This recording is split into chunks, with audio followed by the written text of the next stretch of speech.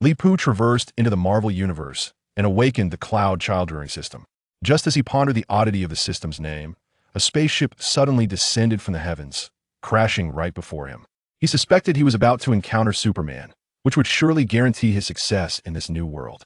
All he needed to do was to teach the child from a young age to come and save him whenever he extended his hand. However, when the cabin door opened, he was astonished to find a child with green hair and a tail. The child he had found was a Saiyan, specifically the legendary Super Saiyan, Broly. From that moment on, every so often, Li Pu would adopt another infant. After Broly, he found the original form of the Midnight Lord, Conrad Kurze, as well as a small version of a Zhuro. Wait, you might ask, why all these children are infamous avengers of parental wrath? Li Pu felt equally perplexed. Heaven knows how many belts he had worn out trying to educate these troubled children. Yet, as the kids gradually grew, Li Pu began to savor the joys of fatherhood. Broly, Dad, that purple sweet potato essence is just a weakling with a combat power below 1,000,000. I didn't even exert myself before he was defeated. Conrad Kurze, Father, that Tony Stark fellow called me Batman. What a cringe-worthy nickname. Out of anger, I bought his enterprise. Azu, old man, which lady caught your eye? I'll help you win her over. Woo-woo. Li Pu quickly covered his mouth. Chapter 1. Awakening the Cloud child-rearing system. Alaska. In the tranquility and chill of the forest at dawn, Hunter Li Pu emerged from his tent, ready to extinguish the campfire using the rudimentary method of pissing when he suddenly jolted with excitement. For 2.5 long years, he had awaited the awakening of the system, and at this moment, it had finally come to fruition. Li Pu was a traveler from another world, in the early days of his arrival. While he was still grappling with the shock of his circumstances, he received both bad news and worse news. The bad news was that he had landed in a realm filled with myriad monsters and deities, the Marvel Universe. The worst news was that if he left his birthpoint, the awakening of the system would likely malfunction. Hence, he resisted the urge to seek refuge at his new world's maternal abode, enduring the freezing climbs of Alaska for 2.5 years, and of course, to ensure he wouldn't perish upon arrival, the system granted him 3 beginner rewards before falling into a prolonged silence. The first reward was language. Without it, his original English proficiency would have made normal communication nearly impossible without 1.5 years of diligent practice. By the time he mastered it, many would have already been lost to the winds. The second reward was somewhat abstract. In simple terms, since he had physically traversed worlds, his body had undergone a complete reassembly, effectively erasing all previous ailments and restoring him to peak condition. His health was excellent, and he was thriving. The third reward was a basic attribute panel that he could check at any time point. 2 years later, his attribute panel read as follows. Host, Li Pu. Age, 24. Strength, 12-14. Constitution, 14-14. Agility, 11-13. Intelligence, 13-20. Charm, 1012. Perception, 13-14. Skills, basic Chinese home cooking beginner, various vehicle operation beginner, hunting intermediate, mechanics beginner, language, Chinese English. Status, excited. These values were straightforward. The number before the represented Li Pu's current attributes, while the number after indicated his personal potential limit. The attributes before the could fluctuate. For instance, his strength had increased from 9 to 12 due to his physical labor since arriving. Standing at 6 feet tall, he had initially weighed 78 kilograms, but through 2 years of proper nutrition and labor, he now approached 90 kilograms and once dragged a wild boar of similar weight for several miles. However, without additional opportunities, he would likely cap at a strength attribute of 14. From the attribute panel, it was evident that his highest potential lay in intelligence, while his lowest resided in charm. Each time he saw this result, he found it a bit incredulous. What nonsense! Upon his arrival in the Marvel world, penniless, he had charmed the widow who owned the village's only tavern into providing him a meal, thanks to his silver tongue. That stew of potatoes and reindeer meat had been divine, of course. He deliberately overlooked the fact that he eventually had to wash dishes to offset a few days' worth of meals. Don't underestimate the young and poor. Though Li Pu stubbornly clung to his bravado, ignoring the reality that he was no longer youthful, he nonetheless felt the system was about to awaken. Countdown, 3, 2, 1, ding. Congratulations to the host for enduring through the clouds to see the moonlight. The Cloud child-rearing system has successfully awakened. Upon seeing this system notification, Li Pu was momentarily taken aback. What on earth was Cloud child-rearing? He had traversed to the early 1990s of the Marvel Universe, and it was merely 1998. At this time, not only did mobile phones with internet access not exist in Alaska, but even personal computers were hardly widespread. Only in larger cities like Anchorage would one find a novelty of the internet. Where on earth was he supposed to rear a child in the clouds? Wait, Li Pu suddenly realized that the system notification was in Chinese. Could the cloud in cloud, child rearing indeed, refer to the clouds above? But how could one rear a child atop the clouds? Boomed, a thunderous sound erupted from the sky, and instinctively, Li Pu looked up, only to witness something descending from the clouds in the dawnlight. The object moved swiftly, plummeting from the heavens and crashing into the forest where he was camped, snapping countless spruce and fir trees along its path, creating a deep trench. Then, just before it would have crushed Li Pu's makeshift camp, it abruptly halted. As the smoke and steam dissipated, Li Pu finally discerned what had fallen from the sky. It was a small spacecraft. At that moment, the system prompted again. Ding! The first child that the host needs to adopt has arrived. Please sign for the delivery promptly. What? Li Pu was so stunned he could scarcely speak, but then a thought struck him, and a glimmer of joy appeared on his face. Could it be that they've sent me a Clark? If so, wouldn't I be Superman's father? Though, as a normal man, Li Pu undoubtedly dreamed of being Superman himself. He could also accept the role of Superman's father, as long as little Clark remembered that if his father ever extended his hand, it was not to keep him away, but rather to come and save him at all costs. Li Pu's life could indeed be laid to rest in peace. With this thought, Li Pu rushed to the side of the small spacecraft, which opened its hatch. As the door swung open, a completely naked little baby instantly came into Li Pu's view. The child appeared remarkably healthy, sprawled out in the cabin, soundly asleep despite having endured the rigors of interstellar travel and a high-speed descent. Truly remarkable. Leap rubbed his eyes in disbelief, only to confirm that the infant's hair was indeed a vibrant green, and he had not misjudged. At that moment, the little one conveniently turned over, revealing a fluffy, long tail that had been nestled beneath him. This child was not merely a human, he was a scion. Beep. The host has successfully received and adopted the legendary Super Saiyan Broly. Please nurture Broly to adulthood with care. Beep. System rewards issued. The host has acquired the biological father attribute template of Broly. You may access your personal attribute panel for details. Biological father of Broly. Leap vaguely recalled that this was a minor Scion character, one whose ambitions far exceeded his actual capabilities. Skeptical yet intrigued, he opened his attribute panel. Host.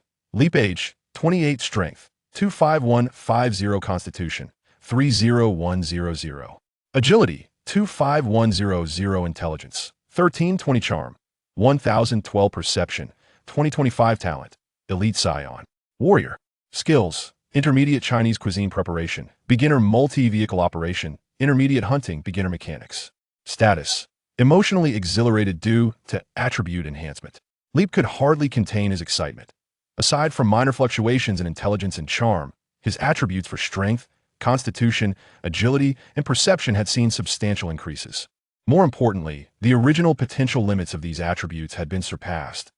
In his exhilaration, he contemplated that this was likely connected to the newly acquired talent of elite Scion warrior. As a race of cosmic fighters, Scions spent their days either in battle or en route to one, naturally surpassing humans in strength, constitution, agility, and perception by a considerable margin. This strength, this agility was superior to that of Captain America, who seemed evenly matched with anyone in the Marvel Universe.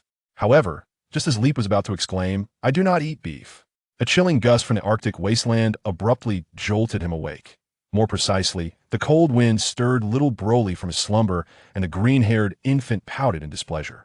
Simultaneously, a terrifying aura emanated from his being, causing the ground to tremble, flocks of birds to take flight in panic, and wild beasts to flee in every direction, as if the very world were on the brink of annihilation. Chapter 2. The Daily Life of a Novice Father. Every inhabitant of this Marvel universe owes a debt of gratitude to Rip, for he has indeed saved the world. The unusual behavior of young Broly did not escape the notice of Rip, who was so close at hand that he nearly slapped himself in disbelief.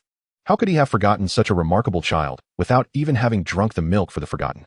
Men of his age are unlikely to be unfamiliar with Dragon Ball, and thus he vaguely recalled the capabilities of the little fellow before him.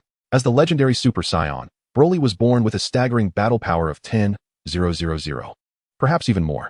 In contrast, the protagonist Goku was born with a mere power level of 2, Despite his diligent training, he barely surpassed 1,000 upon reaching adulthood.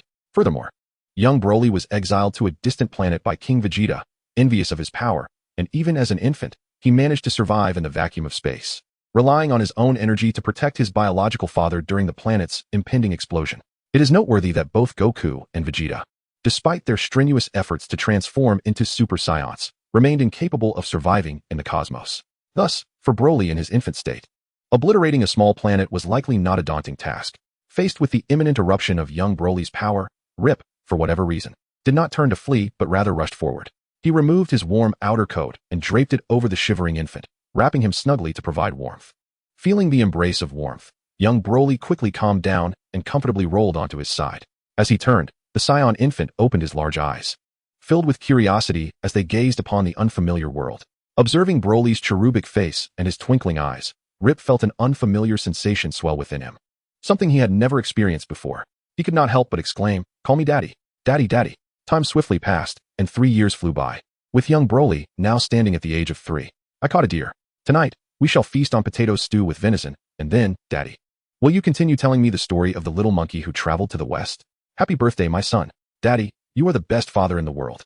With a deer weighing over 300 pounds on his back, young Broly leaped joyfully, soaring 3 feet into the air, and upon landing, the specially reinforced floor creaked under his weight, a testament to his controlled strength. In response to the endearing sight of his son sticking out his tongue in playful embarrassment, Rip said nothing but affectionately ruffled the slightly prickly hair of the little Broly. In a few more years, should he wish to ruffle the boy's hair again, he would likely have to stand on tiptoe. Unlike the majority of Saiyans, who are often of questionable height, Broly was genuinely tall, standing over 2 meters in height as an adult. Thus, even at the tender age of 3, young Broly was nearing 1.5 meters, and his growth showed no signs of slowing. Certainly, Li Pu attributes the remarkable growth of Broly largely to his diligent efforts as a devoted father, meticulously nurturing the child from a tender age through scientific means. Raising a child is never an easy endeavor, and tending to a Saiyan infant presents its own unique challenges. Fortunately, being a Saiyan, the child was weaned almost immediately upon birth and could consume even the most tenderly cooked meat. Otherwise, in the quaint village where Li Pu resided, though referred to as a town, it housed merely a few hundred souls. He would have struggled to procure formula or milk for the child. However, on the very first day of bringing little Broly home, Li Pu encountered a significant dilemma. The child had an insatiable appetite. The voracity of a Saiyan truly resembles a bottomless pit, even as an infant. Broly could effortlessly consume around 20 pounds of meat daily. Coupled with Li Pu's awakening system, which granted him the Saiyan Elite Warrior talent and significantly enhanced his attributes, his own appetite surged considerably. Thus, the combined meat consumption of father and son astonishingly reached 50 pounds in a single day. Consequently, within a few days, Li Pu's winter food reserves dwindled alarmingly. He had no choice but to wrap little Broly snugly in a thick blanket, securing him in his arms, and brave the harsh elements in search of sustenance. In the frigid winter of Alaska, any reasonably sane hunter would refrain from venturing outdoors. But Li Pu was anything but ordinary. As a man endowed with a system and a nurturing father, how could he allow his son to go hungry? Even when temperatures plummeted below 30 degrees Fahrenheit, and the oil in his old hunting rifle had solidified, rendering it useless, Li Pu nonetheless armed himself with a spear he fashioned and ventured into the caves where bears hibernated, bow and arrow in hand, pursuing mountain goats along the cliffs. Should he be fortunate enough to encounter a moose weighing nearly a ton, he would seize the opportunity to grapple with it. A successful hunt of a single moose would suffice to sustain them for an entire week. Despite initially struggling with winter hunting due to his lack of experience, Li Pu's attributes, strength, constitution, agility, and perception, far exceeded those of ordinary men, thanks to his Saiyan Elite Warrior talent. Gradually, he adapted to the harsh conditions. Furthermore, given Alaska's vast expanse and abundant flora and fauna, the food scarcity faced by Li Pu and Broly finally came to a resolution. With the economic foundation secured, Li Pu naturally turned his thoughts towards the child's education. This consideration stemmed from an unexpected incident. It is crucial to note that every full moon, any Saiyan possessing a tail can transform into a great ape. A Saiyan in this form not only loses all rationality, but becomes exceedingly bloodthirsty, utterly disregarding kinship. Li Pu, however, was untroubled by such concerns. His Saiyan abilities were granted by the system. Fundamentally, he remained human, and moreover, he lacked a tail. Little Broly, in contrast, was a true Saiyan. His transformation into a great ape would render him a terrifying entity, one that even Godzilla would hasten to the ground in deference. However, the passage of time since his previous life spent watching Dragon Ball had dulled his memory. and the pressing demands of hunting for sustenance had caused Lip to forget the transformation of Scions under a full moon. During the first month of his guardianship over little Broly, on a night when the moon was full, he foolishly took the child into the forest to pursue a moose. Just as he felled the creature and drew his knife to prepare the catch, Lip felt the infant in his arms suddenly kick out with considerable force. Crack. Chapter 3. The Early Signs of a Super Dad. Lip sensed a sharp pain in his ribs. In truth, his intuition was quite accurate. The small infant he cradled had effortlessly broken one of his ribs with a single kick. It is worth noting that Lip's physical attributes had undergone an epic enhancement. While his physique may not have reached the level of the Hulk, it was certainly several times stronger than that of Captain America, the standard unit of combat power in the Marvel Universe. Unless faced with particularly special projectiles, he could withstand bullets with his bare body without significant harm. Yet even so, Lip was unable to endure the strength of his own son's tiny foot. Moreover, he was not careless and attempted to evade the blow.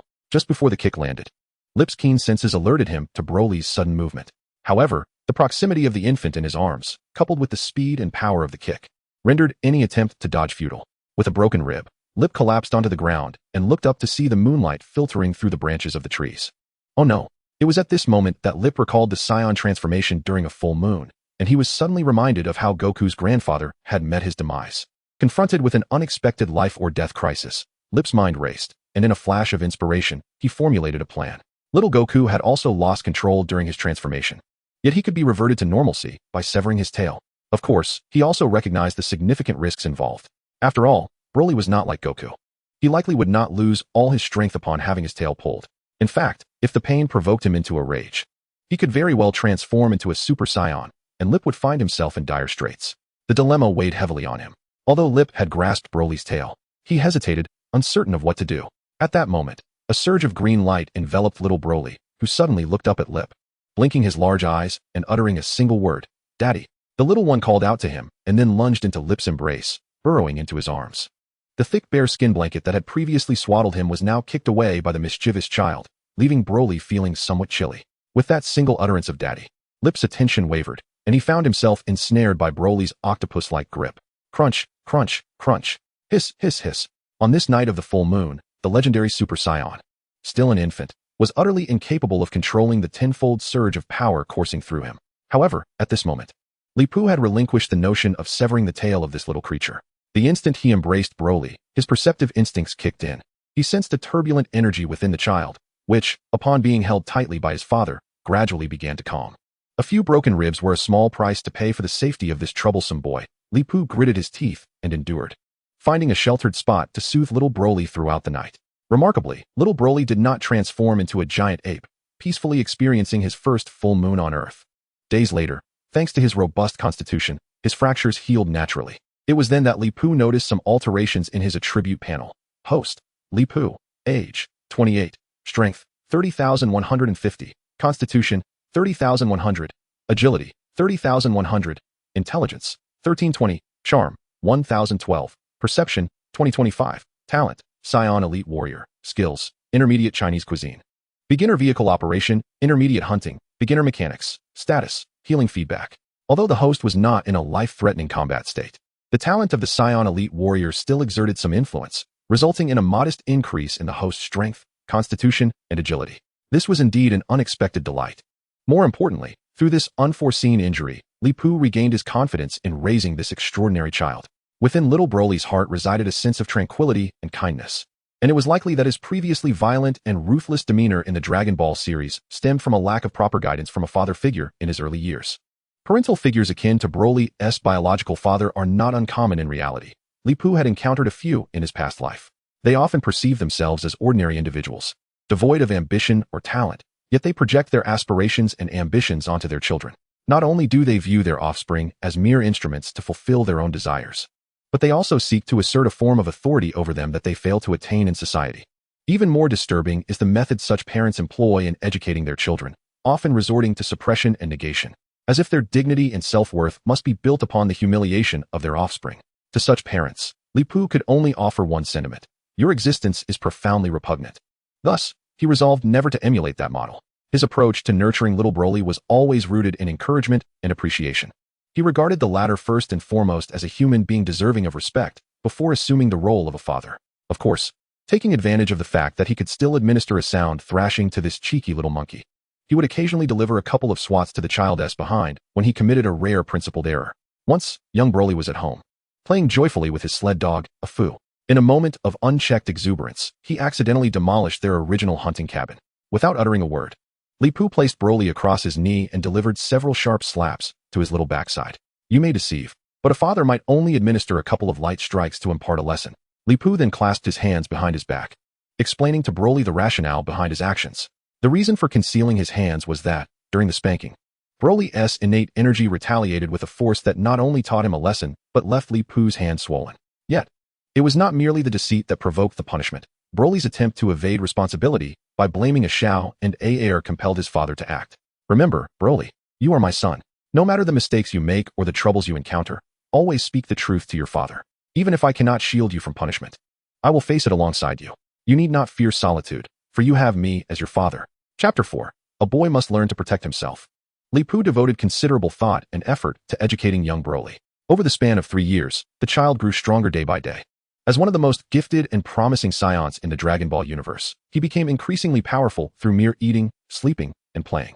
His capacity for learning was astonishing. Drawing upon his knowledge of Dragon Ball, Li Pu spent over a year exploring the nuances of energy manipulation, ultimately mastering the art of flight. Remarkably, when Broly, barely over a year old, merely glanced at this technique, he instinctively extended his hands, leaped lightly, and effortlessly learned to soar through the skies. Fortunately, Li Pu reacted swiftly and caught the exuberant Broly before he could take off into the clouds, for otherwise, the child might have unwittingly showcased a supersonic global flight right then and there, which would have been quite troublesome. After all, this was not the Earth of Li Pu's previous life. The Marvel Universe was fraught with danger. Should they attract the attention of formidable villains, or, worse, a self-proclaimed righteous organization that had long since been compromised, the father and son duo would find themselves besieged by countless visible and hidden threats. After much contemplation, Li Pu, despite recognizing that he was still a novice himself, ultimately resolved to impart the techniques of energy manipulation he had discovered to young Broly. Through meditation, can you sense the energy within you, my little Broly? I understand this may be challenging, but father, I have a question. Why do I feel two distinct energies within me? One is quite volatile, reminiscent of the bears we disturbed during winter, while the other is tranquil, akin to the feeling of sleeping with a Fu. Though aware of Broly's exceptional talent, Li Pu was taken aback by just how remarkable it truly was. He could sense the energy within himself, having spent 3 to 4 months honing his awareness while familiarizing himself with the Dragon Ball narrative.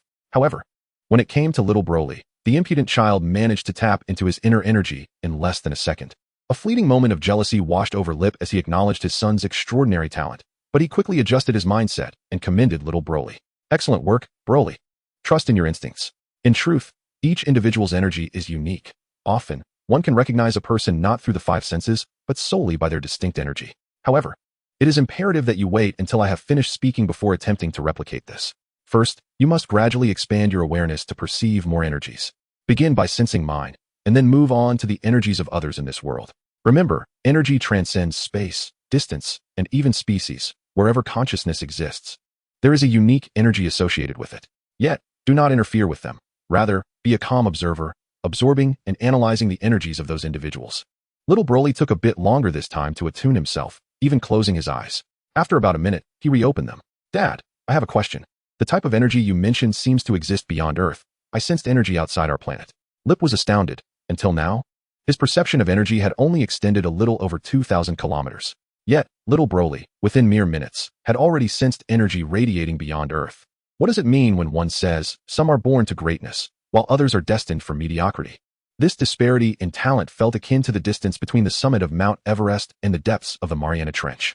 Little rascal, your brilliance makes it challenging for your father, he thought.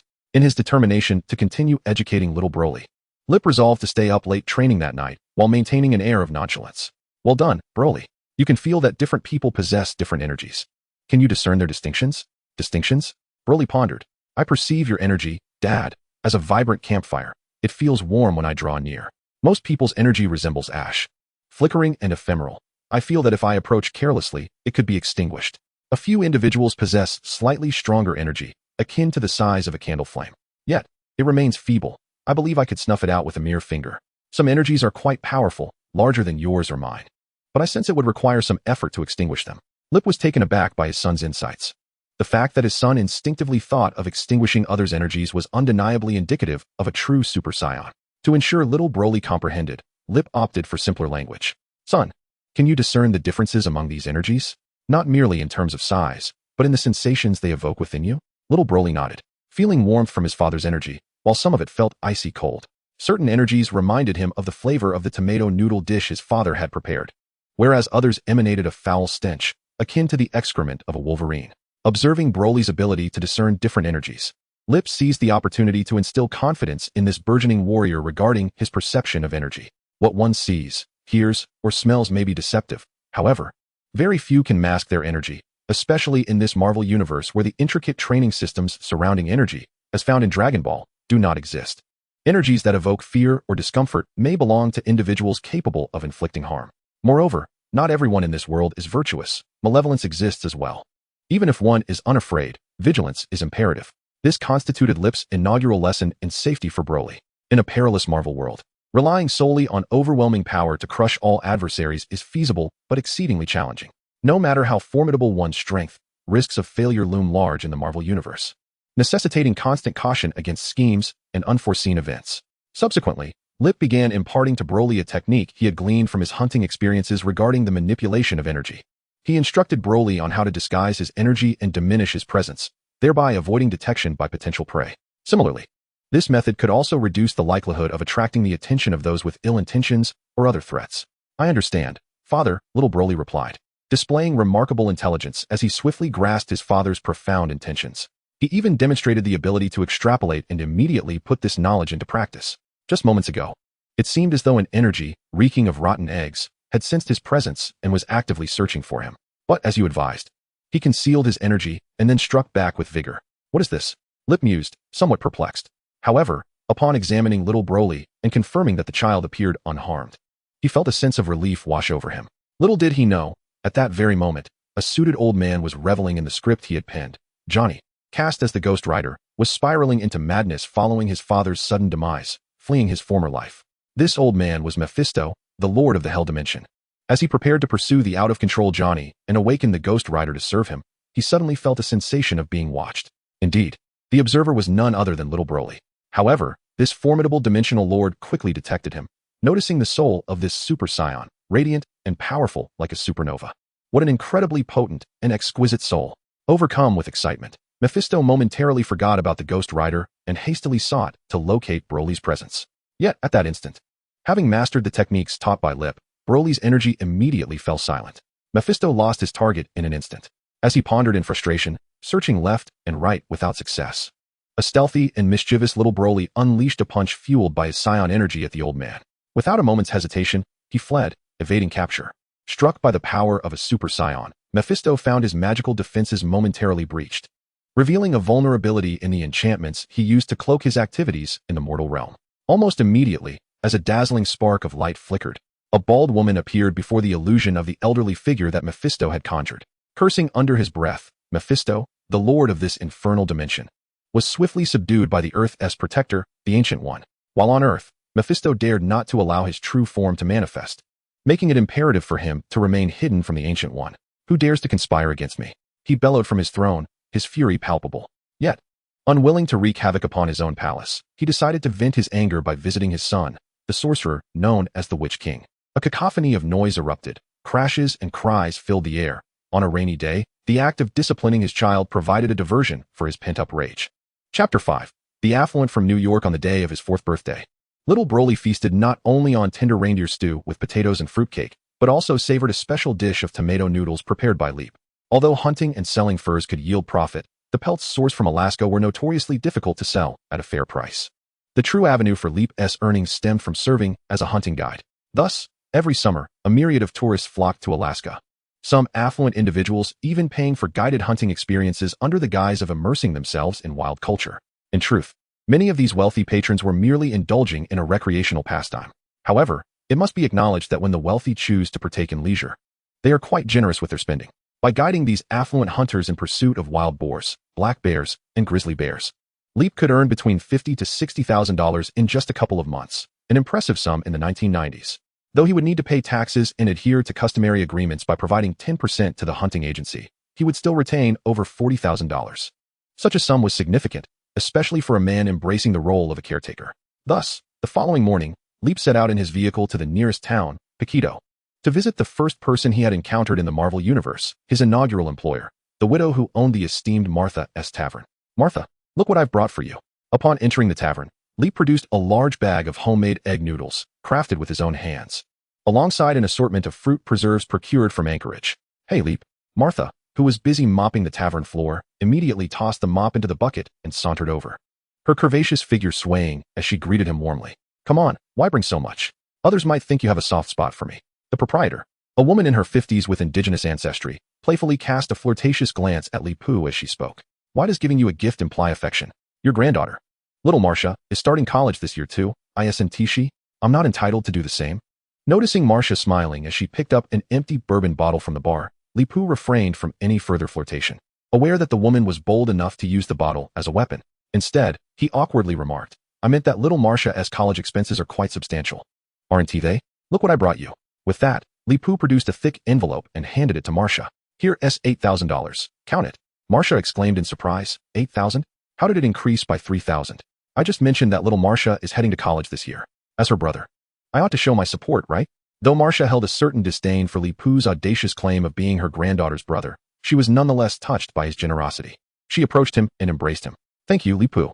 If you were a decade younger, I could easily introduce you to little Marcia. But for now, I can only offer you a promising business opportunity to make up for that regret." Leepu smiled, for he had sought out Marcia primarily for business. Besides being the owner of the Grand Marcia Tavern, she was also a renowned hunting broker in Pico. Although she herself did not hunt, she earned a commission each year by connecting local hunters with clients. Initially, Marcia tended to favor her kin over an outsider like Leepu.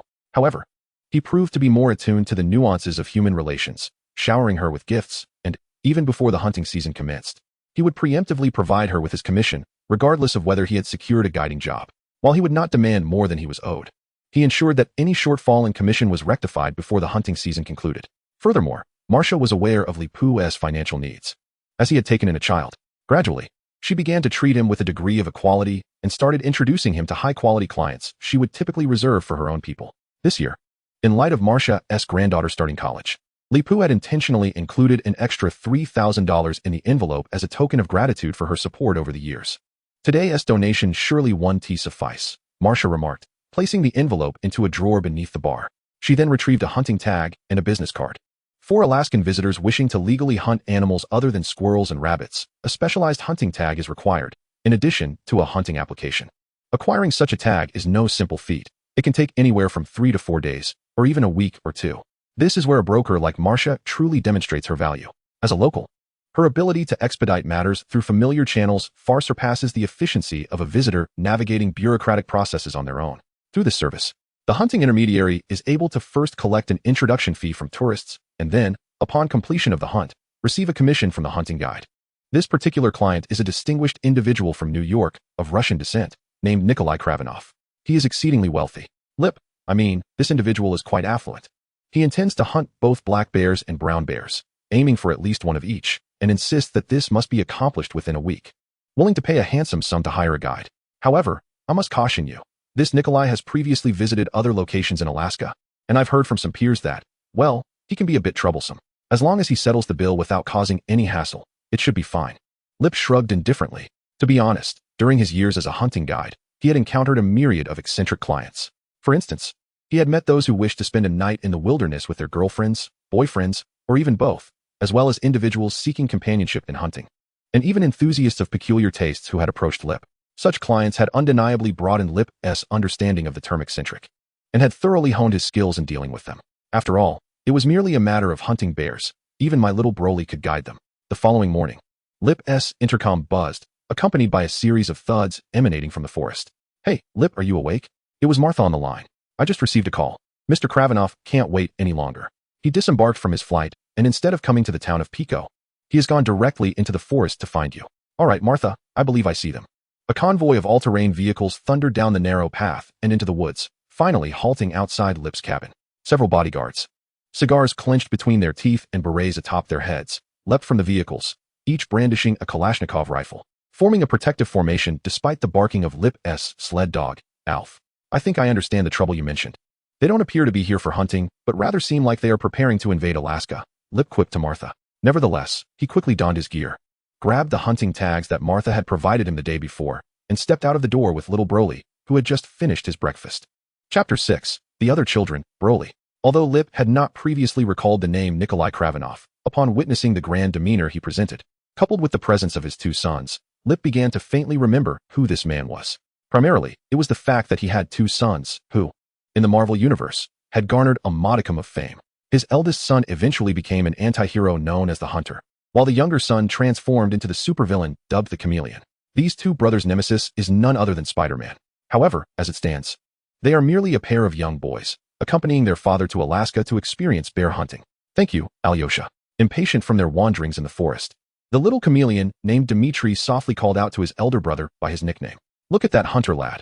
His hair is green. Could it be that he has overindulged in broccoli? Mikhail, it is unkind to speak of others in such a manner, his brother replied. Perhaps he has intentionally dyed his hair green to better camouflage himself in the woods. Slightly indignant at his brother's remark, Dmitri thought to himself. What do you mean by better camouflage? Father has said that boy has only just celebrated his 4th birthday. He is 2 years my junior. How could he possibly be a competent hunter? Dmitri voiced his thoughts aloud, as his mockery of Broly stemmed primarily from the fact that he was merely 4 years old. Yet, this 4-year-old Broly stood nearly 1 meter 50 tall, towering over the 6-year-old Dmitri. Knowing his younger brother's thoughts, 13-year-old Sergei chuckled and ruffled Dmitri's hair. He envied Lip for having such a robust son. As an ethnic Russian, Nikolai Kravinov had been quite successful in his business endeavors in New York, albeit in ventures that were far from legitimate. It was precisely for this reason that he felt compelled to project an image of unwavering strength.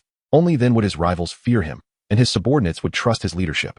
However, now in his 50s, he found it time to contemplate the issue of succession. He had 2 sons, both of whom appeared to be decent enough, yet Nikolai felt they lacked the formidable essence he had possessed in his youth. Perhaps it was due to their mother being an academic, for Sergei and Dmitri seemed to carry an air of scholarly refinement that contrasted with their father's more rugged demeanor. In other families, a father might willingly nurture his sons into respectable professions such as lawyers, doctors, or scholars. Yet, Nikolai could not afford such luxuries. The industries he was involved in adhered to a harsh, unwritten rule. Stagnation meant decline. Those who withdrew from these industries often vanished without a trace. Thus, at least one of his sons must inherit his legacy. Otherwise, the Kravinov family could very well fade into obscurity in the future. Even if his competitors were to spare them, his subordinates would undoubtedly seek to usurp the wealth he had amassed. To ensure his 2 sons were adequately prepared, Nikolai had taken every opportunity over the years to personally guide them on hunting expeditions. Through these experiences, he aimed to forge Sergei and Dmitri into stronger, braver, and more resilient individuals, instilling in them the essence of apex predators within the food chain. After several years, Nikolai felt he had fulfilled his role as a father rather well, believing his methods of education were on the right path. Though Dmitri was still too young to exhibit significant progress, signs of strength had gradually begun to manifest in his elder son Sergei. However, this journey to Alaska for bear hunting extinguished his little triumph with a splash of cold water, for he encountered a child from another family. The son of the hunting guide, merely 4 years old, was remarkably robust, carrying a backpack that likely weighed more than himself. Yet he dashed through the forest with the agility of a deer, showing no signs of fatigue. During the midday break, as he dined, the boy not only devoured an entire pot of stew by himself, but did so without any pickiness. Even vegetables like carrots and broccoli seemed to delight him. He observed a bodyguard offering Broly a can of soda, which, after seeking Lip's permission, Broly took a small sip of, only to find the beverage utterly unpalatable. The child's rationale was that the nutrients in soda could not compare to moose blood, let alone his father's savory broth. The bodyguard, attempting to further amuse the child, suggested a wrestling match with young Broly, to which the boy earnestly replied, "You can't even defeat a brown bear. If we wrestled, I'd accidentally kill you." Everyone present, aside from Lip, considered young Broly to be boasting. Yet Nikolai noticed the bodyguard, rubbing his nose while stepping away, whose eyes momentarily betrayed a flicker of fear. Broly, a mere 4-year-old, had managed to intimidate a man who often prided himself on his toughness. Nikolai felt an intense envy. He even slyly tried to persuade young Broly to recognize him as a godfather. First, I already have the best dad in the world, so I don't need another. Second, if you want me to call you dad, my one true father would be very unhappy, and you would find yourself in trouble. After hearing the child's words, the New York mob boss had intended to jest further, but an involuntary shiver coursed through him, as though a fierce beast had set its gaze upon him, causing goosebumps to rise. Nikolai could swear that in New York, aside from the crime lord Gene Bing, he would not allow anyone else to make such a threatening gesture towards him. With a forced smile, he stood and sauntered away from young Broly's side. Despite Lip wielding what appeared to be a cheap hunting rifle crafted in some small workshop, while his bodyguards were armed with automatic weapons, his instincts warned him that should a confrontation arise, his group could very well meet their demise. Chapter 7. Lip, the Protective Father. Lip could not dictate Nikolai's future endeavors. But during this bear hunting expedition, they had no choice but to heed his guidance. To accommodate the stamina of Nikolai's party, he and Broly deliberately slowed their pace, traversing only a few miles from morning until after 3 in the afternoon. The decision to bring young Broly along was primarily motivated by the belief that it would be a splendid opportunity for him to interact with a variety of people, thus easing his transition when they eventually moved to a more populated area. Whether his son could appreciate his father's good intentions remained uncertain, though he sensed that young Broly was indeed quite happy today. However, the others in the group were not necessarily sharing in that sentiment. "Dad, I can't walk any further." Dmitri, the second son of Nikolai, was on the verge of collapse, unable to restrain his complaint. Sergei nudged him, hoping to remind his younger brother not to be foolish, for their father had quite a painful way of disciplining. "If your backpack is too heavy, just give it to me. I will carry it for you." Sergei intended to alleviate Dmitri's burden. However, Dmitri plopped down on the ground, disregarding not only his backpack but also the children's hunting rifle their father had purchased for him. No, I really can't walk anymore. I want someone to carry me." Dmitri began to throw a tantrum. Due to this unexpected interruption, the hunting party was compelled to halt. "Dmitri, as a young man, how can you simply abandon your rifle?" Clad in hunting attire secured by an elastic waistband, little Dmitri seemed somewhat oblivious, lacking the wisdom imparted by the 7 wolves, unable to grasp the implications of his father's actions. The green-haired imp had isn't carrying a gun either. "Besides, you all have rifles. It's not as if my absence matters." Hearing this child audaciously reference Broly's hair color, Leap approached from the front of the group. As he passed a snow pine, he casually snapped off a tender branch. "What's the matter, little one? Can't walk anymore?" Leap feigned a benevolent demeanor. "It's quite all right. We've actually arrived at a spot where bears are known to roam. We can see bear tracks on this animal trail. Since you're unable to proceed, we might as well set up camp for a rest and continue our pursuit in the evening. After all, in summer Alaska, brown bears and black bears are more active at night, and true bear hunters often pursue their quarry under the cover of darkness." Leap initially gestured with the snow pine branch, explaining their position on the forest trail, then discreetly tossed the branch at Nikolai's feet. Subsequently, he ostentatiously remarked, "I recall when little Broly was only just over 2 years old, he accompanied me here one night and managed to track down a male black bear. We feasted on a delightful bear meat barbecue that evening." With that, Leap turned away with an air of nonchalance. Before long, the forest echoed with the sounds of commotion, mingled with the wails of a child. It was evident that someone was testing the resilience of the summer Alaskan snow pine branches on a disobedient child. Leap had no objections. After all, the one receiving the punishment was not his son. While resting at camp, he understood the need for a bit of amusement through discipline. Moreover, the unfortunate boy was no innocent. Within just a few hours, he had made 2 remarks about Broly's hair color. Broly had done nothing to provoke him. Yet Dmitri insisted on speaking ill of him. Who would believe that the child acted without intent? A child who disparages another merely seeks to isolate that child, often marking the onset of bullying. Li Pu is indeed a protective individual, and his restraint in not striking that mischievous boy Dmitri is quite commendable. After all, he has his own father. As long as he stirs the pot effectively, who wouldn't take a swing? Li Pu aims to teach this troublesome lad a lesson, making him aware that the world of adults is fraught with treachery and that not everyone will indulge him as his father does. It is rather amusing. Li Pu counted, and the branch he had chosen broke after only 4 or 5 strikes.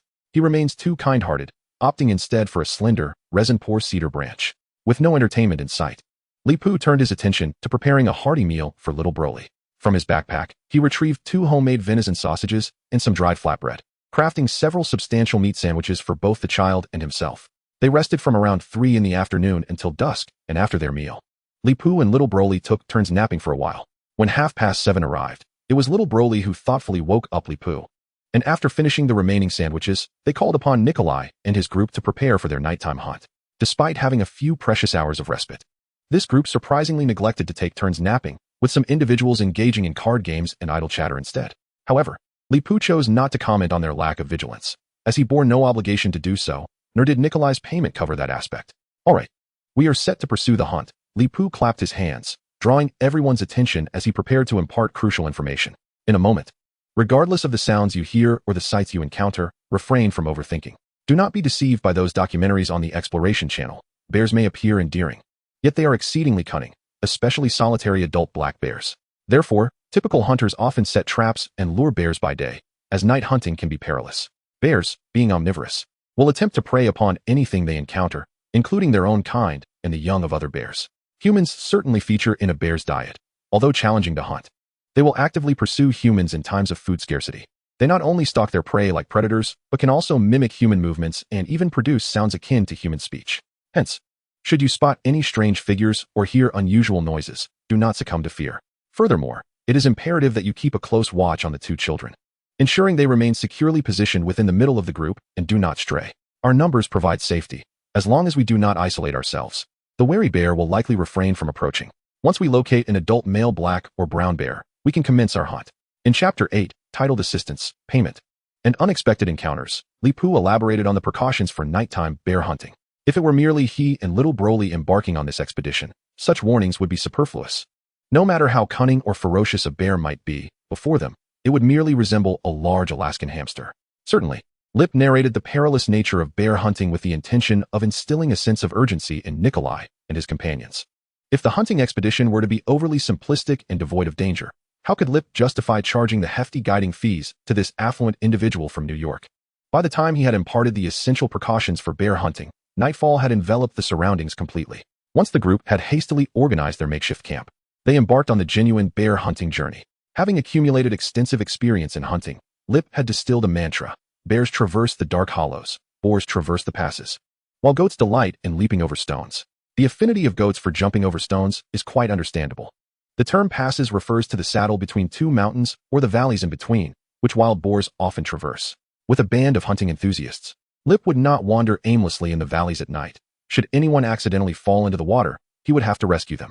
Whether it be black bears or brown bears, they tend to favor these dark hollows in the wild, where they can also forage for sustenance. Familiar with the hunting grounds, Lip, akin to a living map, led the group and soon discovered a dark hollow. From this moment on, everyone should lower their voices and extinguish the lights on your heads for the time being. Lip whispered to Nikolai, gesturing for everyone to relay the message quietly. I have already spotted a patch of wild, moldy berries that have been nibbled by bears. The remnants of those fruits still exhibit freshness, indicating that a bear has recently dined nearby. He pointed to a tuft of fur hanging from the berry patch, just as dogs shed in summer. Bears also undergo significant molting. When Lip and the young Broly ventured out to hunt, such intricacies were unnecessary. They merely needed to open their senses and lock onto the prey with their instincts. The quarry would inevitably find its way to their dining table. In truth, the moment Lip stepped out of his home, he had already pinpointed a black bear several miles away. The earlier meandering through the forest with Nikolai and his group was, in fact, part of the pursuit of this very bear. The hunt had commenced long before. The astute young Broly understood that his father sought to provide for their household, so the child not only refrained from exposing his father's ruse, but also contributed to the effort. After he gently patted the head of his sled dog and nudged the 1.5-year-old pup toward the bushes. Then, seizing the moment while the dog was distracted, he preemptively drew a conclusion. If we continue up this path and cross the ridge, the bear should be wandering near the roadside over there. Nikolai, though somewhat perplexed, felt a sense of admiration, while Broly's presence only intensified the aspirations of the eager father figure, who yearned for his son to achieve greatness. My two children still require education, Lip mused, ruffling Broly's hair, immensely pleased with his son's quick thinking. Truly, the mind of a freshly minted child is remarkably effective. Having praised Broly, Lip promptly led Nikolai in pursuit of the black bear. Despite the presence of two ordinary children in their midst, the two young masters successfully ascended the ridge, bolstered by the support of Nikolai's bodyguards. Indeed, upon crossing the ridge, the group beheld a road. Both the black bear and the brown bear are opportunists. They prefer to feast without the toil of hunting. Lip explained that this road often becomes a scene of unfortunate collisions with vehicles, and thus, at night, both species revel in a veritable buffet of free sustenance. In fact, Lip had already sensed the presence of a bear, which was indulging in a meal over 1,000 meters away near the embankment. The reason he dared to speak at that moment was primarily due to the moderate winds near the ridge, as he had deliberately chosen a position against the wind. In the absence of illumination, it is nearly impossible for the average person to discern a bear in the darkness. However, Nikolai exemplified the adage that the wealthy rely on their equipment. To facilitate nocturnal hunting, he had procured military-grade night vision goggles. With the goggles in hand, he scanned the area and indeed spotted the bear, greedily devouring the carcass of a black-tailed deer, with the device revealing their distance from the creature, 136 meters. How close can we approach that bear? I mean, what is the nearest we can get? He inquired, showing the night vision device to Lip. After some contemplation, Lip provided a reasonable estimate, approximately 400 meters. Given our numbers, we can get that close without being detected. However, if fortune smiles upon us and a vehicle passes, we might close the distance even further. Yet, when a vehicle is present, we must refrain from firing recklessly to avoid causing an accident. Nikolai summoned a bodyguard, retrieving a bundle of cash from the latter's pack. I will offer you an additional $20,000. I will approach with only my 2 sons. But the 3 of us must secure a kill within 100 meters of that bear. Ah, an unexpected bounty. Lip feigned contemplation before accepting the cash, conceding that when affluent individuals indulge their whims, it is indeed easy to profit from them. Agreed. 100 meters it is, but heed my instructions alongside little Broly. Upon arrival, ensure you aim carefully before firing. Subsequently, Lip and little Broly led the way, guiding Nikolai and his sons closer to the black bear. As they neared within 200 meters of the creature, the trio inadvertently rustled some foliage. However, Lip swiftly mitigated the potential crisis with a unique skill, cupping his hands. He emitted sounds akin to those of a reindeer. The bear, initially on high alert, was intrigued by the sound and began to approach the trio. Estimating that the bear was now less than 100 meters away, Lip quietly urged Nikolai and his sons to kneel in preparation, explaining that the bear would soon rise, mimicking human posture, presenting an optimal opportunity for a shot. Upon hearing this, the 3 promptly knelt, assuming ready positions. True to Lip's prediction, moments later, the bear unexpectedly stood upright amidst the underbrush. Bang, bang, whoosh. Nikolai and Sergei wielded shotguns, their bullets striking the bear directly in its chest, while Dmitri utilized an air rifle, the projectile penetrating the soft layer of fat in the bear's abdomen.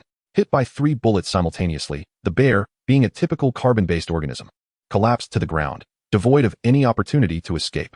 I hit it, Dmitri exclaimed, leaping up with excitement and casting a provocative glance at Broly, who stood nearby with his arms crossed, observing the spectacle. Upon hearing the gunfire, several of Nikolai's bodyguards swiftly rushed over, sprinting several hundred meters along the road. However, at that very moment, a large truck approached from the distance, suddenly illuminating them with its high beams. Chapter 9. Collecting interest from this world. In the instant the high beam struck, Lip's expression shifted dramatically as he pushed the trio of Nikolai and his sons to the ground. Simultaneously, atop the approaching truck's cabin, 2 Gatling gun barrels emerged unexpectedly. The whirring sound filled the air, followed by a cacophony of gunfire. The tracer rounds whipped through the air like a whip, causing the bushes along the roadside to rustle and the elevated earth beside the shoulder to emit plumes of smoke. Some bullets struck the distant trees in the forest, effortlessly gouging out large chunks of wood and capable of snapping a fir or spruce tree of considerable girth with a single shot. As Lip pushed Nikolai's sons to the ground, he too fell, pressing young Broly beneath him. They narrowly escaped a dire fate. Unfortunately, Nikolai's bodyguards were not as fortunate. Under the crossfire of the 2 6-barreled Gatling guns, these men, despite wielding the reliable Kalashnikov rifles, were rendered as defenseless as if armed with mere sticks. Without a single shot fired, they were torn to shreds by the bullets, their remains scattered along the roadside. Abu, cried young Broly, pinned beneath his father Lip. Earlier, in an effort to approach the black bear with Nikolai and his sons, he had entrusted his dog to Nikolai's bodyguards, with the guards armed with automatic weapons. They became prime targets for the machine gun fire, leaving Abu's fate perilously uncertain. In an instant, Lip sensed the emotional shift in his eldest son. Broly felt aggrieved, and his inner flames of anger ignited. Undoubtedly, such fury served as the most potent catalyst for a Scion's power to surge. As Broly's green hair stood on end, a tempest swept through, shaking the ground beneath them. The asphalt of the road appeared to buckle and crack, as if subjected to the relentless pressure of invisible hands. Is this an earthquake? Nikolai, lying on the ground, swallowed hard, trembling as he sought to inquire of Lip. The unfortunate Nikolai and his 2 sons, having just extricated themselves from the terror of a machine gun barrage, were immediately seized by the daunting spectacle that unfolded before them. Yet, at that moment, Li Pu had no time to spare for them, as he was on the verge of being propelled backwards by the overwhelming aura emanating from little Broly. Broly, Li Pu called out in Chinese, having taught Broly the language over a year ago, allowing them to engage in playful, encrypted conversations during their leisure time. The reason for imparting this linguistic skill was its unparalleled efficacy in communication during emergencies. Do not jump to conclusions. Instead, focus on sensing a Fu's energy, he instructed. The obedient little Broly, upon hearing his father's words, promptly complied. With the heightened perceptiveness characteristic of a Super Saiyan, he swiftly detected a Fu state from several hundred meters away. Fortunately, the diminutive canine had managed to evade the gunfire, seeking refuge behind a small mound of earth at the roadside, whimpering in fear and immobility. Although little Broly possessed a degree of night vision, Scions did not possess the X-ray vision of Kryptonians. He had only glimpsed the bullets obliterating Nikolai's bodyguards and, unaware of a Fu South clever hiding place, mistakenly believed his soul pet and dear friend had also fallen victim to the onslaught. Thus, he was consumed by rage, nearly on the verge of exploding with frustration. It's impressive how you handled that, Dad, little Broly said, sheepishly scratching his head. What should we do next? As the child began to regain his composure, the terrifying natural disaster that had shaken the ground gradually subsided. Stay here and do not move, Li Pu instructed, affectionately ruffling Broly's hair before picking up the hunting rifle and rising to his feet. I'm going to collect a bit of interest. Once again, Li Pu had saved the world from the brink of annihilation, so what was the harm in claiming some interest from it? Standing upright, he aimed at the retrofitted truck that was lodged awkwardly in the cracked asphalt and, without a moment's hesitation, pulled the trigger twice. Bang! Bang! 2 bullets erupted from the rifle's muzzle, striking the truck's headlights with precision, extinguishing the only 2 sources of light on that desolate road. Damn it! An agent of Hydra, struggling with the steering wheel in an attempt to maneuver the vehicle from the fissure in the road, cursed loudly.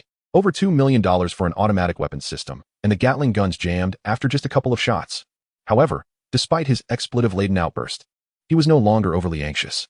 Initially startled by the 3 gunshots, he had briefly feared that his group was being intercepted by a S.H.I.E.L.D. unit, prompting him to hastily activate the automatic weapon system and unleash a barrage of firepower from the dual 6-barreled Gatling guns at the enemies emerging by the roadside. In the fleeting moment of the sudden earthquake, although he experienced a brief moment of panic, the tremor was as swift to depart as it was to arrive. Now, the sole objective was to continue on the journey and fulfill the transport mission. I will take the vehicle out. You deal with the remaining adults and children, the driver asserted, subsequently lowering the night vision apparatus affixed to his helmet. This modified truck was not solely occupied by him. The front of the vehicle was significantly longer than an ordinary heavy-duty truck, housing a total of 9 individuals, including the driver. This constituted a complete tactical squad of Hydra. Moreover, this squad was led by John Gatler, a high-ranking member of Hydra and a seasoned level 8 agent of S.H.I.E.L.D.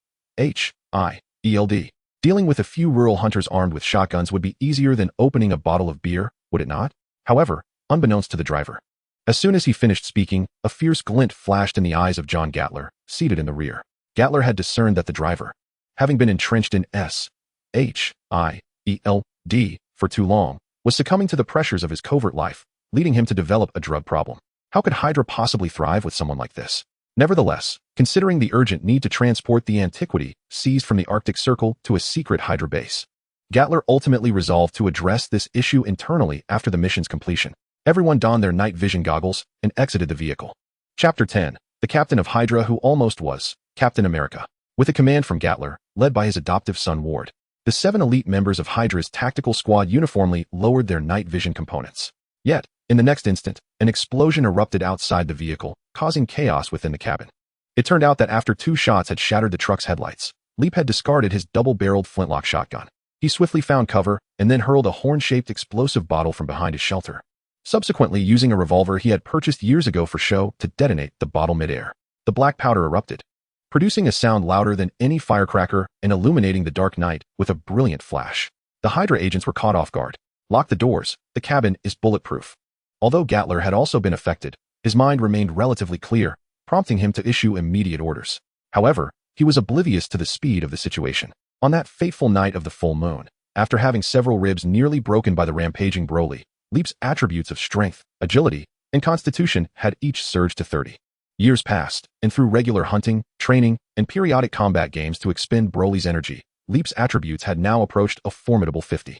Without exaggeration, were it not for the presence of the Nicola family and the desire to gently instruct Broly to refrain from recklessness and avoid turning the scene too bloody, Lip possessed the capability to deliver a single blow that would send the elongated engine of the modified truck into its cabin. Nevertheless, even while restraining his strength, when a truckload of Hydra agents was blinded by a flash, he sprinted with a speed surpassing that of an Olympic sprinter to the side of the vehicle's door.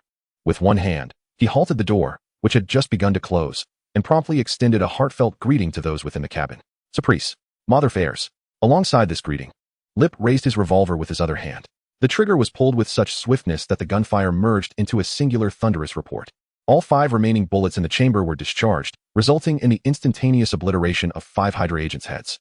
Despite the blinding light, Gatler immediately seized one of his subordinates, shielding him protectively in front. Unconcerned with the possibility of friendly fire, he raised his submachine gun and fired in the general direction of the door. The rapid fire echoed, a testament to Gatler's status as a level 8 S.H.I.E.L.D. agent and a senior military commander of Hydra. His reactions were undeniably swift and his resolve unyielding, yet ultimately, his bullets found only air. With the revolver's chamber emptied, Lip crouched and slipped beneath the truck, swiftly reloading it with 6 rounds. Once Gatler had exhausted his ammunition, Lip emerged from the opposite side of the truck and delivered a powerful punch to the driver's side window, shattering it with a resounding crash. He then fired at Gatler and the last remaining Hydra agent, who resembled a frightened bird. Damn it. Nick Fury even pocketed the funds for the bulletproof windows. Before consciousness faded under the assault of the bullet, Gatler's final thought was a vehement curse directed at their director. At that moment, the resentment of the working class seemed to manifest in some tangible form. Little did he know that the shattered window was indeed bulletproof glass. It succumbed to Lip's innate extraordinary strength. Having dealt with the Hydra agents in the cabin, Lip became acutely aware of the dissipating energies, a habit honed from his experiences hunting formidable beasts. However, as he extended his senses, he discovered a peculiar presence still lingering in the truck's cargo hold. This energy was faint to the point that Lip, engrossed in battle moments earlier, had overlooked its existence. Yet, despite its ephemeral nature, Lip could sense its resilience. Given the current circumstances, the caliber of his revolver would likely prove inadequate in a real confrontation. Thus, Lip gathered his inner energy, bending his arms slightly, poised to unleash a signature technique akin to that of Vegeta. In the end, however, Lip's royal combat style remained unutilized. He cautiously opened the cargo door, revealing a solitary soldier still enveloped in slumber. This soldier was tightly encased in ice, with only a few breathing holes carved into the icy prison. No wonder the emanating air was so peculiar, faint yet resilient. It belonged to a man capable of enduring an entire day. Realization dawned upon Lip. Simultaneously, as he opened the cargo hold, a signal reached the Triangular Wing building in Washington, D.C. I knew it. Formulating a plan in advance is always the right course of action. After a long wait, the long-anticipated location information finally arrived, prompting a cheer from Nick Fury, the director of SHIELD. To be honest, he had nearly resorted to using his cherished old device to make an interstellar long-distance call for assistance. After all, first, he had discovered the living Captain America in the Arctic Circle, only to misplace such an iconic figure thereafter. Such a roller coaster of joy and despair could elevate anyone's blood pressure, especially for a bald man like Nick Fury. Once he had calmed his emotions, the director turned to his most trusted subordinate, Phil Coulson, who had been waiting patiently in the office for several hours. As a fervent admirer of Captain America, Coulson wasted no time upon hearing the mission's purpose, rescuing his idol, and immediately rushed towards the helipad of the Triangular Wing building. However, Nick Fury called him back, imparting a few crucial words of caution. Furthermore, after a prolonged slumber, the captain might not only lose his memories, but could also suffer from mental disarray upon awakening. Should there be any possibility of brainwashing, I authorize you to employ non-lethal weapons against the captain. Understanding the director's concerns, Coulson's expression turned serious. Yet he nodded resolutely in agreement. Chapter 11. Is the Big Apple off limits? Although previously unaware of the identities of the assassinated special forces, the moment he laid eyes on the captain's well-defined form in the cargo hold, Lip was struck with a bold hypothesis. These individuals were likely Hydra agents hidden within SHIELD, and Captain America must have just been excavated from the Arctic Circle, only to be intercepted by Hydra en route to thawing. If it were SHIELD agents on a mission, no matter how much Agent Smith might skimp on funding, transporting Captain America, a matter of such significance, would never be done without a private jet, let alone merely using a modified cargo truck. This supposition also aptly explained why these individuals, while hunting, so recklessly engaged a group of hunters without verification, resorting to the Gatling gun mounted on their modified truck. It was likely the attire of the bodyguards that incited the calamity. They dressed like military personnel while wielding assault rifles. Upon hearing the gunfire and seeing the hunter's garb, the Hydra agents mistook them for an interception by SHIELD, and thus resorted to their weaponry. With these realizations, Lip also recognized that it was time for him and little Broly to relocate. However, prior to that, he faced a dilemma. How should he manage the scene before him, which bore a resemblance to a scene from a plasma film? It seemed rather inappropriate to leave it unattended, especially since this road frequently witnessed the passage of vehicles during the summer. Whether it resulted in an accident or induced a heart attack in someone, Li Pu felt a sense of moral obligation. Thus, he contemplated moving the modified truck off the embankment, leaving Captain America inside. After all, the vehicle's cooling system was quite efficient, and there was ample fuel to sustain it for a day or two. Surely, within half a day, a passing driver would notice the truck. Moreover, he believed that despite the infiltration of SHIELD by Hydra, it was highly unlikely that no one had discovered Captain America's absence by now. The agents of SHIELD would likely arrive shortly, only to find a wild Captain America by the roadside. Of course, there was a possibility that Hydra agents would arrive first, but the odds were slim. The more troublesome aspect was the presence of the deceased. Those familiar with the act of killing should understand that while taking a life is relatively simple, disposing of a body often poses a significant challenge. Fortunately, although Li Pu possessed a sense of responsibility, He was not the type to succumb easily to mental turmoil or exhibit an excess of compassion. He resolved to locate a clearing in the woods, drag the bodies of the Hydra agents there, gather some firewood, siphon gasoline from the truck's tank, and ultimately set them ablaze. He merely needed to ensure that he did not ignite a forest fire. As for Nikolai's bodyguards, having been decimated by a Gatling gun, reconstructing them into a semblance of human form was virtually impossible. However, that was a matter for Nikolai to contemplate, and Li Pu was disinclined to involve himself further. To his surprise, the remarkably resilient Nikolai offered him a small token of gratitude.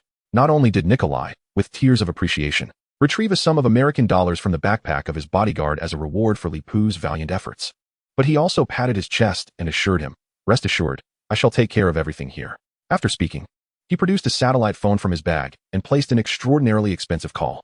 The cost was not only due to the satellite communication itself, but also because Nikolai requested a particularly extravagant service during the call. "This is Nikolai. I'm in the Alaskan wilderness. I will send you the coordinates shortly." "Very well, I agree to the credit card charges. And let the fees be calculated at 10 times the regular rate. Also, may I select the expedited delivery service?" "What do you mean the wilderness expedited delivery incurs double the fee?" "Fine, double it then. Money is no object. Just expedite it." As Li Pu processed the absurdity of Nikolai ordering takeout via satellite phone, he began to comprehend the situation. Young Broly, on the other hand, was even more innocent. Upon hearing Nikolai's conversation, he innocently inquired, "Daddy, what does it mean to order food? If you're hungry, shouldn't you go hunting?" However, listening to Broly's questions stirred a sense of discomfort within Li Pu. The child was already 4 years old, yet he had never once ordered takeout. If it were merely a matter of financial hardship for his family, it would be one thing. However, the reality is that both he and his son are in relatively stable economic conditions. Over the years, by working as a hunting guide, Lip has managed to amass nearly 100,000 in cash. Unexaggeratedly, he is likely wealthier than 90 of Americans.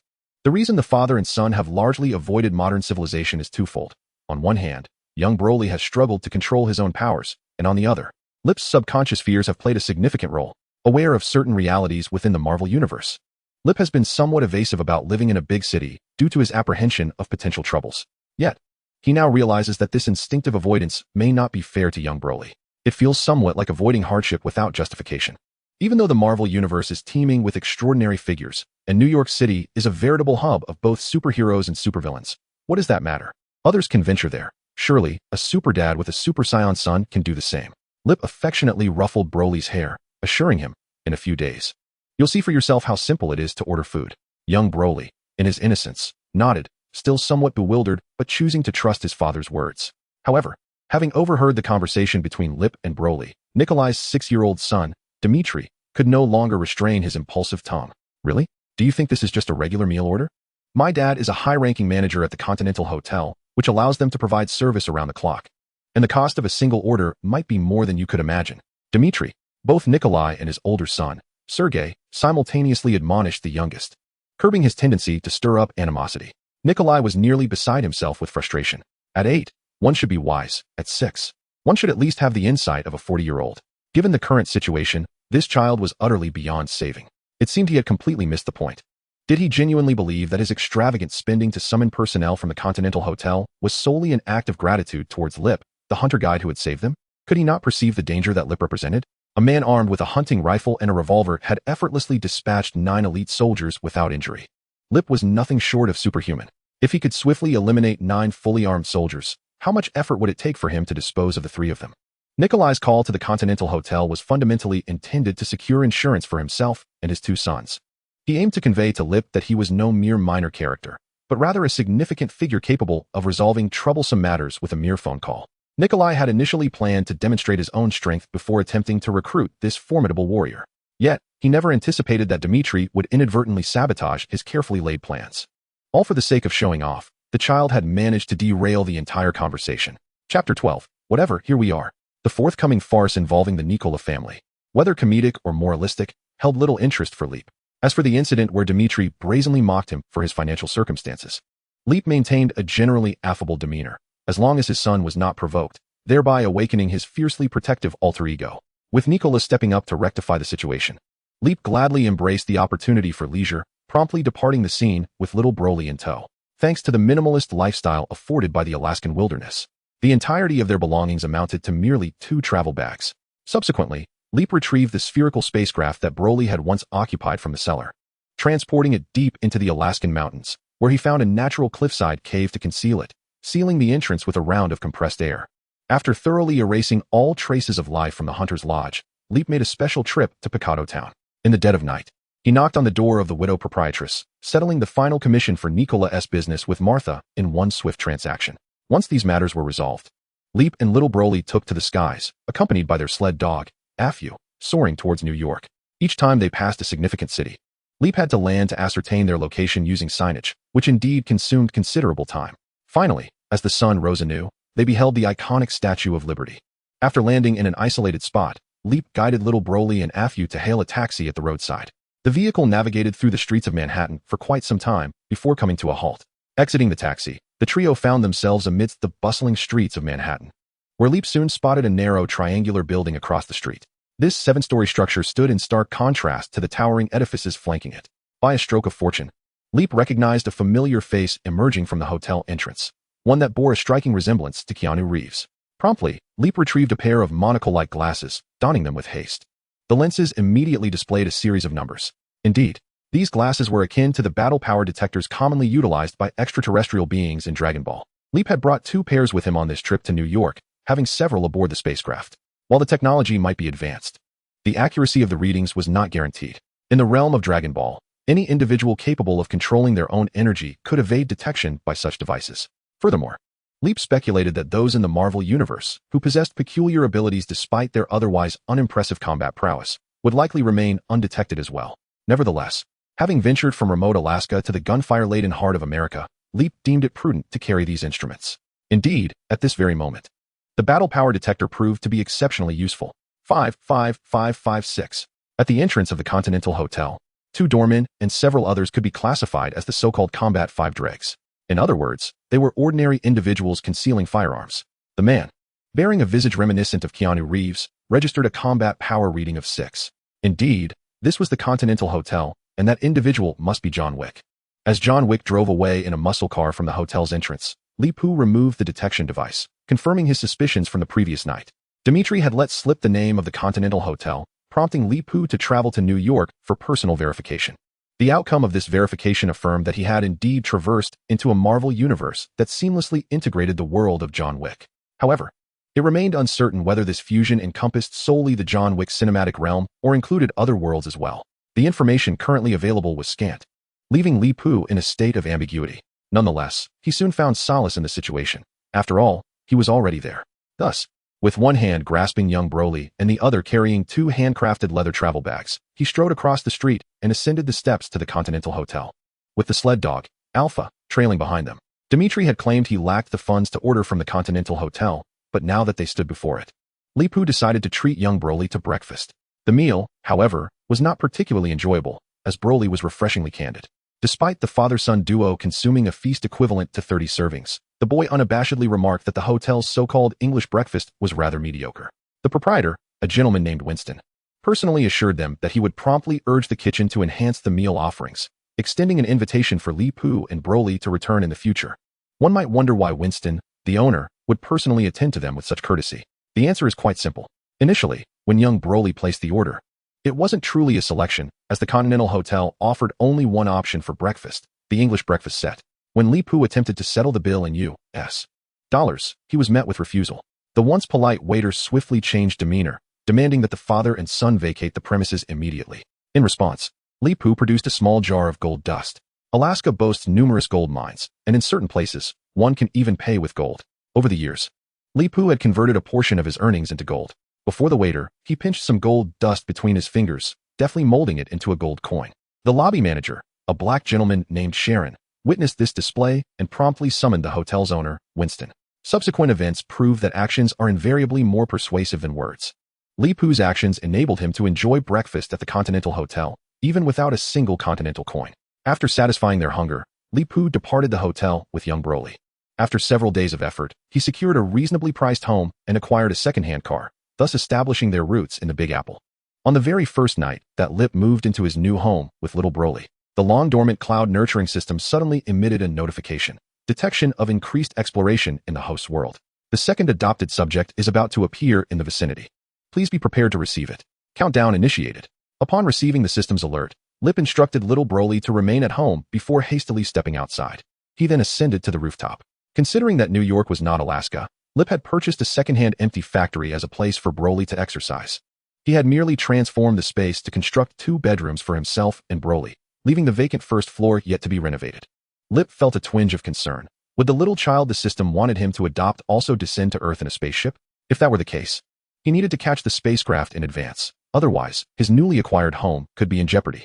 However, as Lip stood on the rooftop, attempting to sense the void for the spaceship, he found no trace of it after searching for quite some time. Could it be that this little one was not descending from the heavens? After a moment of contemplation, while keeping his gaze trained on the sky, he extended his awareness outward.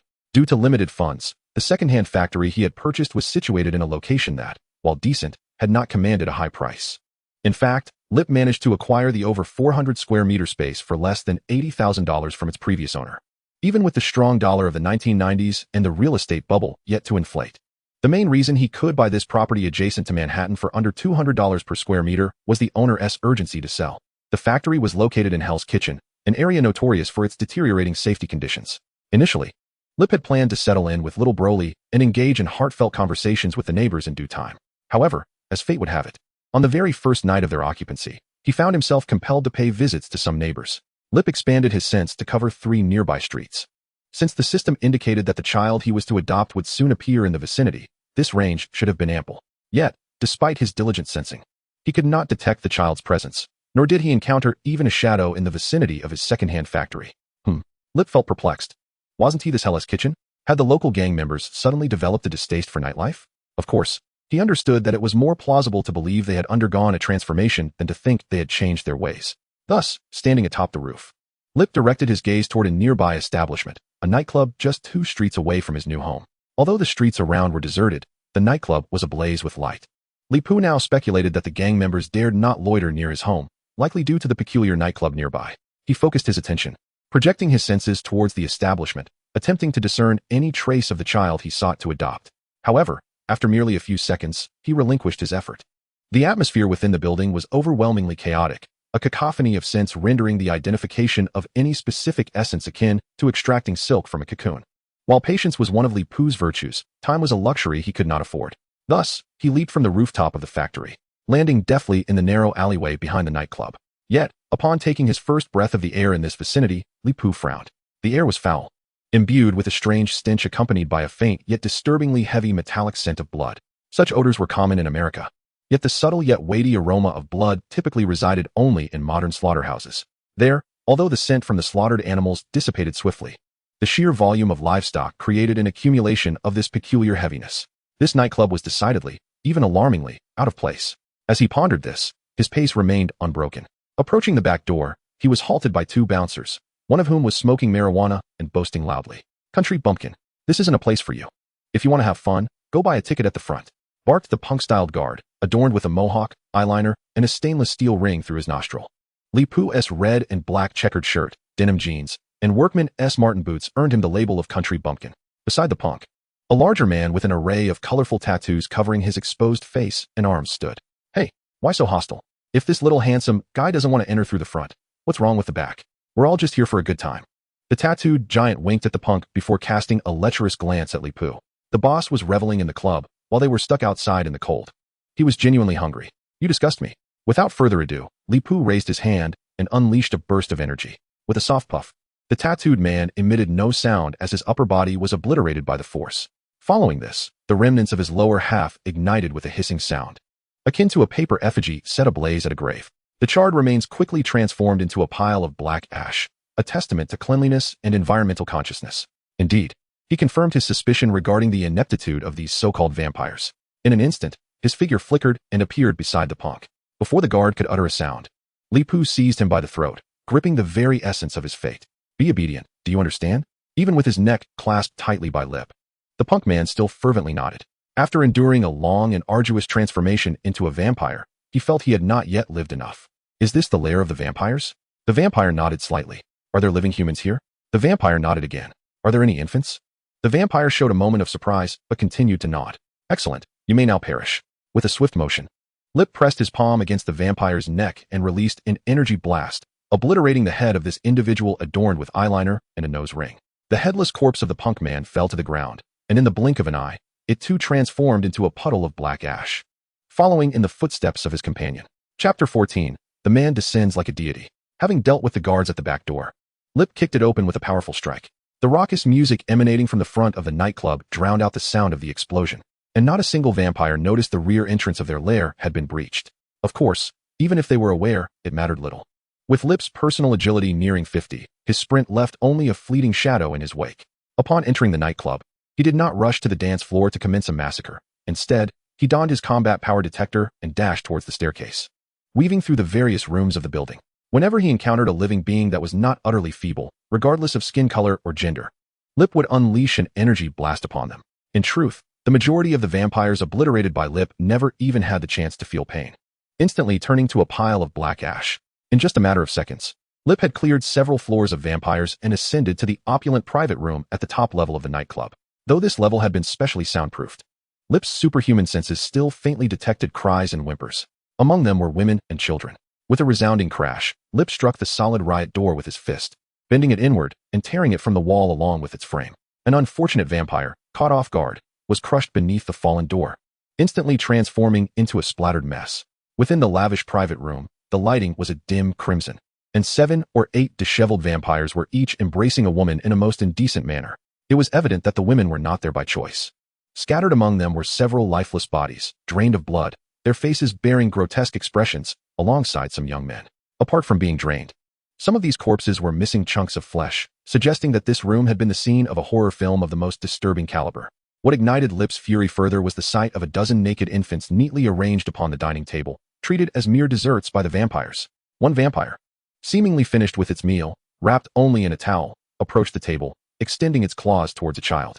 The host has located the second offspring for adoption. However, Li Pu failed to heed the system's prompt, as his hair stood on end in fury. Although he was not a scion and could not transform into a super saiyan in his rage, his combat prowess soared to unprecedented heights. Filthy beasts. Previously, he had relied on energy blasts, but now he was unafraid of getting his hands dirty, directly engaging the vampires with his fists. In a movement akin to teleportation, he traversed the distance of several meters and positioned himself before a vampire standing beside the dining table. With a swift, shrieking chop, he severed the creature's arm as it reached for a child at the table, completely severing it at the root. Yet, the vampire remained silent. For as he cleaved through the arm, Li Pu had already grasped its head, yanking it along with the spine from its body. Its vocal cords were torn asunder. Perhaps the vampire still clung to life, but it could no longer utter a sound.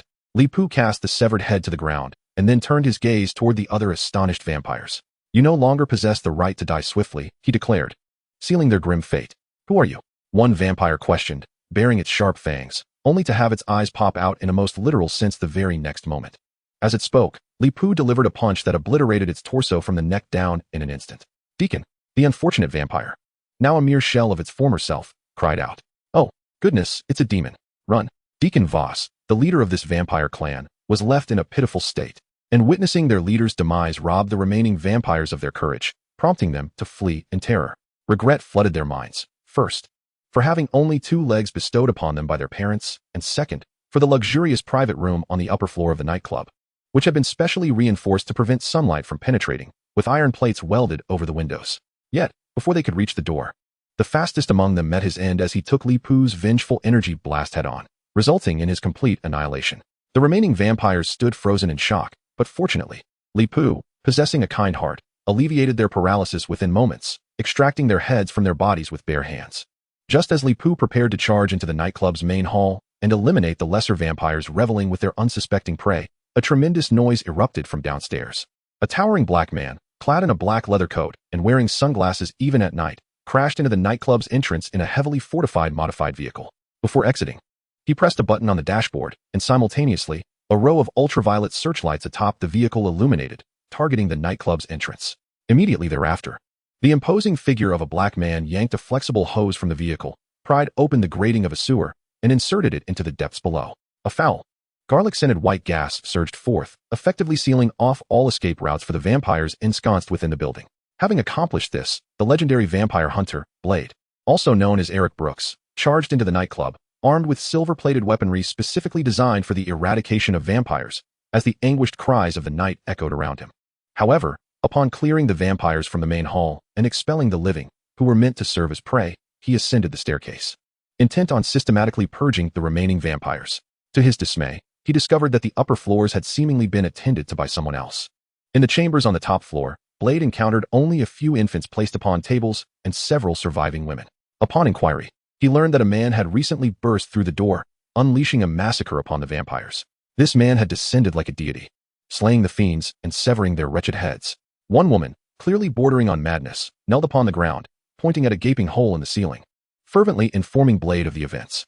She appeared unfazed by her state of undress, her eyes radiating an unmatched fervor, while the carpet beneath her was soaked with moisture.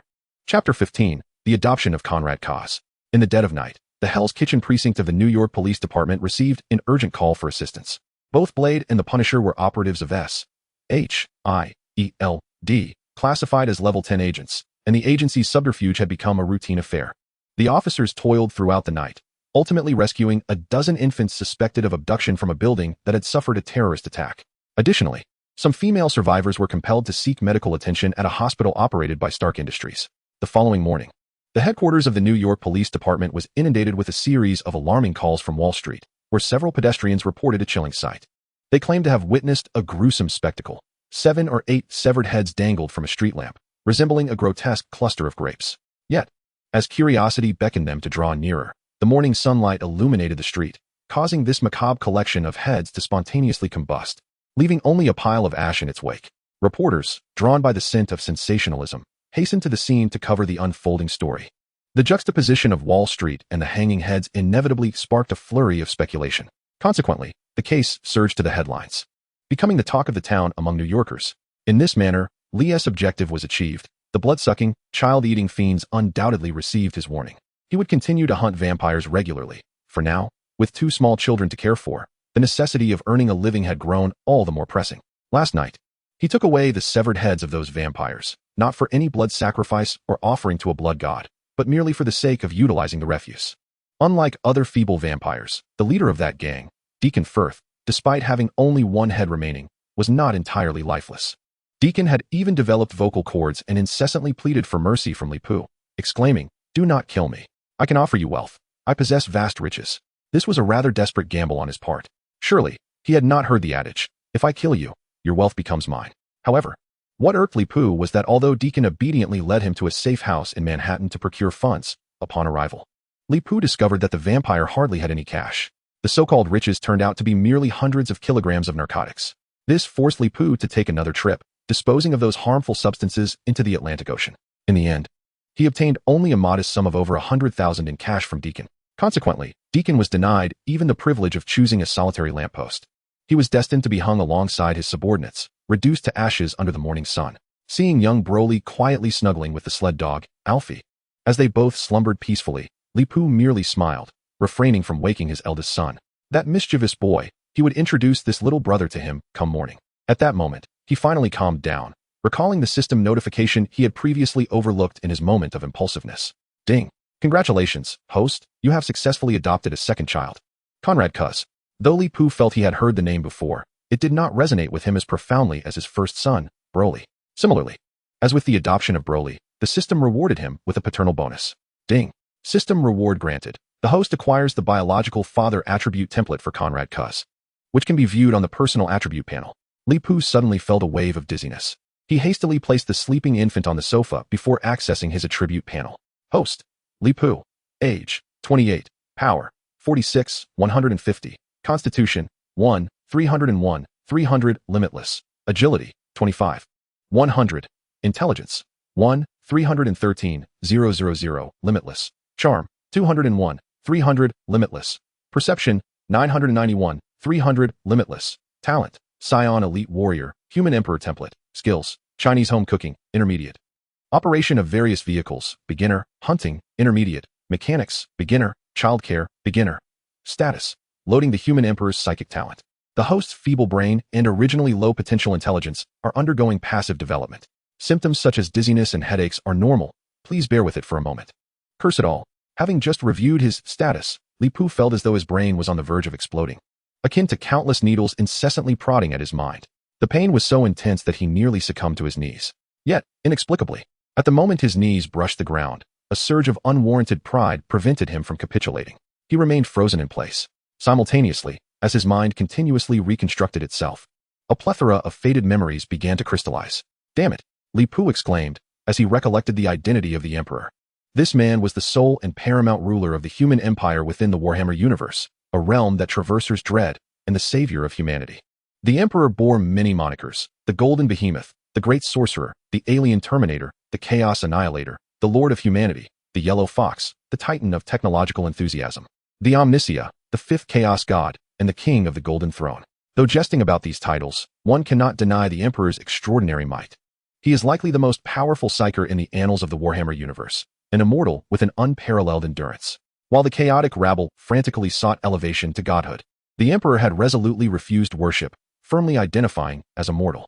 Even though he possessed the capability to vanquish the star gods single-handedly, reducing them to mere instruments, he could, if he so desired, transform into the ultimate malevolent deity capable of dragging the four merchants from the warp and drowning them in a golden toilet. However, despite his formidable power, the Emperor is far from omnipotent. He certainly does not embody the qualities of a good father. Aside from a few primarchs fortunate enough to have been nurtured by reasonably competent adoptive parents, the remainder displayed varying degrees of psychological issues, prone to madness when provoked by specific stimuli. Otherwise, during the Great Betrayal, even Horus, chosen by the four gods, should not have been able to sway so many Astartes legions against the Empire.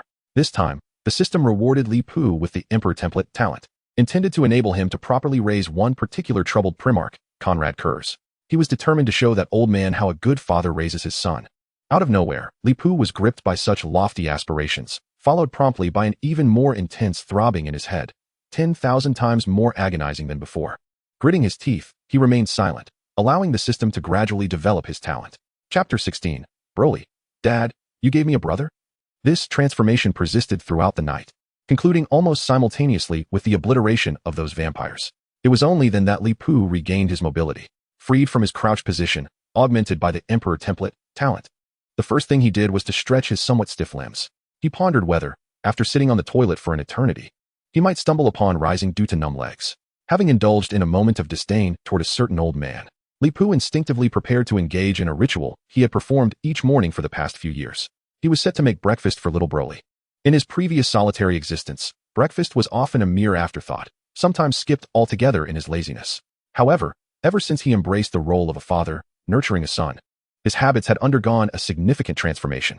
Today, those habits would require further adjustment, for he also needed to prepare a meal for his newly adopted child, Conrad. He pondered what the original body had consumed in its infancy, and whether it possessed a palate as undemanding as that of a scion. Casting a glance at the small shell resting peacefully on the sofa, having slumbered soundly through the night, Li Pu resolved to prepare some milk for the child. Just as he contemplated descending to the kitchen to procure ingredients from the second-hand refrigerator he had recently acquired, an inexplicable occurrence transpired. The refrigerator door burst open on its own. To his astonishment, a plethora of items, milk, beef, eggs, large loaves of bread, alongside an assortment of fruits and vegetables, miraculously soared forth from the depths of the refrigerator. Furthermore, these ingredients sorted themselves, with those meant for bowls finding their way into them, those destined for baking entering their respective trays, eggs transforming into liquid form, and items requiring slicing or dicing presenting themselves beneath the knife. The oven and gas stove ignited spontaneously, while pots, pans, and utensils danced about, commencing the culinary process autonomously.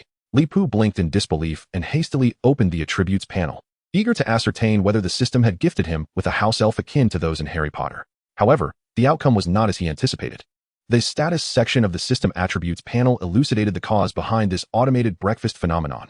Status: shocked. Explanation: the host is astonished by the unintended use of psychic energy and has made unfounded associations. In truth, due to the host's possession of the human Emperor Template talent, they have acquired at least alpha-level psychic potential and remarkable control over such abilities. Psychic energy encompasses a myriad of extraordinary functions. The host is advised to utilize and practice it judiciously. Although this world lacks subspace, excessive and reckless use of psychic energy may still attract attention from entities in other dimensions. Cooking with psychic energy is unlikely to provoke such concern. So that was the explanation. Upon reading this, Li Pu felt a surge of exhilaration. With the protection of psychic energy, caring for two little ones in the Marvel Universe would be considerably safer. Moreover, could he perhaps indulge in more mornings of slumber? Thanks to this newfound ability to prepare breakfast with psychic energy? What a delightful prospect. Yet, this exhilarating thought had scarcely lingered for a few seconds when the small Conrad on the sofa suddenly burst into tears. Oh no. How could I have forgotten this crucial detail? Li Pu smacked his forehead in realization. In the Warhammer universe, all progeny of the Emperor's genetic template invariably possessed their corresponding subspace entities. In other words, these original bodies inherently boasted formidable psychic talents, albeit with varying emphases. Even though certain entities harbor a disdain for psychic powers and their wielders, the ability to harness such forces is within reach for those who are willing to invest the time to learn. This was true even for Ongran. Prior to the affixation of the butcher's nails, Conrad Kurze's psychic aptitude is predominantly focused on the art of prophetic insight. In certain respects, his prophetic abilities may even surpass those of Saint Gil-Lyman. However, Kurze's tendency to become fixated on bleak thoughts, coupled with his inherent pessimism, often results in his prophecies taking on a decidedly negative tone, leading to tragic outcomes based on his foretellings. Currently, the reason young Kurze is suddenly weeping is likely due to the emotional stimulus from his psychic abilities, having witnessed something unsettling in his dreams. There, do not cry. As Lip promptly ceased utilizing his psychic powers to prepare breakfast, he quickly scooped up the little one, gently rocking him in an attempt to soothe his distress. At that moment, Broly, who had been sleeping soundly with his sled dog, Apu, awoke, leaping from his bed and rushing out. Upon seeing Lip cradling another child, his expression morphed into one of incredulity, evoking a peculiar sensation akin to being caught by one's girlfriend while tying another girl's shoelaces. Broly, take a look at this little crybaby. Although Lip was at a loss for how to explain, he mustered the courage to unveil the truth. This little one, named Conrad Kurze, is going to be your brother. Broly paused momentarily, and in the next instant, he erupted with joy, leaping 3 meters high with both hands raised in exuberance. Lip, though somewhat tongue-tied, patiently elucidated to Broly that he could not bear a brother for him, but that this infant had been adopted just the previous night. However, Kurze is indeed your brother, Lip continued. The two of you will have the chance to play together. This revelation brought immense delight to Broly. Previously in Alaska, he had but one companion, Apu. Now, having just moved, he had gained another playmate. Broly was so overjoyed that he took to the air, using his flight technique, soaring within the confines of the repurposed factory. Dad, you are amazing. Do you possess magic? Can I have another little brother? Unlike the original Broly from Dragon Ball, the one raised by Lip embodies the traits of a typical child, exhibiting a significantly more amiable disposition. Even such a young child could provide emotional value to his father. Lip felt a sense of gratification, realizing that his 4 years of effort had not been in vain. With this thought, he entrusted young Kurze to Broly's care, reassured by the fact that genetic entities are not as fragile as ordinary infants. He then hummed a cheerful tune as he descended to prepare breakfast for the two children. While cooking, he also took a moment to review his attributes. Upon examining the status panel, he discovered some alterations, inadvertently employing psychic energy to assist with breakfast, albeit merely at a rudimentary level, had granted him the initial telekinesis skill within his skills section. Moreover, following the loading of the Human Emperor template yesterday, various attributes of the individual underwent notable transformations. Unlike the previously acquired talent of Saiyan Elite Warrior, the Human Emperor template predominantly enhances his personal attributes of physique, intelligence, charisma, and perception. Among these, physique experienced the most substantial increase, soaring to more than 3 times its original value. Lip speculated that this might be connected to the Emperor's status as a rare immortal among humans. In the Warhammer universe, immortals often possess lifespans measured in millennia, and some can even be completely annihilated, down to the last cell, yet resurrect through the arcane energies in some distant corner of the cosmos. In terms of intelligence, the Emperor himself is a superlative scientist, having led countless endeavors to trace the origins of ancient technologies within the Warhammer universe, as well as creating numerous new mechanical and biological innovations. As for perception, with the Emperor's psychic prowess, he can effortlessly communicate across interstellar distances, pinpoint a target light years away, and exert influence over it and the material world surrounding it. Regarding charisma, one might say that even after the Great Betrayal, if all those who still held loyalty to the Emperor were transformed into grains of sand, such sands would likely suffice to erect a mountain as lofty as the Himalayas upon the sacred Terra. With the acquisition of the Human Emperor template talent, Lip not only saw notable improvements in these 4 attributes, but also witnessed his potential escalate to 1300. Furthermore, the infinite augmentation following this potential figure led Lip to believe it is highly probable that it relates to the Emperor's potential transformation into the 5th Chaos God after the demise of the 4 lesser gods. Should that come to pass, his attributes would indeed become boundless. However, should he become the 5th Chaos God, the Emperor's humanity would utterly vanish. Such boundlessness, were it to be my fate, would hold little appeal. Lip felt he could comprehend the Emperor's sentiments, for even without delving into grand narratives of saving humanity, if one were to forsake their own identity in pursuit of power, would the resultant self still be the original? Moreover, The potential of 1300 was sufficient for the time being, and the time required to fully enhance his attributes remained uncertain. Chapter 17. Transforming his son into a wealthy heir. Lip aimed to enhance his various attributes, yet it was not as simple as merely uttering the words to allocate points. He required time to train. In this regard, he discovered that the two sons he had adopted were remarkably superior to him in many respects.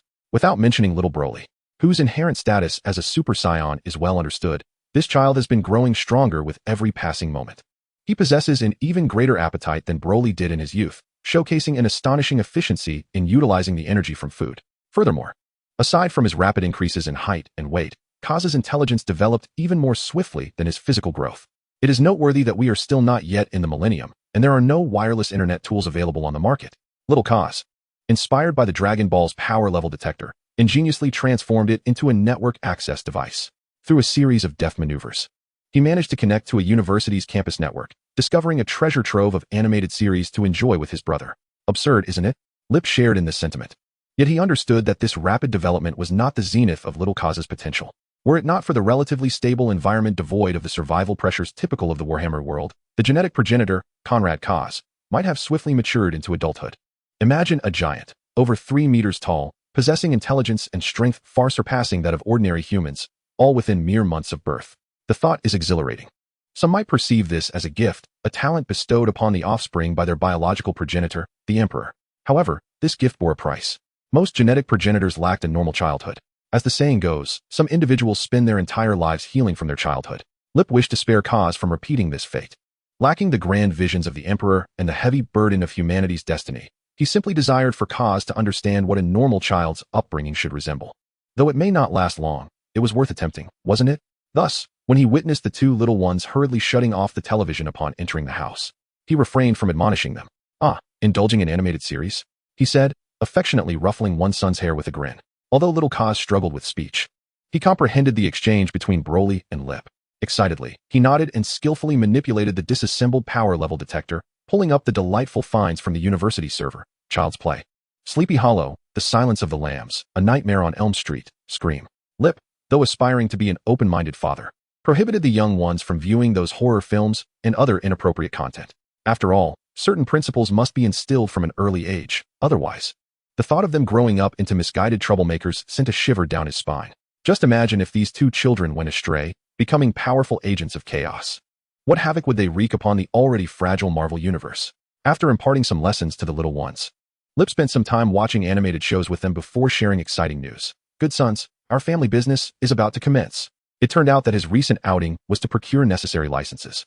Having recently acquired some funds from the vampire Deacon Frost, and with the leftover cash from purchasing a house, he now possessed over 100,000 in liquid assets. However, it is ingrained in the nature of the Chinese people to prepare for the future, and even in a different realm, Li Pu detests the feeling of idly consuming resources.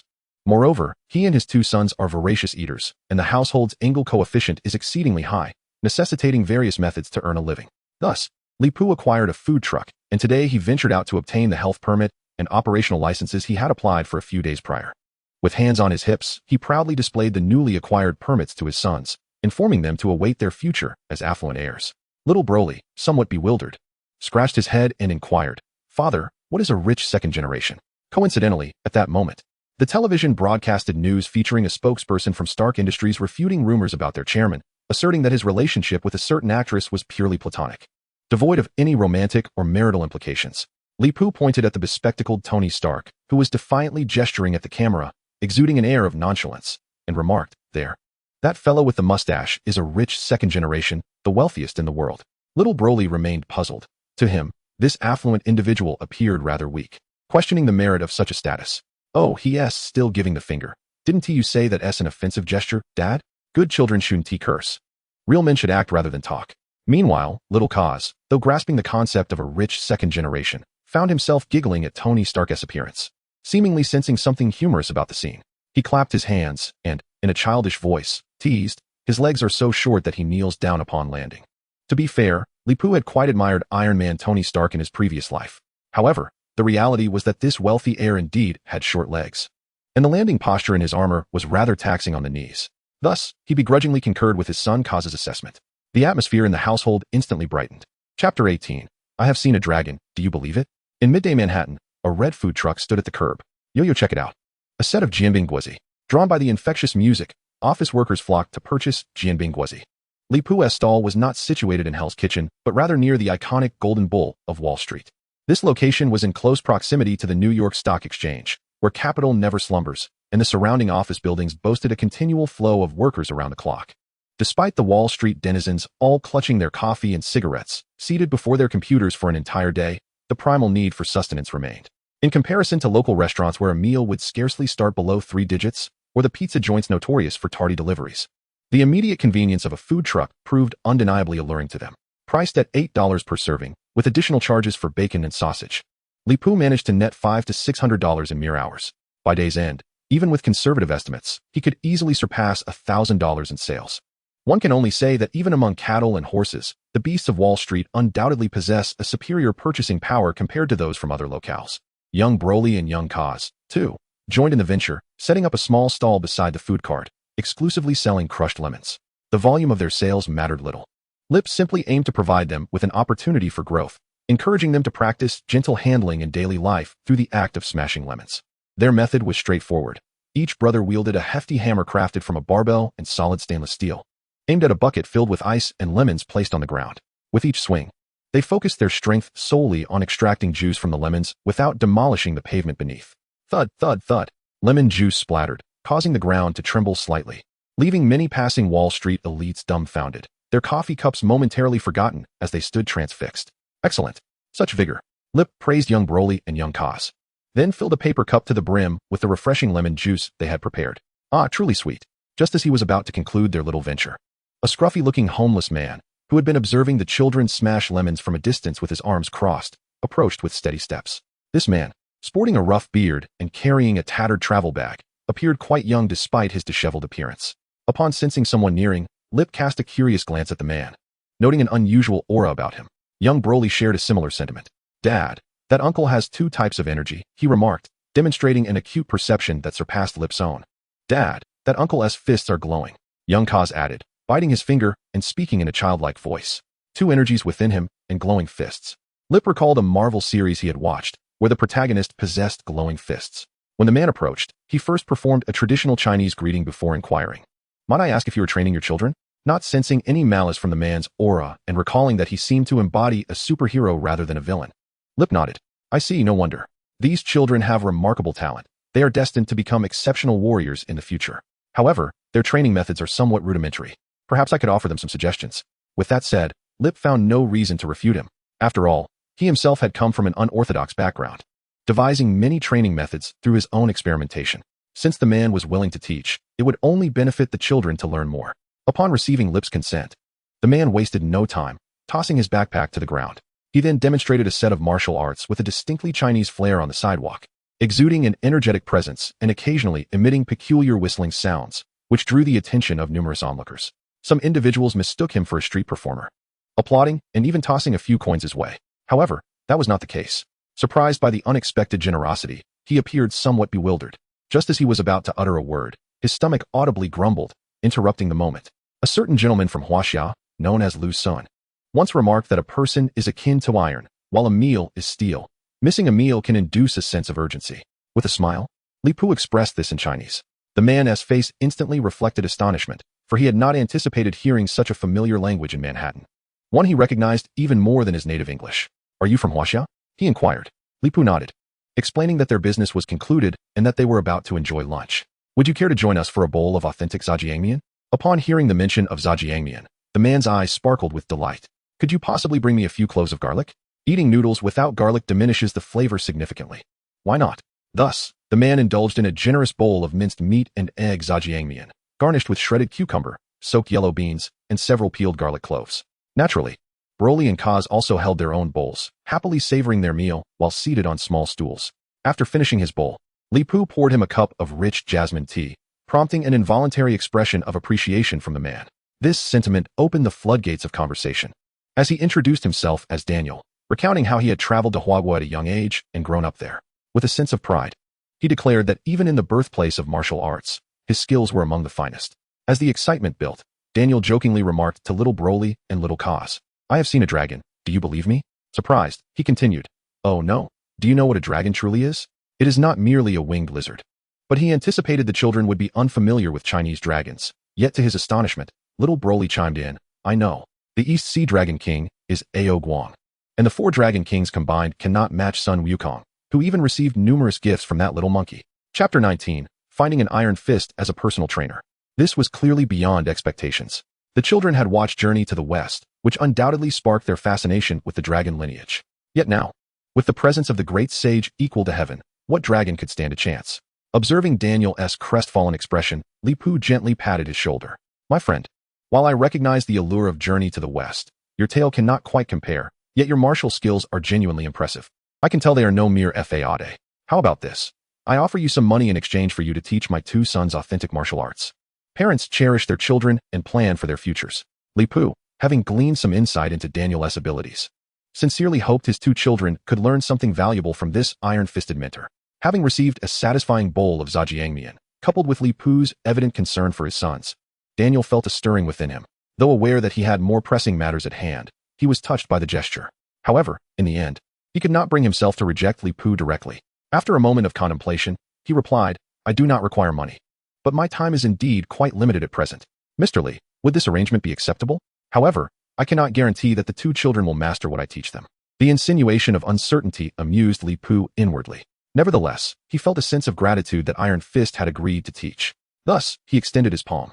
Let us make a pact. I will come here to conduct business every noon, and you shall instruct the 2 children in some techniques. I assure you, I will provide you with authentic Chinese cuisine daily. Daniel, well versed in Chinese culture, understood the significance of the handshake and reciprocated with a firm slap of his palm against Li Pu's. Once the oath was sealed, they engaged in light conversation for a while longer before Daniel shouldered his tattered backpack. Before departing, he declined the handful of change offered by Li Pu, but accepted a set of jianbing guozi from his stall. This will suffice for my dinner. He stuffed the takeout box of pancakes into his backpack and exchanged a fist bump with Li Pu. I shall return tomorrow noon to assess Broly and Kaza's progress. Allow me to clarify, I am a strict master. Li Pu merely smiled, saying nothing further. He could only hope that Iron Fist would not face too harsh a reality the following day. Once Iron Fist had left, Li Pu lifted his gaze towards the distant Rand building. Within the executive office on the top floor, a woman peered through the glass to observe the scene below. Upon noticing Li Pu's sudden stare, she nearly dropped the telescope in fright. What is it, Joy? Nothing, Ward. It might just be my imagination. Joy Mitchum hesitated, but ultimately confided in her brother. I cannot shake the feeling that the vagrant who has been visiting us recently is Daniel. He knows so much about Daniel and our childhood. Ward Mitchum pondered for a moment before firmly grasping his sister's shoulders, looking deeply into her eyes. Joy, Daniel has been deceased for years. This was reported in the news long ago. That tragic plane crash claimed the lives of Uncle Rand and his family. It was our father, as a partner, who valiantly rescued Rand Group from peril. Now, our father has also passed, and the Rand Group has been entrusted to us. Our duty is to safeguard the great enterprise built by both families over 2 generations, ensuring it is not seized by those with ulterior motives. But, Joy attempted to interject, but her brother interrupted her. After she exited the office, Ward Mitchum contemplated alone for a moment before dialing a number. Yes, my dear father. I have not lost my sanity. I am certain that man is indeed Daniel Rand. If you dare use that opening phrase with me again, prepare to subsist on Brussels sprouts this week, as you wouldn't dare step outside that cursed apartment. Fine. I understand. I shall not seek your dreaded hand association. I have my own connections. Do you question how I came to know them? Father, that is called socializing. Hiding in the apartment and fearing to emerge will never allow one to make new acquaintances. Ward Mitchum, after seeking help from the hand after his father's cancer diagnosis, found his father, Harold Mitchum, confined to an apartment, unable to venture outside. Their conversation was cordial yet laced with Ward's profound resentment towards his father. Harold, desperate for survival, had agreed to a series of demands from the hand, leading to the Rand Group being nearly usurped by that criminal organization. Nevertheless, Ward informed his father of Daniel Rand's survival, for the Rand family's plane crash had been orchestrated by Harold Mitchum himself. How dreadful is this, father? It is you who have incurred these debts, yet it is I, your son, who must repay them. He picked up his phone again, made a call, and then tossed the device onto the table. Subsequently, Ward retrieved some well-hidden pills from the drawer, consuming several before reason compelled him to cease. That evening, despite being able to make a sale, Leap refrained from conducting business at his food stand. He secured his cart within the abandoned factory he had purchased and instructed Broly to keep his younger brother at home. He then took a chair and nonchalantly sat at the entrance of his dilapidated factory, while Daniel was having lunch with Leap and his brother. Leap sensed someone observing them from within the Rand Corporation's headquarters. Once Daniel departed, Leap focused on that presence, employing the newly acquired psychic ability from the system's rewards.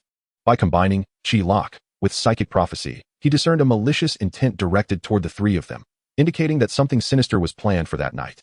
Leap refrained from confronting the source directly, as he wished to test the reliability of his psychic prophecy and see if an unwelcome visitor would indeed arrive.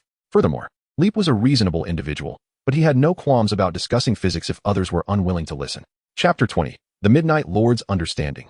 Coolness equals ruthless execution.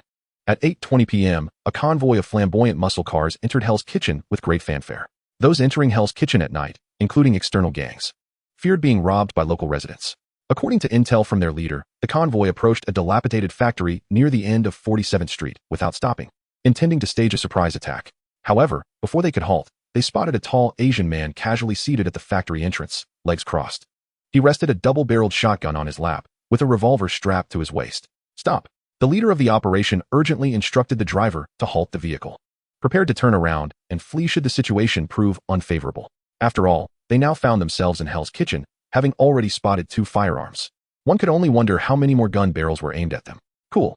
Young Broly, alongside little Kaz, crouched by the factory's second-floor window, eagerly observing their father as he faced off against the unwelcome guests. Though the opponents possessed a mere power level of 5, one could not deny the sheer aura of coolness radiating from their father. Little Kaz, with a finger raised, blinked his large eyes in excitement. After all, he was not even half a year old, and Broly's subsequent remark had been uttered in fluent Mandarin. Thus, despite his innate wisdom, Kaz could only grasp fragments of Broly's meaning. Cool, he pondered, associating it with cruelty and the act of shooting. He selected 2 words within his comprehension, attempting to decipher Broly's intent. Oh, Broly, is Daddy going to launch a surprise attack on the bad guys? To defeat them cruelly, right? Not a surprise attack. A sneak attack. That's also incorrect. Regardless, Kaz was simply eager to witness the unfolding drama, trusting in his father's strength. Young Broly, mimicking Leap, ruffled his silly little brother's hair. However, due to Kaz's rapid growth, Broly had to rise on his tiptoes to reach his brother's head. Their actions did not escape Leap's perceptive gaze. Aware that his sons were worried about him, the father could only shake his head with a blend of exasperation and affection. These 2 little rascals. Of course, this tenderness was reserved for his kin. His demeanor towards outsiders, particularly those with ill intentions, was considerably less amiable. Hey, you lot. Yes, I'm talking to you, you filthy thieves. He brandished the shotgun in his hand, repeatedly pointing the barrel at the vehicles before him. You've come this far. Yet you remain motionless. What are you pretending to be, a bunch of fools? Though they did not fully comprehend his words, the intruders were no simpletons. They perceived the disdain etched on Leap's face. Moreover, after waiting in silence for some time, those within the vehicles began to question if they had merely frightened themselves. Perhaps this man had not received any prior warning, merely fortuitously finding himself relaxing at his doorstep. The leader of the group pondered for a moment, convinced that his assumptions were likely correct. After all, residing in Hell's Kitchen, it was not unusual to keep a shotgun handy while relaxing at home, was it? With this thought, he called to his subordinates. Everyone, get out of the car, arm yourselves, and don't let the residents of Hell's Kitchen look down on us. With that, the imposing African-American man adorned with a large gold chain unsheathed the Desert Eagle tucked into his waistband and was the first to open the car door. Though exiting first was undoubtedly the most perilous, maintaining face in the underworld was essential, otherwise, no one would respect you. However, once outside, he was quickly surrounded by his gang, and together they approached Leap, who was waving them over. As he advanced, he took the opportunity to appraise the situation. The opponent appeared to be relatively young. Although the age of Asians often remained a mystery, he estimated that this man could not be over 30.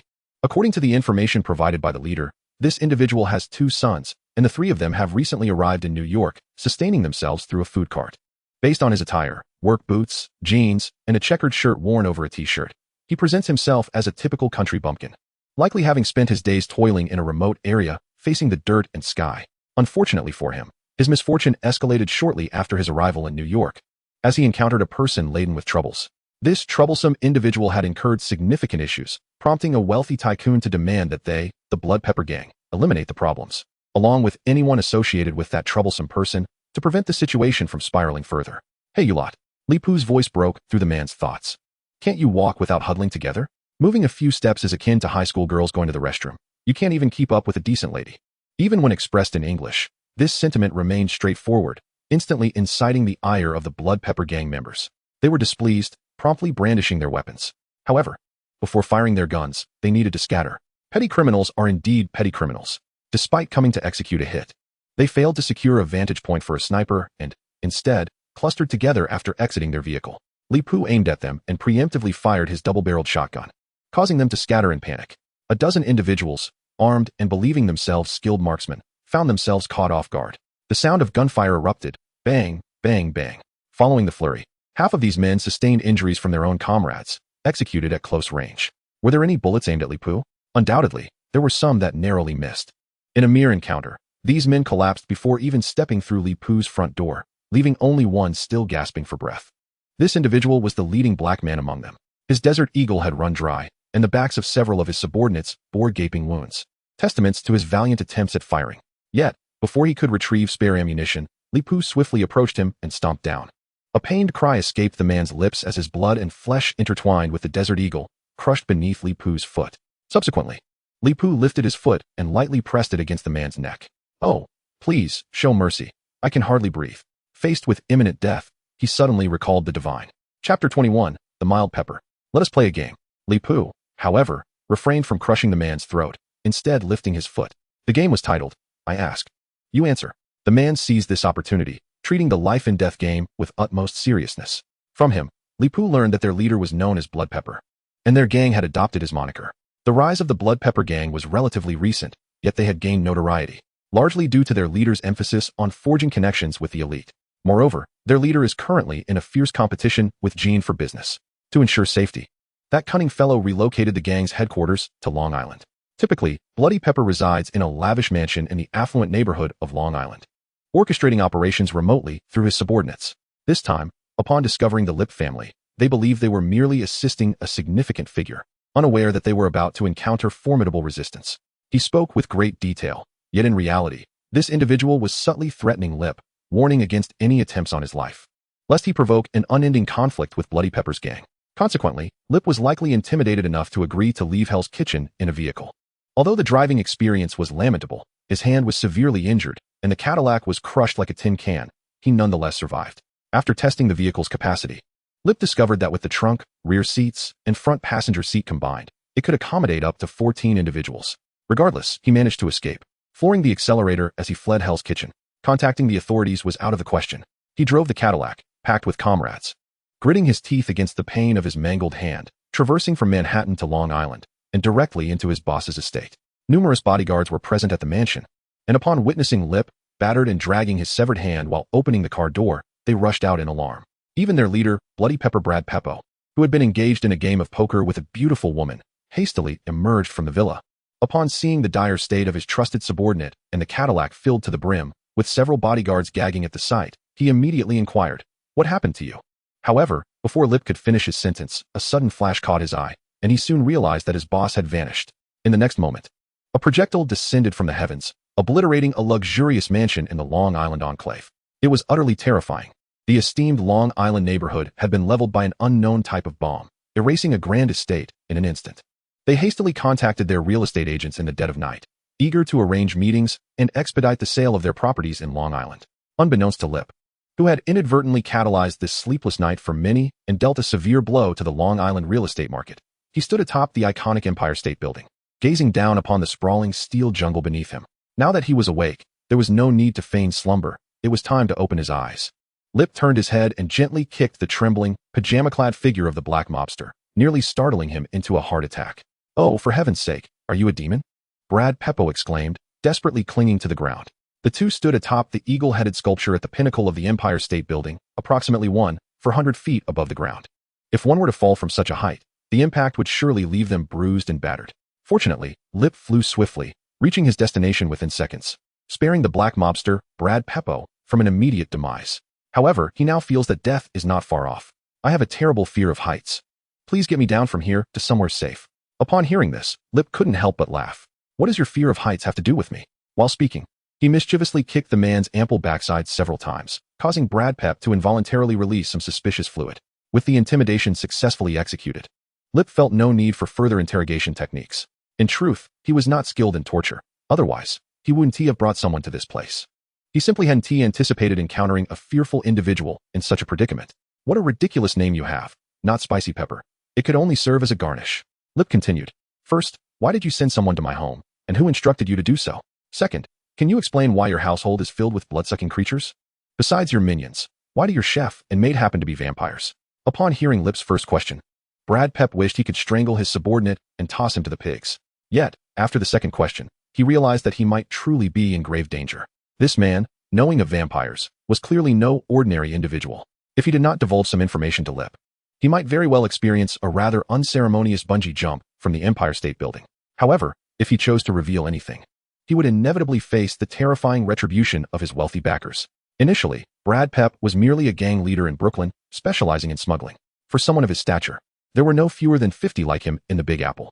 Although he was initially frightened, the vampires found his name rather appealing and thus chose to support him as their proxy. His gang, the Blood Spicy Pepper Gang, rose swiftly, even hinting at a power struggle with the prominent figures in the city, thanks to the backing of these vampires. As a mark of allegiance, vampires were placed around him, ostensibly for protection and service, but in reality, to keep a watchful eye on him.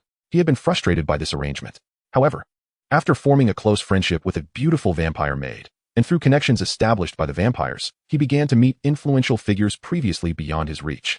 With assurances from the vampires that they would conduct his initiation ceremony in the future, Brad Pep's mindset gradually shifted. He started to view being a puppet for the vampires as a stroke of fortune. Yet today, this fortune, unfortunately, had come to an end, under Lip's threat. After a moment of hesitation, he ultimately made a relatively easy decision between immediate demise and a slow death in the days to come. There are actually two parties searching for you.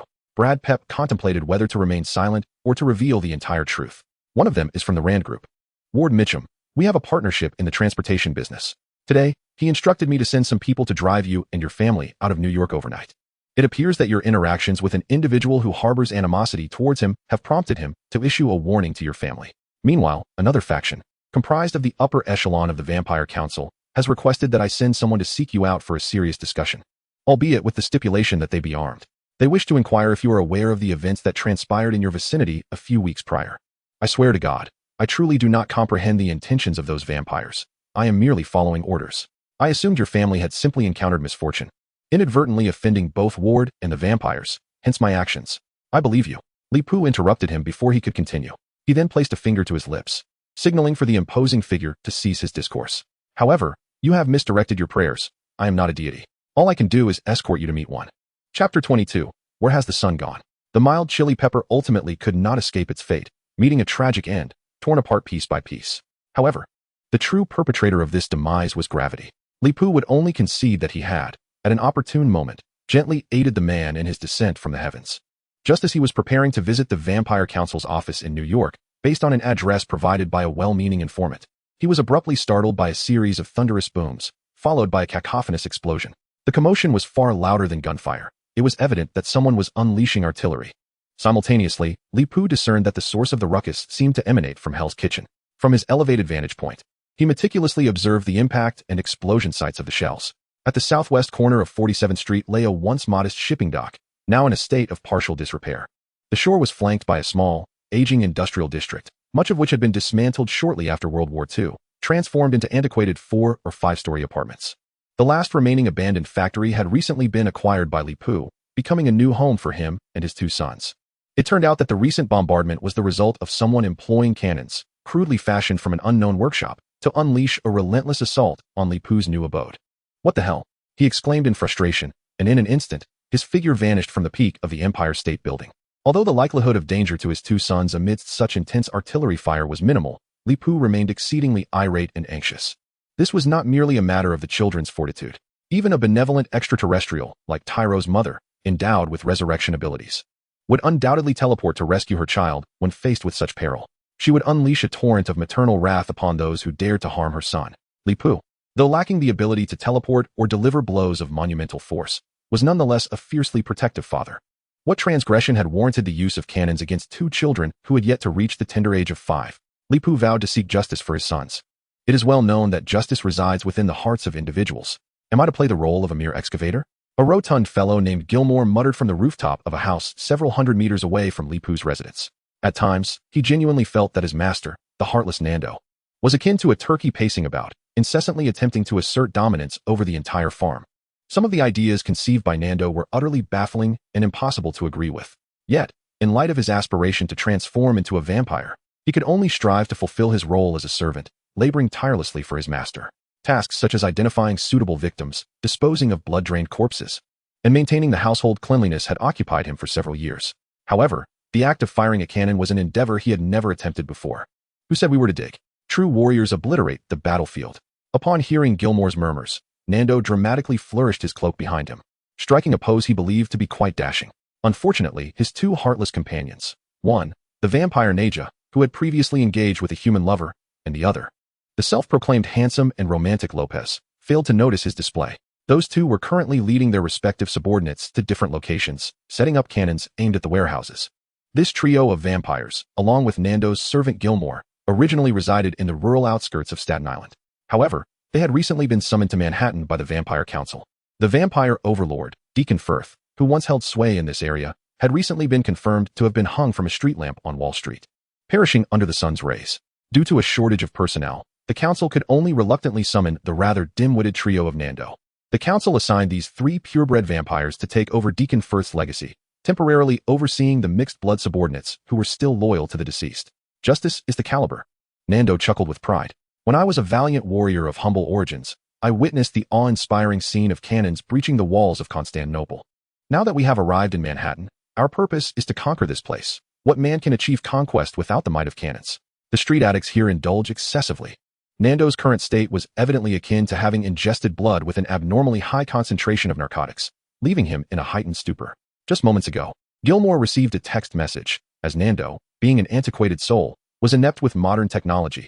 Thus, the communication device provided by the council was entrusted to him. The elders were inquiring what madness had possessed Nando, daring to fire cannons in Hell's Kitchen. It is important to note that, while this area is indeed Hell's Kitchen, it is not far from the heart of Manhattan. Master, the council requests your immediate presence, Gilmore stammered anxiously. The elders must be quite furious.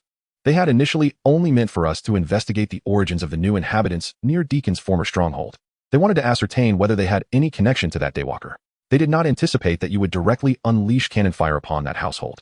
The commotion you caused compelled them to demand your immediate presence in Parliament for a thorough explanation. Upon hearing his servant's words, Nando appeared utterly indifferent, merely reflecting on the incompetence of the younger members in Parliament. Was this not trivial? They were well aware that the illustrious Count Dracula, the great progenitor of vampires, was soon to arrive in the New World, yet they made no effort to orchestrate a grand welcoming ceremony. I was merely rectifying their oversight. That esteemed individual would surely find our cannon assault on the vampire hunters amusing. However, despite his bravado, Nando was acutely aware of the gravity of the situation. After feigning dignity in front of his servant, the cold-hearted Nando soared into the sky. Should Parliament issue a summons and he fail to comply, his fate would be sealed. Nevertheless, his impulsive action fortuitously spared him from the imminent presence of someone whose murderous intent was palpable. So, it is you vampires who dared to bombard my home and threaten my family? The voice of Leap echoed behind Gilmore, accompanied by a series of soft, muffled sounds. As the cacophony of cannon fire faded away, the vampires who had been operating the artillery were swiftly silenced, their heads shattered by the silent energy blasts, reduced to mere ashes in an instant. Thick-skinned crab, you should not be here. You ought to be in that factory. His words inadvertently revealed his own guilt. Leap's declaration confirmed that the vampires had indeed conducted a thorough investigation into his family, even knowing what he looked like. What of your master? Have those blood-sucking fiends now consented to be commanded by a blood servant? The words pierced Gilmore's heart deeply, just as he prepared to regain his dignity. Akin to his master Nando, Leap's fist pierced through his chest. To be human, yet serve as a pawn for vampires, betraying his own kind. Indeed, he was devoid of conscience. Leap gazed down at Gilmore, who lay lifeless on the ground, having succumbed to the fatal blow. He then ascended into the air, directing his attention to the two remaining artillery positions that were in the midst of reloading. With his signature technique, silent energy blasts erupted from his hands, striking with pinpoint precision, capable of turning any vampire into mere ash with a single hit. In the devastated factory, he had been unable to locate his two sons. More astonishing was the fact that, despite expanding his senses, he could not detect the presence of either Broly or Kaz. Chapter 23. Midnight Lord, come check your water meter. As Leap, the concerned father, frantically searched for his sons, the mischievous duo were, unbeknownst to him, engaged in their own clandestine activities. A mere cannon bombardment posed no threat to a naturally born Super Saiyan and a genetic anomaly. Had it not been for the fact that young Broly was yet to master his energy control to form a more expansive protective shield, those projectiles would not have even breached the factory's walls. Nevertheless, with merely a slight exertion of his power, both Afu and Little Kaz were entirely unharmed within a radius of 2 to 3 meters around him. The cacophony of the artillery, however, was rather overwhelming, and the flames and collapsing walls of the factory frightened Afu considerably. The little dog cowered against his young master's leg, and fortunately, Broly noticed in time. covering Afyu's ears with his hands to prevent the poor creature from losing control in fear. Witnessing his faithful companion, who had been by his side since childhood, suffer such distress ignited a spark of anger within young Broly, compelling him to rush out and confront the villains. It was at that moment that Kaz intervened. "Broly, I have a much better idea." It proved true that whenever men congregate, a spark of creativity emerges. Even young boys are not exempt from this phenomenon. Kaz proposed that they mimic Lip's strategy against the previous band of evildoers and follow the villains back to their lair. Only by decisively vanquishing the most heinous of foes would the remaining miscreants be instilled with fear. The juvenile incarnation of the Midnight Lord still interpreted the term vanquish in a rather brutal sense. Thus, the two little ones and the sled dog remained concealed in the factory for a time, waiting patiently for an opportunity. Their patience was rewarded when the merciless Nando was summoned and eagerly departed to meet with the elder vampires. Naturally, Nando's departure did not escape young Broly's keen perception, and he immediately utilized his flight technique to pursue him, bringing along Kaz and Afyu. He felt a sense of responsibility as the elder brother to look after his younger companions, especially in Lip's absence. Unbeknownst to Broly, however, was the extent of Kaz's abilities. As he grasped Kaz's hand and took to the skies, the latter instantaneously rendered Broly into a state of invisibility. This invisibility was neither optical nor a mere evasion of other senses. Its principle was rather arcane, enabling the individual to become indeterminate, thus achieving an unobservable effect. This was an innate talent of Kaz, a byproduct of his formidable psychic foresight, and it was challenging for others to replicate. With this extraordinary cloak of invisibility, he and Broly indeed eluded the notice of the flying Nando ahead, yet it also left their father, accustomed to sensing energy, momentarily bewildered. "I think he is about to descend," young Broly suddenly remarked to Kaz mid-flight. He had observed a shift in the vampire Nando's posture. Although the fact that this vampire could fly surprised him somewhat, Nando's speed was lamentably slow, compelling Broly to carefully moderate his own flight speed to avoid overtaking him too swiftly. Indeed, the Vampire Council of New York was not located in New York at all, but rather in New Jersey. One might wonder why the largest vampire council in North America would establish itself in such a remote and impoverished locale. The outward pretense is that the environment here is splendid, and the air is far fresher than that of New York. Only those of refined taste would choose to reside in grand estates, a testament to their status. Yet, in truth, the elders of the Vampire Council opted to establish their assembly here not solely due to the occasional incursions of blade warriors in New York, but primarily out of fear of the battle mages residing in the city. Those individuals are nothing short of a disgrace to the mage community. What kind of legitimate sorcerer relies solely on a teleportation portal, using it merely to leap forth and wield conjured cold steel in combat? It is utterly barbaric. The vampire population is scant, and purebloods even rarer. In the grand city of the Big Apple, the number of pureblood vampires scarcely exceeds a few dozen, insufficient to fill even a modest cinema. In terms of endurance, vampires cannot compete with those muscle-bound mages. Moreover, even if they could best those battle mages, could they possibly contend with their leader, the Archmage? Thus, the vampires of New York fully embrace the tradition of bullying the weak and fearing the strong, sending either hybrids like Deacon or simple-minded purebloods like Nando to develop their interests in the city. However, Nando himself does not share this sentiment. Quite the contrary. He perceives the council's elders as somewhat out of touch, believing that they should have arranged a more respectable welcoming ceremony for Count Dracula, instead of persecuting him, who is genuinely striving to accomplish meaningful work. This situation must change. Upon arrival, he first adjusted his antiquated robe, which had seen centuries, and then, under the guidance of a security guard from the Ghoul clan, stepped into the estate belonging to the Vampire Council. Observing the luxury vehicles in the parking lot, all belonging to the elders, Nando felt a pang of jealousy, though he refrained from voicing it. Yet, before he could enter the council hall, he noticed a throng of individuals prostrated at the entrance. The vampire elders were all kneeling, trembling in submission, too afraid to rise. Curiosity piqued, Nando approached, and upon peering into the hall, he too fell to his knees with a thud. Inside the assembly hall, a towering vampire clad in chainmail, bare-chested, was ravenously feasting. Several humans, serving as his blood source, were either being drained by bites to their necks or torn to shreds. "Damn it, the Count has arrived. And no one thought to inform me in advance." Nando seethed with anger towards the elders beside him, feeling deceived and ostracized, convinced they were deliberately orchestrating this against him. Just as he ruminated on his grievances, Count Dracula, preoccupied with his meal, suddenly lifted his head and cast a sidelong glance toward the door. The vampires outside were struck with fear at this gaze, hastily assuming their submissive positions, unwilling to meet the eyes of their progenitor. Yet, Dracula was not regarding his progeny. Rather, his attention was drawn to what lay behind them. Two children, accompanied by a dog, seemed to have materialized from thin air. Chapter 24, The Battle of the Young Ones. Young Broly and young Kaz, having perfectly inherited the personality of their father, Leap, confronted the true master behind the destruction of their home without uttering a single word, simply declaring their intent. Let us do this. In an instant, young Broly appeared before Dracula, unleashing a barrage of punches upon the sharply defined visage of the vampire progenitor. The moment the first blow landed, Dracula was so startled that he immediately transformed into his second form. His chainmail shattered under the strain of his bulging muscles as he morphed into a taller, more formidable figure, complete with 2 horns and a grotesque, monstrous visage. In this form, Dracula's power would be significantly enhanced, and more crucially, he would become far more resilient. He swore by the sun that the punches he had just endured bore a strength surpassing that of a 125mm cannon. Had he not swiftly transitioned into his second form, he doubted he could have withstood even a single blow. He barreled through the parliamentary hall, demolishing an array of tables and chairs, his body nearly embedded within the granite walls of the building. Enough, when his once imposing fangs, capable of endorsing a dental clinic, were nearly shattered. The vampire count could no longer restrain himself. How dare you treat me thus? In a flash, his form dissipated into mist, escaping the onslaught of Broly's fists. However, what Dracula did not anticipate was the intense wave of pain that surged through him the moment he reformed from the mist. Rarely did this nobleman utter a curse, but the situation warranted it, for a mischievous child had stuffed numerous peeled garlic cloves into his belly. Witnessing his brother Broly relentlessly pummeling the foe, young Kaz sprang into action. Blessed with formidable psychic foresight, he had made prior preparations. From the family's food cart, he retrieved a bag of garlic, a kitchen knife, and a bottle of ketchup. As the vampire elders and the summoned Mando outside the parliamentary hall were left dazed by Broly's rapid movements, Kaz, with his kind heart, rushed forward to render them some healing. The genetic entities possessed highly advanced intellects, not the kind that merely resorted to brute strength in every situation.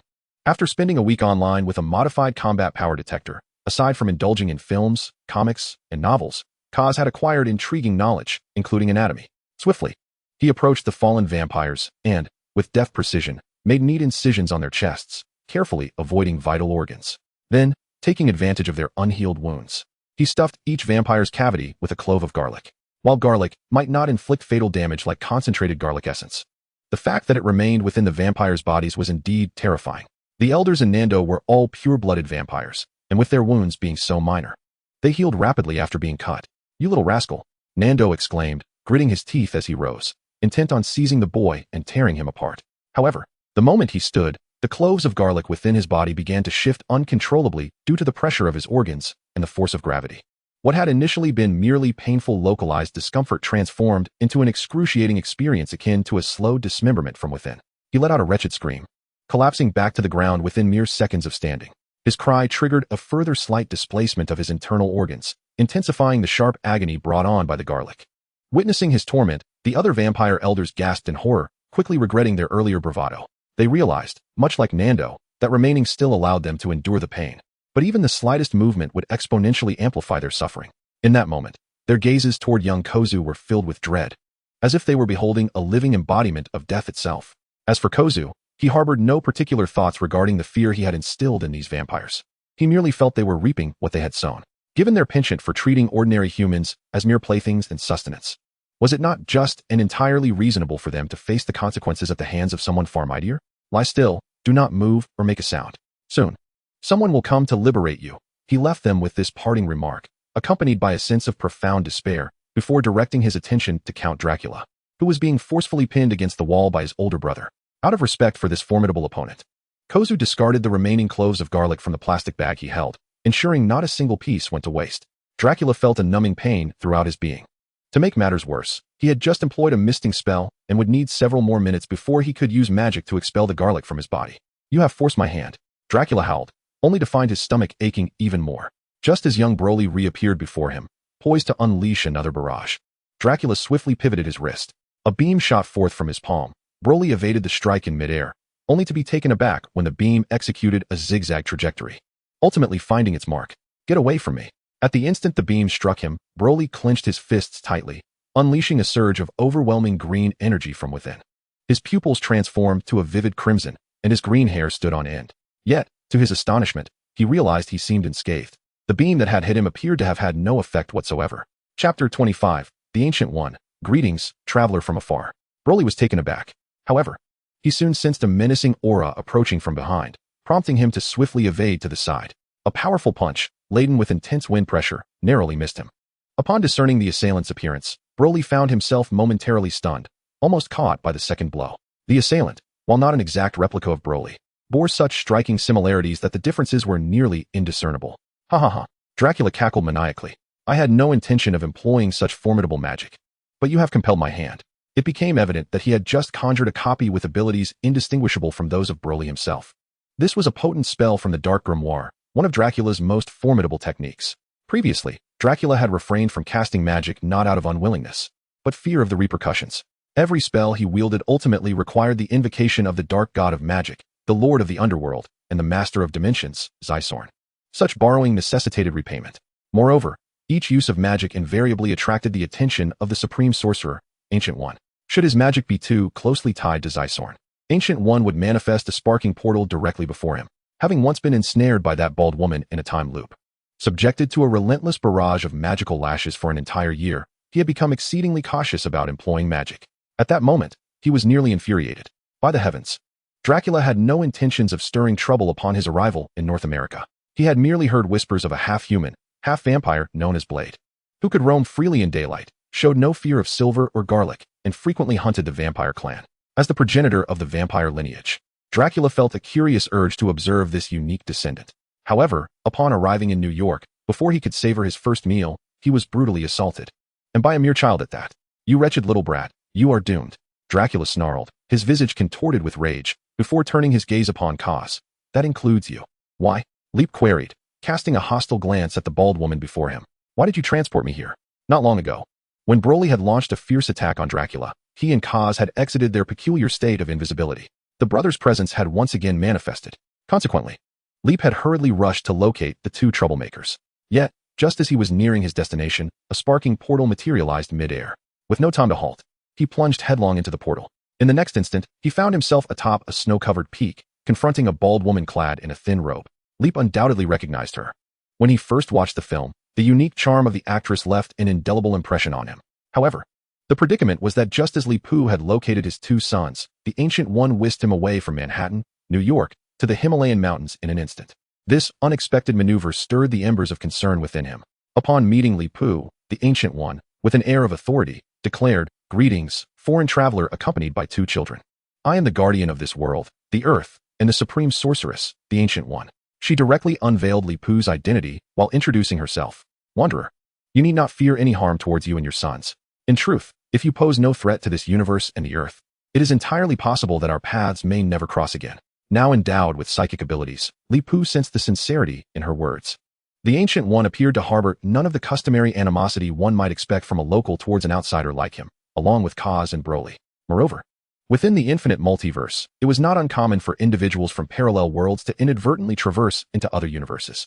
I, too, have visited other parallel worlds and encountered versions of myself therein. Without exception, each incarnation of myself in those alternate realities is a supreme sorcerer. From the tone of your voice, Mr. Li Pu, it seems you are acquainted with my counterpart in your world. Thus, you are likely aware of my duty to safeguard the earth and the universe from being obliterated by dreadful magic and supernatural entities. At this juncture, Li Pu comprehended that, although the Ancient One recognized him as an outsider, she mistakenly believed him to be a traveler from a parallel Marvel universe. He decided to let her remain in this misconception for the time being, as he had more urgent matters to address. Are you implying that I nearly brought about the world's destruction just now? I merely sought to find my two young sons. How could I possibly ascend to such a catastrophic level? Nonetheless, the Ancient One remained unfazed, her gaze fixed intently upon Li Pu's eyes. You are indeed a most obstinate individual, she remarked with a faint smile, her eyes seemingly peering through the annals of time. However, I must caution you.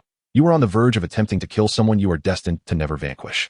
I have witnessed 999 potential outcomes of your repeated attempts, and they invariably culminate in the annihilation of the world. What then shall be done? Before she could finish her sentence, Li Pu surged upward into the sky. Although transported to the Himalayas, his senses remained locked onto New York. Just moments ago, he had felt Broly's energy waning. Broly was injured.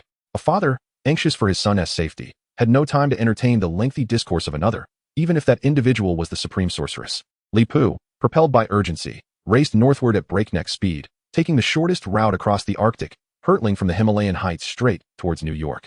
As he vanished in the distance, Master Gu was momentarily taken aback. She had not anticipated that this individual would truly fly away as he claimed.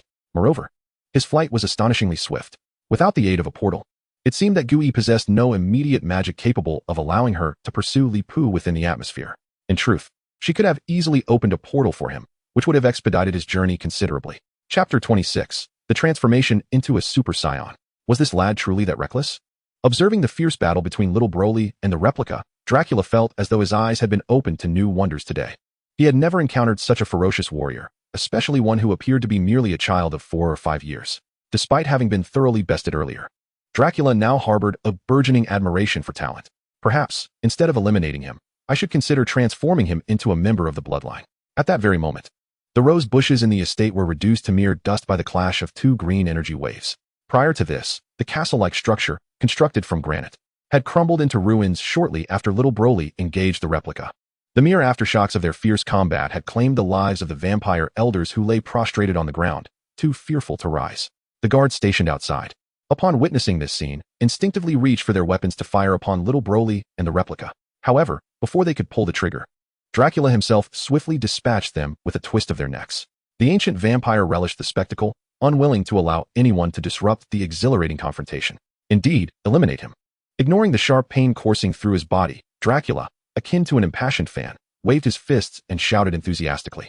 Yet, he himself was uncertain whether he cheered for little Broly or the replica. With a ferocious roar, little Broly hurled the replica towards a white stone fountain, shattering the sculpture of a fallen angel upon impact. Yet, in the next instant, the replica retaliated, seizing Broly's head and smashing it against an iron column. The metal crumpled under the tremendous force, sending shards flying and severing a multitude of climbing roses. As they grappled and rolled, they crashed through the greenhouse glass. The replica seized little Broly's ankle once more, swinging him like a pile driver and slamming him forcefully into the ground. After a series of thunderous impacts, both combatants tumbled into the underground wine cellar. As they exchanged blows, the oak barrels filled with aged red wine exploded into splinters, the liquid cascading like a crimson waterfall, saturating the layer of humus that covered the cellar floor. Yield, replica. You possess equal strength and speed for a hand-to-hand combatant like yourself. Victory against such an opponent is unattainable, Dracula called out with keen interest, observing the enthralling battle. Soon after, little Broly once again clashed with the replica, their movements mirroring one another almost perfectly. In an unexpected twist, the copy, possessing some of its creator Dracula's combat techniques, proved to be, in a certain sense, slightly stronger than Broly. As their fists clashed with equal force, before Broly could strike again, the copy suddenly opened its mouth. Silently, it unleashed a powerful energy wave directed at Broly. At the instant the energy wave struck him, Broly instinctively attempted to evade. But the copy swiftly seized both of his wrists. The relentless barrage of the energy wave assaulted Broly's face, marking the first time he had ever truly been injured. Give in, child, Dracula urged. If you acknowledge me as your father, I shall transform you into a noble vampire, and together we shall dominate the earth. Much like a pyramid scheme, Dracula sought to brainwash Broly. Regardless of whether he would succeed, he had boldly proclaimed his intentions. However, he had not anticipated that uttering the words "I wish to be your father" would ignite Broly's fury. It was a literal explosion of rage.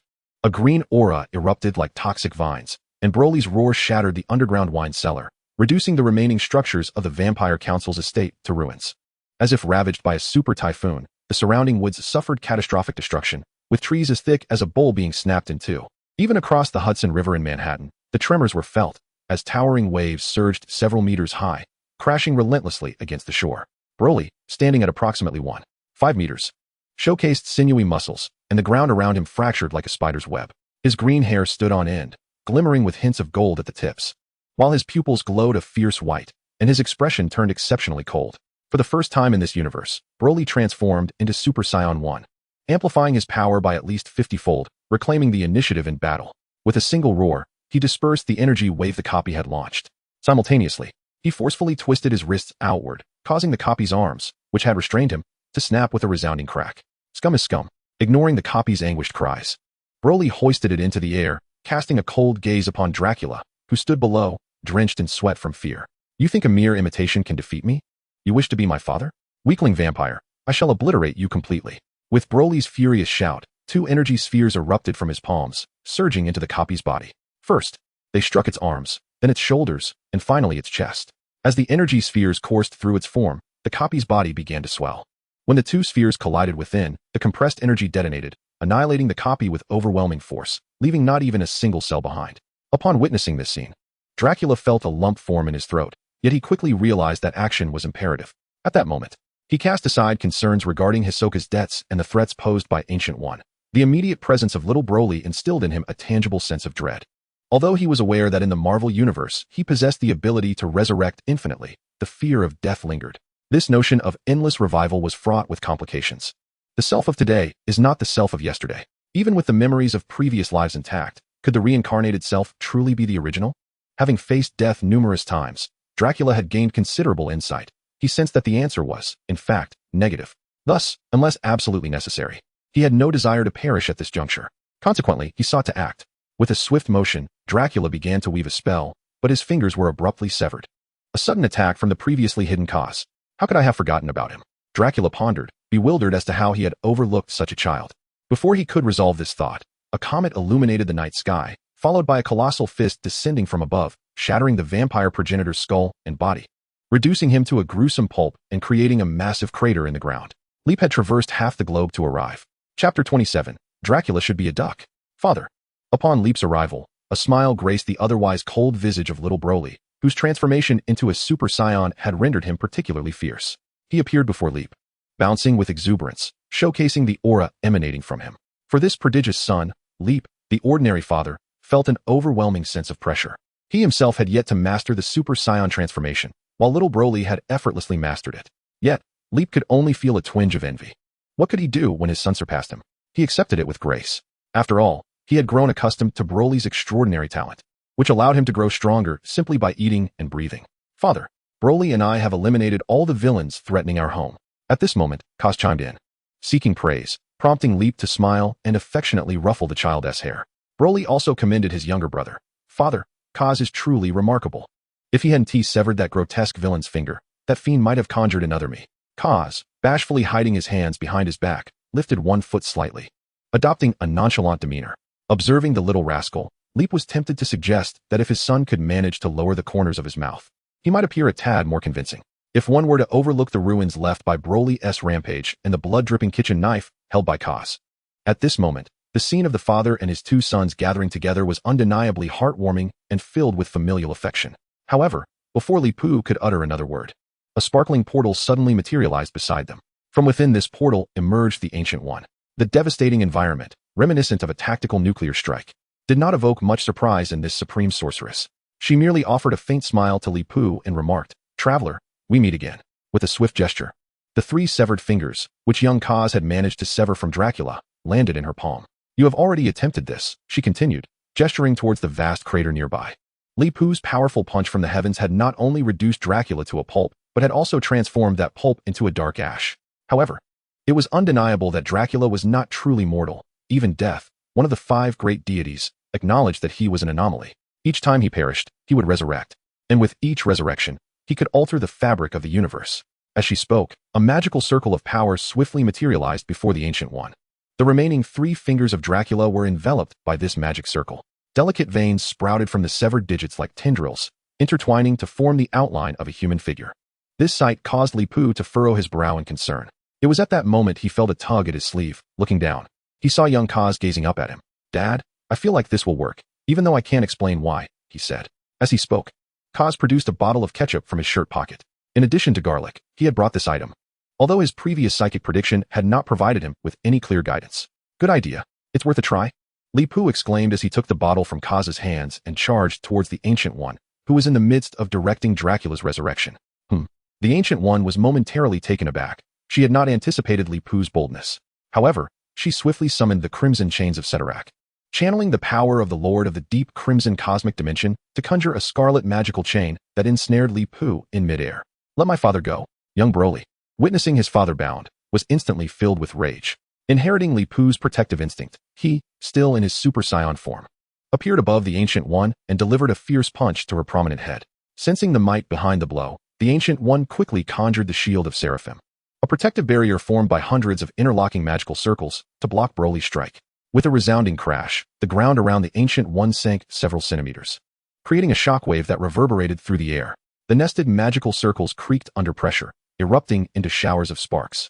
The magical sparks that splattered across the vicinity, once they transcended the boundaries of the magical shield, instantly transformed into a swarm of fireflies or butterflies, thereby unleashing the formidable power of Broly's terrifying punch. At that moment, Master Gu Yi's form abruptly fragmented into dozens of replicas of herself, utilizing the spell Icon's Journey to narrowly evade a blade that had suddenly lunged towards her neck. It became evident that a mage ought to fear assassins, particularly one like Kaz, who possessed an odd stealth technique reminiscent of quantum mechanics. Had it been another mage, they would surely have faced a most unfortunate demise. Broly and Kaz quickly called out to their two sons, urging them to cease their attacks on Master Gu Yi, as he had already sustained no harm. While both in comics and films, Master Gu Yi appeared exceedingly serene. Lip feared that his children might provoke the wrath of this supreme sorceress. He may not have comprehended the depths of her abilities, yet he was acutely aware of her formidable strength. With regard to unfamiliar magical forces, Lip deemed it wise to harbor a degree of reverence. Moreover, at that moment, he had already accomplished his objective in rushing forth. Although bound by magical chains, Lip had managed to uncork the bottle of ketchup just as he charged ahead. Indeed, he was suspended in midair, yet the ketchup descended, landing within the body of Dracula, which was being resurrected under Gu Yi's magical influence. Kaz and Broly obediently ceased their offensive, allowing Master Gu Yi to finally notice Lip's subtle maneuver while she was momentarily distracted. It dawned on her that just as Dracula was on the verge of regrowing his head, his body abruptly froze in the process of restoration. No matter how Master Gu Yi endeavored, Dracula's body could not continue its revival. With a hint of perplexity, she turned her gaze towards Lip, a rare expression for her. As the guardian of the Time Stone, she could effortlessly traverse the timelines of past and future, seldom finding herself baffled by the shifts in events. After all, she had witnessed most of those so-called changes. However, none of the futures she had glimpsed included a scenario such as this. What was it about introducing ketchup into Dracula's form? Was this part of some mysterious magical ritual? Yet, how could she be unaware of such sorcery? And why did it resemble a child's mischievous prank? Pray tell, what have you done to him? Witnessing the change in Master Gu Yi's expression, Lip couldn't help but feel a surge of satisfaction. It was akin to the feeling of a top student encountering a question they could not answer, while you, by chance, could. The top scholar, wishing to know the answer, could only turn to you for assistance. This sensation was indeed quite gratifying. Chapter 28. The Differences Between People. A duck? Master Gu Yi paused momentarily. Despite her advanced age, she believed her hearing remained intact, and she could not have misheard. However, this was utterly absurd. What connection could there possibly be between Dracula and a duck? Quack, quack, quack. Master Gu Yi suddenly turned his gaze towards the form of Dracula. At the moment when Lip uttered the absurd quack theory, the resurrected Dracula finally sprouted a head. However, the head that emerged was astonishingly that of a duck. As the duck head took shape, the ancient vampire's form rapidly diminished, shrinking to the size of a 3- or 4-year-old child. Once Dracula regained consciousness and laid eyes on Master Gu Yi and the Lip father and son, he was so startled that he let out an expletive. Yet, to his dismay, his curse was automatically muted, transforming into a series of quacking sounds. Bewildered, Dracula reached up to touch his face, repeatedly confirming his predicament, before widening his eyes in disbelief at the supreme sorcerer. Gu Yi, what have you done to me? In his understanding, this bizarre transformation was undoubtedly the result of some sort of magic, and who could wield magic better than anyone else on Earth? However, Master Gu Yi did not refute him, primarily because she was too occupied to dwell on Dracula's astonishing metamorphosis into a duck. Instead, she swiftly clasped her hands together, unlocking the eye of Agamotto that hung at her chest. The time stone concealed within the artifact emitted a vibrant green glow, causing her form to become ethereal. It resembled the flickering of an old television screen. To the eyes of others, she appeared as a series of animated frames. After a brief moment, her shape solidified once more, and the eye of Agamotto closed again. Indeed, Dracula was meant to be a duck. A relaxed smile spread across Gu Yi's face. Although this was certainly an unanticipated approach, after perusing numerous potential future scenarios involving Dracula's transformation into a duck, the Supreme Sorcerer was astounded to discover that this might indeed be a splendid solution. At the very least, she had not encountered any future timeline that worsened as a result of this alteration. Thus, in high spirits, the Supreme Sorcerer conjured a portal and unceremoniously tossed the incessantly quacking Dracula through it. The portal did not lead to Earth, but rather to the abode of a certain universe elder known for their peculiar collection. Gu Yi was confident that this cosmic elder would find the duck-turned-Dracula immensely intriguing and would be reluctant to let him leave. The Supreme Sorcerer was not someone to be trifled with. Did they truly believe she was without temperament? Anyone who thought so ought to seek out the All-Father Odin in Asgard or consult the demon lords of the 7 dimensions to inquire about the true nature of Gu Yi.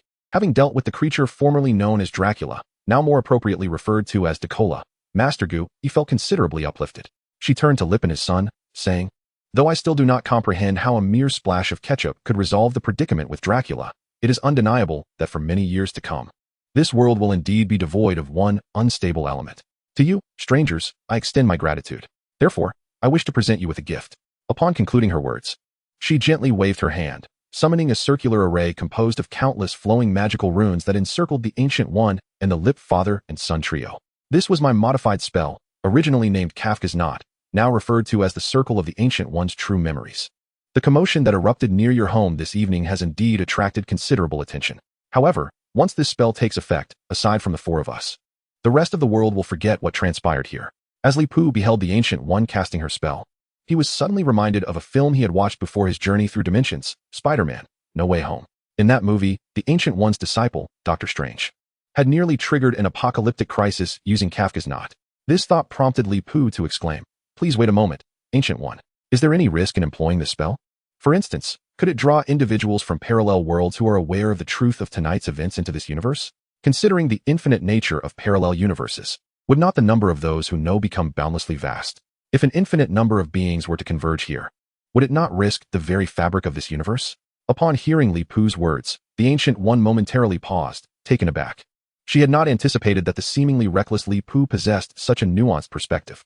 Aware of the importance of vigilance regarding uncontrollable power, the Ancient One smiled and nodded. "Stranger, you are rather impressive. Perhaps you could visit Kamartaj more often in the future. However, the spell I wield is called the Circle of the Ancient One's True Memories, no longer the original Kafka's Knot. A spell named after me grants me absolute control when I invoke it." With confidence, the Ancient One waved her hand, and the four circular magical rune pathways rippled outward, sweeping into the distance. Initially, the spell spread slowly, but soon it quickened its pace. Within mere seconds, the spell enveloped the entire world, and the four circular rune pathways vanished into the air. In an instant, the world returned to a tranquil state, as if it were always meant to be so. Li Pu glanced around, observing that the scenes from the movie had indeed not manifested in this world. The vast rifts caused by strange spells were nowhere to be found. The disparity among individuals, he mused, was truly remarkable. At the same time, he could not help but quietly ridicule certain esteemed sorcerers, pondering whether they had bribed the screenwriters to attain their exalted titles. Chapter 29. Brother, you smell divine. After a bustling night, the lives of the Li Pu family finally returned to tranquility. The factory he purchased was a structure from the 4050s, a remnant of the great infrastructure projects of the Lighthouse Nation. The cannons and shells used by the vampires to bombard his home were all makeshift, produced in recent years in clandestine workshops along the southern border. In this contest of forces, the main structure of Li Pu's new home remained intact, for it had never contained much furniture to begin with. The overall loss was, in fact, not substantial. Moreover, although the home of the Bloody Chili had been obliterated by his energy blast, Li Pu had prudently borrowed a considerable sum of cash and gold bars from his residence beforehand, discreetly burying them nearby. With the Bloody Chili plummeting from the top of the Empire State Building, the surface area of his body had significantly increased, thereby absolving Li Pu of any obligation to repay the money. Thus, when all was accounted for, the Li Pu family not only incurred no losses that evening, but actually reaped considerable gains. An even greater fortune was the acquaintance he forged with the Ancient One, who bestowed upon him a unique suspended ring.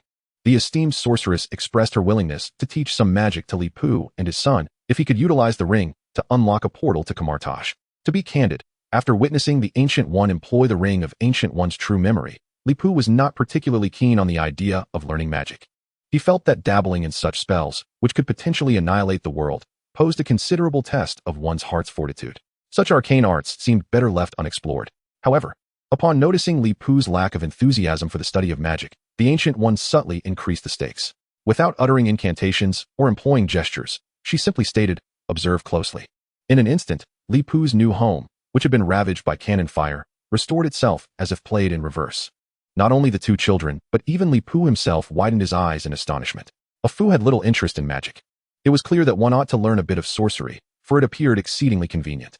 Li Pu resolved that henceforth, magic would become his steadfast ally, for this ally was undeniably appealing. The following midday, Li Pu once again drove his food cart, Little Red, to Wall Street, setting up shop next to the majestic Golden Bull to sell fast food. Iron Fist Daniel arrived as promised, and Li Pu generously prepared a hearty stew for him and his two sons, eschewing any subpar ingredients. Instead of resorting to the stereotypical Americanized Chinese cuisine of General Tso's chicken, offal, and fried noodles, he took advantage of the interval while preparing pancakes to craft 2 large pots of stew in a pressure cooker, even caramelizing the sugar beforehand. Daniel was nearly brought to tears by the meal. After spending over a decade in Kunlun, he had developed a palate for authentic Chinese cuisine, making it difficult to readjust to the bland fare of his homeland. I thought you wouldn't show up, he remarked after swallowing the last morsel of meat, wiping the sweat from his brow with his shirt that had been hiked up over his stomach. Did anyone come looking for you last night? I mean, did anyone disturb your family? Yes, there were some, but they should no longer trouble us, Li Pu replied. Having spent a considerable time in Kunlun, Daniel understood the deeper meanings embedded in the Chinese language. Upon hearing Li Pu's words, he grasped that Li Pu had resolved the issue and preferred not to delve into the specifics. Last night, even Iron Fist had received an unwelcome greeting from the bloody chili. Daniel, with a flurry of punches and kicks, not only subdued those who sought him out, but also elicited a confession. I sincerely apologize for the troubles you have encountered. They stem from me. A childhood acquaintance, believing me to be a fraud, instigated this chaos. He candidly recounted the events. Rest assured, I shall personally confront him shortly to impart the lesson that one must not recklessly resort to violence. For, should he encounter a more formidable adversary, he may find himself in untold peril. He remained oblivious to the fact that the headquarters of the Bloody Chili Gang had been obliterated, mistakenly believing that Li Pu had, like himself, driven off the local ruffians. Over the past 2 days, by instructing Broly and Kaz in martial arts, he had discerned that both children possessed remarkable aptitude for combat. The mere fact that such sons could be raised suggested that their father, Li Pu, was also a man of considerable skill, capable of handling ordinary troubles with ease. Li Pu, having surmised Daniel's general intent, shrugged nonchalantly and remarked, "Since you've articulated your thoughts so clearly, do as you see fit. If you can resolve it, then by all means, do so. If not, feel free to dine here daily. I am in the business of legitimate trade and harbor no fear of visitors. The more, the merrier, as they bring me revenue." Regarding the iron-fisted encounter Daniel had faced, Li Pu possessed only a modicum of sympathy. His perspective was straightforward. If you are willing to tutor my son, I am open to offering you something of equal value in return. This could be a bowl of stewed meat, some monetary compensation, or assistance within reasonable bounds that does not compromise my fundamental interests. Beyond that, I cannot extend further generosity. One cannot expect an ordinary individual earning a modest salary to perpetually empathize with a billionaire. After all, Daniel's father bears the surname Rand, not Li. Thank you. Daniel expressed his gratitude in Mandarin, albeit with a thick accent that rendered it difficult for Li Pu to discern the origin of his martial arts training. After their meal and a brief respite, Li Pu prepared 2 additional servings of pancakes for Daniel to enjoy later that evening. Just then, a Chevrolet, cruising along the main thoroughfare, suddenly veered sharply towards the roadside. With a screech, the vehicle came to an abrupt halt in front of Li Pu's small red car, utterly obstructing any possibility for him to maneuver. 3 individuals emerged from the vehicle. Among them, the driver resembled a financial worker from Wall Street, carrying a handbag and clad in an oversized American suit that ill-fitted his short stature. The other 2, in Li Pu's eyes, were decidedly out of place in such an elite setting. One was a stout figure, slightly shorter than Li Pu, who had grown to a towering height of nearly 2 meters due to the human emperor template. This individual sported a leather apron and wore oversized clothing stained with dubious substances, unmistakably identifying him as a butcher. The other was lean and reeked of a potent, unyielding scent of motor oil, akin to a mechanic who had just completed repairs on a vehicle. However, the honest and diligent workers would never dye their hair green, nor would they adorn their arms with gang tattoos depicting a bloodied gun muzzle. After disembarking, the trio approached Li Pu. The portly butcher, upon noticing little Broly's green hair, burst into laughter, pointing at his slender companion. "Hey, buddy, take a look. Here's a kid with taste just like yours. Could he possibly be one of your little mishaps from that strip club you frequent?" The mechanic, dressed in a way that suggested he was of a more refined craft, responded with a rude gesture. "Nonsense. The last tremor I had was resolved with my own hands." Upon hearing this, the man resembling a Wall Street worker shot a disdainful glance at the mechanic. "I swear, I shall never accept anything from you again, not even water or drinks. Not even a wrench." Chapter 30. The Unique Culture of America. After finishing his banter with his companion, the middle-aged man turned to Li Pu. "Bring me 3 sets, quickly. We're pressed for time," he asserted, his tone leaving no room for dissent. It appeared this fellow often donned a facade of grandeur, which seemed incongruous with his attire reminiscent of a financial laborer. "I am not a purveyor of fodder. You have mistaken the person to seek sustenance from," Li Pu retorted, casting an eye at the trio as he placed the small folding table, recently used for a meal with Daniel and his 2 children, into the vehicle. While he was not one to take offense at mere words against his son, as a protective father, expecting Li Pu to extend any kindness to these individuals was utterly unrealistic. "Is he insulting us?" The green-haired mechanic furrowed his brow, blinking his small, bead-like eyes. And after some contemplation, he finally grasped the situation. The butcher, embodying an almost comically brainless charm, erupted with laughter once more. "Ha ha ha, my friend, I like you. You are quite amusing. However, you've landed yourself in trouble now." His laughter was unrestrained, having offended the gentleman. "You'd best hastily draft a will and procure a pair of lockable iron undergarments. for only then might you preserve your dignity before your demise. Shut up, butcher. The man referred to as the gentleman barked at his companion in frustration, then turned his unfriendly gaze toward Li Pu. At that moment, a convertible Dodge Viper sped past, driven by a voluptuous woman with sunglasses and strikingly prominent lips. Yet, Li Pu was too preoccupied to admire the alluring sight, instinctively pulling little Broly and Kaz behind him. Though both children were capable of defending themselves, a father's instinct to protect his offspring surged forth in the face of danger. With a resounding clang, the sound of metal meeting a bullet erupted, followed by the ominous creaking and tearing of metal. In the next instant, a section of the engine hood, twisted and shredded by the bullet, soared through the air, dramatically embedding itself into the roof of the Chevrolet driven by the bizarre trio. In the recent incident, the Dodge Viper, cruising along the road, came to an abrupt halt as the beautiful driver pressed a button, instantly unlocking the tension springs. The reinforced hood dramatically shot up, shielding against a sniper bullet that had come from an unknown direction. However, the bullet's immense kinetic energy tore the hinges asunder, sending the hood flying away. The moment the gunfire erupted, the gentleman retrieved a magnificently modified handgun, equipped with a rail and scope, from his handbag.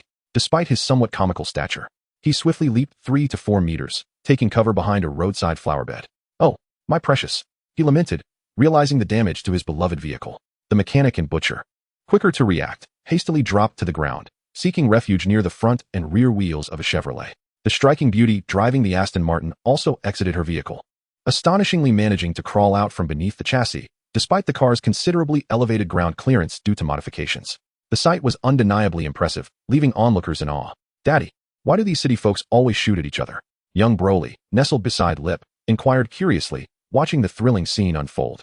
Before Lip could explain that not everyone in the world behaved this way, and that it was merely a tradition of America, little Kaz interjected, "No, it's different." The child grasped Lip's hand, glancing around at the two locales a few blocks away, and then at the 3 men and 1 woman lying on the ground. They must be quite accurate with their shooting, at least more so than those villains Dad put in the car yesterday. However, the one who fired that bullet just now must be even more formidable. He first secured his weapon in a room, then created a simple timed activation device using a dripping bucket. That individual has his own objectives. He is instilling fear, or perhaps crafting a bait. In comparison to young Broly's innate Saiyan combat prowess, Kaz's personal combat strength might not seem as remarkable. Yet, this child was a genetic prototype of the Warhammer world. Though each genetic prototype possesses unique strengths, they are all, without exception, born tactical and strategic geniuses. Akin to a prodigy who can glance at a math problem and provide the final answer effortlessly. Kaz's candid remarks jolted the stunning beauty.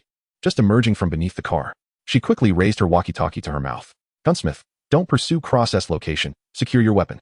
However, before she could finish her sentence, a sudden crash of shattering glass echoed through the walkie-talkie, followed by the sound of something heavy collapsing to the ground. "Shit." Upon hearing the gunfire emanating from the intercom, his complexion turned crimson, the veins on his neck prominently standing out. "Fox, the gunsmith is dead, isn't he?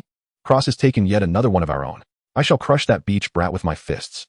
The alluring beauty was referred to as Fox, and she was indeed allied with the peculiar trio that had just been mentioned. "Retreat. Withdraw through the sewer." The gentleman concealed behind the flower bed, unable to withstand the mounting pressure, issued a direct order for retreat as a minor leader. The butcher, hiding behind a wheel hub, inexplicably produced a knife from his person and was about to pry open the nearby manhole cover. However, Fox immediately called out to him, "Do not act recklessly. If Cross was able to anticipate us once, he may very well do so again. There may be traps laid in the sewer." She was quite astute, but alas, her warning came too late, for the butcher had already managed to pry open an opening in the manhole cover with his knife. Bang, bang, bang. 3 gunshots rang out from within the manhole, revealing that it had indeed been preemptively rigged with 3 explosive bullets. The butcher and the mechanic, nearest to the manhole cover, were most unfortunate to fall victim first. The explosive bullets were of a type not commonly seen nowadays, and their impact at such close range was extraordinarily devastating. The deranged butcher's corpulent form did not fully shield him from the onslaught. 3 bullets pierced through the gaps in his ribs, tearing apart his internal organs before exiting on the opposite side, striking the nearby mechanic. In the blink of an eye, the two who had been so vocally brash moments ago met their untimely demise. Chapter 31. A death far from eco-friendly. Oh dear. Leap was momentarily taken aback. He had not anticipated that the explosive bullets would be positioned so near to them. He had unwittingly been running a makeshift lunch business beside such a handcrafted landmine all afternoon. Realizing the gruesome fate that had befallen the 2 men was somewhat inappropriate for younger eyes, he initially considered covering the eyes of young Kaz and young Broly. However, after a moment's thought, Leap abandoned the idea. After all, the children had already witnessed the scene. It was better to embrace than to suppress. Moreover, the two exceptional children needed to learn to navigate the perilous Marvel universe, and acclimating to the sight of bloodshed might not be entirely detrimental. Nevertheless, Leap could not help but feel that these individuals were far less dignified in death than the vampires he had previously dispatched. The vampires vanished in a puff of ash, effortlessly dispersed by a gust of wind. How much more environmentally friendly was such a demise? In contrast, the butcher and the mechanic, slain by the explosive bullets, lay in a gruesome tableau, their blood splattered chaotically, and worse still, they had perished beside the food cart. Was this not a recipe for trouble? Leap resolved to change his vending location the following day, not merely out of superstition, but primarily due to hygiene concerns. Regrettably, he surmised that his plans for the evening stall would likely be thwarted once more. "Fox, do not touch my son." With this thunderous roar, a garbage truck suddenly emerged from around the corner. The driver, clad in a sanitation worker's uniform, skillfully maneuvered the vehicle with just one hand on the steering wheel. In his other hand, he wielded a 5. The resounding crack of 9mm bullets erupted forth, aimed indiscriminately at the stunning beauty, Fox, on the ground, as well as the gentleman concealed behind the flower bed. Even while wielding the submachine gun with a single hand, his marksmanship remained remarkably precise, with not a single bullet wasted. Some rounds grazed perilously close to Lip's food truck, yet the little red vehicle emerged unscathed, its paint untouched. The 5 he held was equipped with a dual magazine feeding mechanism, containing a total of 100 rounds, which he expended entirely within the mere distance of several meters as he maneuvered the refuse truck around the corner. The truck careened onto the sidewalk, and once it came to a complete halt, he had already dashed out through the other door of the driver's cabin. He had discarded the empty 5, now armed with 2 handguns. In the heat of battle, swapping weapons is invariably swifter than reloading magazines. This man was undeniably skilled. What surprised Lip somewhat was that upon witnessing such a sharpshooter, the beautiful Fox exhibited not a trace of fear, but rather a glimmer of delight. She had just utilized the corpse of a mechanic to shield herself from several rounds of 9mm submachine gun fire. Her crimson dress now stained with the blood of her unfortunate shield. At this moment, Fox brandished 2 Glocks, initiating a counteroffensive against the man lurking behind the refuse truck. Indeed, from behind the barrier of the refuse truck, this striking beauty commenced her assault. Furthermore, this was not a mere reaction born from the chaos of gunfire, nor did her weapons harbor any hidden tricks. Her ability to suppress the adversary through the obstruction stemmed from her rather exceptional technique. The bullets she discharged would curve. At the moment she pulled the trigger, a slight flick of her wrist would send the emerging bullets soaring in an arc, circumventing the refuse truck to strike the man concealed behind it. Positioned beside the trunk of her Dodge Viper, she alternated her fire with both handguns, forcing the sharpshooter behind the refuse truck to cower, unable to mount an effective counterattack. "Fox, have the audacity to step away from there," the man bellowed in fury. Lip couldn't help but feel a twinge of sympathy for him, as he sensed a presence within the trunk of the Dodge Viper.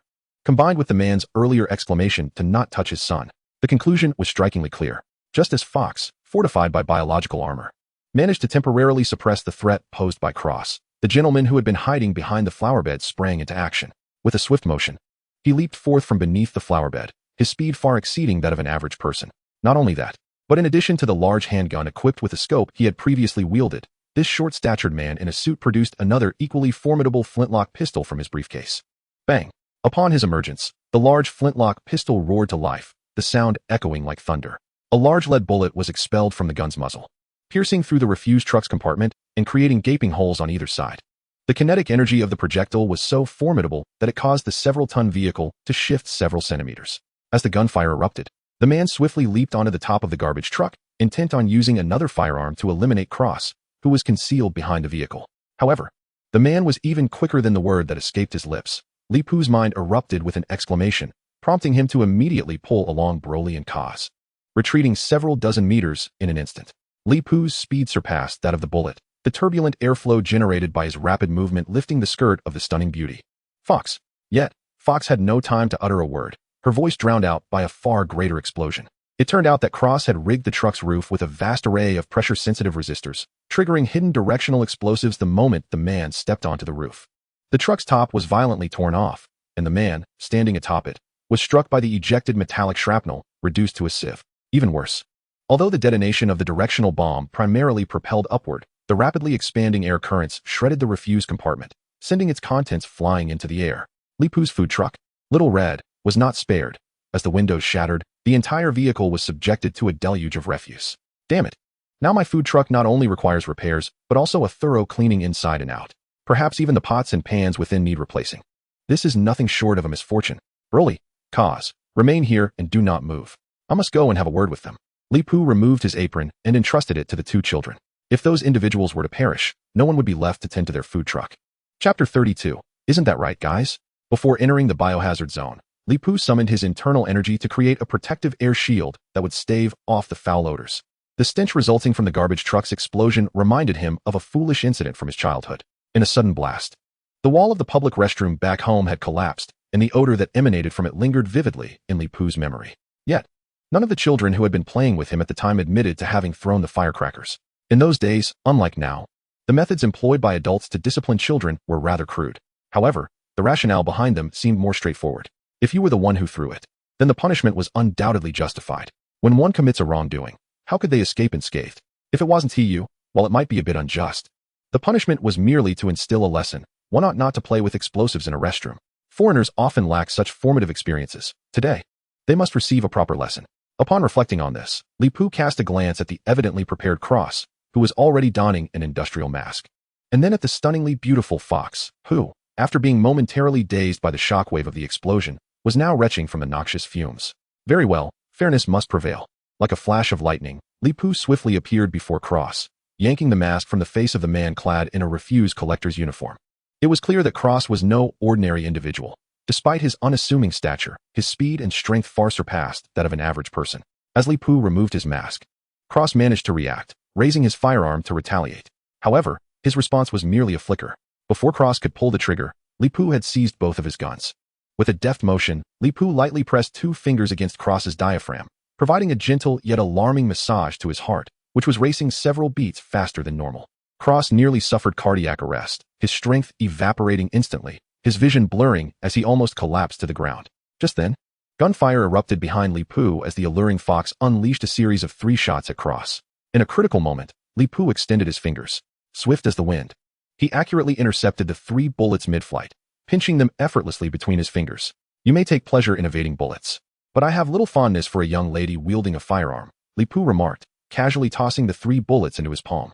With a slight squeeze and a release, 1 bullet transformed into a metallic sphere that clattered to the ground. With a mere flick of his wrist, Li Pu diffused the tense standoff. After all, whether driven by adrenaline or the precision of arc shots, they paled in comparison to his ability to catch bullets barehanded and possess grip strength akin to that of a hydraulic press. Now, while I am still amenable, shall we engage in a proper conversation? It proved that, with the right approach to communication, even the arrogant and obstinate Americans could be easily managed. Without resorting to any forceful measures, Li Pu simply requested them to board his dining car, subsequently welcoming both Fox and Cross aboard. However, at Cross's insistence, the young man who had previously been stashed in the trunk of a Dodge Viper as a hostage was also brought into the vehicle. Following this, regardless of their willingness, they had no means to oppose as Li Pu produced a length of rope braided with sinew from some hidden compartment of the dining car, swiftly binding Fox and Cross to prevent them from turning on each other. The hostage youth, witnessing Li Pu's actions, was immediately overtaken by a look of terror. Hey buddy, I used to be a skilled hunter. Is it not entirely normal to bind one's prey? Li Pu remarked, dismissing the young man with a wave, choosing not to engage with the doe-eyed fellow any further. In fact, Li Pu had initially contemplated loosening the ropes for him, but the look in the young man's eyes irked him. What did he take him for? Thus, Li Pu deliberately overlooked the fact that this individual was bound hand and foot with plastic ties, his mouth sealed with thick adhesive tape. He discarded the 3 of them into a compartment reeking of a nauseating blend of food and refuse, and then Li Pu drove off, picking up his 2 sons who were waiting at the intersection, accelerating away from this place of turmoil. This was Wall Street, after all. A mere stumble by a passerby could potentially trigger a seismic shift in global markets. The recent gunfight had already inundated the New York Police Department's emergency lines with anxious taxpayers concerned about their assets. Fortunately, Li Pu acted with remarkable swiftness. Despite the lengthy discourse preceding the first gunshot, the entire sequence from the initial shot to the activation of the red alert spanned no more than 4 or 5 minutes. Even if a police helicopter were dispatched within 10 minutes, Li Pu would have already navigated several blocks away. Moreover, at this time, smartphones had yet to be invented, and there were no well-meaning citizens documenting the scene on social networks with photographs or geotags. Thus, after Li Pu departed the scene, it would prove challenging to locate him in the immediate future. Even if a search were warranted, 3 lifeless bodies remained at the scene, and any investigation would only lead to others. Li Pu felt no panic. Rather, he was somewhat irked. Subsequently, he busied himself, dragging the 3 individuals, who were on the verge of retching, from the vehicle and gesturing towards his dilapidated food truck in dire need of repairs and thorough cleaning, posing a profound inquiry. Except for the young hostage named Wesley, who displayed a hint of fear. Both Fox and Cross wore expressions of incredulity. Could it be? Initially, they had assumed that Li Pu was a product of some formidable organization, a secret weapon designed specifically to target them, the elite assassins. Yet now, the implication of Li Pu's words suggested that this tall Asian youth, who defied the typical stereotype, was likely just an ordinary passerby. How could it be that these highly trained assassins, capable of influencing international affairs with a mere squeeze of the trigger, were casually abducted by an unremarkable civilian? Moreover, the reason for their abduction was merely to seek compensation for a food truck sullied by refuse? Was there no sense of justice left in the world? Chapter 33. My name is Nick Fury. Food is the foundation of our existence. Wasting food is a crime. I have spoken. Who is in favor, and who is against? Observing the incredulous expressions on the faces of the two assassins, Li Pu did not indulge them, directly inquiring if they dared to oppose him. Fox was undeniably attractive and alluring, but what did that have to do with him? As for Cross, given that Li Pu had no interest in men, one could hardly expect him to extend any courtesy to an older gentleman. Noticing that both individuals simultaneously adjusted their demeanor, showing no inclination to express dissent, Li Pu nodded in satisfaction. It appeared we had reached a consensus. I consider myself quite fair, willing to grant others a chance. As long as you possess a compelling reason to persuade me. Pray tell, why did you choose to engage in combat in broad daylight? In the very heart of the Big Apple? I find myself quite curious about this matter. In my recollection, even the hyenas of the underworld wait until nightfall to clash over their spoils, striving to avoid attracting the attention of onlookers.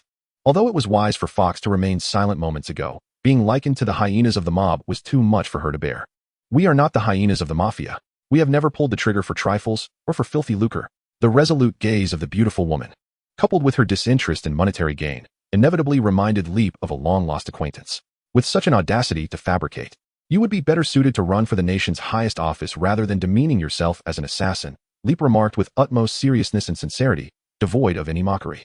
Enraged, Fox spat at Leap, though he effortlessly dodged her attempt.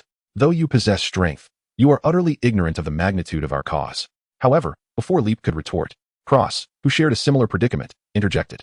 The term greatness may not have been entirely misplaced in the past. Yet now, all that remains of the Brotherhood is greed. Bah! Fox glared furiously at Cross. You traitor, destined for demise. What right do you have to comment on the Brotherhood's actions? Just as every individual possesses their own strengths, so too do they harbor their vulnerabilities. To be branded a traitor struck a deep chord within Cross, prompting him to counter. Are you aware that Sloane accused me of betraying the Brotherhood? It is because I witnessed the loom of fate reveal that name. His declaration of my betrayal was merely a means to obscure the truth. He continued passionately. Moreover, he audaciously altered the list provided by the loom of fate, transforming the Brotherhood into a mercenary organization that kills for profit. You speak nonsense. Perhaps due to their shared predicament, bound tightly by metaphorical ropes. Both Cross and Fox found themselves on edge, leading to a heated argument that ensued for several minutes, each rebutting the other. This, undoubtedly, played to Leap's advantage, allowing him to piece together the narrative with remarkable ease. It became evident that these two extraordinary assassins, clearly trained and endowed with exceptional abilities, were formerly part of a single organization. This organization possessed a relic, claimed to have been passed down for 2 millennia, known as the Loom of Fate. The threads of the loom, when interpreted in binary, occasionally yield letters that form names. These names correspond to individuals marked for assassination by the organization. Despite their differing perspectives, both Cross and Fox staunchly agreed that those revealed by the Loom of Fate must be eliminated, for sparing their lives could lead to catastrophic consequences for the world, unleashing untold malevolence. In addition to this consensus, the divergence between the two lies in Cross's assertion that Sloane, the current leader of the Brotherhood responsible for interpreting the Weaver-S code, has betrayed the organization. The Weaver had revealed the name Sloane, and fearful of death, he began fabricating a list of individuals marked for assassination to gain personal advantage. Conversely, Fox staunchly contends that the name bestowed by the Weaver belongs to Cross, who is the true target that should be eliminated. However, Cross, once the Brotherhood's premier assassin, is adept in long-range sniping, close-quarters combat, and the art of poison, as well as orchestrating accidents. Previous attempts by the Brotherhood to dispatch an assassin against Cross resulted in failure, with each assailant never even laying eyes on him before being effortlessly dispatched.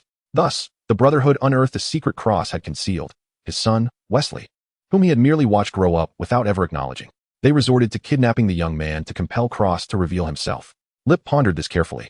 Although the concept of the Weaver seemed intricately linked to the grand notion of fate, sounding rather grandiose, it might, much like that hotel from John Wick, be a mere product of some cinematic universe, now amalgamated into the Marvel cosmos. Yet, unlike his indifference towards the non-fantastical elements of John Wick, Lip found himself genuinely intrigued by the Weaver. Consider the characters within the Marvel realm. Each possesses a unique weapon. Iron Man wields his armored suit. Thor has his hammer and axe. Captain America bears his shield. And even the Hulk's alter ego, Bruce Banner, boasts a pair of extraordinary trousers. Presently, aside from being a naturally gifted Super Saiyan and having two remarkable sons, Lip owned no signature weapon of his own. He felt no pang of inadequacy, truly. Who are you? Those who have been transported at Lip's rapid pace invariably succumb to unconsciousness, save for his two sons. However, unlike the previous bloodied Pepper, this man named Sloan exhibited a markedly superior constitution, awakening after a brief respite upon landing. The elderly African-American, his hair and beard completely white, bore age spots on his face, dressed in a brown suit reminiscent of a British gentleman. Lip felt no remorse in casually mentioning the name of that infamous director of S.H.I.E.L.D. After all, that black-hearted fellow was hardly a paragon of virtue. Moreover, should Sloan harbor suspicions, he could always confront the S.H.I.E.L.D. director directly for verification. If you dare to go, I shall not shy away from acknowledgement.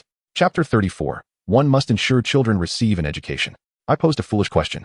When one can effortlessly lift a multi-100-kilogram weaver and soar into the heavens with an adult male, does it truly matter who the opponent is? Reality is not a comic book. Those endowed with superhuman abilities hardly adhere to such nonsensical principles of not killing. Sloan, with a certain elegance, drew his sidearm and casually tossed it to the ground. Let it be as it may, such a death could still hold a semblance of dignity. Lip found himself somewhat admiring Sloan. However, the necessary procedures had to be followed. Otherwise, he wouldn't have gone through the trouble of bringing these individuals from afar. He untied the ropes and straps binding Fox and the Cross father-son duo, then produced 4 plastic chairs, arranging them in a row. Cross deliberately positioned his son, Wesley, in the corner. Turning to Lip, he pleaded, "My son is not involved in this matter. You, too, are a parent. Have mercy on him." Sloan, seated beside him, emitted a derisive snort. How could he possibly be uninvolved? Sloan leaned slightly forward, peering over Cross to address Wesley. "Child, do you often feel your heart racing? You dutifully adhere to your doctor's advice, taking beta blockers, yet to no avail, correct? Your fear of sudden demise renders you overly conscious of your health. You consume crispy sesame bread filled with salmon and vegetables daily, abstaining from smoking and drinking, avoiding indulgences. You even refrain from intimacy with your girlfriend, resulting in her donning numerous metaphorical horns. You are aware of this, and while it incites your anger, your daily intake of anti-anxiety medication stifles your ability to truly feel upset. The reason you require such medication is your overwhelming mental pressure. At times, you observe things that either slow down abruptly or magnify unexpectedly. Perhaps due to a racial endowment, Sloan's speech flowed with remarkable speed and agility. Cross could hardly interject as Sloan continued to elaborate to Wesley. Moreover, what he articulated held a kernel of truth, as the beleaguered-looking Wesley nodded frequently in agreement. Sloan. Cross glared furiously at the elderly black man beside him, yet refrained from physical confrontation. "Oh, you needn't concern yourselves with me. If a scuffle is inevitable, I wouldn't mind," Lip remarked, crossing his arms with an air of indifference. Sloan had no qualms about this. The old man merely shot a provocative glance at Cross. "Really? Are you certain?" The Assassin Brotherhood possessed a plethora of common skills, yet each individual had their unique talents based on personal aptitude. In unarmed close combat, Cross might not be a match for Sloan, the elderly gentleman. Noticing Cross's silence, Sloan continued addressing Wesley. "You are not ill at all. Those symptoms are manifestations of your gift. Your heart race is not due to an affliction, but because it is capable of such rapid beats. Unlike ordinary individuals, theoretically, your heart can sustain a rhythm of around 400 beats per minute. If an average person's heart rate reached such a number, they would have long since perished. Your frequent feelings of anxiety and mild fatigue stem from your adrenal glands secreting hormones at a far greater rate than normal. Your blood brims with adrenaline. And aside from allowing your body to absorb it, you must engage in activities to expend that energy to attain a semblance of normalcy. In truth, with your physical prowess, you could easily surpass a multitude of athletes and secure several gold medals at the Olympics. This talent originates from your father. Such matters ought to have been disclosed to you by him. Yet, he chose to conceal everything instead. A torrent of information surged into Wesley's mind, momentarily overwhelming him, prompting him to mutter, "My father? Talent?" Sloan's objective was achieved, as a triumphant expression adorned his face. Lip observed the elderly man, recognizing the depths of his malevolence.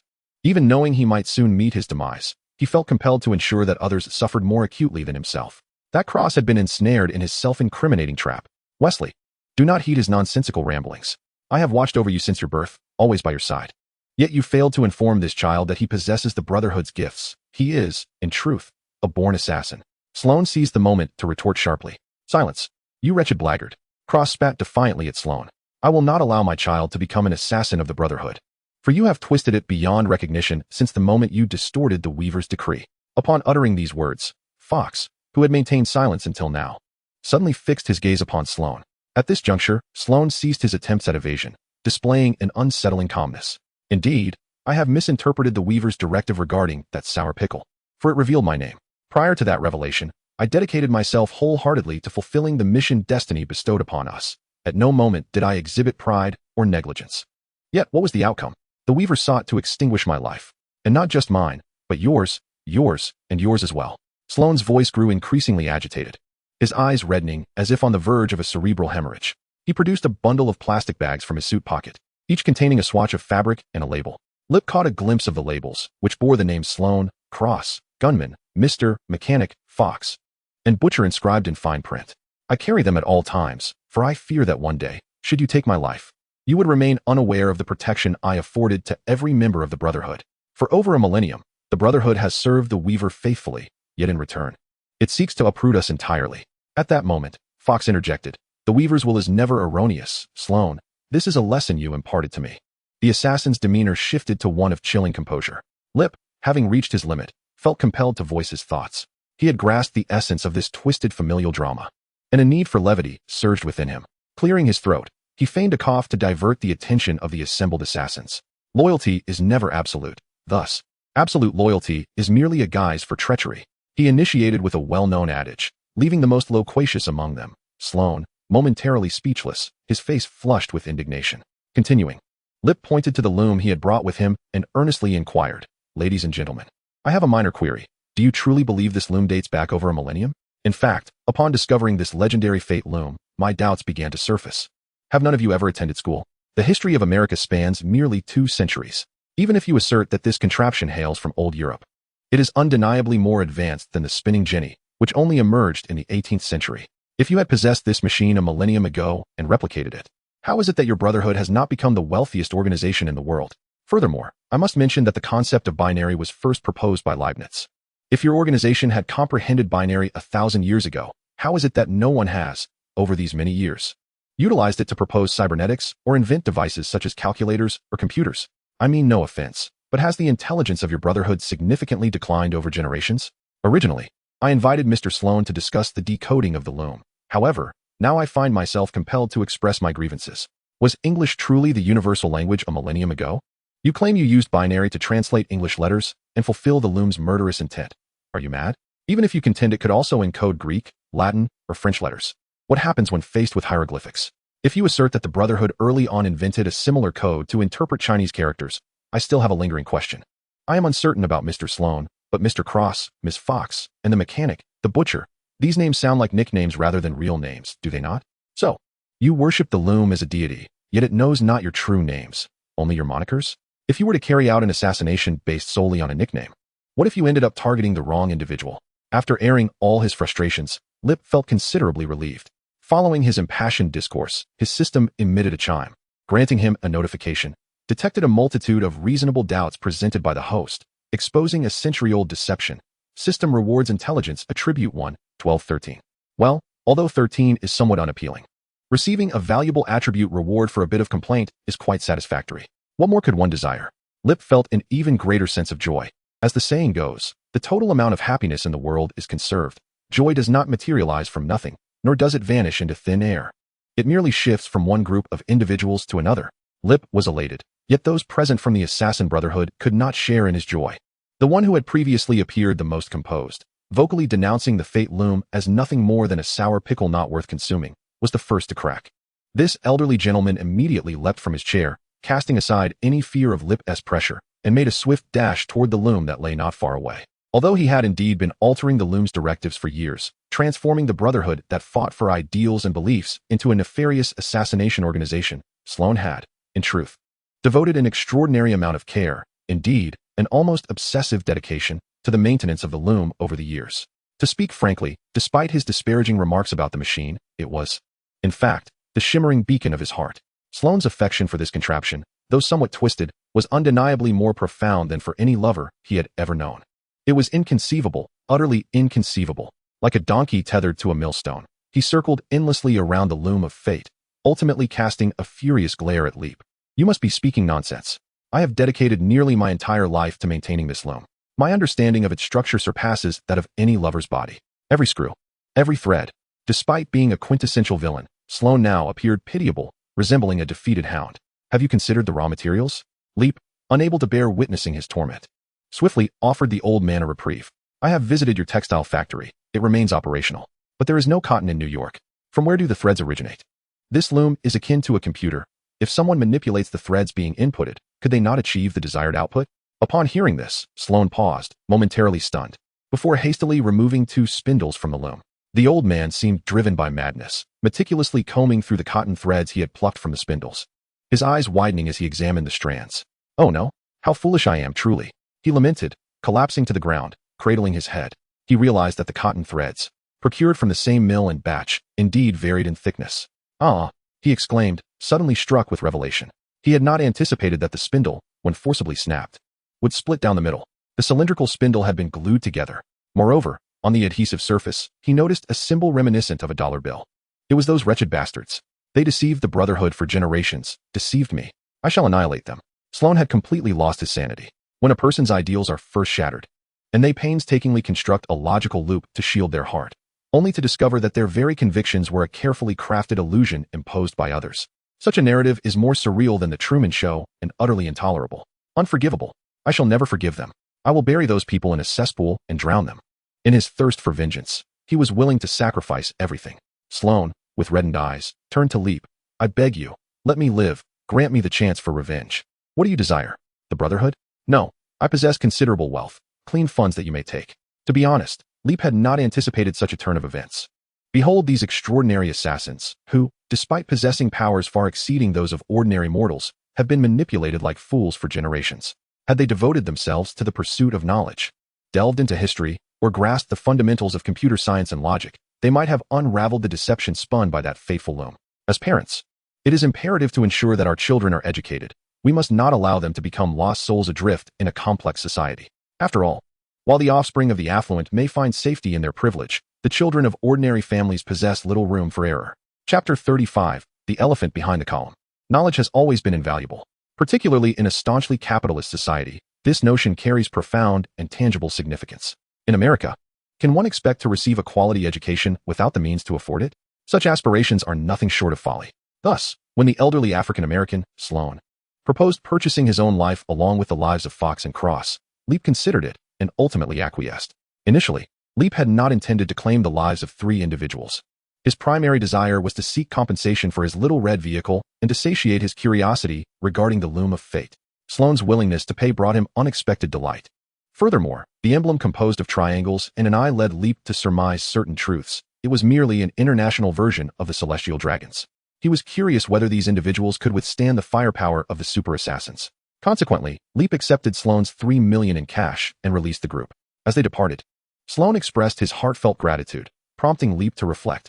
One must encourage children to pursue education. Otherwise, not only will they be compelled to offer financial remuneration, but they will also find themselves in the position of giving thanks to others.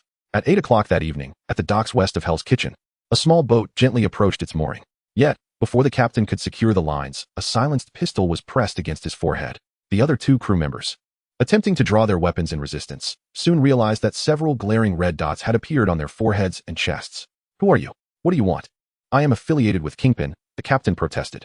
However, the man holding the gun interrupted his bluster with cold efficiency. Felipe, aged 55, arrived in America over 30 years ago as a refugee from Cuba and settled in Hell's Kitchen 20 years prior. I am aware of your employment with Kingpin, and I understand that your primary role involves disposing of bodies for him. Now, let us discuss matters of which I am unaware. Who is responsible for eliminating the retired Special Agent Supervisor, William Roslin, and his trusted subordinate, who were hiding in Hell's Kitchen? As far as I know, Roslin and Kingpin had no direct conflict of interest. In fact, there existed potential for collaboration. Kingpin had no reason to eliminate him. So why would he instruct you to take the body out to sea and dispose of it discreetly? Do not attempt to argue. For our salvage team is diligently at work at sea, and soon the corpse will be recovered. Despite the shocking intelligence revealed by the opposing party, Felipe remained defiantly resolute. What nonsense are you spouting? I know nothing. However, the subsequent actions of the other party left him perplexed. The individual merely nodded in acknowledgement, uttered a phrase of understanding, and then departed the dock with his entourage. Beep, beep, Beep. Phil Coulson retrieved the encrypted phone issued by S.H.I.E.L.D.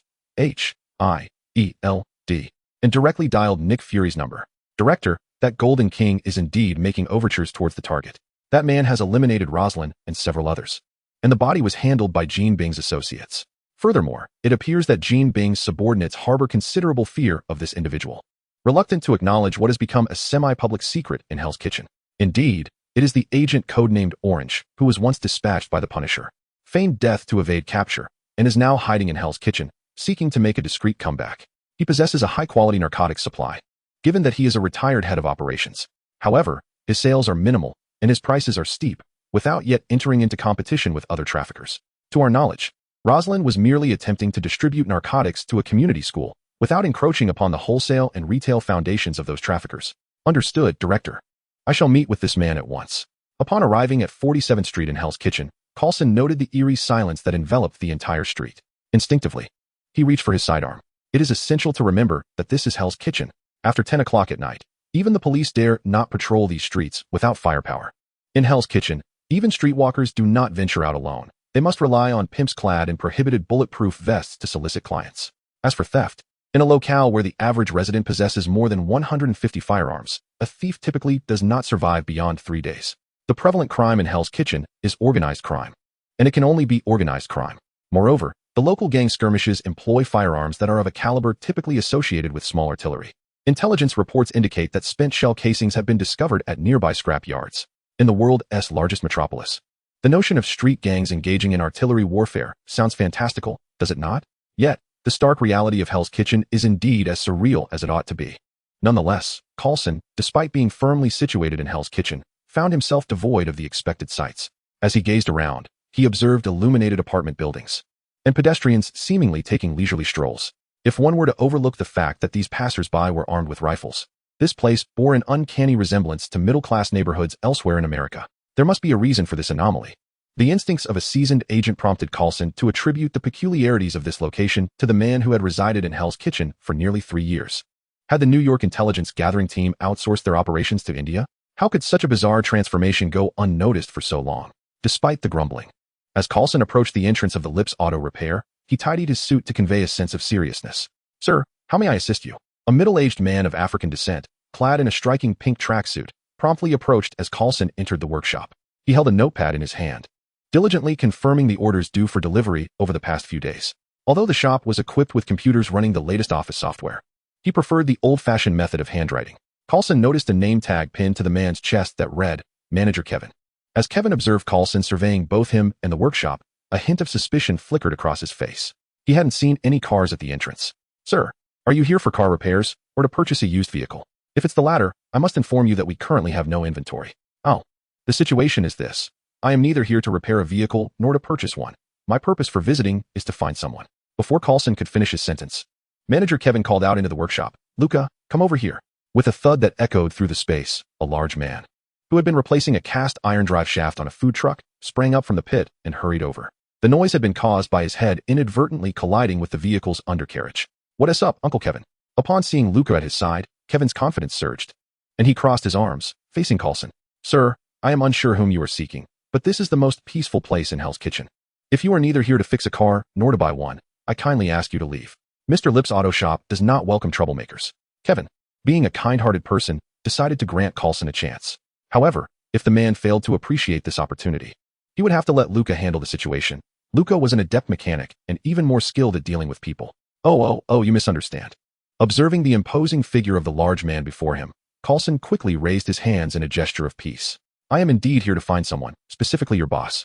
Mr. Lip. Chapter 36. A mechanic who doesn't wish to run a fast food joint is not a good principle. Had I known you were a federal agent, I would have assumed you were just another real estate agent, Kevin remarked, surprised. Real estate agents? You're more concerned about them than federal agents? Kevin stared at Coulson as though he were a fool, giving the esteemed S.H.I.E.L.D. Level 8 agent an exaggerated eye roll. It's just federal agents. It's not like they're the IRS. What is so intimidating about that? Yet, being worldly wise, Kevin refrained from voicing his true thoughts aloud and instead inquired, do you have any other business? If not, I kindly ask you to leave. We are about to close. Coulson quickly replied, no, I have urgent matters. We are investigating a murder and we need to speak with your boss. A murder?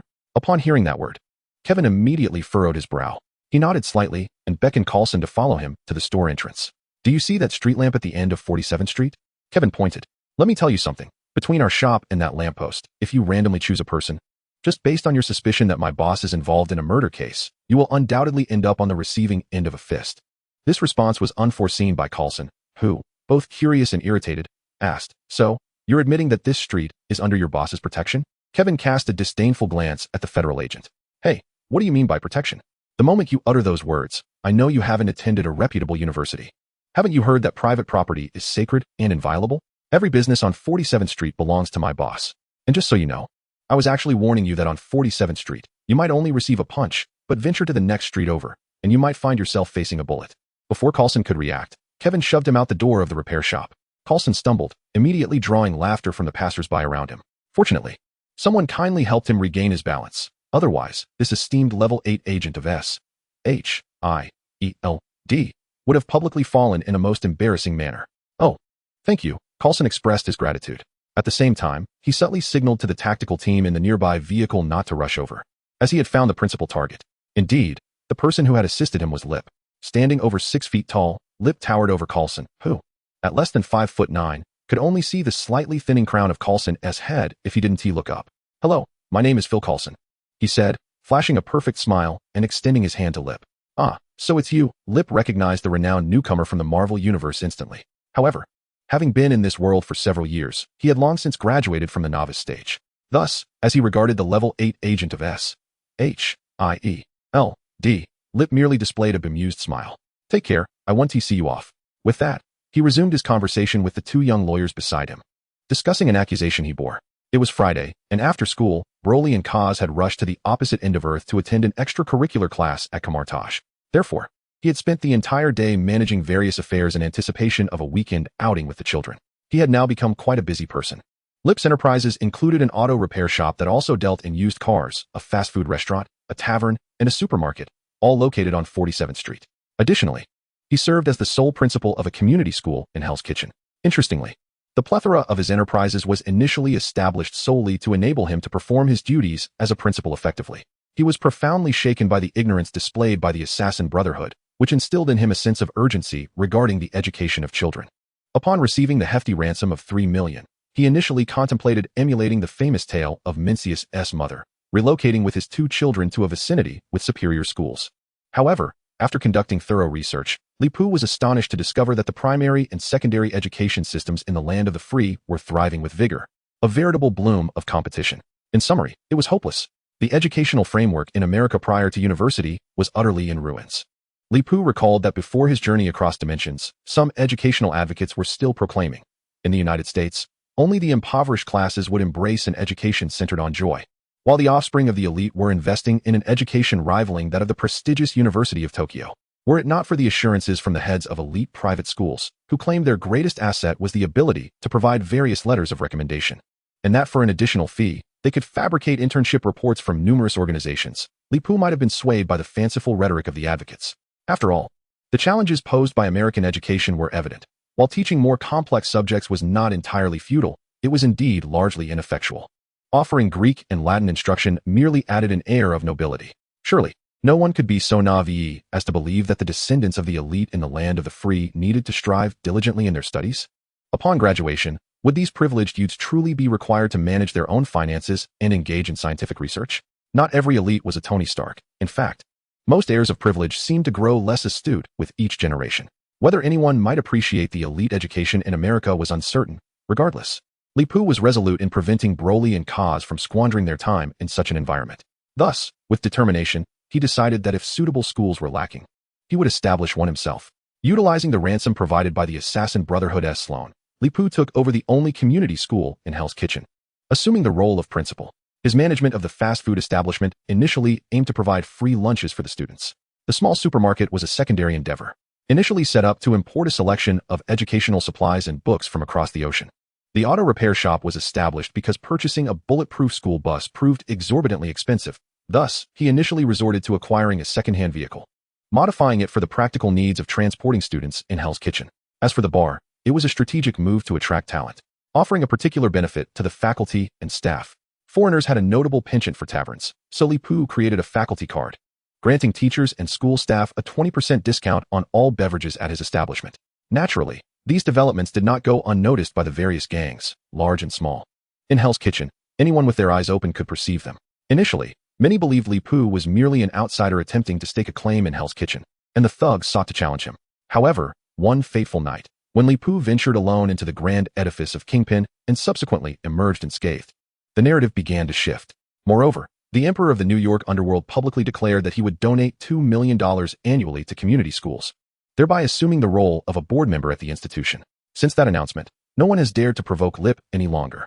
Presently, all the gang leaders in Hell's Kitchen have tacitly acknowledged that 47th Street falls under Lip's protection, although Lip remains an enigma. With only a handful of subordinates and no engagement in the illicit trades typically associated with organized crime, the brutal environment of Hell's Kitchen has taught them to maintain a respectful distance from matters they do not fully understand.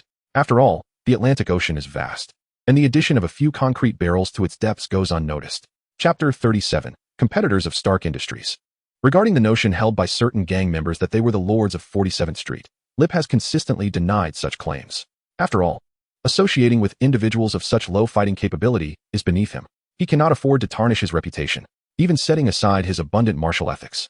The caliber of individuals Lip interacts with far surpasses that of those so-called gang leaders. For instance, today he sought legal counsel due to a letter from Stark Industries' legal department. He wondered aloud to those inept individuals who among them had the audacity to provoke the legal arm of Stark Industries. Rest assured, Lip, I have examined past patent application records, and if we proceed to court, we have an 80% chance of victory, a portly lawyer stated, checking his list of evidence as he walked. Upon hearing this, Lip felt a flicker of doubt. Fuggy, what about the remaining 20%? Are we really at risk of losing the case? This concern stemmed from the fact that Stark's legal department is among the finest in the nation, with their legal director having previously served as the Attorney General. The Attorney General is a member of the President's cabinet and is the only highest executive officer not referred to as a secretary. His formal title is the United States Attorney General, and he concurrently serves as the Chief Prosecutor of the United States.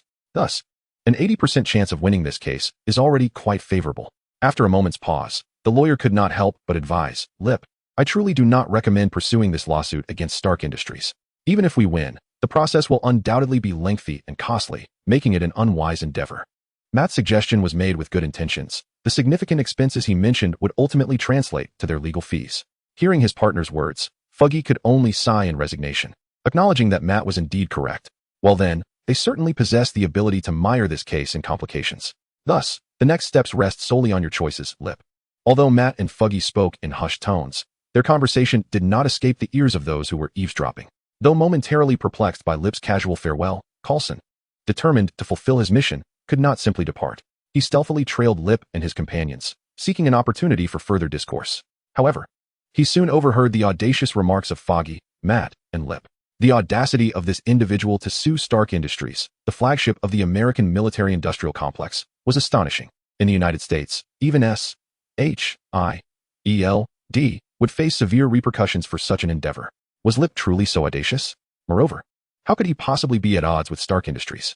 The intelligence accumulated by S.H.I.E.L.D. had not indicated that this man was an arms dealer. A swift inquiry is warranted, Coulson whispered, issuing directives to his logistics team through the earpiece concealed within his ear. His commands, though softly spoken, did not escape the attention of Lip and the blind lawyer, Matt. Observing Matt's slight tilt of his head, it was evident to Lip that the daredevil was brazenly pilfering S.H.I.E.L.D.'s internal secrets. Indeed, this was the case. Although the earpiece utilized bone conduction, the subtle sounds it emitted were still discernible to Matt's extraordinary hearing. A report was dispatched to the supervisor. Target Lip had received a legal notice today from Stark's legal department, alleging that a product he sold infringed upon Stark's patent. This product, a foot mat, contained a plastic plate embedded with a minuscule amount of explosive material. According to information previously submitted to the patent office by the target, the explosives were sourced from a retailer known for toy firecrackers. The product was advertised to be placed at the threshold of one's home, designed to emit a sound akin to that of a small caliber firearm when an intruder stepped upon it. Safety tests had confirmed that the explosion's impact, debris, and heat would not harm the user or anyone stepping on it. Stark Industries sought to prosecute Lip at the behest of Obadiah Stane, who mandated action against any product that could potentially threaten their dominance in home defense. Good heavens, if this 30-foot mat gained traction, it could easily deter thieves and burglars at minimal cost, who would then opt for our company S100,000 titanium alloy safety chambers, 50,000 security doors, or Stark's non-lethal home defense devices averaging around 10,000. Thus, it was imperative for the legal department to resolve this predicament. If they could not eliminate the issue, then they must eradicate the troublemaker responsible for it. As an 8th level agent, he was acutely aware of the relationship between Stark Industries and S.H.I.E.L.D. Old Man Stark was a co-founder of S.H.I.E.L.D., and his successor, Tony Stark, was a prodigious genius, rivaling his father in intellect, if not surpassing him. Under Tony Stark's leadership, bolstered by his innovative weaponry, Stark Industries had become the largest military contractor in the United States. Yet, apart from inventing and socializing with Hollywood starlets, Tony Stark rarely engaged in the day-to-day management of Stark Industries. The formidable figure at the helm is none other than the individual known as Obadiah. Abad is a quintessential businessman, characterized by his domineering nature and insatiable greed. After achieving near invincibility in the defense sector, he now sets his sights on the civilian defense market. For a mere $30 mat, this man audaciously proclaims the need to address troublemakers. Is such a statement appropriate? Certainly not. Is this the sort of rhetoric befitting an entrepreneur? As Coulson's expression turned somewhat grim, Matt, who had been listening intently to the logistics team's dialogue with him, also began to exhibit a subtly altered demeanor. Matt's ability to remind himself of these matters pleased Lip, affirming that he had made the right choice in seeking counsel from the Neil Murdoch law firm. The cost was modest, yet the service was exceptionally proficient. Thank you, Matt. I appreciate your insights. However, Lip gently patted the shoulder of his ally, the Night Demon. Some matters cannot simply be evaded. They must be confronted. Engaging with Stark Industries was not my intention either. That safety mat was actually conceived by my son Kaz. He believes this invention is both affordable and stylish, perfectly suited for the average individual. As a father, I will wholeheartedly support my son in his endeavors, regardless of their nature. Chapter 38. This young lady's punch is indeed quite powerful.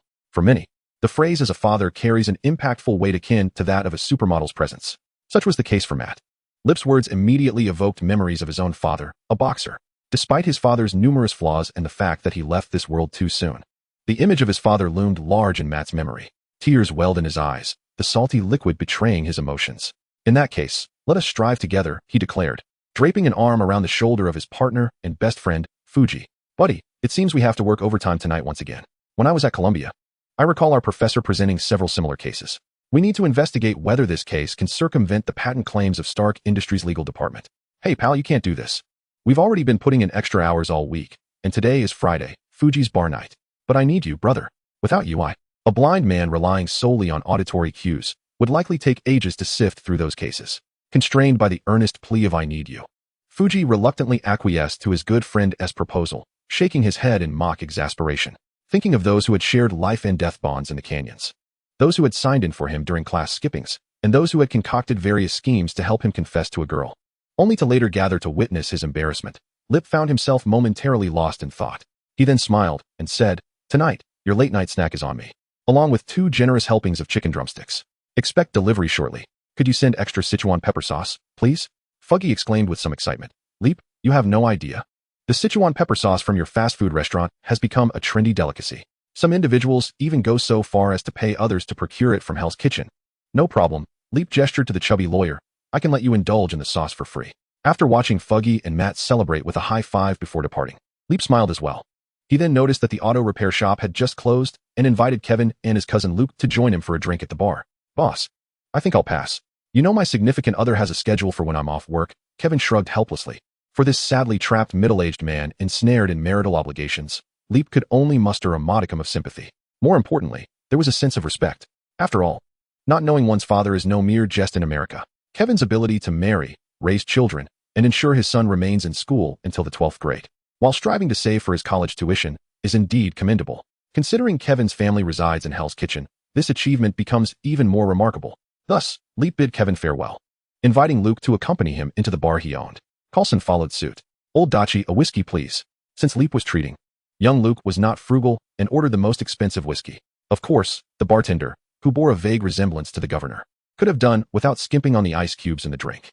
"Hey, old Dachi, do you really need to be so stingy?" Luke muttered with dissatisfaction. The newcomer had no say in the matter. Old Dachi cast a glance at Luke. He had no intention of indulging this young man who always mooched off his boss. As he spoke, he also prepared a special drink for Leap, a calorie-laden milkshake. "Leap, to be honest, if we weren't acquainted, I would ask you for your driver's license every time you came to the bar to verify your age." Leap paid no mind to old Dachi's words. knowing well that the old man was candid to a fault. A veteran, old Dachi had served during the golden age of the Lighthouse Nation, where most soldiers came from respectable backgrounds. He had once been in a special forces unit, rising from private to sergeant major and eventually to major, extending his service until his 40s. With his rank, even post-retirement, old Dachi could have lived comfortably on a generous pension. However, out of a desire to support comrades who had been injured and lacked federal assistance, he invested his retirement savings into opening a tavern. Unfortunately, fate did not favor his endeavors. Though a skilled fighter, old Dachi struggled in business. Moreover, his tavern's location in Hell's Kitchen made for dismal sales. By the time Leap encountered him, Dachi's bar was on the brink of bankruptcy. He had meticulously prepared his belongings, eager to reunite with a few old comrades and embark on the battlefield as a mercenary to earn his living. Having heard his tale, Lip invested in the tavern, enabling old Dachi to remain and manage it. With Lip's innovative milk teas and zesty lemonade concoctions, the tavern transformed from a mere evening establishment to a bustling locale frequented by patrons throughout the day. It is rather amusing that this rugged old man, who might as well have tough guy engraved on his forehead, ultimately capitulated to the wickedness of capitalism. Moreover, Lip had remarked, "You toiled yourself to the brink of exhaustion, nearly sacrificing yourself just to assist a comrade. However, if you continue to operate in this fashion, expanding the tavern into multiple franchises, you might just find yourself in a position to vie for a congressional seat, a Senate position, or even the governorship."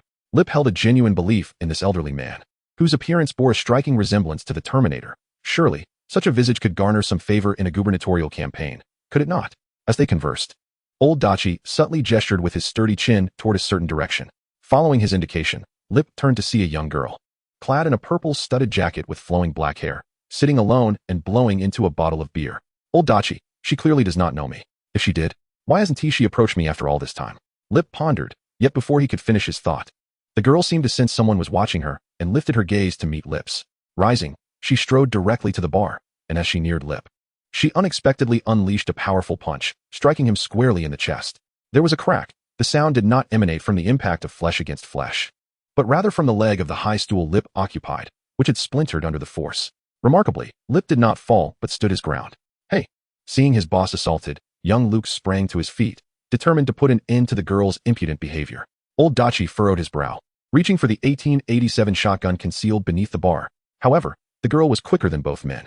Realizing her punch had not harmed Lip, incredulity flickered in her eyes, and she instinctively began to treat Lip's chest as a punching bag, unleashing a flurry of blows. Thud, thud, thud, thud. In the blink of an eye, she had delivered a dozen punches, her speed rivaling that of a champion boxer. As for the force behind her strikes, it felt as if her hands might fracture from the effort. Finally, she lifted her leg to aim a kick at Lip's lower regions, while simultaneously throwing a punch toward his face. Yet, before her fists and feet could reach their target, Lip's fingers had already made contact with her forehead. Snap! Accompanied by the sharp crack of a skull, the girl momentarily paused before collapsing backward onto the ground. Simultaneously, Li Pu turned his gaze toward the astonished patrons of the tavern, focusing particularly on a man clad in a deep purple suit. A cruel smile crept across Li Pu's face. The girl's punch was indeed formidable. Chapter 39. The Detrimental Effects of Island Nation Cinema on Health. After being unexpectedly struck in the chest by the petite girl, Li Pu finally recalled that she seemed to be a superhero. Strong, fond of alcohol, and rather attractive. Though regrettably suited for takeoff and landing, her name was, yes, Jessica Jones. The mere thought of her name conjured memories of another individual, the orchestrator of the series of misfortunes that befell Jessica Jones in her adulthood. The name was too long for Li Pu to remember precisely, but he recalled that this individual was a perverse man fond of wearing purple clothing. This villain possessed the dreadful ability to control others through hormones secreted by his own body. Moreover, he exploited his powers to compel her into committing heinous acts. Like a serial killer who relishes revisiting crime scenes, this purple-clad man particularly enjoyed manipulating Jessica to engage in nefarious deeds. Thus, Li Pu swiftly located the purple man, whose presence was utterly repugnant, although he initially concealed himself well. Witnessing Li Pu withstand Jessica's relentless punches without injury and subsequently rendering her unconscious with a single blow caused his demeanor to shift dramatically. His fade crumbled, and he attempted to exert his hormonal control over Li Pu and the other patrons of the tavern. Unfortunately for him, such hormonal manipulation was utterly insignificant against someone endowed with the emperor of mankind's talent. Moreover, Li Pu's physical attributes had surpassed 200, ensuring that any hormones entering his body would be rendered ineffective. Among those present, only the purple man remained oblivious, convinced he held dominion over all, though, aside from Li Pu, the other tavern-goers were indeed under the influence of his hormones. However, this circumstance ultimately simplified matters for Li Pu. Before the man could boast or engage in any other antics, Li Pu was already at his side. Open your mouth. I have a treat for you. Though Li Pu lacked control over hormones, he wielded psychokinetic power. He tightened his grip around the purple man's neck, lifting the pervert off the ground. The man struggled to breathe, gasping for air as he widened his mouth in a desperate attempt to draw in more oxygen. Meanwhile, Li Pu extended his hand, generously feeding him an entire energy orb. Different individuals warrant different treatments. A few days ago, he eliminated an audacious drug dealer who dared to distribute narcotics at the community school under his jurisdiction. To serve as a grim reminder to others in Hell's Kitchen, he left the man intact, subsequently enlisting the help of a parent to encase the body in cement before casting it into the sea. However, regarding this new purple individual, Li Pu had no intention of granting him the same mercy. The sight of that agent, Coulson, had stirred faint recollections of an anime commentary he once viewed.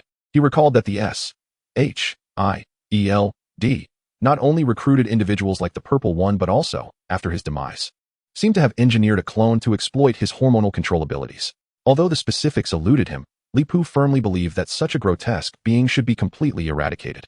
After all, as long as this creature existed, it would remain a blight, polluting the air with its very presence. Thus, Li Pu offered him a key blast, vaporizing the man entirely, leaving no trace behind.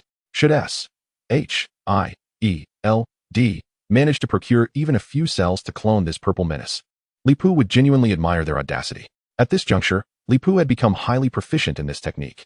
The vaporization had only affected the physical form of the purple individual, while his clothing remained intact. As the patrons were still ensnared in the throes of hormonal manipulation, the tavern felt as though time had momentarily frozen. Li Pu took the opportunity to sift through the remnants of the purple man's belongings and discovered a flip phone. In this day and age, phones lacked security features. Upon opening it, he was greeted by a cache of messages. Driven by curiosity, he perused the stored texts and stumbled upon a particularly revealing message. Track down that nouveau riche named Li Pu and teach him a lesson, reminding him to keep his greedy hands off what isn't his. Should he dare refuse, eliminate him. The funds have already been transferred to your account. Having read this message, Li Pu was nearly certain that this purple individual was a hired enforcer from Stark Industries' legal department. What do you mean shouldn't he covet? How dare you? He muttered under his breath. He resolved to deliver the phone, along with some late-night snacks, to the Neil Murdoch law firm, entrusting Matt and Foggy to devise a plan to extract further advantage from Stark Industries. Just as Li Pu indulged in these thoughts, the effects of the purple man's hormonal control finally waned, and the patrons of the bar returned to their senses. What is happening? Jessica exclaimed as she clambered to her feet, astonished by her hands, swollen and resembling bear paws. Witnessing this, Li Pu nodded in satisfaction. The recent strike had been perfectly calibrated, sufficiently disorienting without inflicting harm. This indicated that his mastery over his strength had significantly improved, a benefit derived from his regular training sessions with Little Broly. As Li Pu approached the bar, clutching a bundle of the purple suit and trousers, old Darji kindly inquired, "Is everything all right?" "Rest assured, the trouble has been resolved," Li Pu replied, waving his hand to reassure the elderly man. He requested a bag to contain the suit. Due to their acquaintance spanning 2 or 3 years, old Daki had a fair understanding of Li Pu's peculiar talents. With Li Pu having made his statement, old Daki felt a sense of relief wash over him. "Boss, old Daki, what are you discussing?" inquired the perplexed young Luke, scratching his head in confusion. The old bartender shot a glance at the young man, then took a paper bag meant for beverages and milk tea, assisting Li Pu in tidying away the purple-clad attire.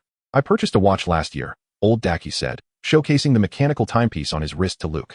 "Did you not notice anything unusual in the past minute or two?" "Huh." Luke's eyes widened as the realization dawned upon him. He instinctively reached behind him. "Perhaps you ought to watch fewer of those simplistic films from the islands. Indulging in them excessively can diminish your intellect and be detrimental to your health." "Hey, boss, what do you take me for?" Luke replied, thumping his chest emphatically. "And my physique is definitely robust." Li Pu stuffed the mobile phone into the bag containing the purple clothing and tossed it to him. "Enough chatter. Go to Mei's fast food restaurant and fetch 2 portions of supper, and make sure to grab extra packets of Sichuan pepper sauce. Then, deliver this bag along with the supper to Fuji and Matt's office. Just tell them someone attempted to play dirty with me, and as a result..."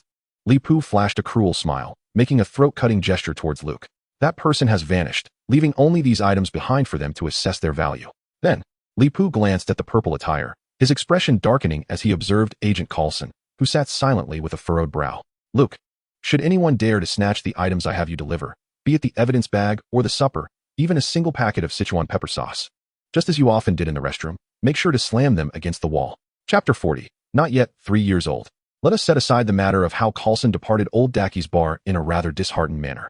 On this Friday evening, Li Pu acquired a new female secretary. recruiting Jessica Jones, who claimed to be homeless, as his employee. This was not merely a matter of attraction. The true reason was that he had a plethora of tasks to organize that night, and he felt a tad inclined to take it easy. Hiring a secretary to assist him was a wise decision. The following morning, he intended to journey to Alaska with little Broly and Kaz, necessitating air travel. Compared to utilizing his spatial manipulation abilities, flying was both slow and cumbersome. However, the significance of the plane being crafted by father and son together rendered the experience entirely different. As Li Pu matured, the innate talents of the genetic entities began to manifest increasingly, leading him to believe that the rumors might indeed hold some truth. It was said that the genetic entities, having been abducted in their youth by 4 petty vendors and subsequently dispersed across various planets, were influenced by both subspace and the distinct environmental conditions of those worlds, resulting in a chaotic manifestation of their originally predetermined abilities. For instance, the genetically designed war machine, Keely Man, became accustomed to being surrounded by a multitude of bodyguards. Angron, who was destined to become a paragon of intellect, has instead been reduced to a mindless fighter, controlled by the butcher's will. Mortarion possesses a physique that rivals even that of Vulcan. He was intended to serve as the steadfast rock of the Empire, akin to Rogel Dorn. Yet he ultimately evolved into a despondent fatalist, easily engulfed by feelings of inadequacy. Rogel Dorn, on the other hand, was supposed to leverage his ability to mitigate psychic influences, becoming the pivotal figure who could guide his brothers through the arduous phase of merging with the essence of the warp. Instead, this progenitor developed an extraordinarily caustic tongue, capable of offending rather than comforting, with his words often leading to more harm than solace. Meanwhile, little Kaz, raised under the guidance of Leap, has been shielded from detrimental external influences, allowing him to exhibit traits that starkly contrast with the monikers of Night Lords and Midnight Shadows. At the very least, Kaz seldom stays awake late into the night. Not only has he never enjoyed burning the midnight oil, but he also harbors a penchant for brief midday naps. Moreover, Kaz does not align with the portrayal of introversion typical in the Warhammer 40,000 universe. Though he may speak sparingly, he possesses a knack for delivering unexpectedly profound insights. He appreciates order, and his interests naturally extend into the realm of mechanical engineering. Leap now harbors a hypothesis. The Emperor's decision to endow Kaz with an exceptional psychic foresight within the progenitor class was likely not intended for him to make judgments about monumental future events. Take, for instance, the 6th and 7th generation machines invented by the household of his mother, due to the partial differential equations involved in aerodynamics. There are typically no general solutions, and often even the equations are derived from empirical experience. Thus, the most effective approach currently is to conduct wind tunnel simulations, repeatedly testing to discover the most suitable aircraft design. If Kaz's psychic foresight were employed, even if it could not single-handedly replace wind tunnel predictions, it could at least facilitate a binary judgment regarding the likelihood of experimental success prior to wind tunnel testing. In this light, psychic foresight emerges as a conceptual superhuman ability that could significantly reduce both the costs and time associated with research and development. Leap has every reason to suspect that if everything had unfolded as the Emperor envisioned, and if little Kaz had not been misled, humanity's empire could have produced a super genius far surpassing the mechanical sage, Dorical. In such a scenario, the human empire within the Warhammer universe would undoubtedly have extricated itself from the predicament of relying heavily on archaeological discoveries for technological innovation. Reflecting on this, Leap cannot help but marvel at the thought. The mere imagination of such a scene is undeniably enchanting. However, the notion of beauty is destined to remain foreign to the Warhammer 40,000 universe. Fortunately, he finds himself in the realm of Marvel, as he observes himself alongside the 2 children, with Kaz as the primary force and himself and Broly assisting, after more than 2 months of leisure. The prototype of the Stormbird he meticulously crafted, utilizing 2 second-hand star engines and materials gathered from an auto repair shop, was pushed out of the hangar, and Leap hears a series of demonic whispers in his ears. Go, hurry, we're taking off. Hooray, hooray. His 2 sons, mirroring his own eagerness, were all aflame with anticipation. Only Jessica, who was struggling to push 2 large shopping carts laden with an array of luggage, maintenance tools, and parts, felt a twinge of apprehension. The young woman contemplated whether to concoct an excuse to extricate herself from this seemingly perilous journey. Just moments ago, the private airport personnel responsible for towing the Stormbird from its hangar had expressed doubts about the aircraft's ability to take flight. Yet, Li Pu appeared utterly unconcerned as he casually signed a liability waiver for the aircraft, which weighed over 350 pounds. Boss, are you certain this thing can fly? Jessica inquired, her trepidation evident. Young Kaz, dismissing her concerns with a wave of his hand, reassured her, you must trust in science, with the power of 2-star engines. This small plane can achieve the first cosmic velocity. Due to his upbringing, Kaz, now over 2 years old, stood at a height of 1.8 meters. While he had surpassed his elder brother Broly by a fraction, This stature fell short of the typical genetic norm. Both he and Broly had only just arrived from Kamartaj, having attended an extracurricular class taught by Master Gu Yi before teleporting directly to the airport. Li Pu had neglected to inform Jessica that both Broly and Kaz were, in fact, his sons. Consequently, Jessica assumed the black-haired, somewhat youthful yet refined Kaz was merely a civilian scientist, while she viewed her employer, Li Pu, as a gullible investor easily swayed. "Hey, science kid, you should refrain from boasting," Jessica said, shaking her fist at Kaz. "My boss's money is not so easily deceived. Why would I deceive my dad?" Kaz tilted his head in confusion, gazing at the seemingly dim-witted older sister. Dad. Oh, Jessica, I forgot to introduce them." Li Pu interjected, gesturing to his secretary. "These are my sons, Broly and Kaz. One is 6, and the other is nearly 3. The introduction sent Jessica's mind into a complete shutdown. She questioned whether she had just heard English correctly. Height of 1, 8 meters, and not even 3 years old. Before Jessica could fully process her second shock of the day, Li Pu urged them onward. Hurry, board the Stormbird. My hands have long been itching for action. We have several thousand miles to cover. Let us aim to reach Alaska for lunch before noon." Chapter 41, The Great Monster General and the Little Monster Corporal. With a series of rapid bursts, the 2-star engines roared to life, and the Stormbird prototype began its taxi on the runway. Its propeller engine featured a rotational capability, providing a diagonal thrust. Thus, despite lacking the exaggerated flaps typical of off-road aircraft, the Stormbird glided a mere 7 or 8 meters before successfully taking to the skies. Due to the advanced application for a flight path to air traffic control, this Stormbird was allocated a route that took it from New York State, through the Great Lakes region, Ontario, Manitoba, Saskatchewan, Alberta, and ultimately into Alaska. "Oh, Dad, it's about time for Kaz and me to take over." After waiting impatiently for over an hour, young Broly could no longer restrain himself and reminded his father, Leap, that it was time for a change of pilots. "You dare." In the rear cabin, Jessica clutched the netting on the walls tightly, nearly shouting herself hoarse. Possessing extraordinary leaping abilities, she could jump dozens of meters. But they were currently flying at an altitude of 8 or 9,000 meters. A fall from such heights would be devastating.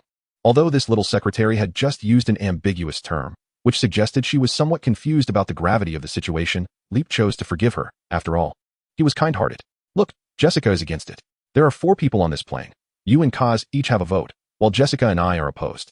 It's a deadlock at 2-2, and thus no decision can be reached," Leap earnestly explained to Broly. However, if he weren't gripping the controls with such fervor, as if he had not yet had his fill of this toy, his persuasive power might have increased slightly.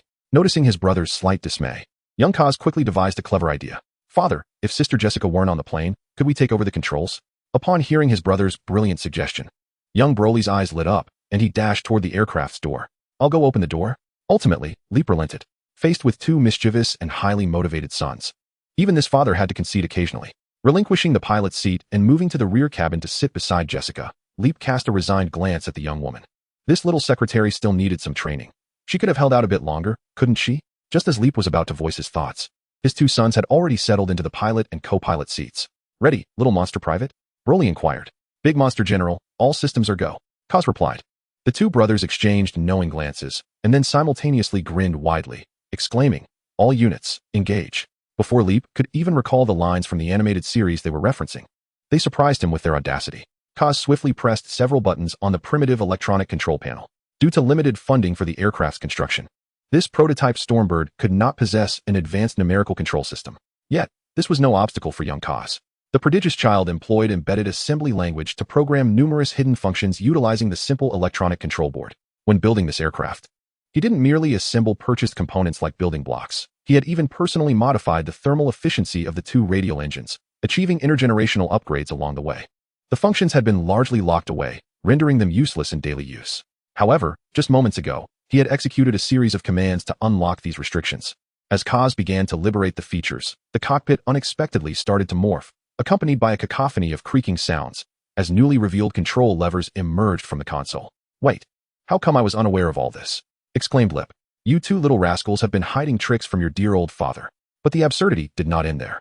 Kaz, seemingly drawing from some unknown source of knowledge, produced a small incense burner from his pocket, inserted 3 sticks of incense, and began to murmur a silent prayer. This unexpected maneuver left young Broly, seated at the controls, utterly bewildered.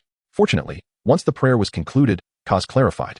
"I utilized a secret recipe for Sichuan pepper sauce and exchanged it for a prayer ritual with Old Wong in Kamartaj. It is said to soothe even machinery. After all, we have only simulated this on a computer. We've never conducted a practical test." This is merely an additional precaution. Broly readily accepted his brother's explanation, nodding in agreement. After a brief pause, partly to allow the prayer to take effect, and partly to ensure the machinery was sufficiently warmed up, Broly cautiously engaged the newly extended levers. Despite his efforts to maintain a gentle touch, the Stormbird, already flying at a speed of 700 knots, shuddered violently as it surged forward with a thunderous roar. The speedometer on the control panel promptly soared off the charts as the aircraft's velocity rocketed beyond Mach 1, surpassing 1224 knots.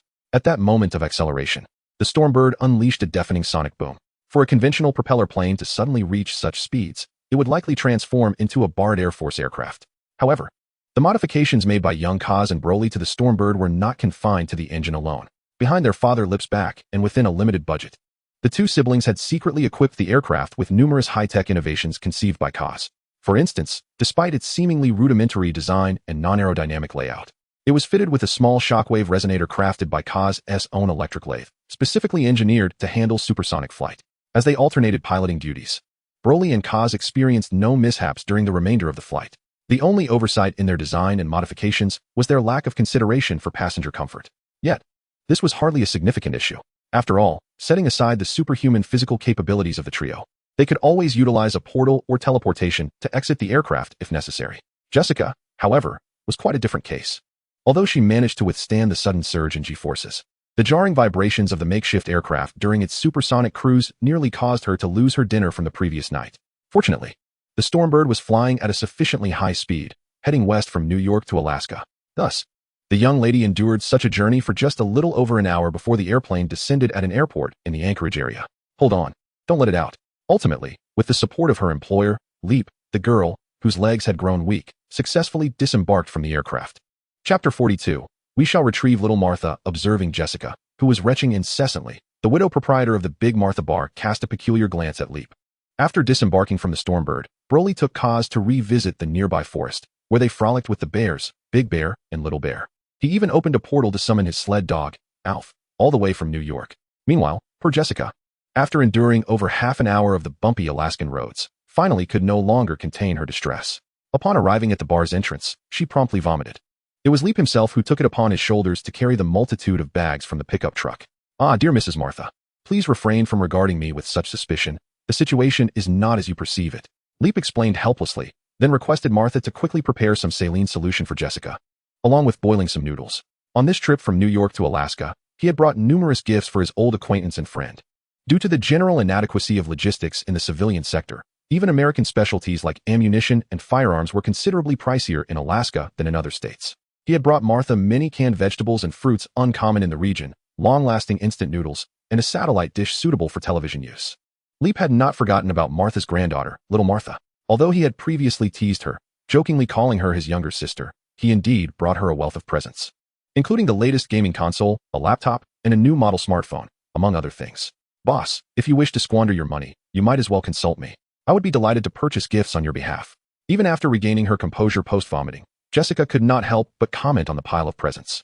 Leap, though he grasped each word she uttered, was left perplexed as to their meaning when strung together.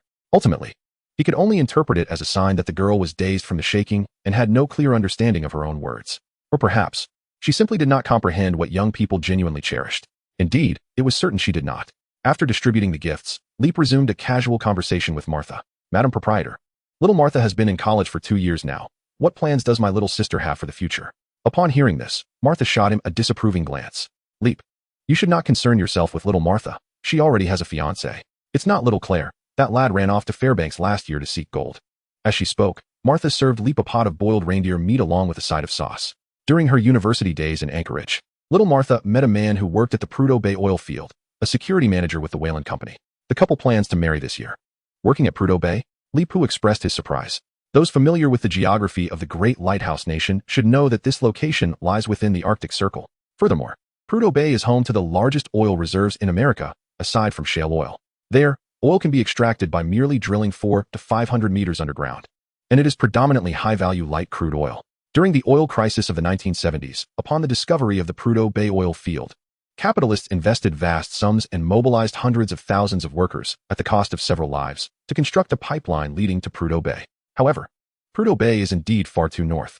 The probability of workers encountering a polar bear each year is, to be frank, higher than that of seeing a new colleague. Thus, despite the lucrative salaries, few in Alaska are inclined to marry workers from the Prudhoe Bay oil field. Sensing Li Pu's confusion, Martha explained that the young man was assigned by Wayland and would rotate out in about a year and a half. By then, little Martha would have graduated, and they planned to embark on a new life in another city together. Where has little Martha gone now? Their university must be on break, Li Pu inquired. She left for Dead Horse Town 4 days ago, where she arranged to meet Lisa, who was driving a truck to Prudhoe Bay to deliver bear-proof cages. They planned to travel along the Dalton Highway together. Once Lisa arrived and unloaded the cargo, which would take most of the day, little Martha would have time to meet her fiancé. Li Pu thought to himself, I see. However, he suddenly realized a troubling issue. Even if there were complications with the unloading, extending it to a day, little Martha should have been home by now. Yet, it was already past lunchtime, and the girl had not yet returned. Not everyone possesses the audacity of little Broly or little Kaz, who can casually regard black bears and grizzlies as mere Alaskan hamsters. Moreover, after dark in Alaska, the dangers are not limited to just black bears and grizzlies. Should a sudden snowstorm or torrential rain occur, remaining outdoors could lead not only to disorientation but also to frostbite or even death. In fact, if Li Pu could contemplate such issues, how could Martha, a native born and bred in the region, fail to do the same? At that moment, Li Pu also noticed that Martha had placed a clock on the bar counter. The television was broadcasting local news, and even a radio was tuned to the channel favored by Alaskan truck drivers, the Driver's Friend channel, which promptly reported any accidents or incidents along the Dalton Highway. Sensing these anomalies, Li Pu refrained from making any more lighthearted remarks and quietly began to eat the pot of boiled reindeer meat. Just as he finished, the bar's phone rang unexpectedly. Li Pu observed that the bar owner, Martha, hesitated for half a second before picking up the receiver. Hello? Upon hearing the information conveyed to her, Martha was rendered momentarily speechless, her microphone slipping from her grasp and falling to the ground, causing the plump widow to tumble as well. Fortunately, Leap appeared at her side instantaneously, steadying her arm while seeking clarity on the situation. Chapter 43.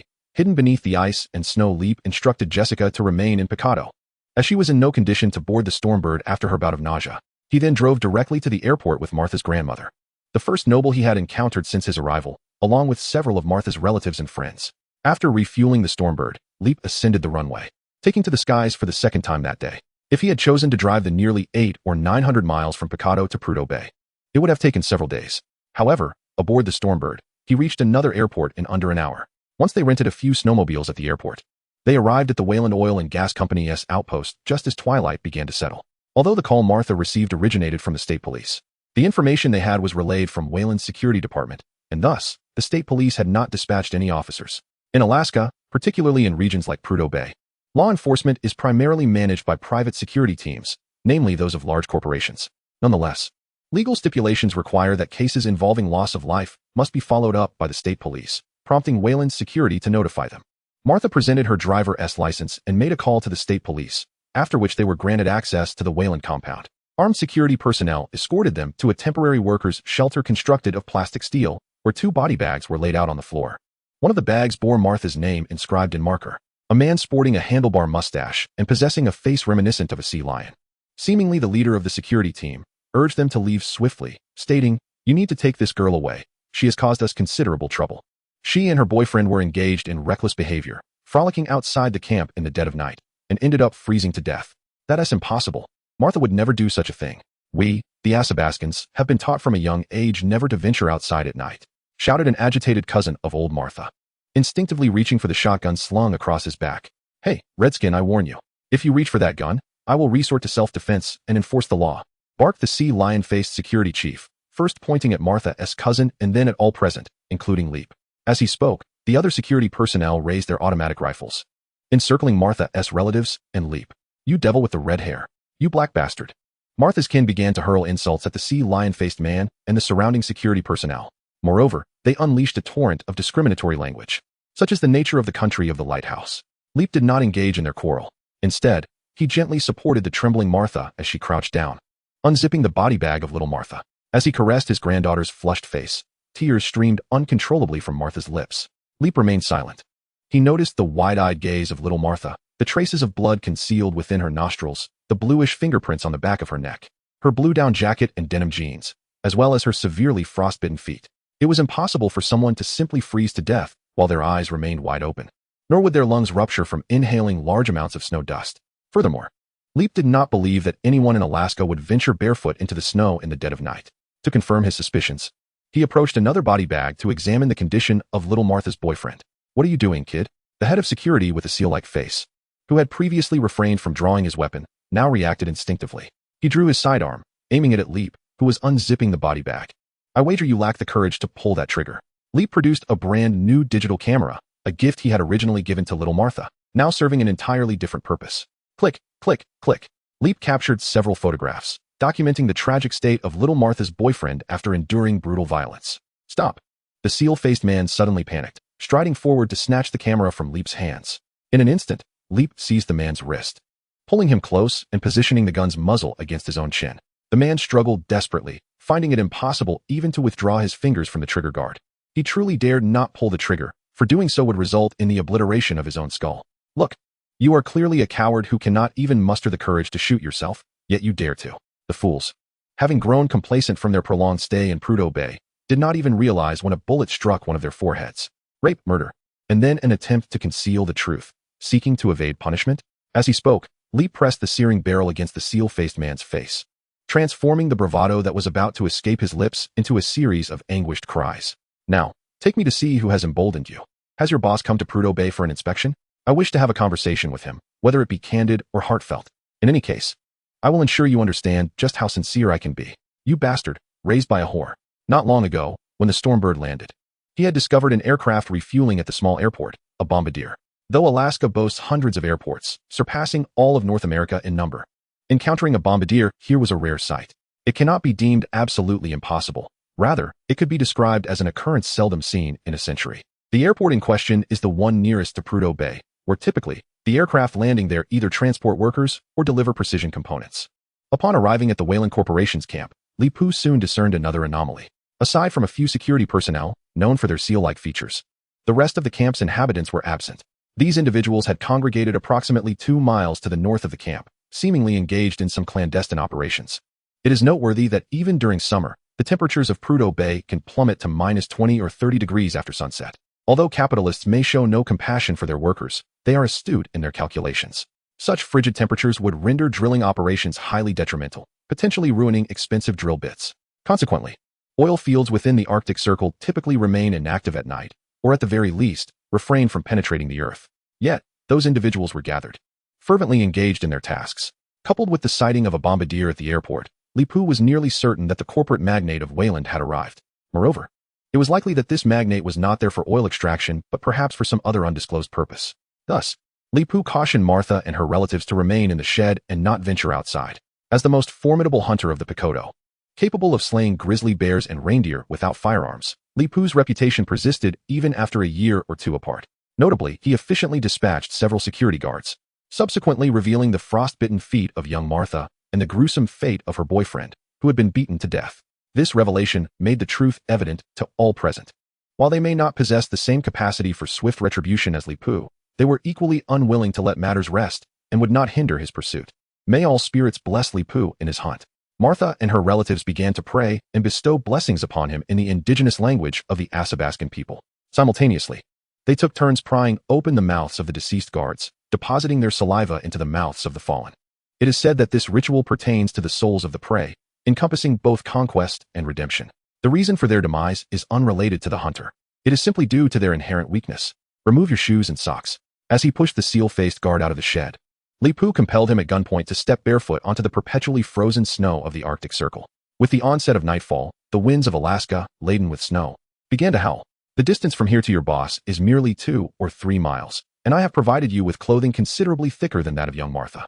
If you can manage to run there barefoot, I assure you I shall refrain from shooting your filthy heart and lungs. This was likely the final act you committed against young Martha last night, was it not? Now, it is your turn, scoundrel. As the final word run escaped his lips, Li Pu raised his hand and fired a shot, the bullet tearing away a chunk of flesh from the ear of the unfortunate man. Li Pu was a man of his word. When he vowed not to shoot in a fit of anger, he would undoubtedly adjust his aim a few centimeters higher before pulling the trigger. Chapter 44. This wretched little sphere will inevitably meet its doom without me. The starting gun had already fired. How could one hope to succeed without exerting oneself in a sprint? Under the dual pressures of pain and terror, the head of security from the Wayland Company, bearing a face reminiscent of a sea dog, found himself propelled into a frantic run. He cursed his parents for not giving him 2 more legs. 100 meters, 200 meters, 300 meters. The pain in his ears had subsided, and similarly, his feet began to lose sensation. As the Arctic winds commenced their mournful howling, coarse snow dust swirled around him, striking his face and invading his nostrils. The very snow dust capable of stifling a Kenworth engine soon pierced his alveoli, causing his nostrils to bleed. Dressed in a thick down jacket, he managed to persevere a bit longer, unlike little Martha from the previous night, who had collapsed after running just a few hundred meters. He could hardly fathom how his group had, just the night before, traversed a mile through the storm on snowmobiles. Yet today, that demonic man was calmly trailing behind him. Not too far, not too close, unwaveringly persistent. Bang. 1 step, 2 steps, 3 steps. 20 minutes later, he finally glimpsed the lights of the construction site, where his superior, Mr. Weiland, awaited him. He was also aware that the site boasted the finest security team from Weiland Company, comprised of members even including retired special forces from the SEALs and Delta Force. However, just as the flickering flame of hope reignited within him, fate intervened with a powerful grip around his neck. Li Pu seized him by the throat. In an instant, he experienced the sensation of being catapulted into the air, soaring far from the construction site illuminated by high-pressure sodium lights. The ascent was swift, and as his eyes fluttered open and shut, he could no longer reach for his head. For when Li Pu had intentionally hurled him towards a towering humanoid creature, the beast's blade swiftly severed his head. Bang! The creature evaded the falling body, allowing it to crash into a working construction winch, where it became lodged in the machine's large bearing. With a jarring sound, the winch, which had been smoothly releasing several steel cables, shuddered as the bearing became stuck. One steel cable snapped under uneven tension, flying outwards, forcing 2 nearby towering humanoid beings, currently cloaked in optical invisibility, to hastily evade. Chopping Wave, what are you doing? Captain Celtic, it's not me. This human was flung from afar by some unseen force. Captain, the trial maze has been activated. We must commence the hunt. Scar, I am the captain. Do not presume to advise me. However, you are correct. Let us proceed with the trial first and enter the maze. The 3 towering humanoid beings were not human, but rather extraterrestrial entities known as predators. Though their technological advancements surpassed that of contemporary humanity, their entire civilization was founded upon the pursuit of hunting. The reason these 3 predators ventured to Earth was that they had reached the age of 100. They were compelled to complete an ancient ritual, successfully hunting a perilous creature before they could proclaim their adulthood to their entire clan. Only those predators who had proven their prowess could revel in their achievements, while those unable to demonstrate their genetic superiority were destined to a life of solitude. Thus, even upon sensing anomalies nearby, the 3 hunters, driven by the prospects of their future happiness and clan honor, eagerly entered a subterranean lair, having endured a century of yearning. Their strength was formidable. Had they been human, the force of their strike would have certainly fractured a wrist. Standing atop a temporary construction shelter, Li Pu observed as the 3 predators filed into a tunnel inclined at roughly 30 degrees, and he couldn't help but reflect on the events that had transpired. Not long ago, he had dispatched a group of despicable security personnel who had violated and murdered young Martha, leaving only their leader to face a brutal battle for survival on the icy plains. His intent was twofold: to exact a severe punishment upon the beast, and to ensure that this individual would not escape alive. Moreover, Martha's grandmother had once aided Li Pu, and he could even assert that he had watched Martha grow up. Even for an ordinary neighbor, witnessing a tragedy akin to Martha's would elicit outrage at the perpetrator's inhumanity. Having acquired a degree of power, Li Pu felt compelled to act. To remain idle in such circumstances would surely warp his psyche. Of course, his intention to force the beast to flee barefoot across the icy expanse was not solely for catharsis, but for other motives as well. The individuals he had slain were employees of Wayland Corporation, who could simply vanish without repercussions, whereas Martha and her relatives could not. In Prudhoe Bay, Wayland's private security effectively operated as law enforcement, a stipulation of the laws of the land of the lighthouse. Failing to resolve the situation properly would undoubtedly lead to dire consequences for Martha and her kin. Thus, Li Pu sought to engage in earnest dialogue with Mr. Wayland while the latter was present. He had always been confident in his persuasive abilities, as he prided himself on being both amiable and reasonable. However, as he neared the construction site, he was suddenly astonished to perceive that the presence of humans was vanishing one after another from the ground. Moreover, he sensed 3 distinct, unusual presences emanating from the site, entities that were decidedly non-human. In response, Li Pu resorted to a rather unconventional tactic, utilizing the grotesque visage of the beast as a projectile, hurling it toward the construction area. Due to Li Pu's ability to lock onto the opponent's aura, the adversary's optical camouflage proved inconsequential, as he managed to strike down 3 formidable predators. Although their appearances were imperceptible to the naked eye, he surveyed the surrounding ice and snow, then glanced at the predators and the subterranean entrance previously used by the Wayland Corporation personnel, which led him to surmise that something lurked below. Moreover, recalling the film, he remembered that despite the limited appearances of aliens, the underground structure housed a significant number of alien eggs. The thought of facehuggers emerging from within, or some reckless individual contemplating tampering with these entities, filled him with a sense of foreboding. This little orb of chaos would inevitably meet its demise without me. Li Pu lamented. Nevertheless, he steeled himself and followed the three predators into the dark tunnel. Chapter 45. A meeting of galactic leaders. As Li Pu glided through the tunnel, consumed with concern for the small orb, a pair of eyes watched him from above. Through a recently acquired remote sensing satellite, Nick Fury, the director of SHIELD, scrutinized the Wayland construction site at Prudhoe Bay.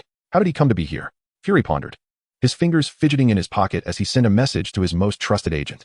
Coulson, investigate Li Pu's whereabouts and report back to me shortly. The reason for the delayed report was that he had a more urgent and significant matter at hand. Nick Fury, representing all of humanity, was engaged in a high-stakes diplomatic endeavor. He brushed off imaginary dust from his leather coat before descending from the Quinjet, accompanied by Level 10 Agent Natasha and Level 9 Agent Maria Hill.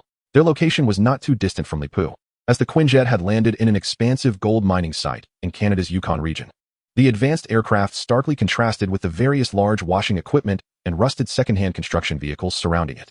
However, compared to another aircraft in the area, SHIELD's sophisticated Quinjet seemed somewhat outdated.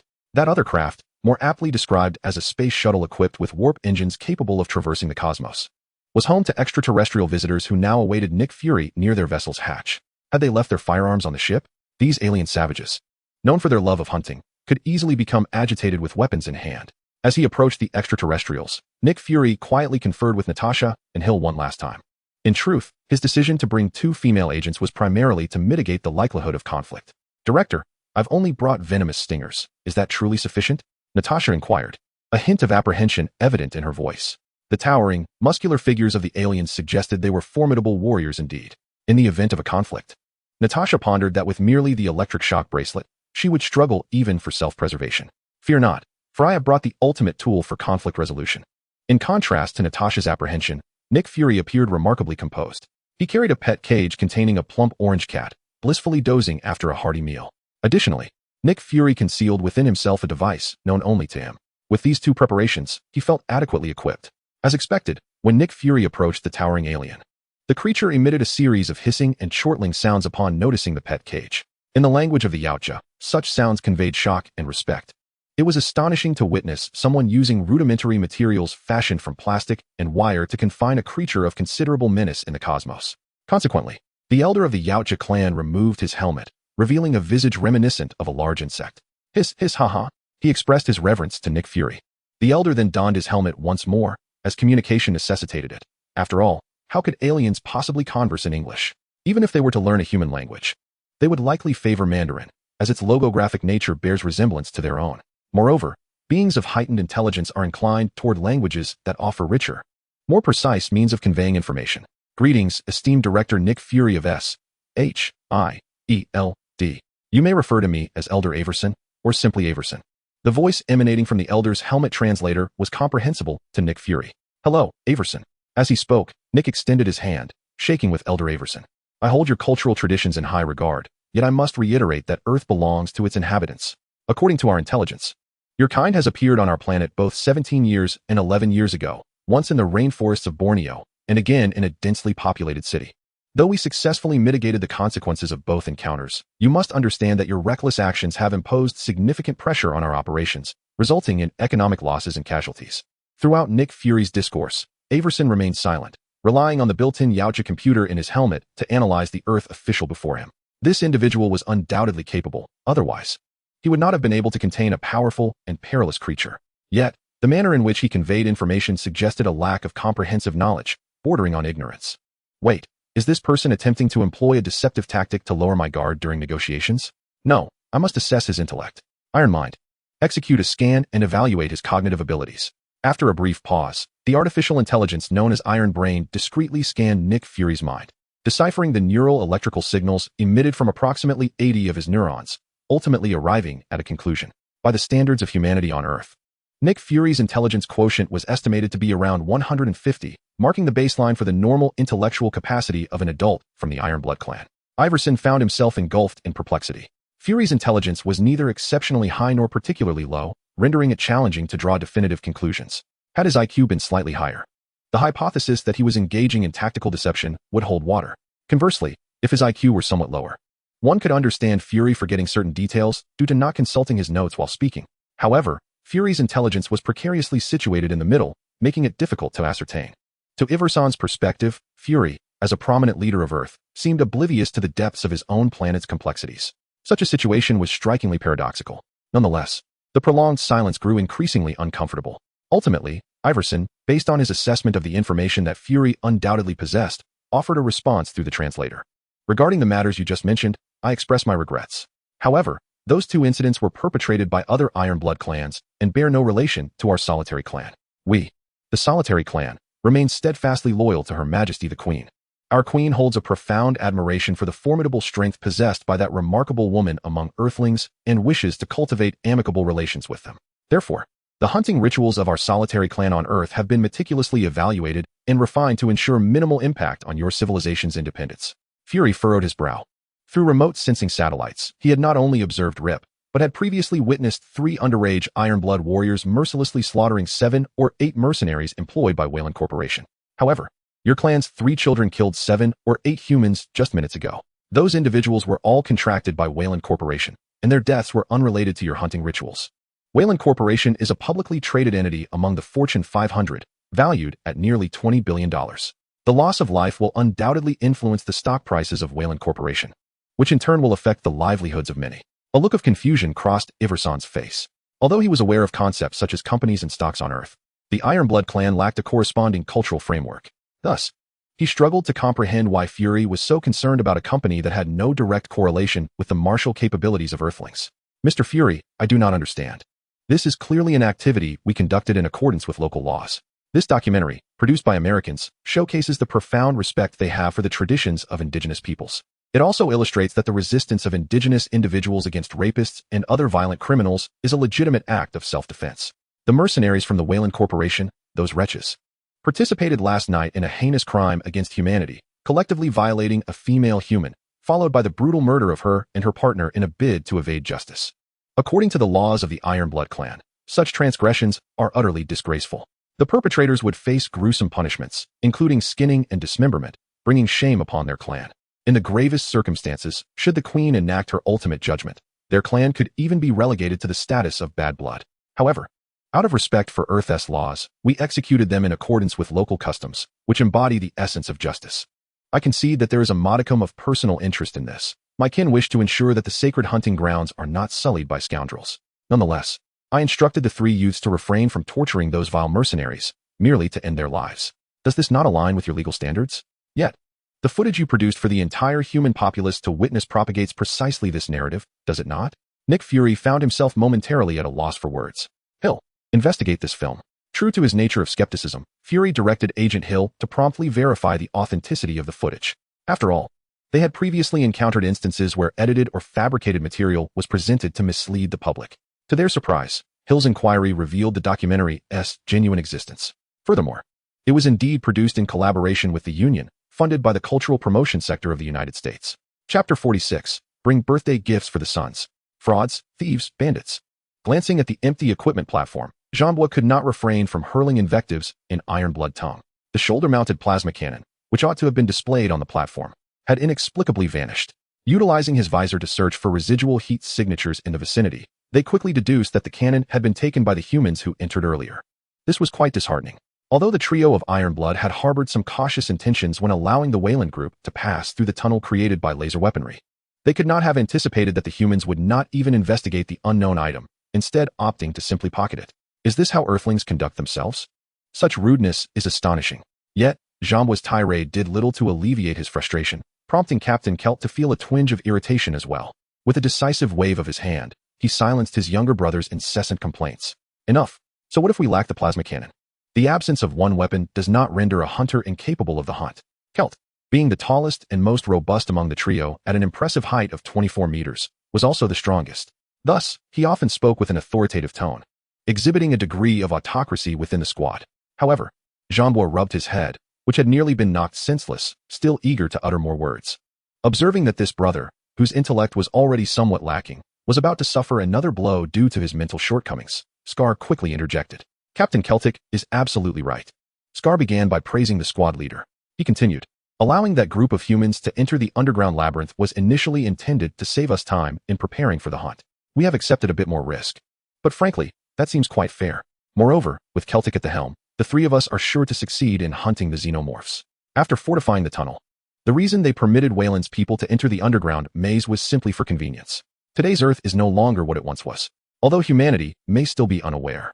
The emergence of a superheroine who fervently champions justice in the cosmos has compelled various extraterrestrial civilizations to show some deference to the still primitive inhabitants of Earth. Even as their clan's iron blood comes to Earth to conduct initiation rites for their kin, they no longer behave as they did for millennia. They will not assume divine forms, demanding human sacrifices to casually select hundreds of individuals as hosts for the facehuggers to birth xenomorphs for slaughter.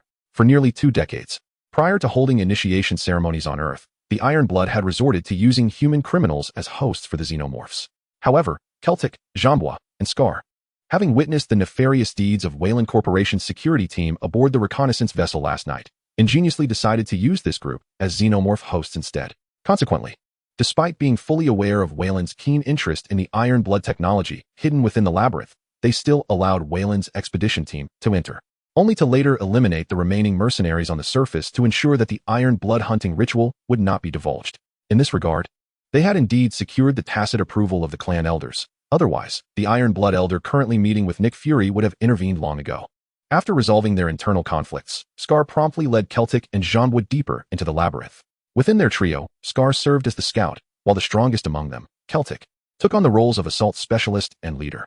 Jambois, meanwhile, functioned as Celtic's aide, medic, and assassin, a versatile role, albeit one that stemmed from his comparatively lesser capabilities. Fortunately, within this Iron Blood trio, Scar was not only skilled in flattering the domineering captain, but was also quite astute. To put it succinctly, the underground maze, designed by the Iron Blood and powered by atomic energy, undergoes transformations every few minutes once the hunting ritual commences. Thus, when Wayland's party ventured into the labyrinth, they were soon compelled to split into smaller teams. Although some members of Wayland's group had already succumbed to parasitism by the facehuggers, Scar the Scout did not lead a team to the spawn point to lie in wait. Despite claiming indifference, Scar's body betrayed him with its honesty. Accompanied by 2 teammates, he ostensibly advanced with the trio towards the alien hatchery, while in reality, he drew ever closer to Wayland and his group, who bore the plasma shoulder cannon. This maneuver did not escape the vigilant gaze of a man lurking in the shadows, relying on his acute perception to track their every move. I had always suspected that if the Iron Blood were merely a collection of high-tech spear-wielding ruffians, how could such a race ever venture beyond their planet into the cosmos? How could they develop technology more advanced than that of current Earth? Li Pu mused on this thought, adjusting the monocle perched upon his nose. The device, once merely a combat power detector, had become somewhat outdated. Due to the whims of young Kaz, it had been whimsically upgraded with a plethora of new features. Beyond measuring combat prowess and providing a connection for watching animated series, it now boasted infrared detection, a miniature active phased array radar, a communicator, and a psychic translator. In essence, this combat power detector had been adorned with various functionalities, the full extent of which even Li Pu could not ascertain. Moreover, the child had even altered its appearance, embellishing it with blue and red designs. Just moments ago, Li Pu had utilized the psychic translator to eavesdrop from a distance, deciphering the conversation of the 3 fledgling Iron Blood warriors. An idea suddenly struck him. Next month marked the birthdays of both Broly and Kaz, and as their father, he had been contemplating the perfect gifts. While a gaming console might suffice, allowing him to join in their merriment, it felt rather mundane. However, after overhearing the banter of the Iron Blood trio, inspiration struck him regarding potential gifts. The Iron Blood shoulder cannon, though not on par with explosive firearms or thermite guns, seemed fitting for young Kaz. Similarly, while the Iron Blood wrist blade might not rival the exquisite craftsmanship of the Lightning Claw, Li Pu believed that Kaz would draw inspiration from it, perhaps crafting his own suitable equipment in the future. As for the Iron Blood spear, Li Pu was certain that his eldest son, Broly, would be enamored by it, although it could not compare to the Rui Jingu Bang of the Monkey King. A boy raised on the tales of Journey to the West would surely be delighted by a retractable staff. Wait a moment. Why did Li Pu's thoughts on gifts for his son stem from the spoils of the Iron Blood trio? Surely, those Iron Blood warriors had been on Earth long enough to undergo their coming-of-age rituals. This subterranean maze could not have been hastily constructed in recent days, nor had the Iron Blood ever paid even a day's rent to the Earthlings. Thus, Li Pu reasoned that appropriating a few items from the Iron Blood warriors as compensation was not only justifiable, but entirely reasonable. He had merely taken what was theirs. What of it? Admittedly, this sentiment did border on the impolite. After all, Li Pu was, at his core, a genuine traditionalist. Unlike the unscrupulous foreigners who could not restrain their hands, he would never truly take from the Iron Blood trio without due consideration. Regardless, entering the underground labyrinth necessitates the annihilation of those perilous xenomorphs, and he recalls that these three iron-willed novices ultimately met a tragic demise at their hands. Saving their lives is but a trifling matter, merely an incidental act. If they still find that unacceptable, it would be rather presumptuous. Chapter 47. The Elder Who Constantly Seeks Validation. I need medication. The commercial magnate, with a mane of gray hair, patted the sturdy arm of his bodyguard captain, struggling to catch his breath. At over 60 years of age, compounded by a battle with lung cancer, his recent frantic escape nearly cost him his life. Mr. Wayland, we truly cannot continue our exploration deeper into the maze. The expedition leader, Lex, implored her employer once more. She had previously offered similar counsel, but this time, despite being an African-American woman, it was evident to any observant soul that her complexion was rapidly fading. Even when Wayland had approached her days earlier, without hesitation, he had presented her with a $2 million check. Yet, in light of her own life, she now deemed that sum less essential than she once had. Lex, think of your father. Recall the memories of him toasting champagne with you on Annapurna, challenging the world's most treacherous peak together. Yet, he perished on the descent. Lex had grown indifferent to this tale. She was no fool. Now, having ventured into this perilous underground cavern, her fervor had long since evaporated. She shed her pretense and candidly laid bare her thoughts to Wayland and the others present. Firstly, this is an underground cavern hewn by some unknown entity, not a marvel of nature. Secondly, Mr. Wayland, you previously assured me that the expedition was thoroughly prepared. You claimed that the team was equipped with experts capable of handling this adventure, alongside professional military personnel. However, the scans revealed that this underground cavern resembles a pyramid, suggesting it could very well be a vast subterranean tomb. Yet, you have only enlisted an American expert who has previously excavated nothing more than a Pepsi bottle cap in the Middle East. Even I, as a layperson, understand that such significant excavations require the guidance of genuine experts from some great Eastern nation. Lastly, and most crucially, I have heard that those who tell tales govern the world. Therefore, please refrain from regaling me with stories. You offered $2 million, but I believe that price cannot purchase my life. I do not know what you promised them, but I have said my piece. Her words left everyone present speechless. Even the head of Wayland's security remained silent in defense of his employer. This silence, in truth, underscored their collective sentiment. They were still young, and it was time to depart. Upon witnessing the dire situation, Verlander grew increasingly anxious. You cannot give up. We are paving the way for all humanity. Just as this business magnate's agitation reached its peak, he began to cough once more, while the underground labyrinth began to morph anew. As a cacophony of stone scraping echoed through the chamber, everyone tensed, prepared to flee to avoid being crushed into oblivion. Fortunately, this transformation was less drastic than previous occurrences. There were no dramatic shifts in walls, ceilings, or floors. After the metamorphosis, the group discovered several triangular passages had appeared on the walls of the stone chamber. Among the experts in the team, one voiced confusion. What is this, drainage pipes? Immediately, another countered, impossible. The structure of this underground maze is too intricate, and its power source is remarkably potent. This indicates that its builders, or whatever entity created it, possessed exceptional engineering expertise. Hence, they could not have designed drainage pipes with triangular cross-sections, as that would defy structural mechanics. These triangular conduits seem more akin to pathways, intended for some entity to traverse swiftly. Yet, another chimed in. Do you recall? We just acquired a formidable firearm that surely belonged to the builders of this place. Considering the size of that weapon, the creators of this labyrinth must have been quite large. However, look at the cross-sectional area of these passages. They could barely accommodate a Labrador. So I believe, with the discussion escalating into an academic debate, the expedition leader, Lex, felt a pounding headache and urgently called for silence. Enough of this. I think I hear something. Something is approaching. To mitigate the effects of binaural hearing, she quickly turned her head, using only one ear to discern which triangular passage the sound was emanating from. At that moment, a shadow erupted from one of the triangular corridors and lunged at the very expert who had claimed that only Labrador-sized creatures could pass through. In a sense, he had indeed been correct. With a sudden, horrifying snap, a fearsome tongue, equipped with razor-sharp teeth, shot forth from the shadow's maw, piercing the expert's skull. Good heavens! Verlander's head of security exclaimed in shock, swiftly raising his rifle and unleashing a barrage of bullets at the creature before him. However, aside from the initial shots that struck the grotesque being with the elongated, bulbous head, the remainder of the bullets were evaded by the creature, which was experiencing human weaponry for the first time. Its movements were astonishingly swift, though not faster than the bullets. Its reflexes surpassed those of an ordinary human. Moreover, the creature, struck by the bullets, inevitably erupted with splashes of vivid green blood. Due to their positioning, this warm blood splattered generously upon the members of Verlander's expedition team. Those who became tainted by the alien blood were instantly met with a hissing cacophony, as their down jackets were corroded, emitting thick smoke. Those with quick reflexes hastily discarded their outerwear, while the slower ones faced dire consequences. In less than a second, the alien blood had eroded through their jackets, beginning to sear their flesh. Agonizing screams erupted from several individuals. The alien blood was a form of organic acid, and the most potent acids capable of sinking to negative values were predominantly organic in nature. Those unfortunate souls found their skin at the point of contact charred black, as the alien blood rapidly infiltrated their bodies, incinerating muscle and bone, leaving gaping wounds in their wake. Witnessing such a horrific scene, an overwhelming sense of dread surged within everyone's hearts.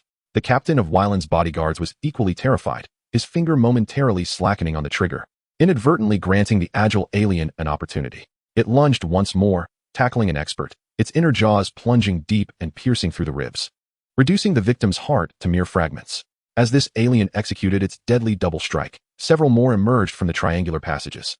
The captain and the remaining military personnel could no longer afford to be careless.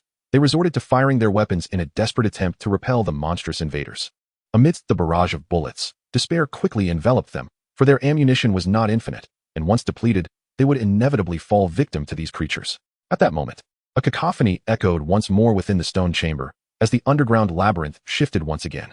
Soon, the triangular passages vanished, replaced by a spacious corridor that manifested in the wall, flanked by towering stone sculptures of humanoid figures, each standing 4 to 5 meters high. The leader, Lex, shouted a command, disregarding Wyland's possible objections, and rushed forward, hoisting the elderly man's arm as they fled down the corridor. The bodyguard captain swiftly followed, even outpacing Lex, positioning himself ahead of both Lex and his employer. However, this was not due to a lack of professional ethics. Rather, he was paving the way for Wyland's expedition team, stepping into the line of fire. Regrettably, his rallying cry was cut short before he could complete his exhortation. The running bodyguard captain was abruptly lifted off the ground by a metallic net that shot forth from the corridor. Agonizing cries escaped him as the constricting net tightened, its sharp strands tearing through his clothing and flesh. He was compelled to raise his assault rifle to shield his face. Yet the tightening net was so razor-sharp that it began slicing through the metallic body of the gun itself. The impending tragedy seemed unavoidable. Strangely, the aliens lurking within the stone chamber refrained from delivering a final blow. Instead, they emitted a series of clicking sounds, as if engaged in some form of communication. However, one of the xenomorphs quickly fell silent, as its thick and elongated cranial shell was cleaved in two by a serrated disc.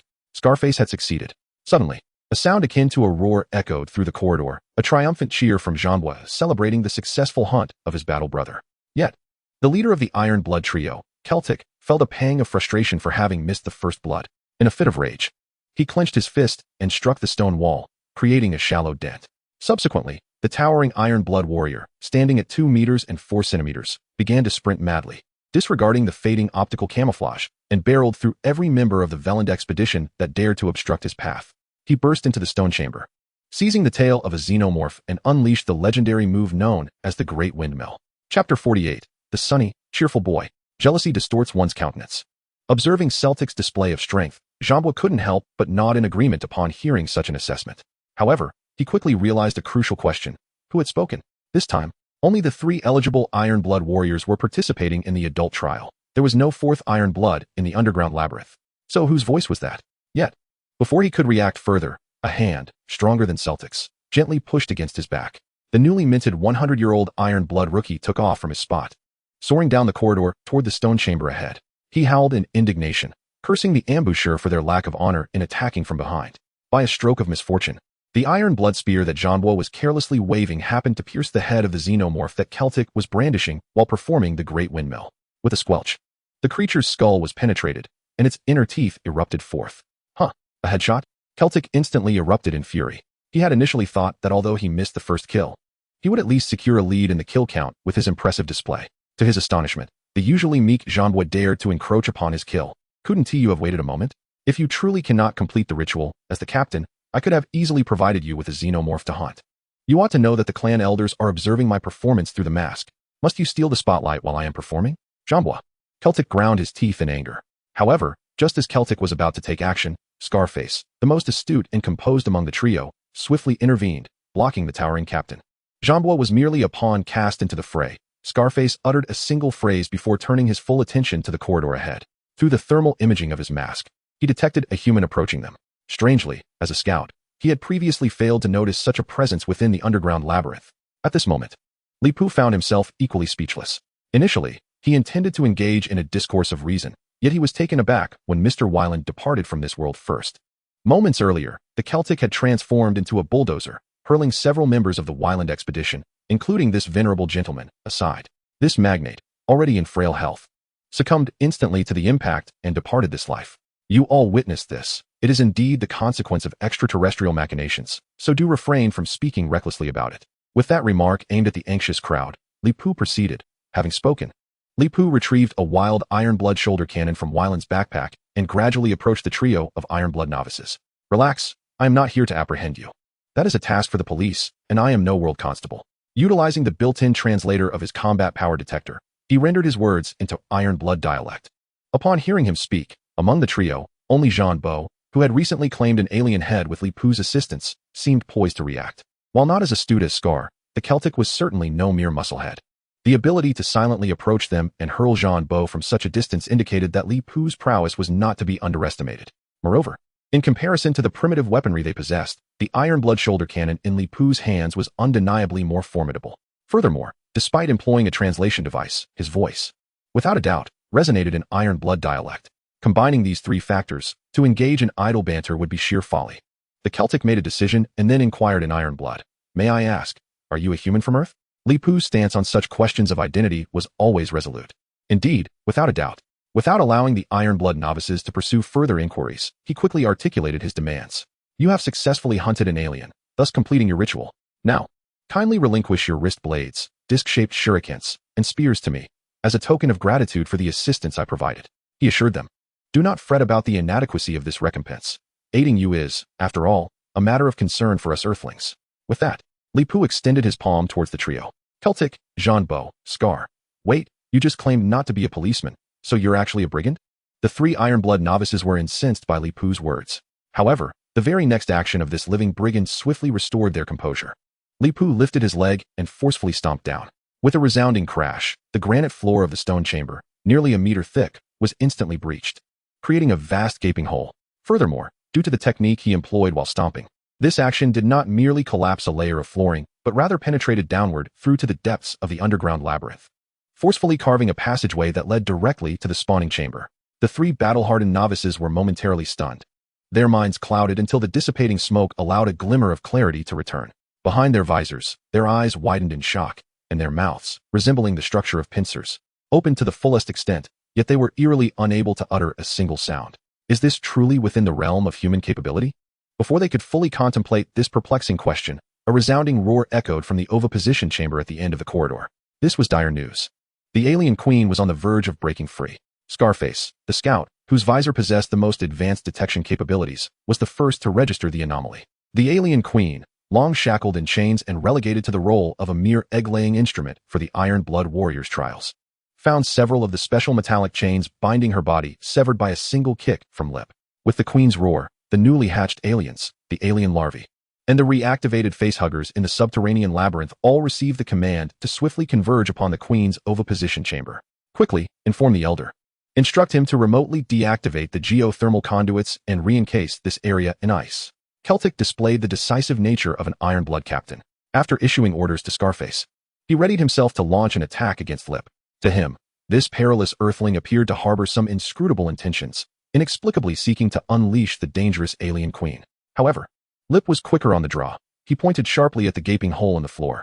As his gaze met that of the alien queen below, a broad smile emerged on his face, radiating the exuberance of a bright, cheerful young man. Let's bask in the sunlight. No sooner had he spoken than a surge of psychic energy erupted forth, as Lip conjured a conventional spell learned from Kamartaj. Unlike certain mages who relied on suspended charms, he could summon a portal that crackled with energy without any need for such trappings. However, the destination of this portal was rather unique. Lip set it to a coordinate point 100 kilometers from the surface of the sun. Thus, when the portal opened, the immense energy derived from stellar fusion surged forth, flooding into the labyrinth. The radiant power of the sun illuminated the deepest recesses of the underground maze, allowing the alien queen and her summoned progeny to experience a genuine sunbathing session. The small, dilapidated sphere became somewhat cleaner in the process. Chapter 49. I need only a modicum of effort. Whether addressing nuclear contamination or confronting aliens, Employing the method of hydrogen atom eradication is undoubtedly the most environmentally friendly and efficient approach. Lip had indeed contemplated utilizing a key blast to unleash a flurry of princely tactics upon this subterranean labyrinth. However, considering the potential noise it would generate and the risk of leaving behind an alien egg or two, he deemed it prudent not to underestimate the propensity of certain individuals in this Marvel universe to seek out trouble, nor the determination of those willing to court danger. It settled. Li Pu exhaled a heavy breath, wiped the sweat from his brow, and swiftly shut the sparking portal. He had already conducted a dual confirmation using both his energy sensing and a combat power detector, assuring that within this underground labyrinth, no unexposed aberrations remained. Although the portal remained open for only a brief moment, the stream of high-temperature particles, constrained by spiritual energy and emanating from the sun's surface, had not only eradicated the aberrations, but nearly transformed the underground structure into molten chocolate bread. The floor of the stone chamber where Li Pu resided had become softened, and the space beneath it was now largely filled with steaming lava. Witnessing this spectacle, the trio of battle-hardened novices suddenly realized the absurdity of their earlier assumptions. Fortunately, they had not yet acted. This human could indeed wield energy attacks. Indeed, the three battle-hardened individuals present regarded Li Pu's portal as a form of energy assault. Unlike the protected humans of Earth, the battle-hardened clan, who had long navigated and hunted in the cosmos, understood the implications if a carbon-based life form were capable of energy attacks. "Your Excellency," exclaimed Kelt, the leader of the trio, now addressing him with honorifics, his eyes, concealed behind his visor, appearing particularly clear at that moment. "The rewards you mentioned, battle spears, disc-shaped shurikens, wrist blades, we can certainly bestow them upon you. This is not an issue at all. However, these weapons are registered, so please hold on for a moment while I contact the elders to retrieve the records. Give them to him. All of them." Yet, before Kelt could finish his sentence, the communicator on his visor blared with a loud reminder from the clan elder. In fact, the radiant display Li Pu had just created had not only captivated the three novices, but had also been observed in its entirety by the battle-hardened elder through his visor. Unlike the novice trio, whose assessment of the energy attack remained superficial and merely sensory, the elder had utilized the battle-hardened computer to conduct a thorough analysis of Li Pu's energy assault. The results were astonishing. The battle-hardened computer revealed that although the energy attack was fleeting, its peak power reached an astounding 38,210. This is a stellar level of energy release power. The arc reactor that Tony Stark would later invent outputs 3 billion joules of energy per second, which translates to a power of 3,000 megawatts. Our motherland's most advanced international thermonuclear fusion reactor aims for an energy output of 2,000 megawatts. The total installed capacity of the Three Gorges Dam at full load is approximately 22,500 megawatts. Even with these three data points, the power of the Three Gorges Dam is merely 1/17 trillionth of the energy released by the sun. It is utterly ludicrous. Upon seeing the computer analysis results, the battle-hardened elder was left astounded. He could not fathom why Li Pu, a fellow carbon-based life form, appeared to be so exceptionally remarkable. However, understanding or not, the reality remained unchanged. Since such a prominent figure has made a demand, it is imperative to promptly fulfill their request while they are still amenable. Recognizing the substantial disparity in energy efficiency between them, over a dozen indices, it is essential to comply. If they instruct you to recline, you must recline. If they command you to prostrate, you must prostrate. If they bid you to bow, you must bow. Any hesitation, even for a mere second, would not merely be a jest with one's life. It would undeniably signify a belief that one's existence in the cosmos is somewhat superfluous. Consequently, the elders swiftly ordered the novice trio to comply with Li Pu's demands, simultaneously solidifying a resolute conviction. Earth is perilously dangerous. Those who wish to come may do so. But the iron-blooded solitary clan shall no longer return. As he issued the command, he discreetly observed Nick Fury, who stood beside him. He noted that the hormonal levels within this earthly leader appeared remarkably stable.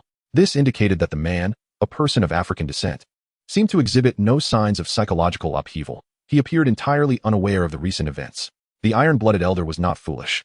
He did not fall into the trap of believing, as some might, that Nick Fury was feigning indifference. Having visited Earth before, he possessed a solid understanding of its technological capabilities and local cultures. If the output power of Li Pu's recent energy attack has become commonplace on Earth, it would indeed be astonishing if humanity did not embark on a grand expedition in response. Thus, Nick Fury's calm demeanor likely stemmed from his genuine ignorance of the formidable nature of the individual who had just appeared. In the absence of complete knowledge, silence is often the wisest course. The iron-blooded elder was rational. He had no intention of overanalyzing this matter or disclosing Li Pu's situation to Nick Fury.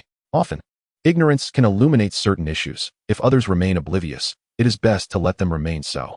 Moreover, from one perspective, This is a form of kindness from the iron-blooded elder. For, the more one knows, the more one may invite trouble and distress.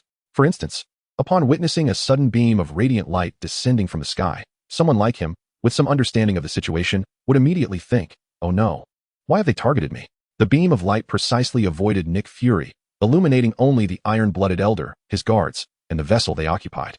Upon being struck by this beam, they instantly vanished from Nick Fury's sight. In the vast Yukon gold mining field, only the director of S.H.I.E.L.D., Natasha, and Agent Hill remained, alongside the Quinjet they had arrived in. Is this the Aurora? Nick Fury furrowed his brow. Gazing at the aurora produced by the ionosphere's transformation above, he issued a command: direct the surveillance satellite sensors to this location. I want to ascertain where those individuals have gone. Are they attempting to evade their rent obligations by going invisible? However, contrary to the grim speculations of that unscrupulous chief agent, the multiple detection devices aboard S.H.I.E.L.D.'s satellite meticulously scanned the designated area and concluded that both the Ironblood clan and their spacecraft had indeed vanished, as if they had never graced the Earth from the future. Yet, hold on, there remained 3 iron-blooded individuals within the subterranean labyrinth of Prudhoe Bay. Nick Fury swiftly recognized a pressing concern. The satellite must continue to monitor that region, ensuring they do not escape. Chapter 50. Impossible, absolutely impossible. While escape was not an option, abduction certainly was. The radiant rainbow bridge had already penetrated the underground maze of Prudhoe Bay, whisking away the 3 fledgling iron-blooded warriors. Among those taken was Rip, who had unwittingly grasped an iron-blood spear. This was his first experience aboard the Rainbow Bridge, and upon arrival, he found himself unprepared, inadvertently stepping upon the abdomen of one of the trio, named Jean-Bois, as he landed. Oh, my apologies. He quickly repositioned his feet. In truth, the 3 fledgling warriors shared his lack of experience with the Rainbow Bridge. Their descent was even more chaotic, as they were unceremoniously ejected from the bridge. Yet, misfortune did not befall only them. The iron-blooded elder and his retinue also experienced a similarly disheveled arrival, each member tumbling gracelessly. This was due to the intervention of a deity, intent on delivering a stern warning to the iron-blooded. Iron-blooded, your actions have crossed the line. A resounding rebuke echoed suddenly. Then, a grand figure, an elderly gentleman with a majestic stature and waistline, materialized before the gathering of iron-blooded and Rip. Upon seeing this venerable figure for the first time, Rip, despite their unfamiliarity, instantly recognized him by his appearance and attire. The All-Father of the Northern Gods, King Odin. There was no denying Odin's distinctiveness. The single eye, the eye patch, the armor, the spear, and the prominent belly, all features that left a lasting impression. As King Odin manifested, a circle of golden-armored warriors, gripping their blades and firearms, appeared within the hall adorned with a golden dome. At the entrance stood a remarkably tall, ebony-skinned warrior, leaning on a longsword, guarding the threshold. Earth, or Midgard, is the realm protected by Asgard. Your deeds upon this earth have surpassed my threshold of tolerance. Do you seek to provoke me? Look into my eyes and tell me. As these words left his lips, Odin's spear struck the ground of the Golden Palace, causing dark clouds to coalesce above. This mass of darkness took the shape of a giant's visage, with thunder rumbling restlessly in its eyes and nostrils. No, great lord of Asgard. We certainly did not intend to offend your authority. The iron-blooded elder, thoroughly alarmed, hastily rose, placing a hand upon his chest and bowing to express his submission before the formidable figure. We are well aware that Earth is a planet under the protection of Asgard. Thus, our activities on this planet have ceased to involve any extraordinary weaponry. I swear by the honor of my clan.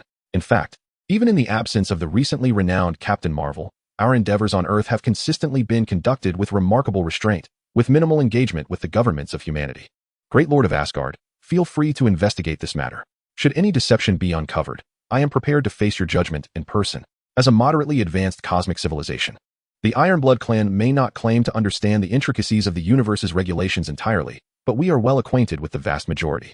It is a fundamental duty for every cosmic race to strive to comprehend the various formidable civilizations within the universe and to avoid defying them. Moreover, due to his extensive lifespan and elevated position, he possesses knowledge of some secrets that are seldom known to others. Despite the current reputation of Asgard as the guardian of the 9 realms, many years ago, when Odin was still young, this esteemed lord of Asgard was an ardent proponent of violence and expansionism. Odin once commanded a formidable army of Asgardians to conquer and plunder numerous civilizations and realms. Standing before such a ruthless and powerful deity, the elder of the Ironblood clan felt as though he were treading on thin ice with every passing second. Nevertheless, Odin was relentless in his inquiry. Why then, has there been a stellar-level energy explosion on Earth? Although brief, this phenomenon was detected by Heimdall. It is worth noting that Heimdall possesses the ability to see across the 9 realms and hear all sounds within them. He never errs in his observations. Confronted with Odin's probing, the Ironblood elder found himself at a loss for words, paralyzed in place. He was uncertain how to respond, fearing that provoking the deity might result in an explosive retaliation. Fortunately, there was one commendable trait in Li Pu. He refrained from shifting blame onto others. "Oh, this venerable Odin." Acknowledging Odin's considerable age, Li Pu addressed him as such. To his surprise, this remark immediately incited the ire of the Asgardian elite. Many of Odin's golden-armored guards let out furious battle cries, as if they were ready to devour Li Pu whole. The pride of the Asgardians was indeed formidable. However, Li Pu was no pushover. Ignoring the hostile guards, he continued addressing Odin. "The energy explosion you mentioned was, in fact, caused by me. I merely utilized solar energy to cleanse my residing planet. Furthermore, I must emphasize that some of you, having reached the level of cosmic exploration, should refrain from behaving like lesser beings. Our Earth is not a dumping ground. Do not cast your filth upon it. Remember, should I encounter you again, I shall not be so accommodating." As he spoke, Lip cast a menacing glance at the elder of the Ironblood clan, causing the latter to instinctively shrink his neck. At that moment, another elderly figure materialized before the assembly, clad in a grand robe reminiscent of ancient Greece, with a belly rivaling that of Odin. One hand clutched a lightning-shaped weapon, while the other brandished a vast golden chalice brimming with wine. "What you just uttered, I, Zeus, do not believe in the slightest, unless you possess the means to prove it." Zeus slurred, his speech intoxicated. Nevertheless, this king of Olympus drained the wine from his chalice in a single gulp, after which the vessel replenished itself as if the wine were inexhaustible. Odin regarded his old friend and rival, with whom he had once fought alongside, and gravely remarked, "Zeus, you are inebriated." "No, I am not inebriated.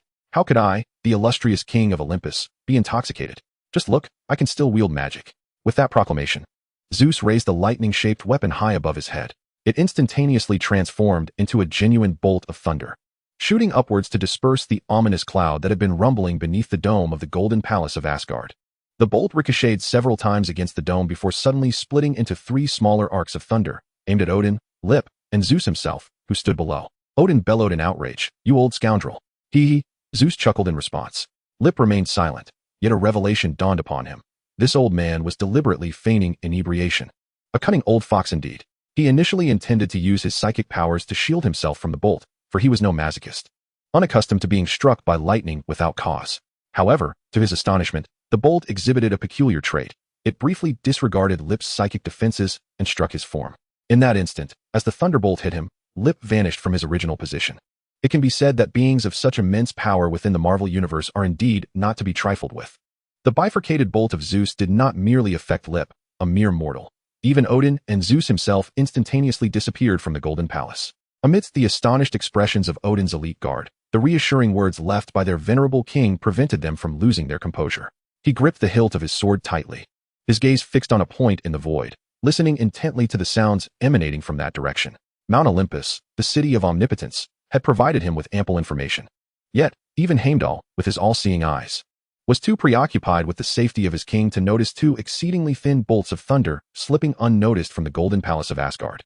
Originally, the lightning-shaped weapon wielded by Zeus was not divided into 3 parts, but rather into 5. As these 2 bolts of thunder escaped the Golden Palace, they swiftly penetrated the barriers of Asgard and entered Midgard, heading toward the small town of Pekoto in Alaska, specifically to a room on the 2nd floor of a tavern known as the Great Martha. Just as they were about to burst through the door, 2 children, who had been soundly asleep moments before, simultaneously opened their eyes. However, before Broly and Kaz could react, a crackling portal erupted in the room, emitting sparks. A delicate hand emerged from the portal, clutching the artifact known as the Eye of Agamotto. As the 2 bolts of lightning approached this powerful relic, they were instantly frozen in midair and ensnared by a crimson chain that extended from the portal. Chapter 51, The Game of Gods. Broly exclaimed, "Impressive, Master Gui." Kaz added, "Truly, our esteemed sister Gui is both magnificent and dashing." Witnessing the intangible thunder being effortlessly subdued by the crimson chains, the 2 children instinctively raised their thumbs in admiration for their extracurricular instructor. At that moment, the advantages of youth became evident.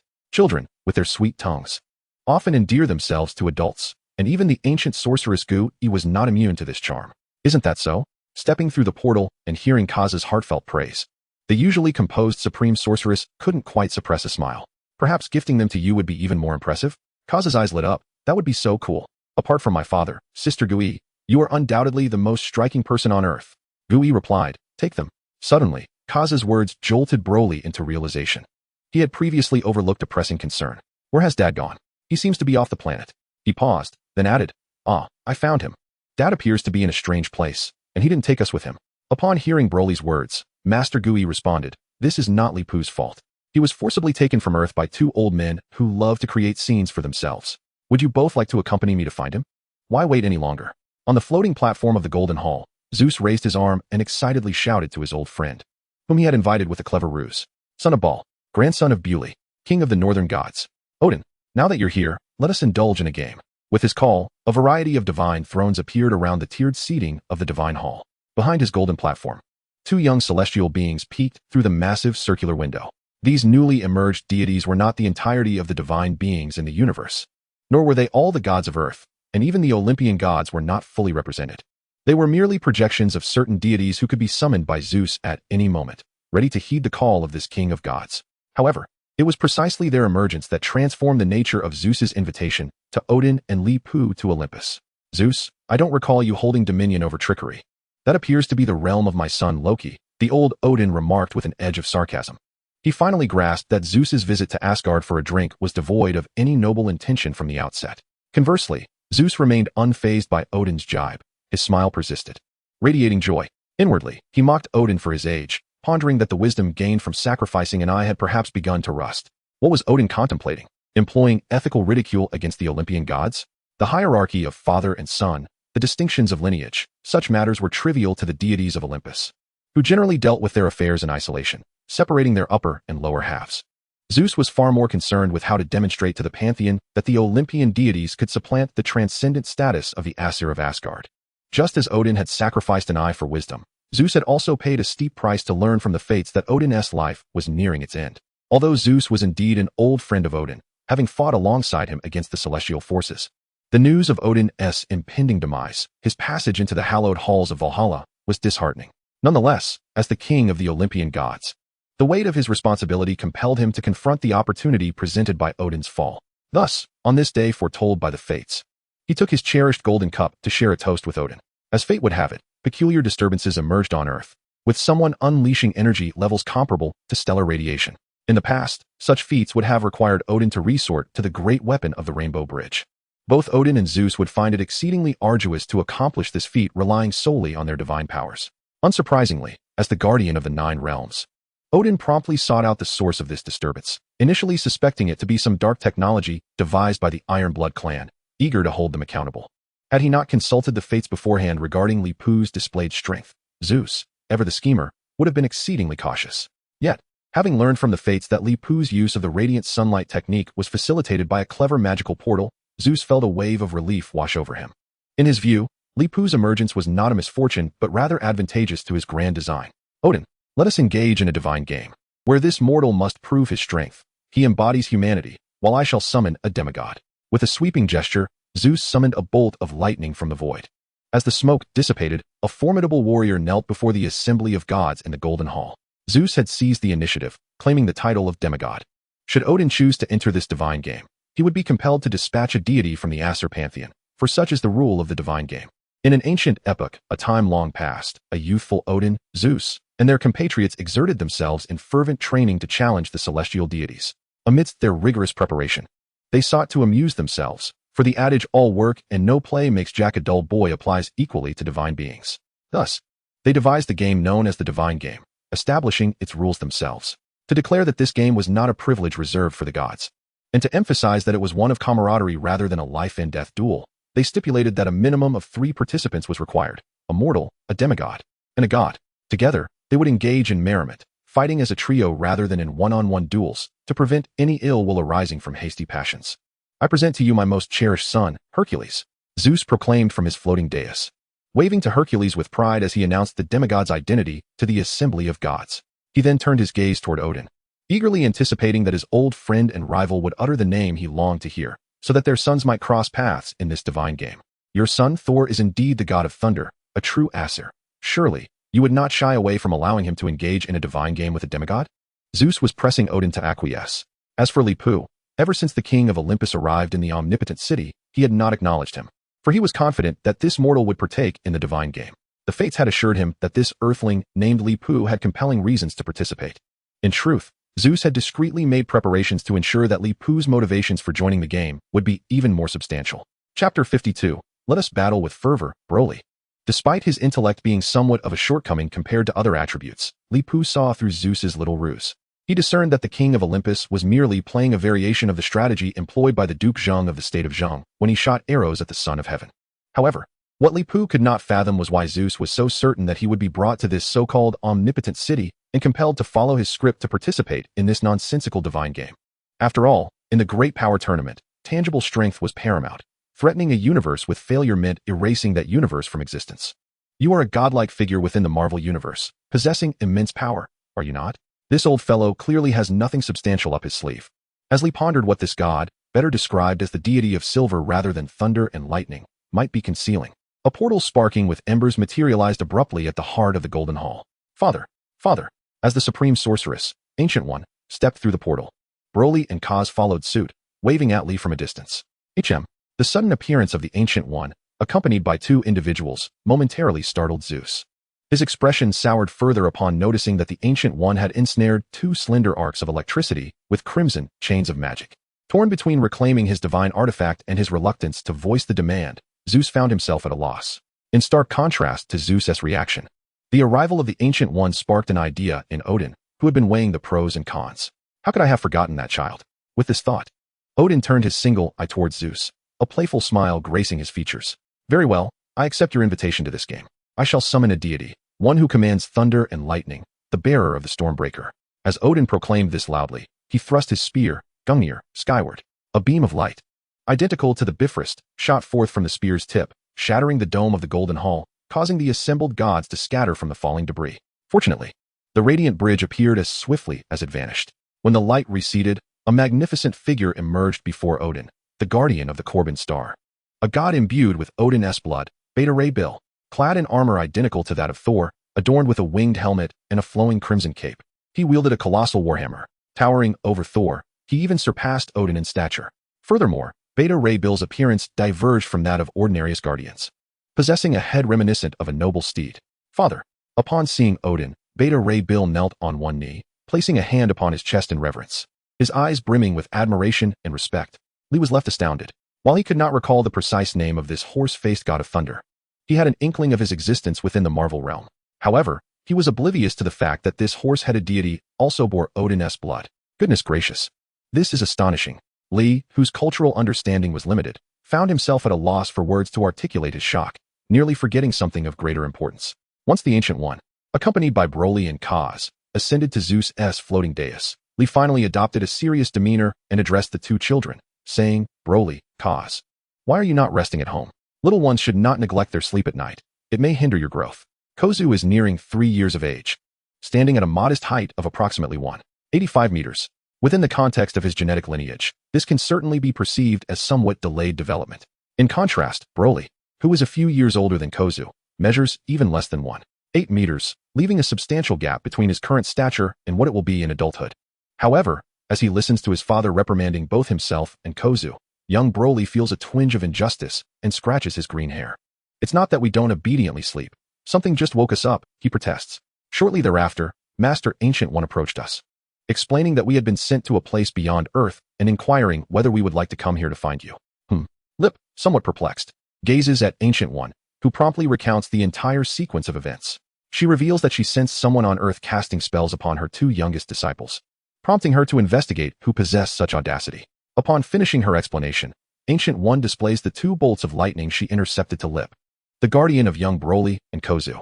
Without needing further elaboration, Lip comprehends everything upon seeing what she holds, and his earlier confusion is resolved. Consequently, he turns his gaze towards the Olympian god, Zeus. What are you staring at? Zeus feels quite disgruntled, as Odin has summoned a peculiar horse-faced god of thunder, disrupting his plans. The divine game has commenced, with gods and demigod contenders taking their positions. Mortals, it is your turn to take the stage. Damn it. Lip thinks to curse, but unexpectedly, young Broly tugs at his sleeve. Dad, can I take your place in the arena? The excitement is palpable on the child's face. I can feel that this place is much sturdier than our home, and I won't have to worry about damaging the planet during battle. You're the best, Dad. Let me fight those two uncles. I promise I won't hurt them. Horse-faced thunder god. Hercules, Lip pays no mind to those two figures and instead focuses intently on young Broly. Child, your desire to fight freely suggests that during our previous sparring sessions, you were intentionally holding back, weren't you? Broly sheepishly chuckles, pinching his thumb and forefinger together to illustrate a minuscule amount. Just a tiny bit. Upon hearing this, Lip feels a swell of emotion, uncertain of how to express it. He then places a hand on young Broly's shoulder, directing his gaze towards the gods seated around the Golden Hall. Broly, do you see those uncles, aunts, brothers, and sisters? They are not the only ones. Many handsome and beautiful figures from beyond the fourth wall are also watching. Everyone is eager to witness your prowess in battle. Go forth and fight valiantly, Broly. I hope you can demonstrate to all the deities that mortals are never insignificant and that we are deserving of greatness. Chapter 53. A single blow prevents 100 strikes. Little Broly, filled with exuberance, performed a somersault as he leaped from the floating platform to the ground of the Golden Palace. His father had encouraged him to engage in a spirited battle, prompting the boy to unveil the tale he had long kept hidden. With fervor, Broly began to lightly tap the ground with his feet in rapid succession, bouncing in place while rhythmically waving his hands. Previously, he had attended martial arts lessons for over a month with Little Cozy and Iron Fist Daniel. What he showcased now was a warm-up routine taught by Daniel. Inspired by the legendary martial artist Bruce Lee, the deities observing the divine game initially assumed that Broly, being the first to enter the arena, intended to challenge the demigods and gods. To their astonishment, he merely engaged in whimsical bouncing. What sort of ridiculous dance was that mortal performing? Was he doing calisthenics? How laughable. Was he attempting to mimic Bunny Rabbit? Fortunately, just as the gods began to find the game rather tedious, two more participants descended into the arena. Greetings. My opponent. Demigod Hercules did not even glance at Broly, viewing the mortal boy as nothing more than a source of amusement. Thus, he politely greeted the Thunder God. Mamion.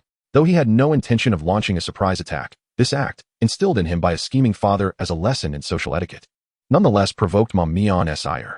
The blow to Beerus's face left it distorted, and he spat out a bloodied molar before unleashing his storm hammer with a ferocious swing aimed at Hercules' face.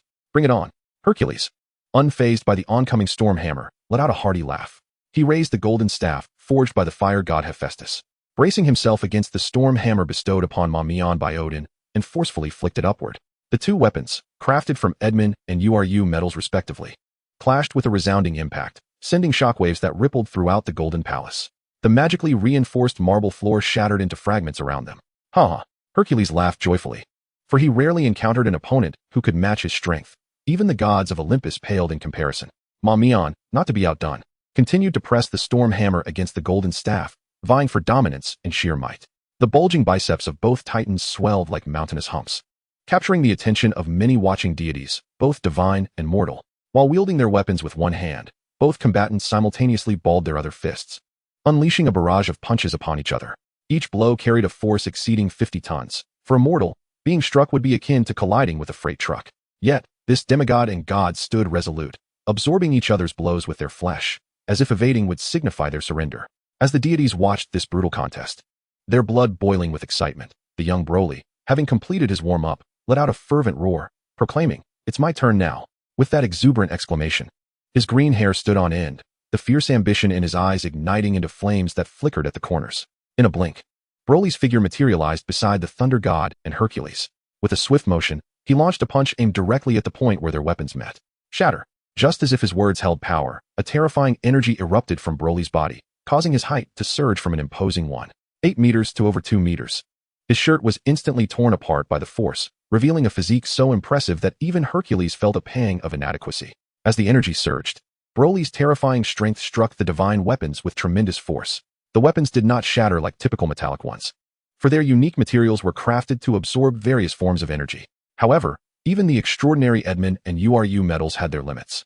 Under Broly's full-force assault, the storm hammer and the golden scepter disintegrated before the assembled gods. The Thunder God and Hercules, stunned, could only watch. Let us engage in a true battle. My father wishes for you to witness what true power is. Broly laughed, his exhilaration palpable. After his transformation, the activity within his cells surged dramatically, revealing the legendary ferocity of a Super Saiyan. Faced with Broly's sudden and overwhelming power, the Thunder God and Hercules could no longer continue their exchange of blows. They instinctively retaliated with their own strikes. But was this effective? The answer was a resounding no.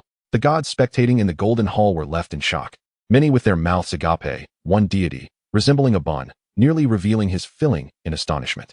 Broly adeptly utilized his hands, skillfully parrying the diverse attacks from both opponents. In that moment, the so-called gods and demigods appeared as mere jesters in the face of Broly's extraordinary might. Do not underestimate me. A battle must be fought with full intensity to be enjoyable, Broly declared, his enthusiasm slightly waning. As he spoke, he initiated his counterattack, determined to provoke his adversaries into unleashing their full potential. With that resolve, he unleashed powerful jabs aimed squarely at the faces of the Thunder God and Hercules. Indeed, both deities received Broly's punches, albeit with their faces. Subsequently, they were sent flying, stripped of any semblance of dignity. The god of the underworld and Hercules surged forth like two cannonballs, carving deep trenches into the ground beneath them. The magically reinforced tiles shattered beneath their weight, crumbling like fragile cookies and revealing the dark abyss known as Tartarus that lay suppressed beneath the city of omnipotence. Within that chasm, something seemed to roar in fury. Silence! Do not disturb my battle, Broly bellowed, unleashing a sphere of terrifying energy toward the fissure of Tartarus. The moment this energy orb detonated within the depths of Olympus, where the Titans were imprisoned, a violent explosion ensued, shaking the entirety of the city of omnipotence. Ah! Broly laughed heartily, his green hair dancing wildly as if propelled by the fiery eruption of a star. Without allowing his opponent a moment to regain their footing, he stomped the ground with a resounding crash. The entire Golden Hall trembled once more, and the area beneath Broly instantly collapsed into a massive pit several dozen meters wide. Harnessing this recoil, Broly transformed into a streak of green lightning, racing ahead to catch up with the god of the underworld. Thunder, Beta Ray Bill, while being sent flying, steadied himself with a fierce glint of rage in his eyes. No longer relying on his shattered storm hammer, he raised his hands to summon his divine power. In an instant, the skies above Olympus darkened, and countless bolts of cosmic lightning, as thick as water barrels and shimmering blue, disregarded the palace's ceiling and struck down with ferocity. Their target, the charging Broly. Yet, Broly faced the divine wrath that could shatter mountains without flinching or retreating. Instead, he accelerated toward it. He laughed maniacally, his fist, enveloped in green flames, swung forth with ferocity. With a single punch, just one punch, the lightning, imbued with divine might, was annihilated by Broly's sheer brute force.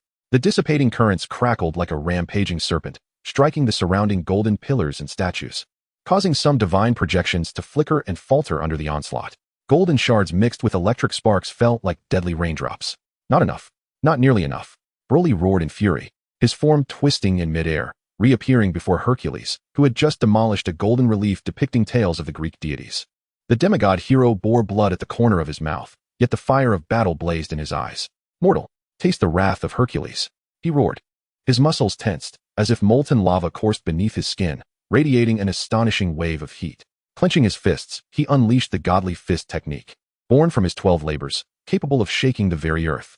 Each punch tore through the air with a piercing howl and visible shockwaves, as if the phantom of a great lion roared upon the edge of his fists. Now this is worthy. Broly's battle spirit surged, no longer content with mere blocks. He too swung his fists to meet the challenge. His punches bore no complex techniques, only the most primal, savage strength and speed. However, is this not a unique technique particularly suited for Broly? Fist against fist, flesh colliding with flesh. Bang, bang, bang. The ground beneath them trembles as if struck repeatedly by an invisible hammer, fracturing and collapsing in large chunks. The golden columns surrounding them groan under the relentless onslaught of shockwaves, grotesque cracks rapidly spreading across their surfaces, and the exquisite reliefs upon the pillars are reduced to dust. The gems and pearls embedded in the dome rain down like droplets, shattering upon the battered ground and creating a myriad of fine craters. Yet, although Hercules is renowned for his strength, he remains unable to match Broly, who is already accustomed to the full power of Super Saiyan. Moreover, Broly's innate combat prowess far surpasses that of this demigod. Next, Broly glanced at the Thunder God, who appeared vigilant and seemingly poised to summon lightning once more. Still insufficient. Father has instructed me to demonstrate what true power is. You are no match for me. Once in battle mode, Broly paid little heed to his words, causing Billy's equine visage to lengthen in dismay. Seizing the opportunity while the Thunder God was still in the midst of a skill invocation, Broly extended a hand and unleashed a ki blast, sending him crashing out of the Golden Palace. With much energy yet to be expended, Broly felt a twinge of frustration as he surveyed his surroundings, noticing the deities invited to witness the divine games hastily avoiding his gaze. Fearful of being targeted by this formidable mortal, compared to Thor of Asgard and Hercules of Olympus, these gods were certainly less resilient. Fortunately for them, Broly's attention was drawn to the cracks in the palace floor. Deep beneath the palace lies Tartarus, where the aura of certain creatures emanates both potent and malevolent. With this in mind, Broly took a deep breath and gradually levitated into the air, his hands enveloped in spheres of searing energy. Observing this action and sensing the destructive force he wielded, Zeus, the king of the gods, could no longer remain seated. He swiftly rose from his golden throne, exclaiming, "You little rascal, you dare!" However, before he could finish, the figure of Lepus materialized before Zeus. Lepus regarded him levelly. "The rascal you speak of is my son, and he has a name. Furthermore, I have tolerated you for far too long, you insolent old man." With these words, Lepus's fist met the ample belly of the god king.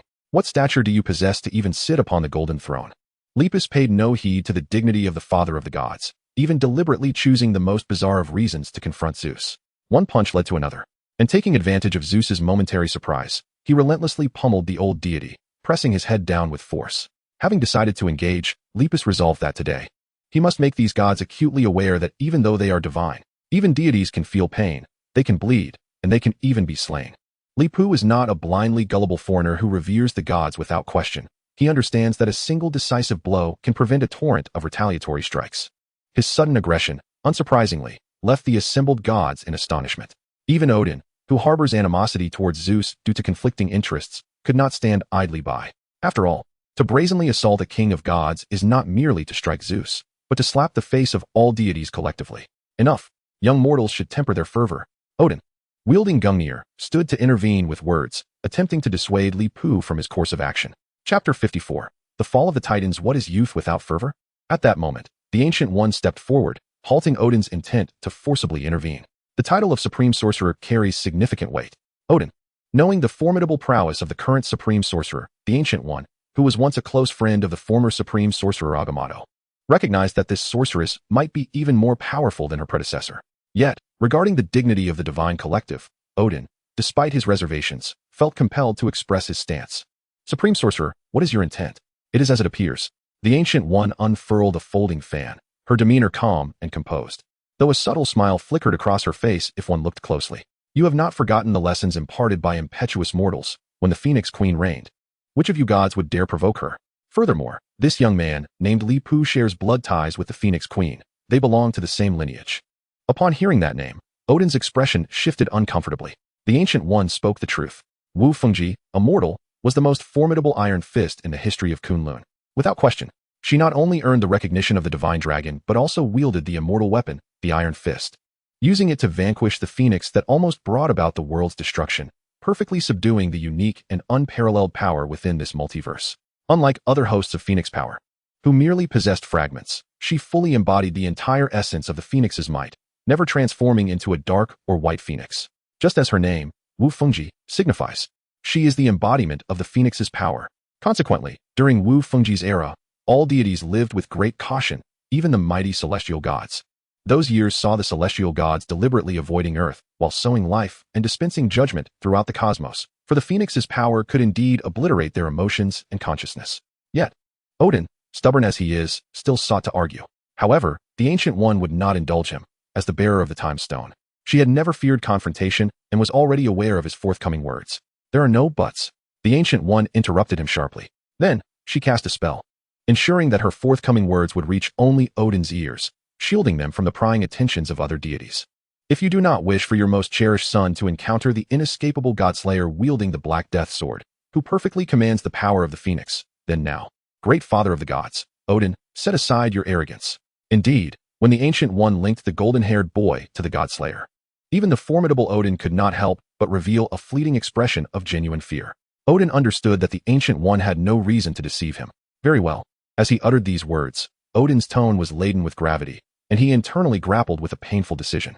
He realized that he must provide his son, who had indulged in 1,000 years of blissful education, with some rigorous training. This was his beloved son. Curse it. Odin's mood soured immediately, and he found his patience for remaining in Olympus evaporating. However, just before his departure, the God King hesitated. He did not wish to humiliate Zeus too greatly. After voicing this thought and observing the Ancient One's growing impatience, he ultimately shook his head and stepped into the rainbow that she had conjured. At that moment, Zeus, who had been ensnared by the ankle and subjected to a classic reversal of heaven and earth upon the floating platform, finally broke free from Lepu's grasp. "Enough! I am the God King," Zeus shouted, wiping the blood streaming from his nose and mouth with his robe, echoing a famous phrase that Loki would utter in the future. Unlike Loki, his physique was indeed far more resilient than that of the trickster god.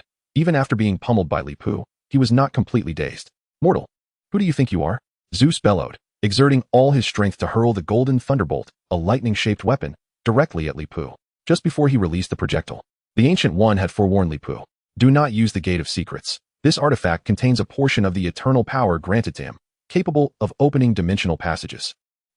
Having been called out by the Ancient One, Li Pu had initially intended to summon 2 portals, one before himself and one behind Zeus, to allow the God King to experience the chill of despair.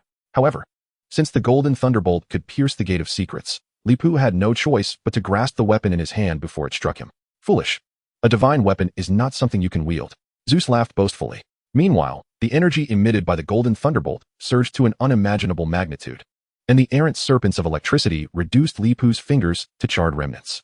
The scorching marks began to creep toward Li Pu's palm and arm, as if intent on consuming him entirely. "Mortal, I shall call you the strongest I have ever encountered. Bow to me, concede your defeat, and I shall forgive your insolence," Zeus proclaimed triumphantly as he rose to his feet. "You now find yourself in the city of omnipotence, where the golden thunder can harness the divine powers of all Olympian deities. How could one possibly contend with such immense might?" Father. At this moment, Kaz, who had been eagerly observing the battle between his brother and father, became anxious upon witnessing Lip's predicament. He immediately contemplated rushing in, intending to utilize his unique quantum superposition invisibility ability to rescue his father, Lip. "Stay back, my child. I can manage this," Lip assured, casting a wink in Kaz's direction. Although the force unleashed by the golden thunder rendered Lip's movements somewhat cumbersome, he could still manage a blink. Furthermore, he retained access to the spiritual power derived from the human emperor's gift, template. Remember, never trust what your enemies say, observe their actions instead. Upon hearing this, a different spiritual ability ignited a series of visions in Kaz's mind, allowing him to foresee forthcoming events. "Ah, I see." Kaz's eyes lit up as he turned his gaze towards Broly, who was gathering energy. Noticing his brother's attention, the younger Broly allowed a slight smirk to grace his lips. Boom, boom.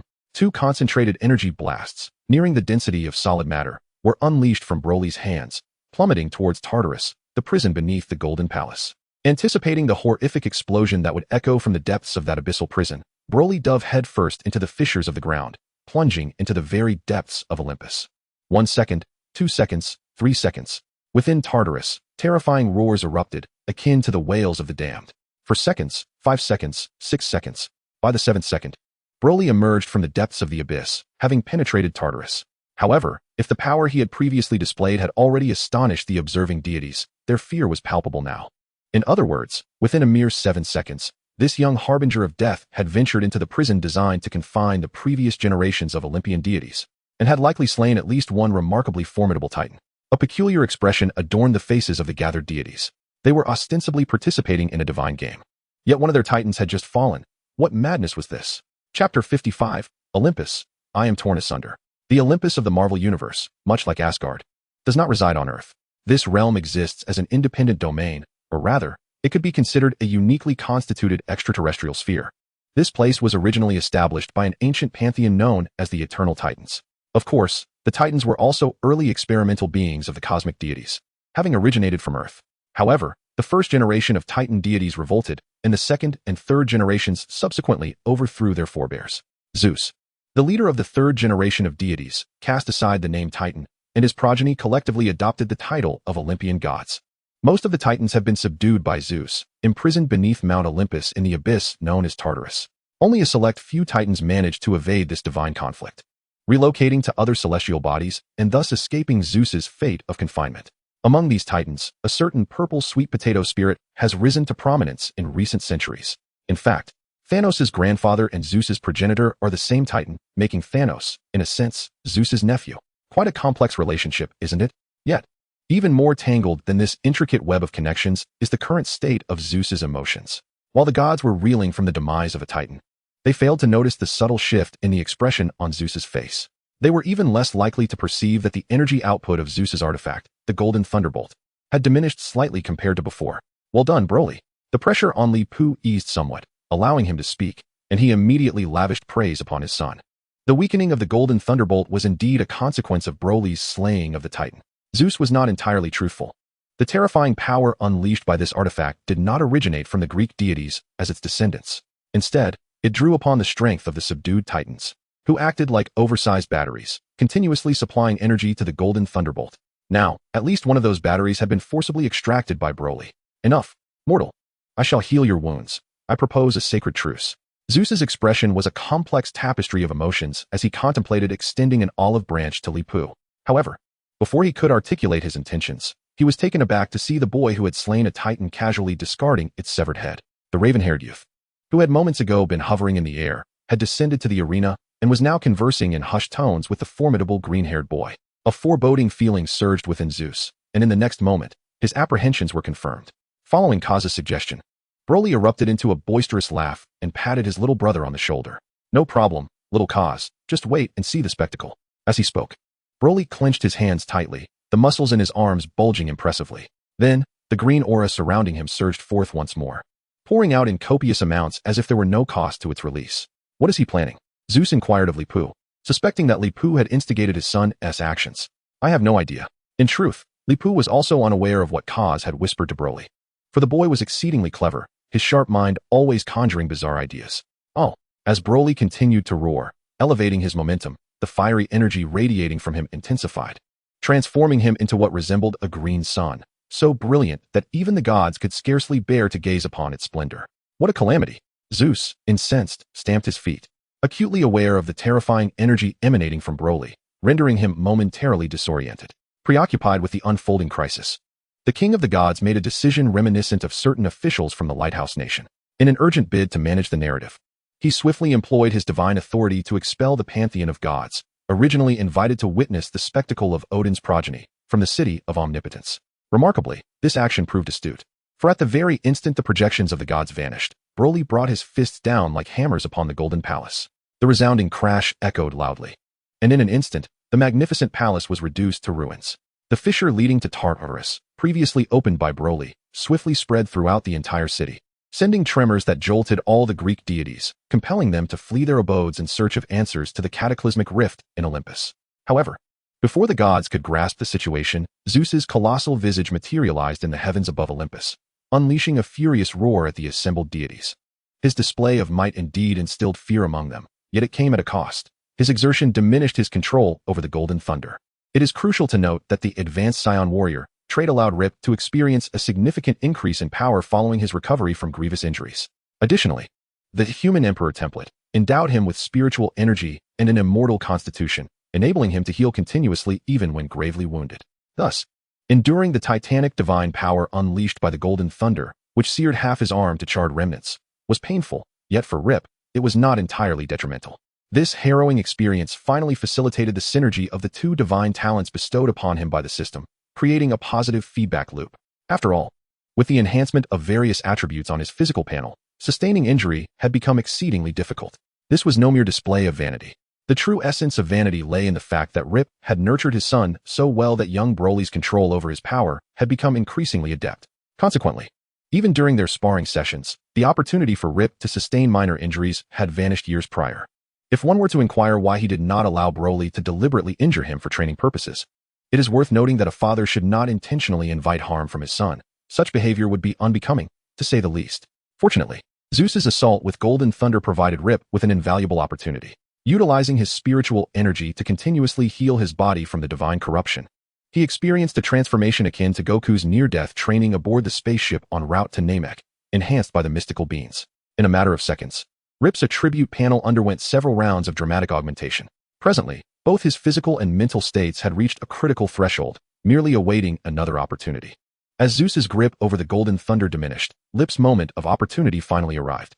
Suddenly, he was enveloped in a radiant golden light, with golden flames of spiritual energy cascading around his body, shining like the sun. Simultaneously, these flames cocooned the Golden Thunder that he clutched in his hand.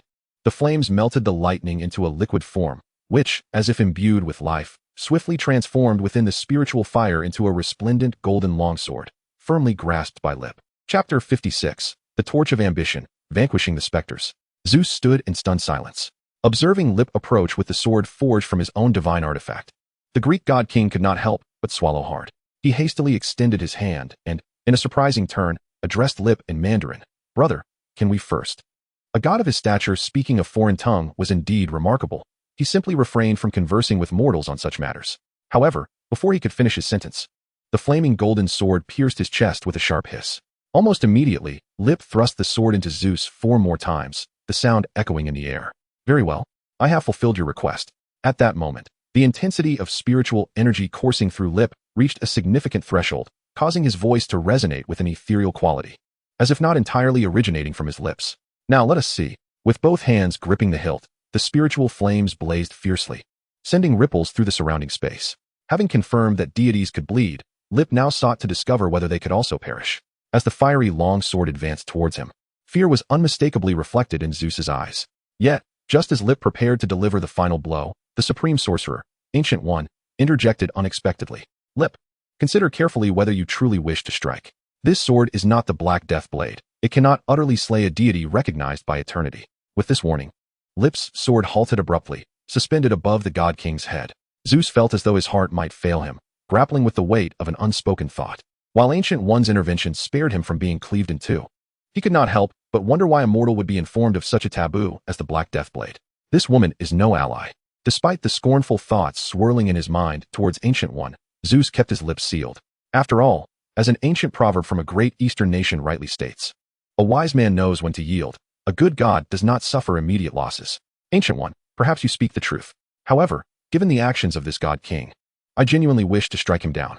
Moreover, you should be aware that in my homeland, there is an old saying, wildfires cannot be extinguished. Spring winds will bring them back to life. Lip gazed at the supreme sorcerer. Possessing the time gem, Ancient One seemed to have anticipated Lip's response, and thus directly articulated her prepared retort. This God King had already learned a sufficient lesson. She pointed at the gaping wound on Zeus's chest, which resembled a faucet spewing forth blood incessantly, having been pierced 5 times by Lip's sword, ablaze with ethereal flames, even amidst the plethora of heroes within the Marvel Universe. Only a few, perhaps those of divine lineage, could survive such an assault. Moreover, while the actions of him and his son had disrupted some of Zeus's minor schemes, they had also provided him with ample surprise. Is that not true, Your Majesty, the King of Gods? Upon hearing that he seemed to be privy to everything. Zeus chose to abandon all pretense and promptly confessed. Ah, indeed. He then elaborated on why he would refrain from further troubling Lip and his son. Your son has slain a titan. As it turns out, much like Asgard's prophecy of Ragnarok, Olympus too has its own foretold destruction. However, theirs would arrive somewhat later.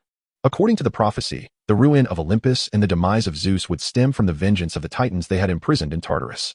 Strictly speaking, I am also a member of the Titan Eternal clan, akin to the other titans. We are, in fact, beings crafted by the Celestial Assembly in ancient times. The Celestial Assembly established a rule. Titans of the Eternal clan are forbidden from slaying one another, save for one unforeseen anomaly. Though that individual is a distant relative of mine, he is a madman, utterly incomprehensible, and collaboration with him is impossible. Yet, you and I can forge an alliance. Provided you assist me in eliminating those titans, I am willing to grant you half of Olympus. And I can elevate you and your progeny to the status of magnificent deities. Zeus grew increasingly animated and sincere, revealing the secrets he had long kept hidden. In his view, Lip had no grounds to refuse his proposition. After all, in the face of such monumental benefits, what disagreements could possibly remain unaddressed? The reality seemed to affirm this, as Lip nodded in response to Zeus's words. It did sound intriguing. Under Zeus's expectant gaze, Lip affirmed the conditions he had proposed, only to suddenly shift the dialogue. What do you mean? You claim to be of the Titan Eternal clan, yet what of your offspring? Are they titans as well? Even if we assume, for argument's sake, that your children with the other Olympian deities are titans, what of those you bore with mortals? Take Hercules, for instance. Is he not the demigod born of your union with a human? Surely, he cannot be deemed a titan. Why do you not nurture him, educate him, and empower him to attain the strength necessary to confront those titans?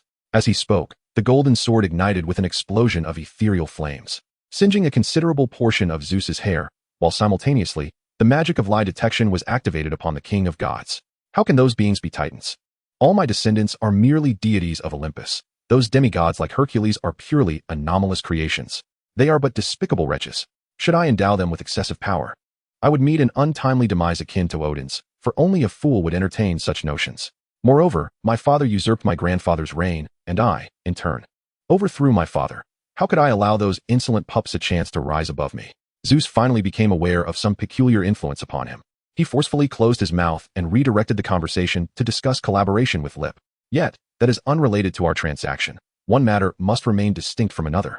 If you can eliminate the lingering titans and resolve the impending threats for me, I would willingly concede half of Olympus. Very well, very well. Having gleaned what he desired, Lip once again interrupted the rambling, selfish old man. I know you are sincere. I trust you.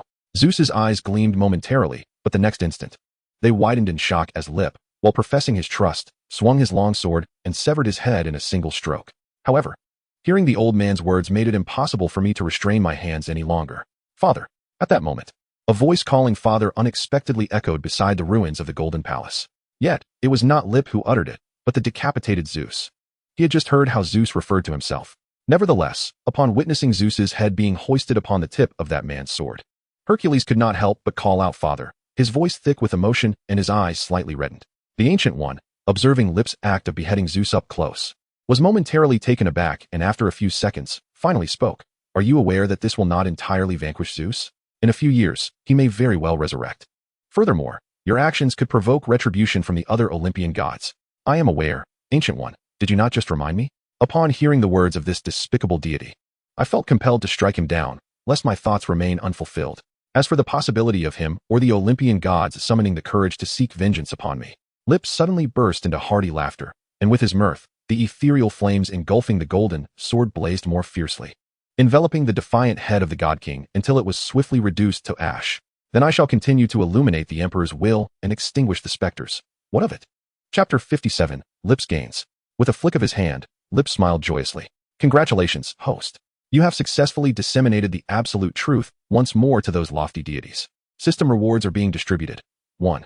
The opportunity to adopt a third child has arrived and will manifest in some form soon. Please remain vigilant, host. 2. The host is granted a private subspace, equivalent to a unique dimensional universe within the Marvel cosmos, where the host is the sole and constant sovereign. However, the various functions of this dimension require the host's exploration. Fortune arrived so unexpectedly that Lip felt momentarily overwhelmed by the delight of surprise. He opened his attribute panel. Host, Lipu. Age, 30. Strength, 125, 150.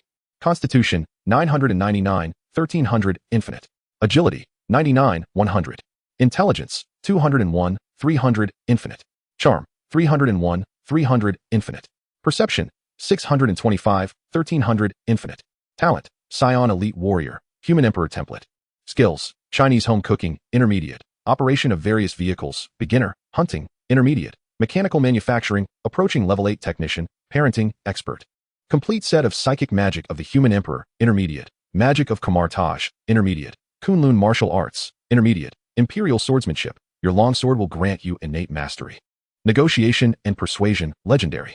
Exclusive Weapon. The revered artifact, Golden Thunder, recognized by the Marvel Universe's Eternals, willingly transformed from Zeus after persuasion. Becoming a second Imperial sword for the host, certainly not the Second Empire. Special Note 1. The host's 2 talents have just achieved a positive feedback loop, resulting in a drastic increase in all attributes. The current attributes reflect a regular state. At the moment the host slew Zeus, all attributes approached that of the man. But the host lacks the endurance to maintain that state continuously. Special Note 2. The recent surge in attributes has elevated the host's charm to 30. Yet this is influenced by the host's image in the eyes of certain individuals. The intricacies of this are left for the host to comprehend and seize the opportunity. Upon reviewing the changes in the attribute panel, Lipu's astonishment was beyond expression. The increase in values regarding charm was never disappointing. However, upon closer inspection, he also discerned several issues with the system. For instance, what did lack of endurance mean? Such inappropriate terminology in the description bordered on false advertising. Had someone else been the host, they might have pursued legal action against the system for defamation. Besides this elementary error in wording, Lipu found the system rather verbose. Did the increase in charm really warrant a separate mention? And what was there to seize? Just moments ago, he had gallantly disregarded the promises made by a Greek god king, resolutely beheading him. Wasn't he that as evident as lice on a bald head? Broly and Kaz, witnessing Lipu's grand display of power as children, found nothing remarkable about their father's prowess. It was precisely for this reason that he failed to notice the gaze of Dr. Strange, which seemed to carry a different weight than usual. Calling out to the 2 children who were whispering to each other, Lipu then requested Dr. Strange to open a portal. The increase in attribute values, while a delightful surprise, also brought with it certain inconveniences. He needed to adjust to his newfound attributes, otherwise he might inadvertently cause unforeseen troubles. Standing beside the headless corpse of Zeus, he lingered for a moment, gradually acclimating to the enhancements of his physical form. When it was Lipu's turn, he hesitated for a moment. He gazed at Hercules, the demigod who had just approached, silently observing the headless corpse on the ground. During the few minutes he stood there, adapting to his new attributes, he had envisioned that the Olympian deities like Ares and Apollo would arrive to avenge their father. Yet, to his dismay, none of the sons of Zeus, renowned in myth for their martial prowess and divine heritage, made an appearance. Instead, it was Hercules, referred to by Zeus as a mongrel, who, despite his grievous injuries, approached the lifeless body of his wretched father, intending to collect the remains for Zeus. My young friend, allow me to impart a few words to you. Li Pu contemplated, refraining from uttering platitudes such as do not bear a grudge or one must look forward. A smile can dissolve enmity. Our nation boasts a venerable history, rich with wisdom passed down through the ages, one of which resonates deeply. Do nobles and commoners not share the same essence? In simpler terms, while individuals may hail from diverse backgrounds, only beasts are shackled by bloodlines. If deities cannot comprehend this truth, then such a farcical deity is unworthy of reverence. Having expressed his sentiments, Li Pu stepped into the portal, which the Ancient One had instinctively expanded upon hearing his words. You are too courteous, he remarked as he traversed the threshold, offering gratitude to the esteemed sorceress. There was no need to enlarge the portal for my sake. I could have easily stooped and passed through. The Ancient One smiled, choosing not to elaborate further. After all, she had just contemplated that humans should never bow or bend. Voicing such a thought would seem rather sentimental, would it not? Once the Ancient One departed, having reminded the two little ones to continue their slumber, Li Pu exited the Great Marcia Tavern once again. Before leaving, he couldn't resist teasing Jessica, who was soundly sleeping in another room. Li Pu took to the air using his flight spell, soaring from Picado Town to Prudhoe Bay, where some matters concerning Marcia required his attention. However, to his surprise, upon arriving at the Prudhoe Bay headquarters of Wayland Corp., he discovered that the security personnel at the entrance had changed. Moreover, it was a familiar face he had encountered just days prior. Agent Coulson? Since when has your organization shown such efficiency? A change of leadership? A reassessment? Chapter 58. You stomp, you also suffer. Indeed, Li Pu was indulging in a bit of mischief. Even from a distance, he had sensed Coulson's presence, which was why he had landed some way from the Wayland Corp headquarters and strolled leisurely toward it. When Li Pu appeared before him, Coulson felt rather disconcerted. It was not solely the irritation of a reassessment that troubled him. The primary reason was that the middle-aged man felt somewhat unwell. Just hours prior, he had been in Archon, enduring the midday sun while executing a clandestine mission. However, after receiving 2 urgent messages, he was promptly reassigned by the esteemed director to Prudhoe Bay, Alaska, though clad in a thick down jacket. The nearly 40 degrees Celsius temperature difference between the two locations left Coulson feeling persistently cold and somewhat lightheaded. Upon pressing the button to open the bear-proof gate of the Wayland Company outpost, Li Pu entered the camp and immediately advised him. I suggest you remain calm and avoid any sudden movements. If you doubt me, try stomping your foot.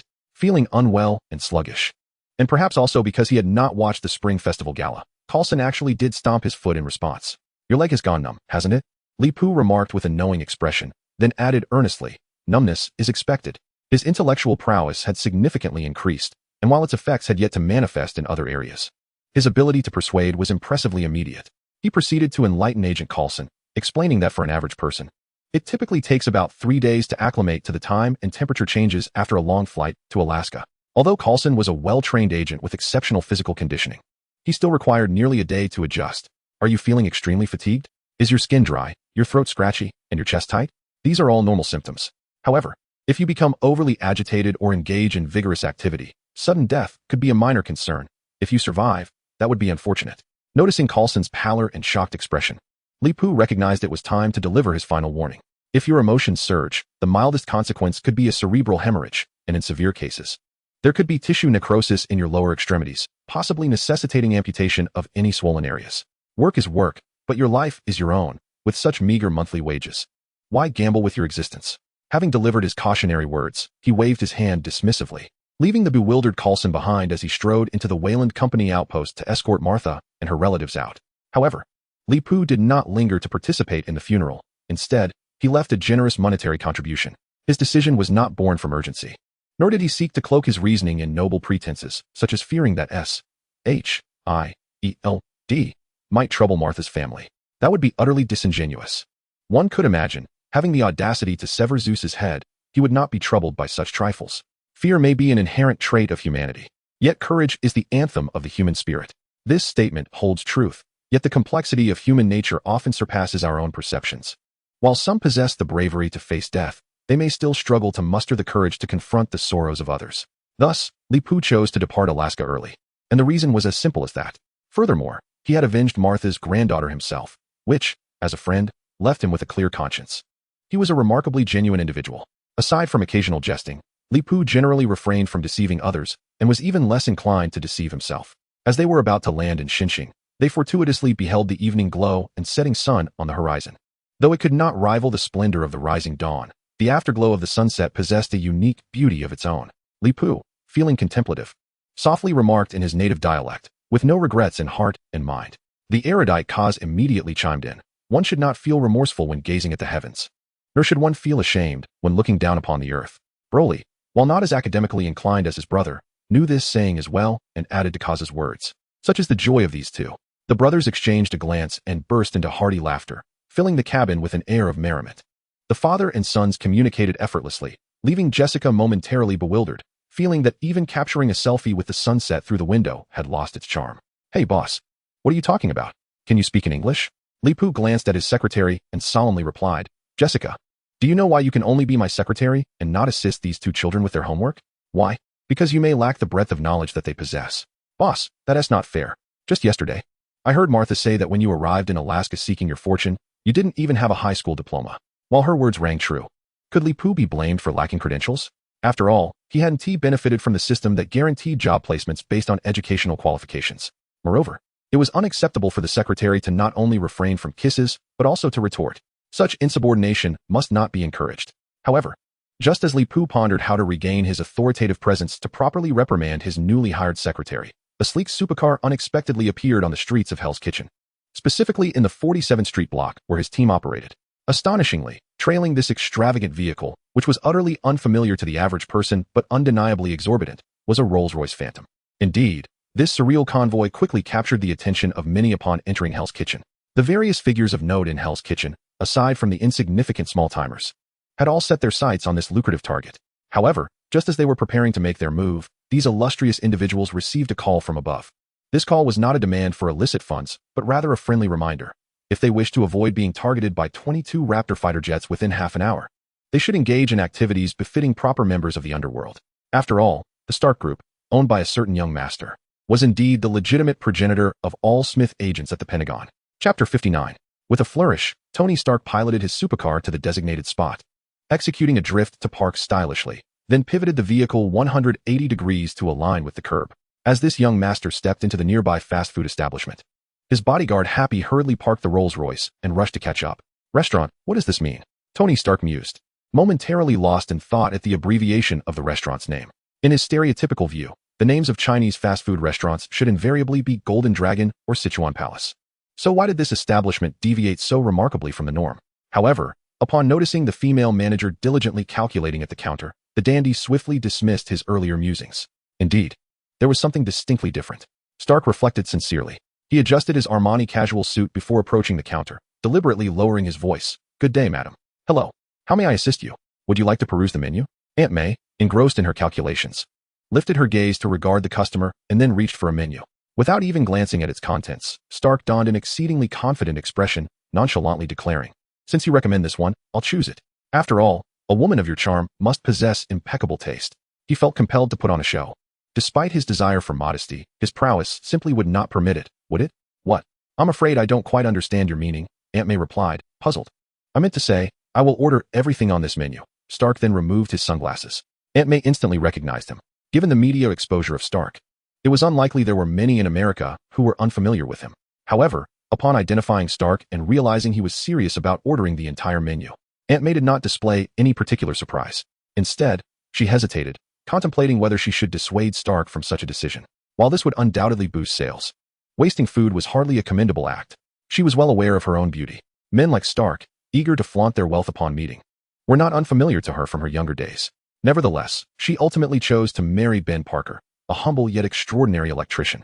Although she and Ben had no children of their own, they jointly raised their nephew, Peter Parker, who had lost his parents in a tragic accident. In recent years, following Ben's passing, she had entered the workforce to support Peter. Having been a homemaker for so long, Aunt May found her resume lacking appeal in the job market. Moreover, her appearance complicated matters further. Fortunately, she later encountered Lee, who initially was merely a client. At that time, Lee was operating a food truck, and their communication was limited to emails. As Lee began to implement plans to revamp 47th Street and establish his enterprise, his family's tax processes became increasingly convoluted. The limitations of email necessitated a face-to-face meeting with Lee to request some documents. It was during that meeting that Lee recognized Aunt May, or more accurately, he recognized the future good neighbor of New York City, Spider-Man. Let us put it this way. Any traveler who finds themselves in the Marvel Universe inevitably wishes to draw Peter into their fold. Even if Lip does not covet the beauty of Aunt May, a crucial point, when an opportunity presents itself, he would certainly not let it slip away, would he? Thus, he earnestly extends an invitation to Aunt May to join his burgeoning enterprise, offering her a lucrative position as the general manager of his principal restaurant. To sweeten the deal, he presents an offer that is hard for her to refuse. She and her nephew Peter would be allowed to transfer to a community school he has meticulously established for his own son's superior education. Given her role in helping Lip with his taxes, Aunt May is acutely aware of the substantial investment he has made in this school, both financially and in terms of effort. It soon becomes evident that Lip possesses a discerning eye for talent. Aunt May's managerial prowess, combined with the culinary creations he designed, akin to a dimensional reduction in their impact, quickly elevates the principal restaurant to a place of notable reputation. With Lip's influence backing her, even the notorious denizens of Hell's Kitchen dare not act recklessly. At times, Aunt May's charm alone is sufficient to address numerous issues, rendering Lip's intervention unnecessary. For instance, a couple running a Japanese restaurant, envious of the principal's establishment's success, resorted to underhanded tactics in their business rivalry. However, the local gangsters in Hell's Kitchen are well aware of the need for decorum on Lip's turf. Consequently, the couple could not simply pay off petty thugs to trouble the principal restaurant. After all, orchestrating someone's demise comes at a different price, one that the couple could neither afford nor wish to pay. Thus, they sought alternative routes, filing lawsuits against Lip's restaurant for allegedly using a cultural heritage hot sauce from their homeland, while also reporting supposed food safety violations to the Food and Drug Administration. Furthermore, they leveraged Peter's after-school assistance at the restaurant to accuse Aunt May of child abuse. Before Lip could confront the unscrupulous couple, two elderly gentlemen could no longer stand by. One of them, Old Dachi, who owns a tavern next to the principal restaurant, donned sunglasses and, resembling a Terminator, brandished his Gatling gun at the entrance of the Japanese restaurant. Seated on his motorcycle, he used the weapon as a makeshift weight for his training in plain view of potential patrons eager to enter the restaurant. As he was unarmed and compliant with concealed carry regulations, and more importantly, due to the fact that New York's police chief, George Stacy, had once been a subordinate of Dachi's, the patrolling officers simply chose to ignore the old man, sidestepping him as if he were invisible. Even if the couple from the Japanese restaurant called the police, it would bear no fruit. In addition to Dachi, Old Tang, a chef at the principal restaurant, could not abide seeing Aunt May being bullied. This elderly gentleman, reminiscent of Uncle Long, exchanged his chef's attire for a tailcoat he had worn many years prior and set off with 2 pounds of tea to seek out an old colleague from his past. Certainly, his former colleague was no dignitary, merely a retired official reappointed after serving as the deputy director of the bureau, now a modest district head in Xinjiang. Consequently, a week later, the Japanese restaurant owned by the couple from Semida closed its doors. Both gentlemen remained humble, choosing not to publicize this trivial incident.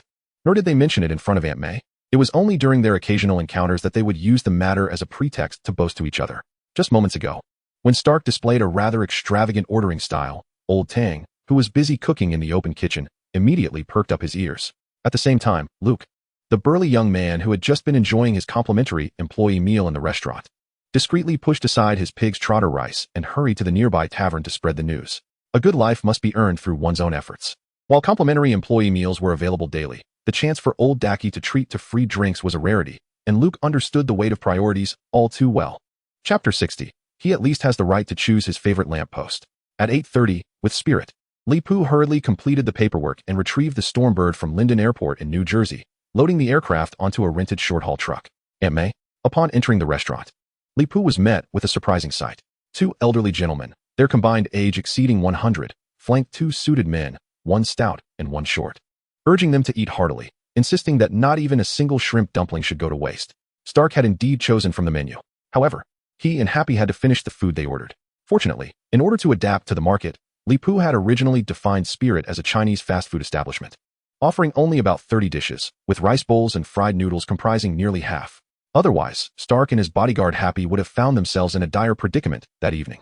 Who would have imagined that the illustrious president of Stark Industries, upon entering the restaurant, would succumb to the urge to flirt with a lovely mature woman? And yet, within 2 minutes, 2 elderly gentlemen appeared to act as guardians? Where could one possibly seek justice in such a scenario? On the surface, the future Spider-Man was busy completing his assignment due the next day, while Luke indulged in his plate of pig's trotter rice. In reality, however, the two had been exchanging sly glances and chuckling incessantly. "Boss, here's the situation," Luke recounted to Li Pu. It turned out, shortly after Stark had made a flirtatious remark to Aunt May, he and his bodyguard had been cornered in the restaurant by Old Tang wielding a ladle and Old Dachi, who had hurried over with a lemon in hand. At that moment, the two remained unfazed. After all, Tony Stark frequently engaged in casual flirtation, making such an occurrence rather probable. Most individuals would ultimately give this young Stark a bit of leeway. Happy had already developed a knack for handling such situations. Thus, the self-proclaimed black belt in karate, acting as a bodyguard, courteously proposed a solution to the two elderly gentlemen that would allow both parties to maintain their dignity. The amiable Happy suggested that rather than resorting to physical confrontation, they engage in a game of arm wrestling, with the loser obliged to accept defeat gracefully. Mimicking Happy's tone, Luke couldn't help but reveal a broad grin while recounting the tale. He mused, didn't Lipa notice that old Dachi is so robust? Yet he is blind and cannot see? At this, Peter erupted in laughter. No, he surrendered upon shaking hands with Uncle Dachi and then proceeded to challenge Uncle Tang, perhaps believing he could achieve a balance of victories, like a true gentleman. The outcome, however, is best left unmentioned. Moreover, the stakes of this wager are equally unnecessary to elaborate upon. Indeed, he is aptly named. To be candid, Lipa found himself stifling a laugh. A black belt in karate that can be acquired with money, daring to compete in arm wrestling against a Chinese chef who flips walks daily. Was he always this audacious? Regarding Stark, it must be said that Li Po's impression of him is not entirely unfavorable. In fact, he holds a certain admiration for him. Although this super-rich heir is undeniably arrogant, it is precisely this trait that has led him into numerous avoidable troubles within the Marvel Universe. Yet, one cannot deny that beneath his bravado, Stark possesses a multitude of commendable human qualities. Firstly, in terms of lineage, particularly within the United States, a nation that has embraced the tenets of pure capitalism pioneered by John Bull, there are likely only a handful of individuals whose origins surpass those of Tony Stark. Nevertheless, he has not devolved into a mere parasite, nor has he succumbed to the bizarre excesses of opulent gatherings. Secondly, despite his notorious womanizing, Stark has never resorted to coercing women through his influence, reminiscent of the venerable Master Roshi from Dragon Ball. Thirdly, and perhaps most significantly, when humanity faces existential threats, Stark exhibits behavior that is remarkably uncharacteristic of a capitalist. He does not raise the white flag first, nor does he betray the interests of others merely to secure a favorable bargain for himself. Excluding the eccentric king of a technologically advanced nation that engages in primitive warfare, Tony Stark is likely among the wealthiest humans in the Marvel Universe. In the face of the Chitauri invasion, this super-rich individual displayed an extraordinary willingness to carry a nuclear bomb to annihilate the Chitauri mothership, valuing the lives of millions of impoverished souls in Manhattan, in relative terms, over his own safety. Frankly, while capitalists may deserve to be lampooned, Tony Stark merits some form of consideration. He at least has the prerogative to select his preferred lamppost. At that moment, a loud rumble emanated from young Broly's stomach, who had just entered the restaurant with Li Pa. The child had only consumed 2 airplane meals that morning and noon, and the portions were meager. Together with Li Pa, little Kaz, and Jessica, the 5 of them had managed to consume a mere black-tailed deer weighing just over 200 pounds. As the clock approached 8:30 in the evening, young Broly found himself feeling a tad peckish. "Father, I am rather hungry," he admitted shyly, scratching his head. Observing this, Lip was about to suggest that he ask May for a light snack to tide him over, but before he could voice his thought, Stark, who was currently under the spell of culinary temptation, sprang to his feet. "Are you hungry? My treat. Feel free to indulge in any of the dishes on this table. I assure you, there is plenty here that we haven't touched." Being a straightforward child, young Broly glanced at the modest spread before him and replied, But sir, there is so little food on your table. If I eat it all, you will have nothing left." Stark and Happy were left dumbfounded. "All right, I shall head to the kitchen and whip up a few more dishes," Old Tang declared, rising from his seat and making his way towards the kitchen. Having just compelled Stark and his bodyguard Happy to consume 4 or 5 hefty portions of rice, he felt it was sufficient to teach this extravagant young man a lesson. Continuing to indulge him would surely necessitate a call to emergency services. Moreover, having worked in the restaurant industry for over a year, he was well aware of the formidable appetites of Lip and his 2 sons. To put it plainly, despite being the owner of the restaurant and residing nearby, Lip rarely brought his children to dine at the establishment for fear of disrupting business and affecting May and the other employees' earnings. Thus, the 3 of them often had to fend for themselves in the kitchen. "Thank you, Old Tang." Lip expressed his gratitude. Young Broly and young Kaz also displayed their politeness, both chiming in, "Thank you, Uncle Tang." Chapter 61. The Iron Man in the Presence of Artificial Intelligence. Old Tang had set off to prepare the meal. With his rival's departure, Dachi lost the motivation to further compel Stark and Happy to consume more food. "I shall attend to the tavern's business. You may converse amongst yourselves. Mr. Stark and his bodyguard are actually here to see you," Old Dachi informed Lip, noticing that young Broly and young Kaz were eagerly seated in the booth, ready to embark on their feast against the untouched food before Stark and his companion. This lifelong bachelor could not help but smile fondly. "Eat slowly, and be sure to have plenty of sea fish. Consuming it will make you smarter," he advised, all the while deftly squeezing a lemon in his hand, effortlessly releasing its juice over a platter of Old Tang's baked sea base wrapped in foil. While Old Tang was indeed a capable cook, when it came to enjoying grilled fish, he could not hold a candle to me. In my youth, I had savored many fish in Borneo. Whether from rivers or the sea, a mere drizzle of lemon juice post-grilling would elevate the flavor to an exquisite level. Lip observed this scene with growing admiration, secretly commending the cleverness of Old Dachi's maneuver, which bore a striking resemblance to low-end commercial warfare, merely competing on price, while high-end strategy involved dousing the competitor's financial tree with boiling water. Li Pu could only remark that experience is invaluable, as he had acquired yet another skill. Even the victim, Tony Stark, cast a glance at the venerable old man that conveyed a hint of admiration. The esteemed elder, tall and formidable. Jarvis, did you take note of that? Stark inquired, addressing the watch on his wrist. Shortly thereafter, a response emerged from what appeared to be a quartz watch, yet was, in fact, an electronic marvel. Indeed, Mr. Stark. Observing this exchange, young Kaz instinctively set down his chopsticks, regarding Stark with a look of curiosity. Noticing the attention directed towards his invention, Stark proudly flaunted his wrist and elaborated, "This is artificial intelligence, a remarkable creation. The future is nearly upon us." Kaz grasped his wrist tightly. "Hey, that hurts," Stark exclaimed, wincing as he emitted a hissing sound. Yet, as Stark winced in pain, a glimmer of brilliance flickered in Kaz's eyes. Although he had only recently escaped a desolate universe, he was fortunate to have been adopted by the benevolent Li Pu. However, certain truths remain immutable. His corporeal form in this material universe is constructed, yet fundamentally, it serves as a vessel for the storage and transcription of information. Consequently, some ingrained beliefs within Kaz could not be altered, even in the Marvel universe. For instance, a certain ideological imprint. While the concept of a machine soul could be accepted due to its necessity for human interaction, a self-aware machine was another matter entirely. In fact, upon hearing Stark utter the term artificial intelligence, Li Pu sensed impending trouble. "You, a living being, how could you utter such words?" It must be noted that aside from Iron Fist, the boxing aficionado, the expert in vice eradication, the unscrupulous contractor, and the notorious kingpin of violence, humanity proclaiming the superiority of artificial intelligence before other genetic entities is a surefire path to self-destruction. At that moment, Kaz's grip on Stark's wrist was merely a demonstration of discomfort, not an attempt to dislocate his arm, a testament to the effectiveness of Li Pu's teachings over the years. Li Pu truly understood the art of child rearing. He was also acutely aware that when it came to certain obsessions among children, it was often better to guide rather than suppress. Kaz, when someone declares that the future has arrived, it is likely that future has long since come to pass. Li Pu clasped Kaz's hand in his own, a soothing energy emanating from his touch. "Ah, father, but artificial intelligence." Kaz was swayed by this assertion. After a brief contemplation with his prodigious intellect, he discerned the truth in Li Pu's words. Thus, he ceased to engage with Stark and turned his inquisitive gaze toward his father. Li Pu understood the questions swirling in Kaz's mind, having pondered these matters himself. Furthermore, prior to his journey across dimensions, he had indulged in numerous science fiction novels and engaged in whimsical discussions with friends in the university dormitory. In summary, Li Pu indeed possessed his own insights regarding artificial intelligence. The Tao that can be spoken is not the eternal Tao. The name that can be named is not the eternal name. The entities that humanity has named are merely definitions of certain phenomena. Consider deep learning, neural networks, and big data processing. Although these technologies exist in reality, they remain confined within the realm of tools. Who, then, has adorned these instruments with the halo of intelligence, a domain that inherently belongs to the realm of human consciousness? Who has conferred upon them the pivotal title of artificial intelligence? What is intelligence? Is it understanding? Is it consciousness? Is it the soul? Or is it merely a projection and metaphor of our human capacity to solve complex problems through algorithms? To define a creation of ours using a concept of intelligence that even humanity does not fully comprehend, does this not resemble a trap of circular definition? Is this not a form of an alternative, circular debate?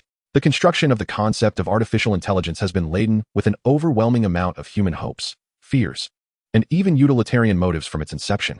In the realm of investment, technological competition, and commercial hype, when technology is cloaked in the grandiose title of artificial intelligence, its value may no longer be tethered to the pure essence of the technology itself, but rather to the meticulously crafted concept and the unfulfilled promises of the future. In essence, this parallels the notion of urging people to believe in karma and to place their hopes in an afterlife. However, father, young Kaz deliberated over his choice of words, ultimately abandoning English for the direct use of Chinese. This was not a matter of habit. Rather, in dialogues that ascend to the philosophical and scientific realms, Chinese indeed proves to be more effective. After all, one cannot expect a language that falters at the mere mention of time and space to maintain any semblance of communicative efficiency. What is more alarming is that this species resides on the same planet as humanity, within the same universe. Due to ecological niche factors, humans and them are, in essence, natural competitors, akin to Homo sapiens and Neanderthals. At this juncture, young Kaz felt there was no need to elaborate further, for the outcome of the competition between Homo sapiens and Neanderthals is well known. While there may not have been overt hostilities, the relentless competition over millennia ultimately led to the extinction of Neanderthals at the hands of Homo sapiens.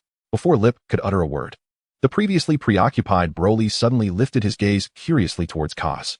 The child scratched his head and pondered before addressing his younger brother. Isn't this competition always present? Why wait for the future, for the true birth of artificial intelligence? Kaz, didn't we encounter some rather peculiar uncles and aunts yesterday? Aren't they also part of our universe? They aren't particularly formidable. I have sensed a stronger presence than theirs. You needn't worry. If that day truly comes, I will protect you, and so will Father. Upon delivering this sentiment, young Broly beamed with joy. His thought process was straightforward. He equated competition with battle. For Broly, the notion of combat has always been one of abundance. He welcomes more rather than fearing a lack thereof. Upon hearing this sentiment from young Broly, Leap felt a profound resonance. While he may have appeared somewhat simplistic in his thinking, he understood the essence of life. Worrying serves no purpose when faced with challenges. Action is the remedy. Indeed, one must first nourish themselves. Only when well-fed can one engage in battle. Leap chuckled as he pushed a plate of char siu towards the two children, remarking that a single dish of char siu with pig trotter rice brings double the joy. Chapter 62. Another Uncle Dragon arrives. Jarvis, what are they discussing? Stark inquired, rubbing his wrist while questioning the intelligent assistant embedded within his wearable device. However, only a series of crackling noises emanated from his wrist, indicating that some internal electronic components had malfunctioned. The reason for this sudden failure could only be attributed to the effectiveness of psychic magic. Earlier, to prevent Stark from overhearing the debate between the father and son regarding artificial intelligence, Leap had swiftly employed his psychic abilities to disable the electronic components of the watch. Who knew what bizarre thoughts might arise in the mind of that genius inventor upon grasping their conversation? Leap recalled a saying. It seemed as though a unique infinity stone resided within Tony Stark's brain. Although he was not averse to complications, he preferred to avoid unnecessary troubles. Mr. Stark, Leap said, noticing that the future Iron Man appeared intrigued by the earlier events. He deftly shifted the conversation to a more pertinent topic. Might I inquire why you have graced my restaurant today? Upon addressing the matter at hand, Tony Stark, the head of Stark Industries, became significantly more serious. The legal department of Stark Industries reported something to me during the breakfast briefing 2 days ago, he stated. Happy gently reminded his boss, technically, that was more of a brunch. It wouldn't be inaccurate to call it lunch. Mr. Stark, 11:30 in the morning cannot be considered breakfast. Pepper instructed me to remind you not to disrupt your schedule during this business trip. Happy, I pay your salary. Stark shot a glare at his bodyguard. Although Happy was a decent friend outside of being an employee, his tendency to go off script needed addressing at some point. What else with bringing up Pepper now? You should be supporting the boss during negotiations. Understood, Mr. Stark, I shall stand behind you. Noticing Stark's displeasure, Happy quickly expressed his loyalty, prompting Stark to nod in satisfaction. One could only say that the dynamics between people sometimes indeed adhered to the law of universal gravitation. Leap mused quietly, though this conveniently allowed him to redirect the conversation. If you are referring to the infringement claims regarding the synthetic fabric and the array of electron particles my son invented, then I apologize. It would be prudent for you to consult with my attorney. He has already investigated the matter. While Stark Industries holds patents for various types of explosive products and electronic sensors that monitor pressure changes, the essence of this particular product lies in the grains of sand infused with silver azide. When stepped upon, the friction between the grains initiates a redox reaction involving potassium chlorate and red phosphorus, which produces the sound.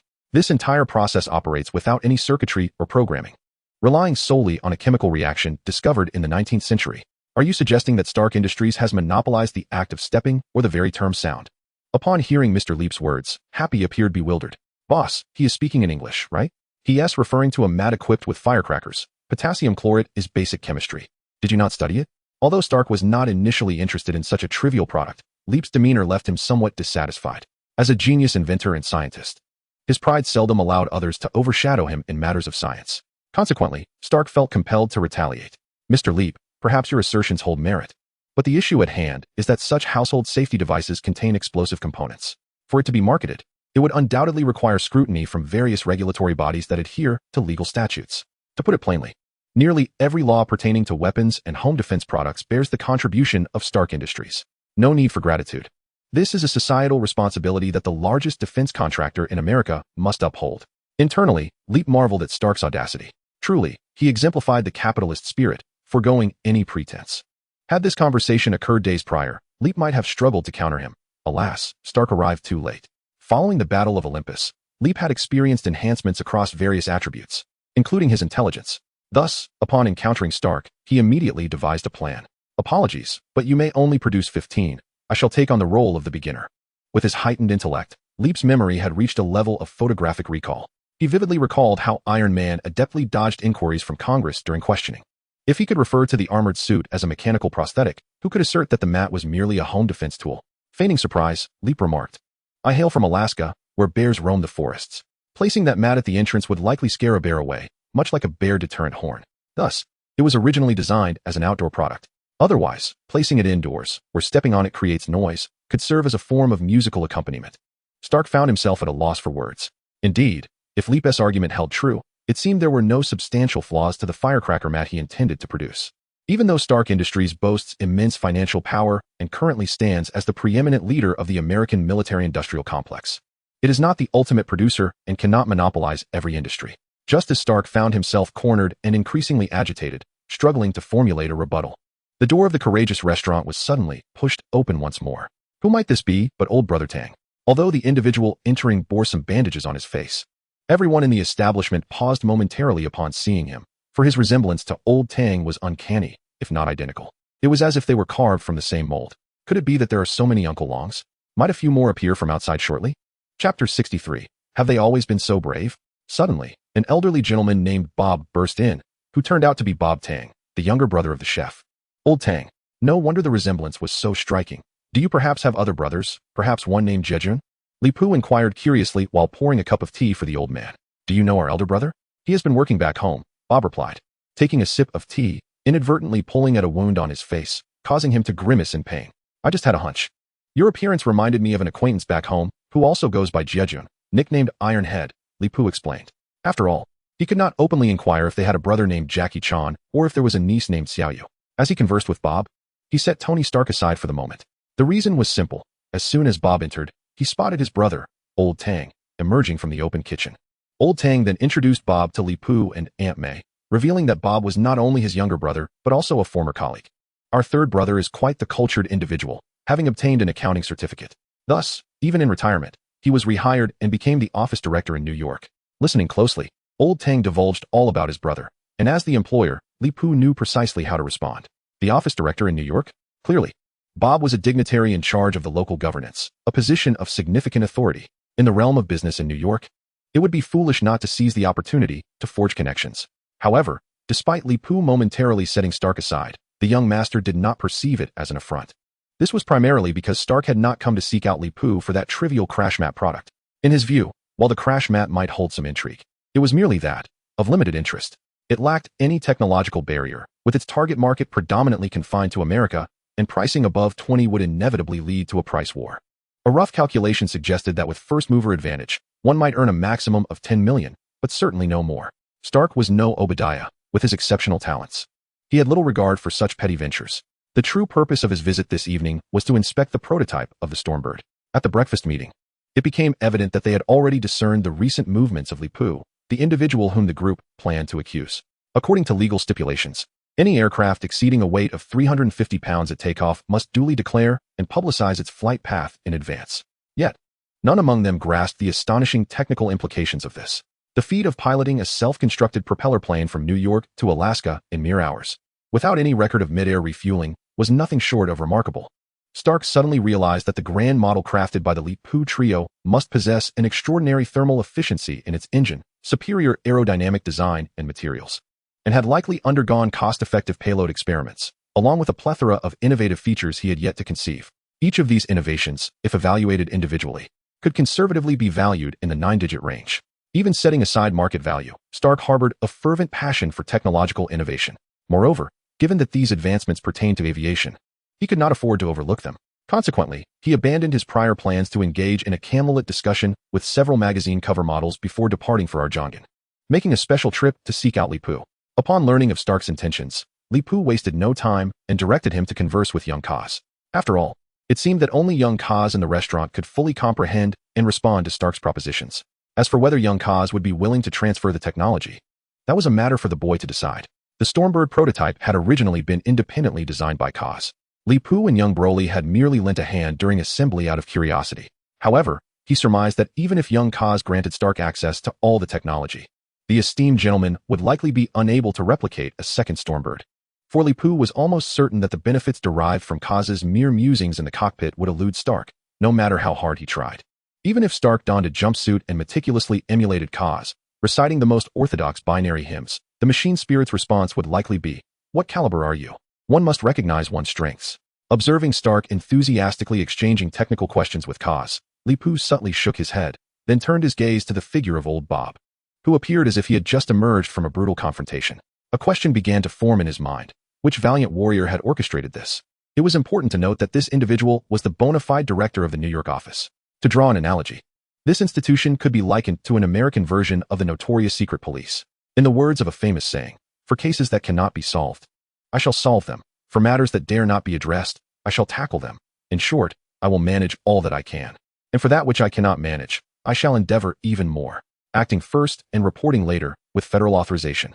Striking old Bob was not merely a slap to the face of the New York office, but rather a direct affront to the powers that be within the American Federation. Indeed, old Tang found himself somewhat perplexed by the plight of his younger brother. Thus, he hurriedly prepared several large pots of ample stir-fried dishes and stewed 2 vast quantities of rice in commercial rice cookers before emerging from the kitchen. While wiping his hands with a separate cloth, old Tang removed his chef's hat and apron and seated himself at the table with Li Pu and Bob. Second brother, I am truly at my wit's end. This time, I must implore you to assist me once more. If all else fails, may I borrow your attire? Bob explained. The situation is as follows. We have uncovered a multinational human trafficking syndicate. These individuals, notorious for their malevolence, audaciously dare to evade taxes. Consequently, we located their luxurious apartment and employed a gilded cage tactic, cutting off water and electricity to compel their surrender, while utilizing several armored vehicles to blockade the roads. Snipers and anti-helicopter weaponry were also stationed on the rooftop. However, to our astonishment, like ninjas, they managed to abscond with crucial ledgers, including myself. All 6 colleagues involved in orchestrating that operation were ambushed yesterday by a group of red-clad ninjas. Except for me, the other 5 were brutally slain. Coincidentally, yesterday was Saturday, and while I was procuring supplies at a furniture store, I managed to survive due to the advantageous location. Even more alarmingly, I received word that armed tax agents who participated in the operation were also targeted. Regrettably, reinforcements from headquarters won't arrive in New York until the day after tomorrow. Second brother, I beseech you for your help. Upon hearing the keywords, Li Pu's ears perked up. Ninjas, he instinctively rubbed his hands together, contemplating whether to lend a hand. Meanwhile, the old gentleman magically produced a brown paper document from his pocket. We have discovered that this group traffics individuals across the globe, the vast majority of whom are minors. They have even expanded their operations to New York. Over the past decade, they have stealthily abducted some dropouts aimlessly wandering the streets of Hell's Kitchen. However, in the past year or 2, they have somewhat reined in their activities. With that, Bob directed his gaze towards Li Pu. It was evident that before seeking assistance from his brother, old Tang, Bob had conducted some thorough research. Otherwise, he would not have brought along such a clearly significant document. To ensure that Broly and Kurze received a proper education, Li Pu had taken on the role of principal at that community school. He had also persuaded Jean and some of the resolute heroes of Hell's Kitchen to acknowledge that the entirety of 47th Street was his domain. Bob's insinuation that the human trafficking syndicate had become more restrained in recent years was, in fact, a testament to Li Pu's influence, which had altered the entrenched dynamics of Hell's Kitchen. The old man's mention of dropouts and minors made his intentions even more transparent. He has likely conducted research on Lip and his 2 sons, thus catering to their preferences by selecting certain trigger keywords related to Lip. Lip harbors no fondness for riddles, nor does he enjoy feigning ignorance when he is well aware of the truth. Since he has already grasped the situation, he straightforwardly posed 2 inquiries to Bob. Is there a sage guiding you from behind? Moreover, given that this criminal syndicate has evaded scrutiny for many years regarding tax evasion, how did you manage to uncover their transgressions? Indeed, there is a global organization that provides us with intelligence, though I cannot disclose its name. Bob did not deny this. He merely elucidated that, in contrast to others, this organization does not view us as competitors, but is rather eager to collaborate with us. At this juncture, Lip could confidently surmise that the organization he referred to is none other than SHIELD.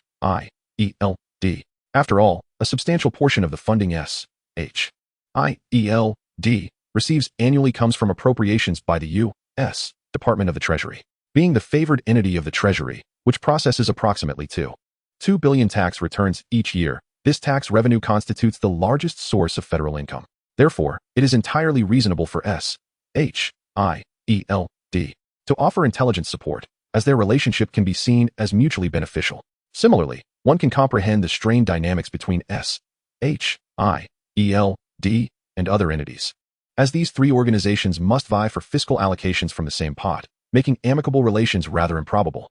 This organization has provided us with some criminal evidence regarding a transnational human trafficking syndicate, which masquerades its tax evasion under the guise of maritime rescue operations, having established a deep-sea fleet operating under the aegis of the U.S. Coast Guard. According to the National Search and Rescue Plan Act, specialized rescue vessels are entirely exempt from taxation, while affiliated fleets can enjoy expedited depreciation on equipment, specific expense subsidies, and exemptions from port maintenance taxes. Over the course of a year, they have evaded paying at least $1 million in port maintenance taxes alone, not to mention the possibility that their illicit activities extend beyond human trafficking, potentially leading to tax evasion amounting to tens of millions of dollars annually. Furthermore, this organization provided us with satellite imagery and coordinates, revealing that this commercial fleet could not possibly undertake rescue missions. Several of their vessels have been found lingering near the Point Nemo, a location devoid of maritime routes. Bob's frustration mounted as he spoke. He then retrieved a latitude and longitude marked satellite photo from his dossier and slammed it onto the table, showcasing several ships in close proximity to one another. The so-called Point Nemo, also known as the oceanic pole of inaccessibility, is the most remote point on Earth, situated in the South Pacific. It spans an area roughly equivalent to an entire North America, a veritable desolation where human presence is scarce and even vertebrate species are exceedingly few. Point Nemo lies approximately 688 kilometers from the nearest land, further isolated by the South Pacific currents that prevent external nutrients from flowing into the area. This place is inhabited solely by unique fungi that thrive near underwater volcanic vents, alongside the snow crab, which sustains itself by feeding on the mycelium that clings to its plush pincers. Long-distance migratory fish and whales meticulously avoid these waters, for once they enter, there is no escape, leading to a grim fate of starvation. Consequently, the area sees no maritime traffic, and commercial shipping routes are deliberately charted to circumvent it. One need not be a genius to deduce that without vessels passing through, a fleet masquerading as a rescue operation would be incapable of aiding anyone. Ding. Detection of hosts. Increasing exploration of the world. The location information of the third adoptive target has appeared. Please be attentive to claim it. Countdown begins. Li Pu's eyes brightened instantly. Following his recent confrontation with the gods atop Olympus, the system had previously hinted at the imminent arrival of the third child to be adopted. Yet, after that, there had been no further updates. Li Pu had assumed this child would manifest unexpectedly in proximity to him, much like Broly and Kaz. He had not anticipated that this time he would be required to venture so far. Nevertheless, having received the notification, Li Pu resolved not to procrastinate. He patted Bob's shoulder. They had initially been misled by their agents, who, due to their poor geographical knowledge, failed to uncover the criminal syndicate evading taxes and arming themselves, resulting in a subsequent escape. Eventually, the adversaries even dared to launch an assassination attempt against their personnel. Bob Tang, the elder, was clearly seething with frustration. When he finally spoke, he seemed eager to vent all his grievances. "Brother, I recall you have an age-old rule that has never been rescinded," he remarked. "Regardless of who it is, whether an agent or not, anyone who assists you in recovering the embezzled tax funds is entitled to a share of the reward, correct?" "Indeed. 5% of the tax collected, plus 10% in fines. Given the severity of this tax evasion case, special provisions have been authorized. The headquarters has approved an increase in the reward cap from 100,000 to 300,000, with no restrictions on federal employees participating in the recovery efforts. I came to seek your brother's assistance for this very reason." Li Pu raised his hand to silence Bob. "So, you're here seeking manpower. I presume you possess intelligence regarding the hideout of their leader?" "Absolutely," Bob confirmed eagerly. However, just as he anticipated that Li Pu would eagerly join them in pursuing the tax recovery, Li Pu suddenly snapped his fingers. "Luke, aren't you keen on purchasing a car lately? Tonight, you shall accompany Old Tang and Brother Bob on a venture. Half of the reward will be yours. Are you willing?" "I'm in," Luke exclaimed, overjoyed at the prospect of earning money. Although he could manage the work of 3 people, earning a commendable hourly rate of $35 in New York, ever since he started dating, his pockets typically yielded no more than $3.50, with meals relying heavily on employee benefits. "Hey, let us get going." Young Luke, having lost interest in the shrimp dumplings he had been sharing with Broly and Kazna, hurriedly dashed over and wrapped his arms around Bob's neck, pulling him outside. Witnessing the dark-skinned boy whisk away his brother, Old Tang could only sheepishly glance at Li Pu. The proprietor, Li Pu, understood Old Tang's intent, but merely gestured to indicate that they would close early today out of dignity. While Li Pu was well aware of little Spider's capabilities, any parent could appreciate the humor in a child proclaiming, "I am 5 years old now, not a 4-year-old." With a chuckle, he tousled Broly and Cosna's hair before stepping out of the shop. As anticipated, a black sedan was parked a short distance away from the dignified establishment. Li Pu, hands in his pockets, strolled leisurely towards the vehicle and politely tapped on the window. "Excuse me, may I inquire what you need?" Before the occupant could finish, Li Pu withdrew his hand from his pocket, startling the two inside, who instinctively reached for their waists. "Fear not, the car keys bear no trigger." He presented the key to the truck he had rented at Linden Airport, which he had entrusted to the S.H.I.E.L.D. agents monitoring him. Leaning against the car door, he maintained an air of politeness and charm. Yet the agents felt as though they were confronting a T-Rex speaking to them with its head lowered. They nodded in agreement. "Excellent. Then it is settled. I would prefer to avoid any penalties." With that, Li Pu turned and walked alone into a shadowy alley. Only after he had distanced himself did the two agents in the car exhale in relief. "Hey, we've made contact with the target. We must have been compromised." "Understood. The team can withdraw. We are still tracking. We cannot retreat yet. We must return the vehicle to the target as promised." While the two agents were engaged in communication with S.H.I.E.L.D., Li Pu had already arrived at the southeastern end of 47th Street, accompanied by two cleverly disguised followers. From behind the railing by the shore, Li Pu performed some stretching exercises, loosening his muscles. Next, he gazed up at the sky. With the enhancement of his perceptive abilities, he was not only able to detect the aura emitted by living beings, but also sensed all entities observing him. Thus, he could feel an eye fixed upon him from approximately 200 kilometers in low Earth orbit, hidden among the clouds. Li Pu twisted his neck and wrists, checking the countdown for his adopted child, 48 hours remaining. It was the perfect opportunity to try out a method of exercise he had contemplated long ago. Had it not been for their insistence on trailing him today, he might have forgotten entirely. With this thought, Li Pu turned his head and flashed a smile at the two agents tailing him. Then, with one hand resting on the seaside railing, he took a powerful leap over it and plunged into the East River. The two agents, trailing behind, were momentarily stunned, rushing forward only to witness ripples on the water's surface and the unyielding lights of the Ambrose Channel in New York Harbor shining brightly day and night. To evade the watchful eyes of S.H.I.E.L.D., Leap submerged himself in the depths of the East River and swam vigorously into the Atlantic Ocean. Reminiscent of young Goku from Dragon Ball, who swam tirelessly to attend the World Martial Arts Tournament. With his extraordinary stamina and strength, he glided effortlessly through the water. Had he not encased himself in an air bubble to mitigate the shockwaves produced by displacing the seawater, he could have traversed the distance from New York to Florida in mere minutes, achieving a swimming speed close to 10 times the speed of sound. The force of the displaced water could have obliterated ports along his path, akin to a vast tsunami. Moreover, the rapid friction with the seawater would induce ionization, creating a luminous arc trailing behind him along the eastern coast of America. However, upon reaching the Caribbean Sea, Leap suddenly halted, not from exhaustion. For he was not a man to tire so quickly. He paused because he realized that proceeding further would lead him to the Panama Canal. Beyond the canal lay the Pacific Ocean, where no coastline would guide his way. Should he rely on his psychic abilities for navigation? Yet, he quickly concluded that since he was employing magical energies anyway, why not simply open a portal to his destination directly? Blaming S.H.I.E.L.D. for depriving him of a proper workout, he resolved to find an opportunity to exercise next time. He shifted the blame for forgetting a locating device onto S.H.I.E.L.D. and then submerged again, opening a portal that crackled with sparks even under the water. Having seen remote sensing images provided by Bob in the restaurant, he knew the portal could lead him directly to the vessel of a human trafficking syndicate near Nemo Point. Soaked and dripping, Leap emerged from the portal, his feet landing on a hard deck. He suddenly felt a peculiar sensation. Although he sensed the presence of people on the ship, their energies were oddly moribund. They appeared to be living beings, yet their essence felt lifeless, as if they were aging men on the brink of death. Pondering this anomaly, he surveyed his surroundings and discovered a black-painted emblem on the cabin wall, a handprint with 5 fingers. It was them. Connecting the dots with Bob's mention of ninjas, Leap recalled the organization represented by the insignia before him, a criminal gang from the land of the rising sun, known as the Hand Alliance, denoted by their black handprint. However, while the lethargic red-clad ninjas were the iconic armed force of the Hand Alliance, whose headquarters lay in the Neon Country, only one of the 5 leaders, nicknamed 5 Fingers, was from the land of the rising sun. The other 4 hailed from various parts of the world.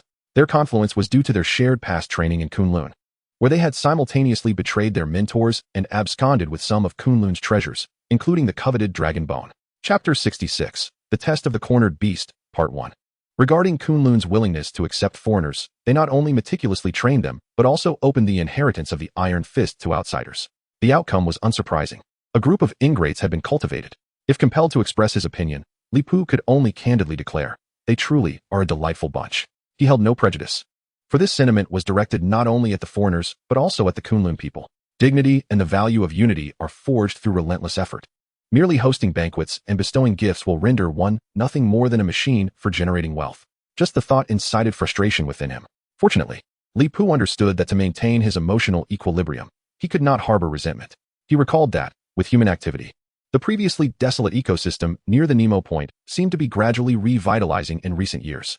Spacecraft plummeting from outer space into Earth's atmosphere. Aside from those nations that could only launch rudimentary spacecraft, were generally redirected by other countries for safety, ultimately descending into the waters near Nemo Point. While these spacecraft contained little biological material, they were rich in metals, which the ancient microbes on the ocean floor could consume.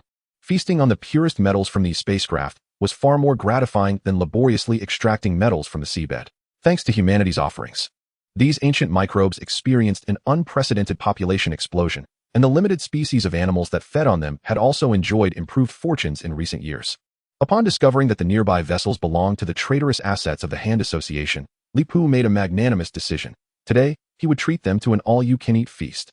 A hearty meal would provide the strength needed for their endeavors. Young Luke donned the hood of his gray sleeveless sweatshirt, adopting a basic disguise, and flexed his biceps for old Bob to see. Within mere seconds, he dispatched all the gangsters in the alley as easily as if he were swatting away children. Wow, what material is this big fellow made of? He sent 3 thugs flying with a single punch, his muscles harder than iron. Old Bob exclaimed in surprise, only to be met with disdain from his brother, Old Tang, who wore a look of someone unaccustomed to such sights. Calm down and focus on the task. Who doesn't know about the mighty Luke on 47th Street? He can withstand cannon fire. What are you afraid of, you old bones? Listening to the two elders' encrypted conversation, Luke blinked in confusion, then flashed a broad smile, uttering a phrase he had seemingly picked up from somewhere. Let's have some tea. Old Tang leaped up and playfully tapped Luke on the back of his head, admonishing, stop showing off. It's late. We have work to do. They had arrived in the back alley of a densely populated neighborhood in Flushing, New York. Before them stood a 3-story, traditionally styled Chinese building, adorned with a red lacquered sign and illuminated by 2 lantern-like electric lights hanging at the entrance. Due to the predominantly Asian residents of this area, most of whom belong to the rich tapestry of Chinese cultural heritage, the sight of this building's plaque often prompts them to take a detour. After all, a funeral home that also serves as a columbarium inevitably evokes a certain atmosphere of traditional Chinese horror, despite numerous local protests urging the relocation of this establishment. Known as the Supreme Hall Funeral Home, it remains firmly in place. After dispatching a group of thugs in the alley, Old Bob pointed to the rooftop and declared, "We must ascend to the 3rd floor." Before the self-important young Luke could interject, Old Tang spoke up, "Watch and learn. Grab the rope." Upon reaching the rooftop, Old Tang deftly settled himself on the eaves and extended his arms downward. Instantly, 2 ropes fashioned from composite fibers sprang forth from his suit sleeves, landing before his brother Bob and young Luke. "Let us proceed. Luke, tread lightly and crawl across the rooftop. Do not disturb the tiles." With an abundance of experience in scaling rooftops, Old Tang led the way as they stealthily infiltrated through a skylight, entering a room filled with rows of shelves, many of which housed urns. This location served as the secondary headquarters for the criminal syndicate. Previously, there were suspicions that these urns contained unrefined, high-purity white powder transported from other countries. Now it was Bob's turn to take the lead. He guided the pair swiftly past rows of columbarium structures to a shrine. They had previously sent an undercover agent into this group, who managed to capture images of the premises, but that agent later went missing. However, his intelligence had mentioned this very shrine. Without needing further encouragement from Bob, Old Tang stepped forward, donned a pair of glasses, and adjusted the brooch on his tailcoat. Through the embedded scanning lens of the brooch, he discerned that the shrine indeed concealed intricate mechanical structures. Utilizing a few small tools, Old Tang swiftly unlocked the mechanism of the shrine, which, upon rotation, revealed a lift platform. "Let us ascend." Old Tang was the first to climb aboard, eager to capture those damned subterranean rats. At last, we shall no longer be manipulated by the beast, nor shall we remain its experimental guinea pigs. One of the 5 fingers of the gambler excitedly proclaimed to the other 4. In his exuberance, he even began to perform a samba dance in public. In this clandestine meeting room beneath Flushing, the 5 fingers of the Hand Association convened unusually together, deliberating on a matter of great significance. The gravity of the situation that brought them together from across the globe to New York, risking their safety, was unmistakable. They were strategizing on how to reverse centuries of decline among their ranks and regain control over the beast. Chapter 67, The Beast Trial, Part 2. The Hand Alliance comprises 5 leaders, all of whom are traitors from Kunlun: Lady Gao, Murakami, the Gambler, Alexandrid, and Soanda. Among them, Alexandrid wields influence in North America, while the Gambler's domain spans Europe and South America. Murakami diligently oversees operations in Neon Country, and Soanda exerts control over certain African warlords. As for Lady Gao, her standing is rather diminished, possessing only a foothold in New York within Alexandrid's territory. Indeed, although Lady Gao boasts formidable personal combat prowess, she ranks as the weakest among the five in terms of influence. The reason is straightforward. Centuries ago, when these ambitious figures divided their spheres of power across the world map, this elderly woman, rather unfortunate, chose to establish her dominion in the Dragon Kingdom, a land rich with exceptional talents. However, a century ago, circumstances took a dramatic turn. Lady Gao was overwhelmed by the strong figures who continually emerged from that wondrous land during times of crisis, leading to her downfall. Her current appearance as an elderly woman is a testament to the numerous times she has been resurrected, depleting her share of dragon bone resources. To preserve her life, she ultimately relinquished her foundational base and ventured across the ocean to seek refuge with Alexandrid. Due to her conflicts with the Gambler and her position as the weakest among the five, Alexandrid reluctantly accepted Lady Gao into their fold. Presently, the balance of power among the five has led to a significant reduction in internal strife. Although external threats persist, the once formidable Pure Heart Society, established by the first foreigner, Iron Fist, now serves merely as a sharpening stone for their forces, posing little concern. Currently, the matters of true importance to these five leaders can be distilled into two key issues. The first pertains to the acquisition of dragon bone, essential for their longevity, which has begun to show promise. The second issue involves dealing with a demon known as Beast. In the early days of the Hand Alliance, the recruits from Neon proved woefully inadequate. Despite their formidable dragon bone enhancements and rigorous training from Kunlun, the incompetence of their subordinates rendered their tasks exceedingly challenging. Unable to squander their hard-earned dragon bones on such inept followers, they astutely sought an alternative in the ancient demon known as Beast. Beast, having been vanquished by Mephisto, lacks the strength of the dimensional lords, thus making the demonic pact with humans seemingly acceptable. Through its power, Beast enables the members of the Hand Alliance to rise again, akin to the Five Fingers, even after death. Consequently, while the abilities of the Hand Alliance members may be lacking, they have become fearlessly reckless, and the power of the Alliance has significantly expanded. However, the cost of resurrection through Beast's power entails the gradual consumption of a portion of their souls and identities with each revival. After a maximum of 10 resurrections, an individual becomes a mere shell, a soulless living dead. These empty vessels remain, serving as the hosts that Beast has chosen for its descent to Earth. However, due to the imperfect compatibility of the raw materials with the Beast, the vast majority of vessels are utterly incapable of sustaining the Beast for an extended period, with a duration ranging from a mere second to a few minutes. Such fleeting persistence renders the Beast powerless to effect any significant change upon Earth. Of course, there exist a select few vessels that are marginally more suitable, allowing the Beast to linger on Earth for a somewhat longer duration. These vessels are referred to as Black Void within the Hand Alliance, and have been meticulously preserved much like biochemical weapons. In the event of a situation that necessitates the Beast's intervention, the Five Fingers would launch the Black Void akin to deploying nuclear armaments. However, as the collaboration with the Beast has persisted, these five individuals have increasingly recognized a terrifying reality. After all, a demon is still a demon, and its insatiable greed knows no bounds. In the 21st century, with technology having advanced to unprecedented heights, nations exert a level of control over Earth that is incomparably greater than in the past. Sourcing vessels and identifying Black Void is not a challenge. The Hand Alliance has long been engaged in the trade of human trafficking. Initially, the five leaders, lacking mathematical acumen, failed to recognize the gravity of the situation, mistakenly believing that satisfying the Beast's demand for 100 vessels was not an insurmountable task. Yet, 8 years later, the Beast's request for vessels has escalated to a staggering 30,000. Even the most obtuse among them could not ignore that something was amiss. Upon consulting an individual adept at calculations, they discovered that the Beast's voracity was utterly unhinged. If the first year commenced with 100 vessels, doubling annually, the quantity would surpass 100 million in 21 years, and exceed 8.6 billion by the 30th year. This figure eclipses the total population of Earth. Thus, by the 30th year, the planet would owe the Beast a deficit of 1 or 200 million in population. Mathematics does not lie, and upon confronting this revelation, the five leaders erupted in fury. That wretched creature is indeed filled with malice. Consequently, they resolved that, even at the cost of rendering their remaining Black Voids obsolete, they must find a way to eliminate the Beast. After all, they had toiled relentlessly to steal the dragon bones from Kunlun, driven by the desire for immortality and the pursuit of enduring pleasure in this world, not to serve some infernal demon as mere laborers, ultimately sacrificing themselves in the process. However, it is true that, As the saying goes, inviting a deity is easy, but sending one away is difficult. The entanglement between the beast and the Hand Alliance is indeed deeply rooted, and extricating it is no simple endeavor. For instance, the most elite armed forces of the Hand Alliance, particularly the intrepid red-clad ninjas, are predominantly comprised of the beast's vessels. Moreover, even those who have perished only once or twice, having not yet reached 10, cannot be definitively ruled out as vessels of the beast. Thus, during the 5-person conference specifically convened for the operation to confine the beast, external security did not dare deploy even a single elite ninja. In fact, just 2 days prior, one of the 5 leaders, Murakami, found himself trapped in an office building, and had he fled, it would have posed no issue. However, later on, they insisted on sending someone to assault the agents in America, primarily to rationally deplete the ranks of the red-clad ninjas in the New York area. Although those red-clad ninjas who perished have since been resurrected by the beast, their origin lies in Neon, not New York. Were it not for these circumstances, Bob, Uncle Tang, and young Luke would not have so easily infiltrated the inner sanctum of the Supreme Hall. Chapter 68 Li Pu, you insolent wretch, what do you perceive me to be?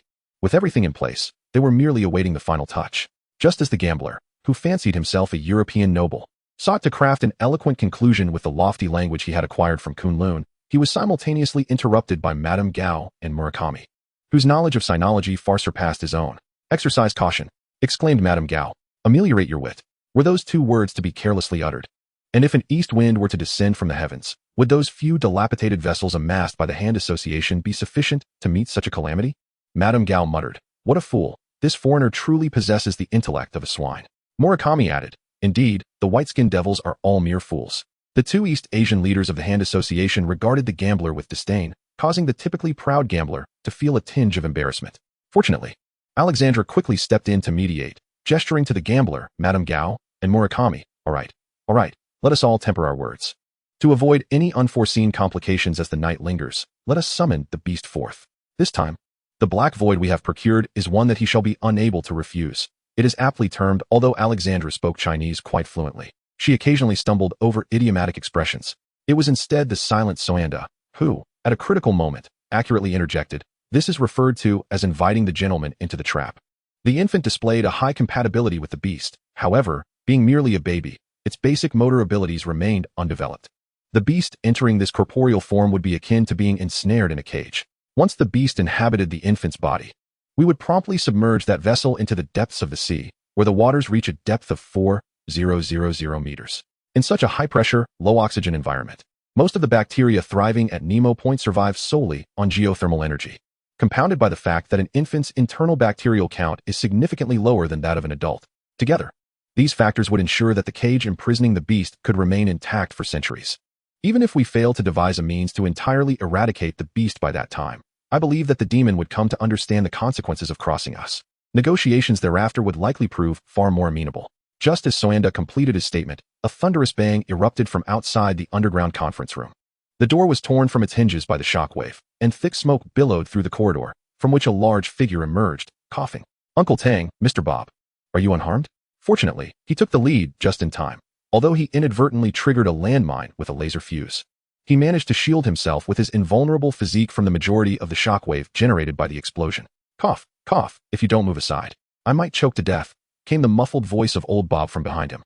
However, before Luke could take any action, the 5 fingers in the conference room moved first. The explosion damaged some circuitry in the underground secret meeting room, preventing them from viewing the scene aboard the Nemo test ship on the display screen. Nevertheless, Madame Gao promptly instructed Alexandra, use the backup communication equipment to initiate the test. Let us resolve our troubles here quickly, and then we can repair the display. Alexandra nodded and immediately produced a satellite phone, sending an encrypted message that spanned tens of thousands of kilometers. Meanwhile, Soanda drew a Scorpion submachine gun and began firing at the suddenly intruding Luke. The gambler and Murakami also rose, one drawing a Japanese sword and the other brandishing a chained sickle, ready to charge forth and neutralize the enemy. Were these people jesting? Given what he remembered about the ninjas of the Hand, he hadn't even considered interrogating any of them upon boarding.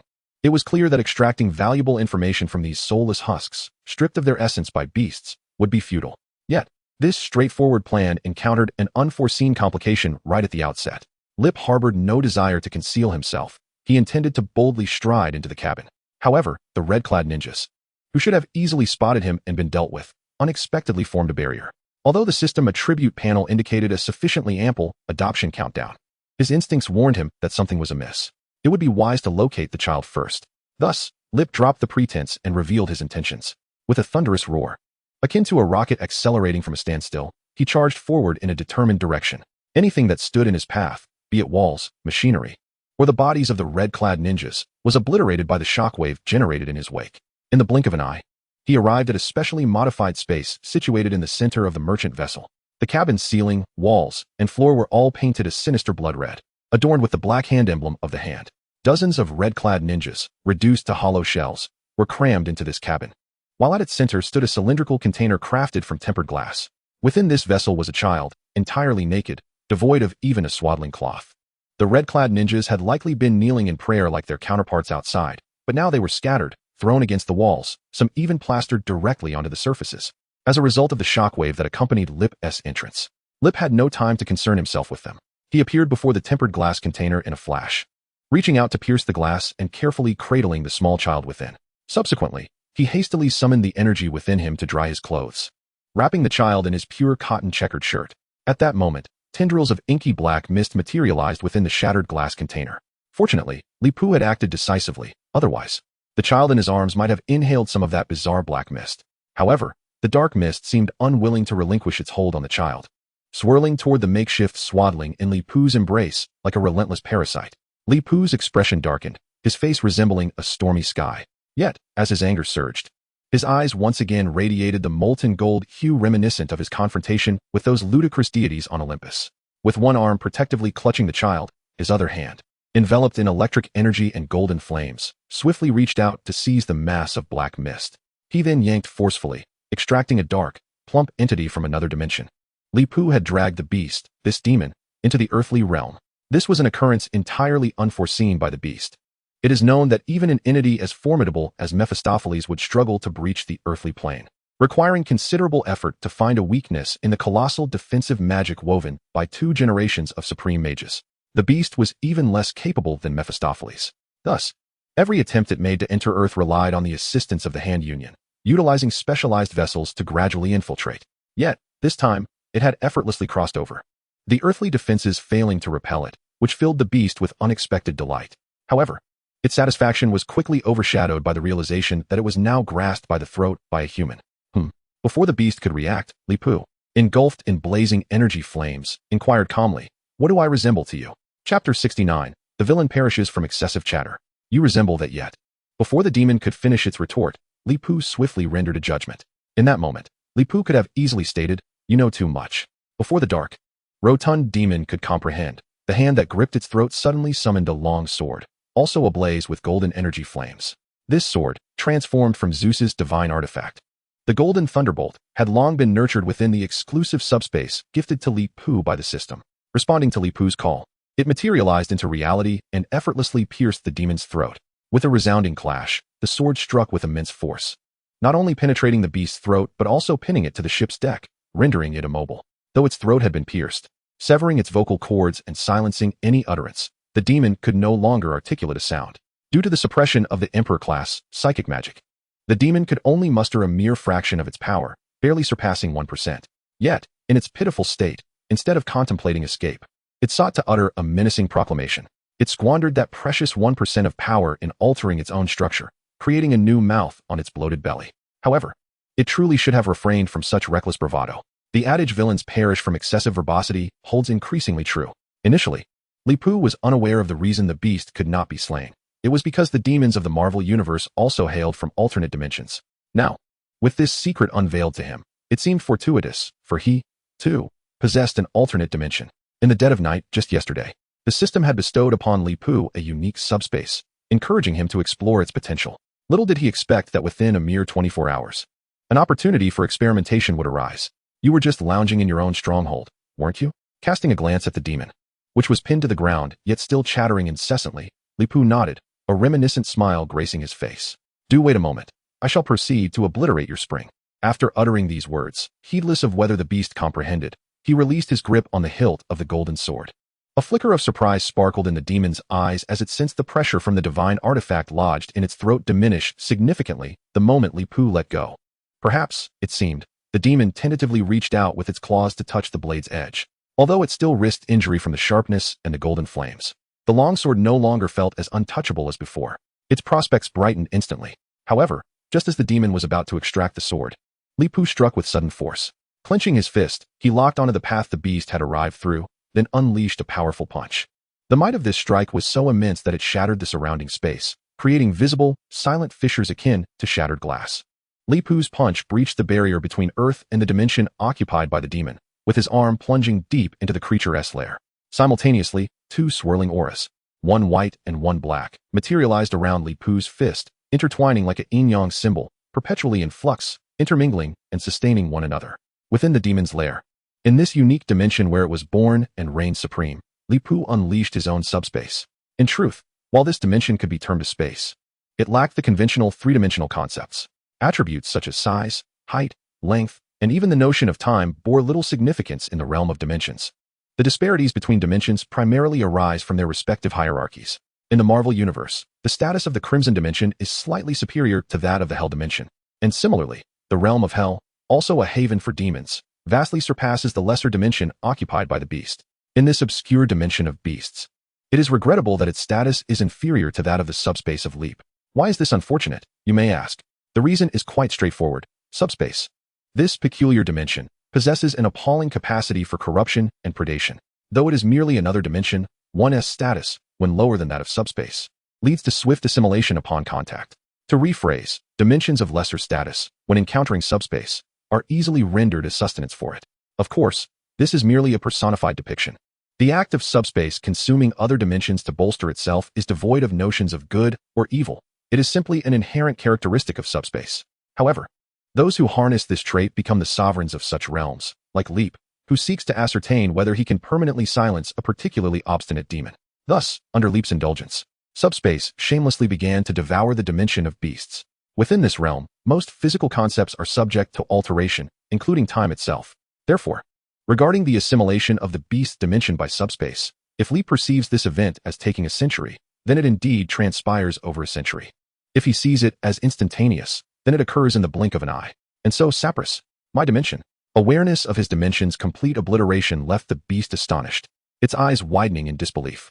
At that very moment, Leap's hand once again clasped the hilt of his golden sword. Crackling arcane lightning and blazing ethereal flames surged forth from the sword's edge, engulfing the stout, dark demon below. The formidable magical energies utterly annihilated the demon, leaving not even a trace of ash in its wake. In the multiverse, many beings turned their gaze towards Earth, their expressions reflecting disbelief. Was this the work of the Supreme Mage? When did that woman, Ageless One, become so powerful? Had she sought the aid of other dimensional lords, borrowing new strength and developing novel spells? Chapter 70. The Superhuman Arrives. Ding. Congratulations, host, you have successfully adopted your third child, a little girl of your homeland's form. Upon hearing the system notification, Leap was momentarily taken aback. He had not anticipated such a turn of events. Just moments ago, while swaddling the little naked infant, he pondered who this girl could be. Yet, he was utterly unprepared to discover that she was a version of Azu from the neighboring realm of the Black Robe. Could it be? Such a small Azu, no? A petite Azu would surely not regard milk as a plaything nor exhibit that peculiar tendency of using heat rays to blast heads at the slightest provocation, right? Leap reassured himself. Nevertheless, having observed the Black Robe, he felt somewhat acquainted with Azu's personality. Firstly, the comic rendition of Azu was not as malevolent as one might assume. Experiences akin to the 3-hour ordeal of the butcher's wife were merely the result of misdeeds wrought by Azu's clone, Schwanza. Even though he endured inhumane torment from the water company in his childhood to develop superpowers, the most egregious act he committed as an adult was merely an aspiration to ascend to the leadership of the Lighthouse Nation through force, compelling others to heed his words. This was exacerbated by the malevolent actions of Xianxi, who persistently bore the visage of Azu, leading others to unjustly confront Azu, ultimately driving him to a state of mental distress. In terms of wielding power for leadership, one might argue that, compared to the myriad manipulations of American politicians in reality, receiving praise as a merely honest child is not entirely unfounded. As for the portrayal of Azu in the series, though he is considerably more malevolent than in the manga, it is undeniable that his father, the soldier boy, stands as the sole scoundrel in the entire narrative who truly honors his word, a trait partially inherited by Azu. At the very least, the series Azu possesses a respect for order and is devoid of any delusions of annihilating humanity. Moreover, his yearning for family is genuine, and he dotes on his son without reservation. In contrast, his son with the butcher's wife, upon discovering his superpowers, gradually transforms into a lawless super being. Regardless of which version of Azu is considered, Li Pu harbors little concern. Firstly, he is not akin to the morally bankrupt water company that exploited children to awaken their superpowers through abuse. Secondly, as long as Azu maintains a sense of reverence and belonging to his family, Li Pu, along with his sons Broly and Kaz, serves as a triple safeguard against Azu losing control. Thirdly, the child he has adopted is Xiao Eizhu, not Azu, who can predict the future. Li Pu momentarily thought of the Ancient One, but swiftly shook his head, dismissing the sudden notion that had intruded upon his mind. Engaging in divination and fortune-telling is best avoided, as an obsession with peering into the future is not a virtue. Just then, akin to the previous instances of adopting children, the system promptly rewarded him after taking an Eizhu. Ding.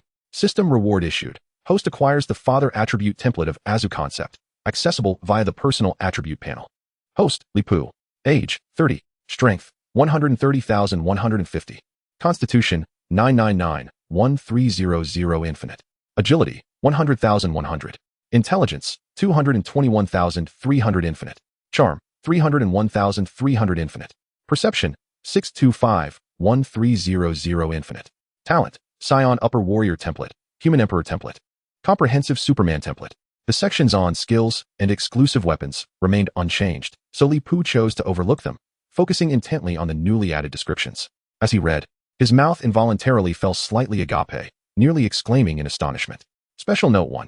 You are not mistaken. It is indeed that Superman. Moreover, the comprehensive Superman template embodies the entirety of Superman's attributes, encompassing all conceivable forms, whether it be Golden Superman, Silver Superman, Magical Superman, Little Superman, or Life Code Superman. Whatever you can envision, it exists. Special Note 2. As the host is not a Kryptonian, kryptonite merely manifests as a mineral emitting peculiar radiation, lacking any special effects against the host. Special Note 3. The subspace possessed by the host has been enhanced due to the dimensions of the Devourer beasts. Currently, the host has developed one application of this subspace. Perseverance is essential, as the multiverse indeed harbors numerous dimensions ripe for subspace consumption. Regarding the enhancement of the subspace, Li Pu remains somewhat indifferent, to be candid, when it comes to competing with those dimensional lords if they do not provoke him. He harbors little interest in battling them for their subspace.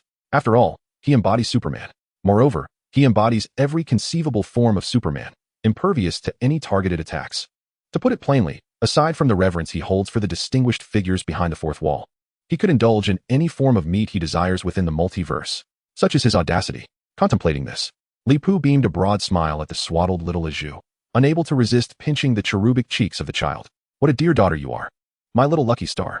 Amused by her mischievous father, Eizhu did not cry or fuss. Instead, she giggled delightfully, her emotional value reaching its zenith. Li Pu laughed like a simpleton. My dear daughter, watch as I perform a magic trick for you. He raised an eyebrow at little Eizhu before directing his gaze toward the cabin wall, just as Li Pu's playful spirit surged.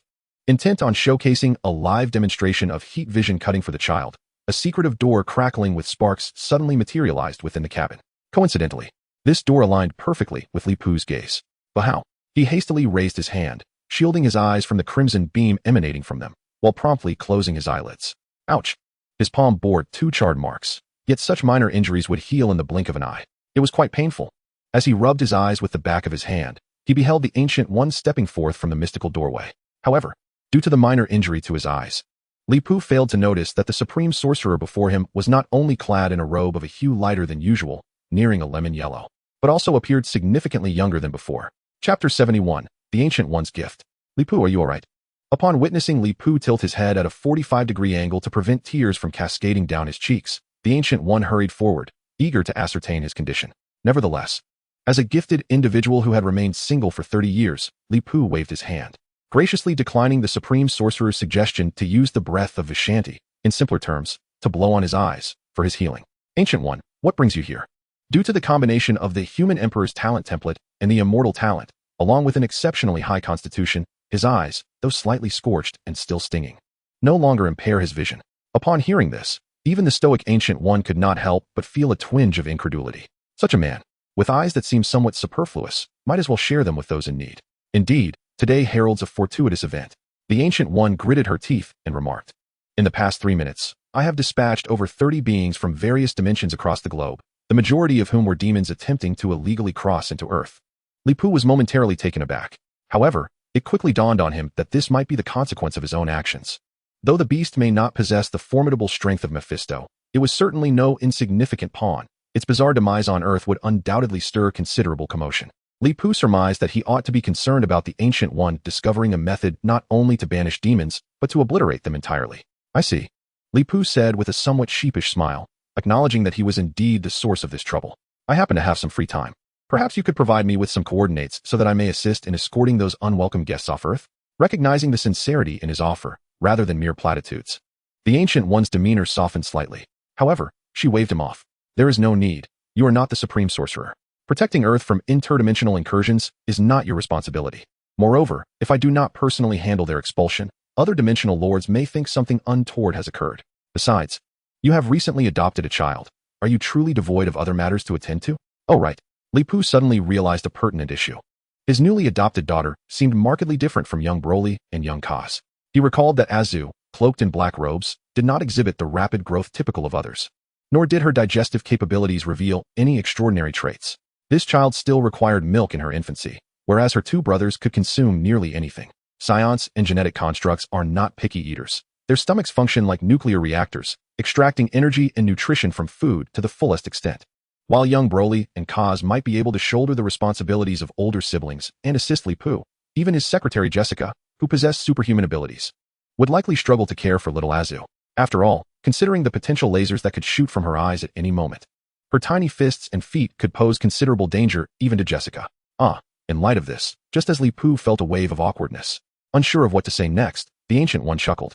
Li Pu could have sworn he detected a glimmer of pride on the face of the Supreme Sorcerer, reminiscent of a cunning little fox that had successfully pilfered a chicken.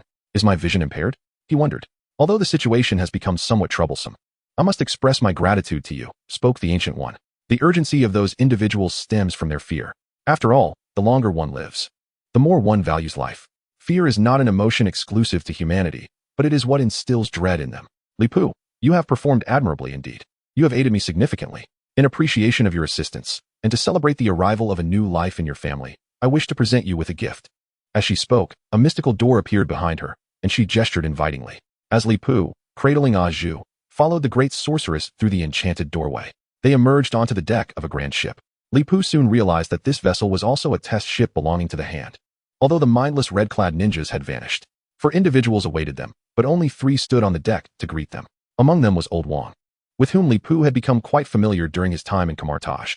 Little Kaz had even traded a secret recipe for chili sauce with Old Wong in exchange for a magical incantation. The other 2 figures donned yellow mage robes, their faces adorned with tattoos. They appeared to be twins, indistinguishable in appearance, though Li Pu had never encountered them before. Master, Great Master.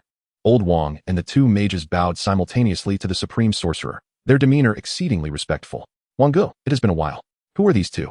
Li Pu greeted Old Wong and inquired of the Ancient One regarding the identities of the unfamiliar faces.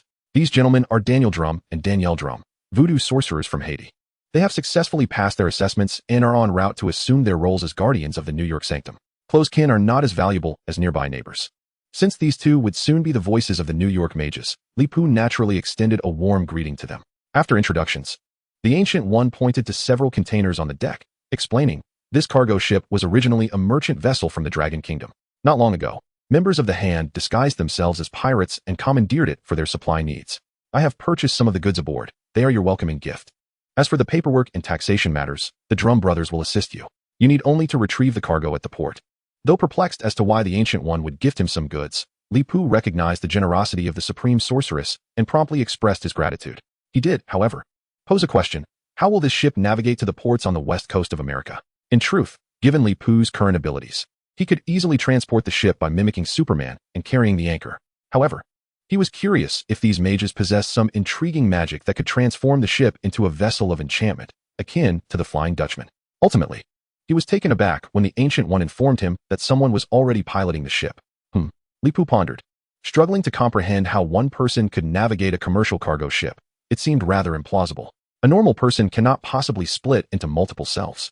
Yet at that moment, he sensed a significant change in the aura of the 4th person aboard the ship, who had remained unseen until now. 1 aura, 2 auras, 3 auras. In an instant, the presence of that individual multiplied dramatically, dispersing rapidly throughout the cargo ship. Soon, they collectively initiated the vessel's operation. Indeed, as the saying goes, many hands make light work. Unity is strength. Li Pu couldn't help but express his admiration as he began to surmise the identity of the hidden individual. Furthermore, he was aware that this person was likely part of a plan involving a journey to America, but what could be done to serve as a cover for such matters? Although he was a time traveler, what law dictated that a time traveler could not assist his mother's family in some capacity? Chapter 72. The Disturbance in the White House. Master Gu departed from the ship, and Li Pu followed suit. The vessel was set to travel from Nemo Point to Los Angeles, a journey that would take approximately 10 days. However, there was neither milk nor diapers on board, and even if Li Pu could wait, the hungry Azu could not remain patient aboard the ship. Before leaving, he carried out a box sealed with synthetic boards from a container and stepped into the portal with it. He was not concerned about the value of this gift from Master Gu. His curiosity was piqued. Why would the Supreme Sorcerer bestow such items upon him? With the comprehensive Superman template, his eyes could not only emit heat rays, but also peer through objects with ease. Thus, he quickly discerned what lay within the container and those large boxes, discovering they housed several electric tricycles equipped with sizable lead-acid batteries. However, he was puzzled. Would these electric tricycles even sell in America at this time? It should be noted that in the early 21st century, Americans still clung to the traditions of self-aspiration and high-displacement engines. He introduced Broly and Kaz to the new addition to their family, little sister Azu. From now on, you shall all be her big brothers, Li Pu said with a smile to the two children. Among them, the 3-year-old was the most delighted, for he was no longer the youngest in the family. Broly cheerfully declared, "Tomorrow, I'll roast a whole cow for my little sister. She will surely love beef." Kaz suggested they could buy some tuna tomorrow, having read that eating fish aids in the development of a child's brain. Observing the enthusiastic demeanor of the two children, Li Pu, although reluctant to dampen their spirits, felt compelled to speak the truth. Broly, Kaz, here's the thing. Little Azu is not quite like us boys. She can't eat those foods yet. She can only drink formula. It won't be until 6 months later that she can start on iron-fortified solids. To feed her what we eat will take about a year, and even then, she won't be able to eat much. Why does it take so long? Tony Stark complained to his bodyguard Happy, as he had already been residing in a U.S. military base for 2 days. Upon arriving at Ijanhan, a few commissioners from the Pentagon, led by Smith, were briefly shown the impressive capabilities of the Jericho missile, which resulted in him effortlessly securing a military procurement contract worth $1.5 billion. However, the military base received a notification from the intelligence department. Local factions had already been alerted to Stark's presence, and a bounty for this young master had surfaced on the dark web. Consequently, the military had no choice but to place Stark under house arrest. If there are factions blocking the roads in the conflict zone, why not simply dispatch a helicopter? I can cover the fuel and maintenance costs. Stark complained to Happy. Boss, it's prudent to be more cautious. After all, if a helicopter encounters an accident in the air, the chances of survival are non-existent, Happy advised. Fortunately, after 2 days of grievances about the poor food and malfunctioning air conditioning, a convoy specifically sent to retrieve him arrived at the military base. However, during the transfer, Happy and Stark had to temporarily part ways. Happy, disguised as Stark with makeup, boarded an armored personnel carrier lavishly outfitted, capable of enjoying champagne inside, and left in a grand procession. This arrangement was remarkably professional. Yet, the conditions for Stark's convoy were rather harsh.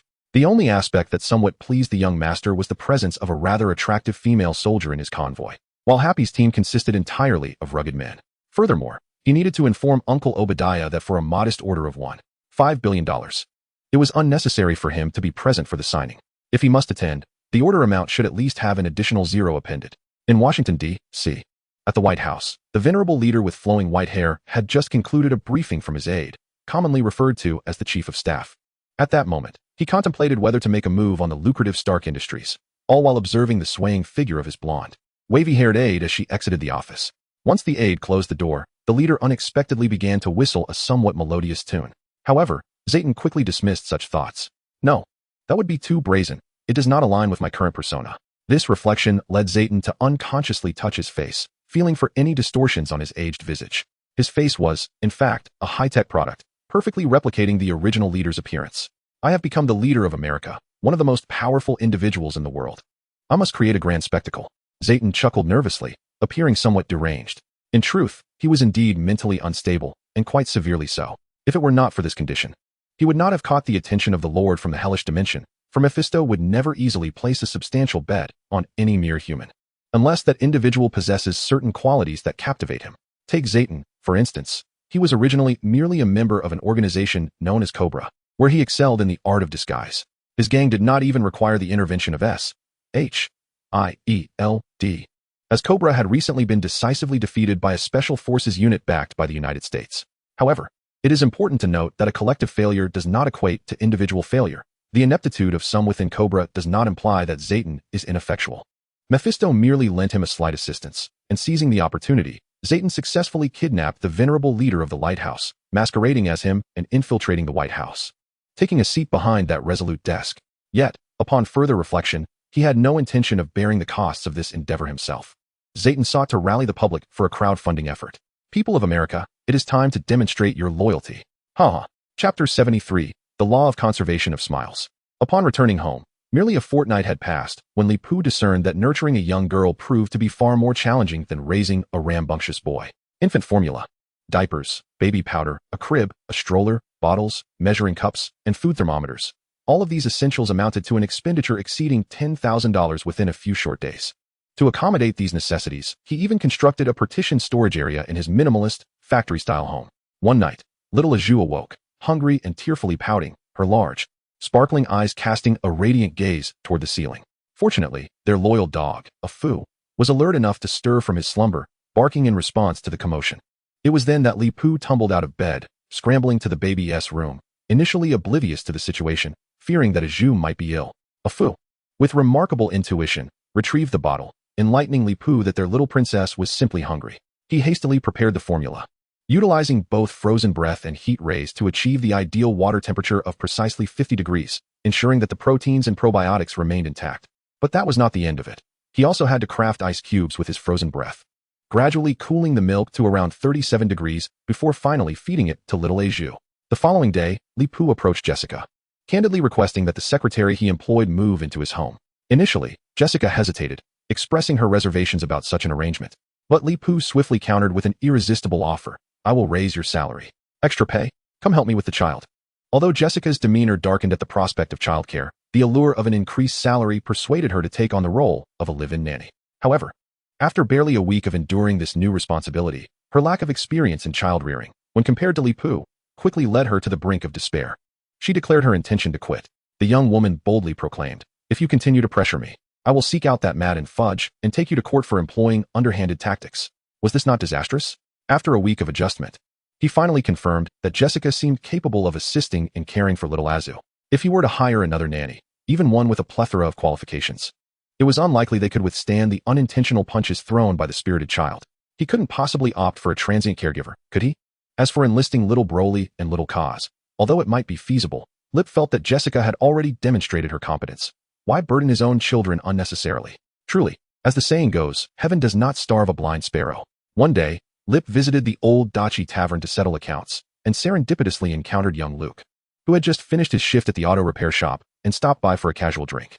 Ultimately, despite 4 individuals unexpectedly emerging from a secret passage in the basement into the New York subway tunnels, they managed to enjoy a semblance of normalcy. The latter, as the head of a human trafficking ring, was now incarcerated. They discovered that this individual had several safety deposit boxes in the bank, and without any formalities, they utilized his fingerprints and iris patterns to unlock the boxes. The cash, gold, and jewelry retrieved from the vaults were seized as overdue taxes and fines. With the connections provided by Old Bob, the promised bonuses were swiftly dispersed. On the very day they received the tax payments, bonuses were issued to both young Luke and Lip. Lip received $30,000, deemed as a referral fee for facilitating Luke's engagement, while Luke, having exerted considerable effort, garnered $50,000. Lip harbored no envy. After all, he had heard that on that fateful day, this young man had withstood the assault of a grenade and numerous bullets, in addition to enduring attacks from various knives and clubs. Had it been anyone else, they might have succumbed to internal injuries or suffered from acute copper poisoning. With newfound wealth in his pocket, and with his girlfriend Temple still oblivious to his windfall, young Luke had recently been reveling in his fortune. After work, aside from steadfastly partaking in employee meals at Aunt May's, he frequented the old Dachi tavern daily. Just a few days prior, he had purchased a new model laptop. Relishing in the delights of being a new internet user, often sharing intriguing tidbits he discovered while surfing the web. You may not know, but Jessica actually has a sister. Moreover, her sister is a stunning host and radio broadcaster who has recently gained considerable fame online. I even stumbled upon a forum post detailing her sister's romantic escapades, noting that she had once dated the sensational stunt motorcyclist, Johnny Blaze. Out of curiosity, I visited her sister's personal website, and indeed, she had been lamenting about how difficult it was to acquire tickets for Johnny Blaze's recent performance in New York. However, this was hardly surprising, considering the event was held at the Yankees' home stadium, where many were eager to witness whether Johnny Blaze could leap over 10 Apache helicopters. Luke spoke with such exuberance and focus that he completely failed to notice the meaningful glances exchanged between Leap and old Dachi, who regarded him as if he were a simpleton. Luke, you have purchased a new computer and secured internet service, which must have cost a pretty penny, hasn't he it? Oh, not much, just a small sum. The computer was under $3,000, and the internet isn't expensive either. Remember, we agreed to diligently save our funds to expedite the purchase of our own apartment. Otherwise, I wouldn't have been applying for night shifts so fervently. Upon hearing Temple's final roar, reminiscent of a lioness's growl, and witnessing her march over to tug on Luke's ear, dragging the towering figure away from the bar, Leap and old Dachi understood that Luke was likely in for a rough night. Old Dachi, with a tone imbued with wisdom, remarked, "One must not be too boastful, for exuberance often invites misfortune. It seems this lad's little treasure trove may not remain concealed for long." Leap wholeheartedly concurred with the elder's perspective. The specter of joy turning to sorrow was indeed a tragic fate. However, he was also aware of another immutable truth. Smiles are conserved. They do not simply vanish nor appear from thin air, but rather transfer from one countenance to another. Grateful for Luke's selfless gesture, Leap suddenly conceived an idea. He believed he might persuade Jessica to extend her stay at his residence.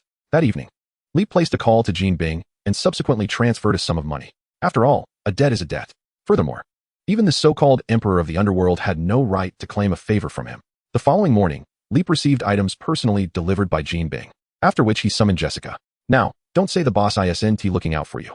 Leap handed Jessica 2 tickets to Yankee Stadium, both situated in prime locations. With these tickets, Jessica could take her sister along to witness the electrifying performance of the immensely popular Johnny. Chapter 74, Reversing, Please exercise caution. "Thank you, boss." Upon receiving the tickets, Jessica joyfully enveloped Leap in a warm embrace, her happiness palpable. Since acquiring the comprehensive Superman template, Leap had gained a slight increase in height, now standing noticeably taller than Luke. He had recently treated himself to new plaid shirts and work pants, as his old attire had grown short at the cuffs. Thus, when Jessica lunged toward him, he felt as though he had collided with a steel plate. Hey, let go, you're squishing me." However, in her exuberance, Jessica failed to register any issues with Leap's words. Moreover, in her elation, when Leap promised her a raise, she finally agreed to continue living with him and assist in childcare. Once Jessica had delivered the tickets to her sister, Leap's anxious heart finally found solace. He exhaled in relief, contemplating the future, as everyone had been quite busy over the past 2 years. Perhaps a group outing was in order to allow everyone a respite on a weekend evening. Jean Bing had sent over several more tickets. Why not organize a team-building event?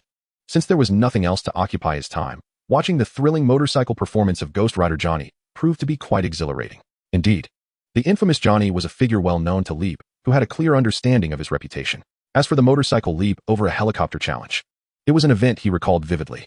He remembered that in previous performances, the Lord of Hell, Mephisto, had appeared in the guise of a genteel old gentleman.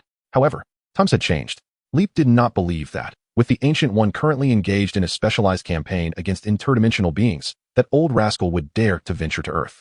If he dared to show his face, I would certainly inform the Supreme Sorcerer. Just the thought of it solidified Leap's decision to take everyone out to the Bronx for a little adventure this weekend. Yet, despite having lived in New York for several years, Leap's family had never made the trip there. When he shared the news with all his acquaintances, the only one unable to join was Kevin, the manager of the auto repair shop, who had to attend a relative's wedding in Los Santos. The others were all ecstatic, eagerly raising their hands and feet to express their desire to participate in this group outing. This enthusiasm revealed that not only the Chinese community enjoyed gathering together, the Americans were equally enthusiastic. On the weekend, at 3 p.m, Leap's auto repair shop, tavern, and fast food restaurant all closed their doors. The television had already reported that traffic in Manhattan was dire, and a massive congestion was practically assured. Johnny's fame rivaled that of rock stars. His stunt performances attracted not only the local populace, but also many spectators from across the nation. Was it possible that the Ancient One had foreseen today's events, thus providing me with a means of transportation in advance?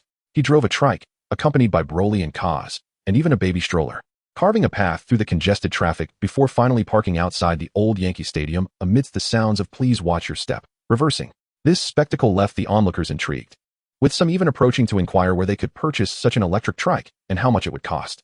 The old Yankee Stadium was alive tonight, resembling a grand rock concert, the air thick with the scents of gasoline, popcorn, and the adrenaline of thousands.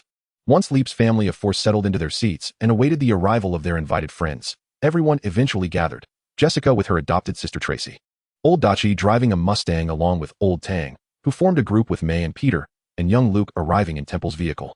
His girlfriend tan free from her night shift today.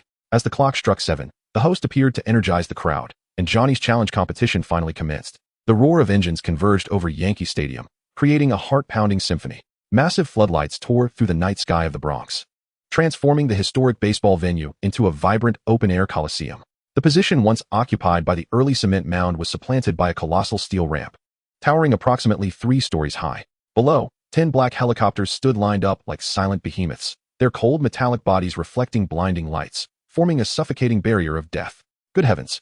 They had deployed 10 Apaches, and with the rotors spinning, if Johnny Blaze faltered, he would surely be reduced to mere pulp. Luke crossed his arms and gazed at the throng of fans gathered in the arena, astonished that a stunt performer would dare to go so grand. Was that man invulnerable as well? Beside him, the young Spider-Man, Peter, leaned forward, his eyes fixed intently on the arena, his mind racing to calculate trajectories and accelerations. Suddenly, Johnny on the high platform twisted the throttle. The engine roared with a feral growl, the exhaust pipes vibrating violently, unleashing 2 streams of scorching air. In an instant, his stunt motorcycle shot forward like an arrow, racing down the meticulously laid acceleration ramp, reaching its maximum speed in mere moments. "Watch out!" Jessica, known as Tracy, exclaimed, her heart in turmoil for her former boyfriend. The collective breath of the audience was held in suspense. The massive screen in the stadium displayed a crystal-clear close-up of Johnny's face. Through the visor of his helmet, the audience could see the wild intensity burning in his eyes. The motorcycle roared up the steep incline of the steel ramp without the slightest hint of slowing down. The front wheel accurately traversed the apex of the ramp, and the tremendous inertia propelled both man and machine into the inky night sky like a cannonball. Time appeared to freeze at that moment. The motorcycle traced a breathtaking parabola through the air, spotlight beams illuminating its gleaming frame, reflecting a chilling radiance. Below, the array of black helicopters resembled immobile gravestones, their rotor blades glinting with a spectral light under the floodlights. At the pinnacle of the jump, Johnny's body briefly detached from the seat, suspended mid-air by the muscle memory and extraordinary balance. The audience in the stands erupted in a frenzy, exclaiming a cacophony of astonished phrases. "My goodness!" Chapter 75, Justin Hammer and Carlton Drake. Deep down, humanity harbors an intrinsic pursuit of speed and adventure. While ordinary individuals might hesitate and best refrain from such endeavors, this does not deter the masses from reveling in the performances of the brave, experiencing the exhilarating rush of adrenaline through their eyes. Indeed, some spectators sought not merely to admire the spectacle, but to engage deeply. In Yankee Stadium, a significant portion of the crowd cheered for Johnny Blaze, with some young girls and boys even proclaiming their desire to bear his children. Yet, there were exceptions. These individuals, witnessing Johnny Blaze's modified stunt motorcycle leap to astonishing heights, immediately leapt to their feet, wildly waving their arms and shouting like mad dogs. "Johnny Blaze, go down. Hurry up and crash.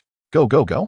It is evident that these individuals are deeply entrenched gamblers, actively participating in the contest from the sidelines. Having placed their bets on Johnny Blaze, to be precise, they wagered that Johnny Blaze would face defeat, eagerly anticipating his demise.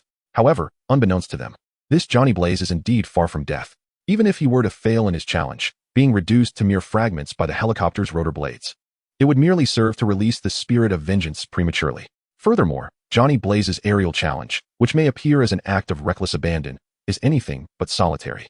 He has an entire team backing him. The motorcycle he employs for this stunt is a monstrous creation, meticulously transformed by a professional team. The original model is a 450, outfitted with a super lightweight single-cylinder engine and a high-strength chromoly steel frame.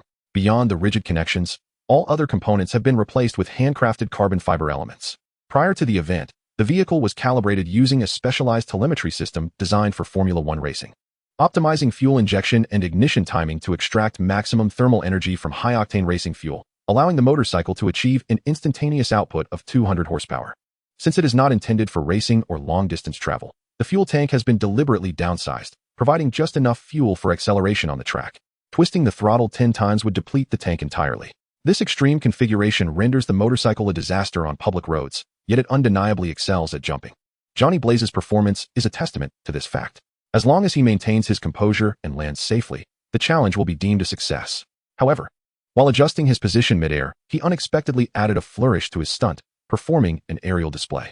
Clamping his legs around the bike and raising his arms high, he offered a double middle finger salute to the gamblers cursing his downfall, as well as to a certain gentleman who was notably absent from the challenge. Johnny Blaze's voice, transmitted through the microphone in his helmet and broadcasted through the stadium speakers, resonated throughout Yankee Stadium. Leapy had anticipated such a scenario, so he had equipped the little one in the stroller with a pair of pink noise-canceling headphones well in advance. The atmosphere grew exuberant, as American audiences revel in such displays. In fact, since the late 20th century, the people of the Lighthouse Nation have increasingly embraced the art of provocative banter, akin to the flamboyant performances of ostentatious artists, which many in the Dragon Kingdom would deem in need of stringent scrutiny. Nonetheless, Li Pi harbors no fondness for such antics, and Broly and Kaz have followed their father's lead in this regard, exhibiting little interest in what could be construed as a regression of civilization. The two children remained notably quiet, in stark contrast to young Luke, who was cheering alongside the other spectators. Little Broly took out a piece of paper and a pen, engaging in calculus to compute Johnny's trajectory, while the intellectually gifted Kaz was calculating mentally, verifying the accuracy of his brother's calculations. Observing the two immersed in their physics discussion, Peter joined in, and the three boys exchanged a flurry of mathematical results. Witnessing this scene, Lip felt a profound sense of satisfaction in his educational accomplishments. However, just as he reveled in his success, a discordant voice suddenly interrupted nearby. "Truly, three bookworms," came the disdainful remark. "Who would think that one must do homework while watching a stunt show? Such students would not exist in our Bharat." The stadium was quite boisterous. Yet Lip's extraordinary hearing allowed him to pinpoint the source of the voice. Following the sound, he spotted a well-dressed man with a nefarious air and an Indian executive, both discreetly disparaging his two sons and Spider-Man. Each was accompanied by a black-suited bodyguard, indicating they were indeed individuals of considerable means. The composite Superman template bestowed upon Lip X-ray vision, a most convenient ability that revealed the business card holders in the pockets of the two men. The well-dressed man's card bore simple information, a name and a phone number, Justin Hammer, Hammer Industries. In contrast, the Indian executive's card was far more ornate, adorned with gold foil and embossed lettering. Lip recalled having some familiarity with Justin Hammer. He knew him to be a scavenger in the eyes of Tony Stark, whose Hammer Industries primarily dealt in arms, often left with the scraps from Stark Industries. Hammer's flagship product, a single-person missile that detonated upon impact with water, was notoriously troublesome and left a lasting impression. As for Carlton Drake, Lip had little recollection of him, as he rarely made a point to remember specific figures from Bharat. However, given their disparaging remarks about their children and the association between Drake and Justin Hammer, Lip surmised that this individual was likely not of reputable character. Thus, he perked up his ears, keen to listen to the hushed conversation between the two men. Chapter 76. Peter felt a shiver run down his spine. "Mr. Drake." "No, Doctor. Mr. Hammer," Carlton Drake emphasized deliberately.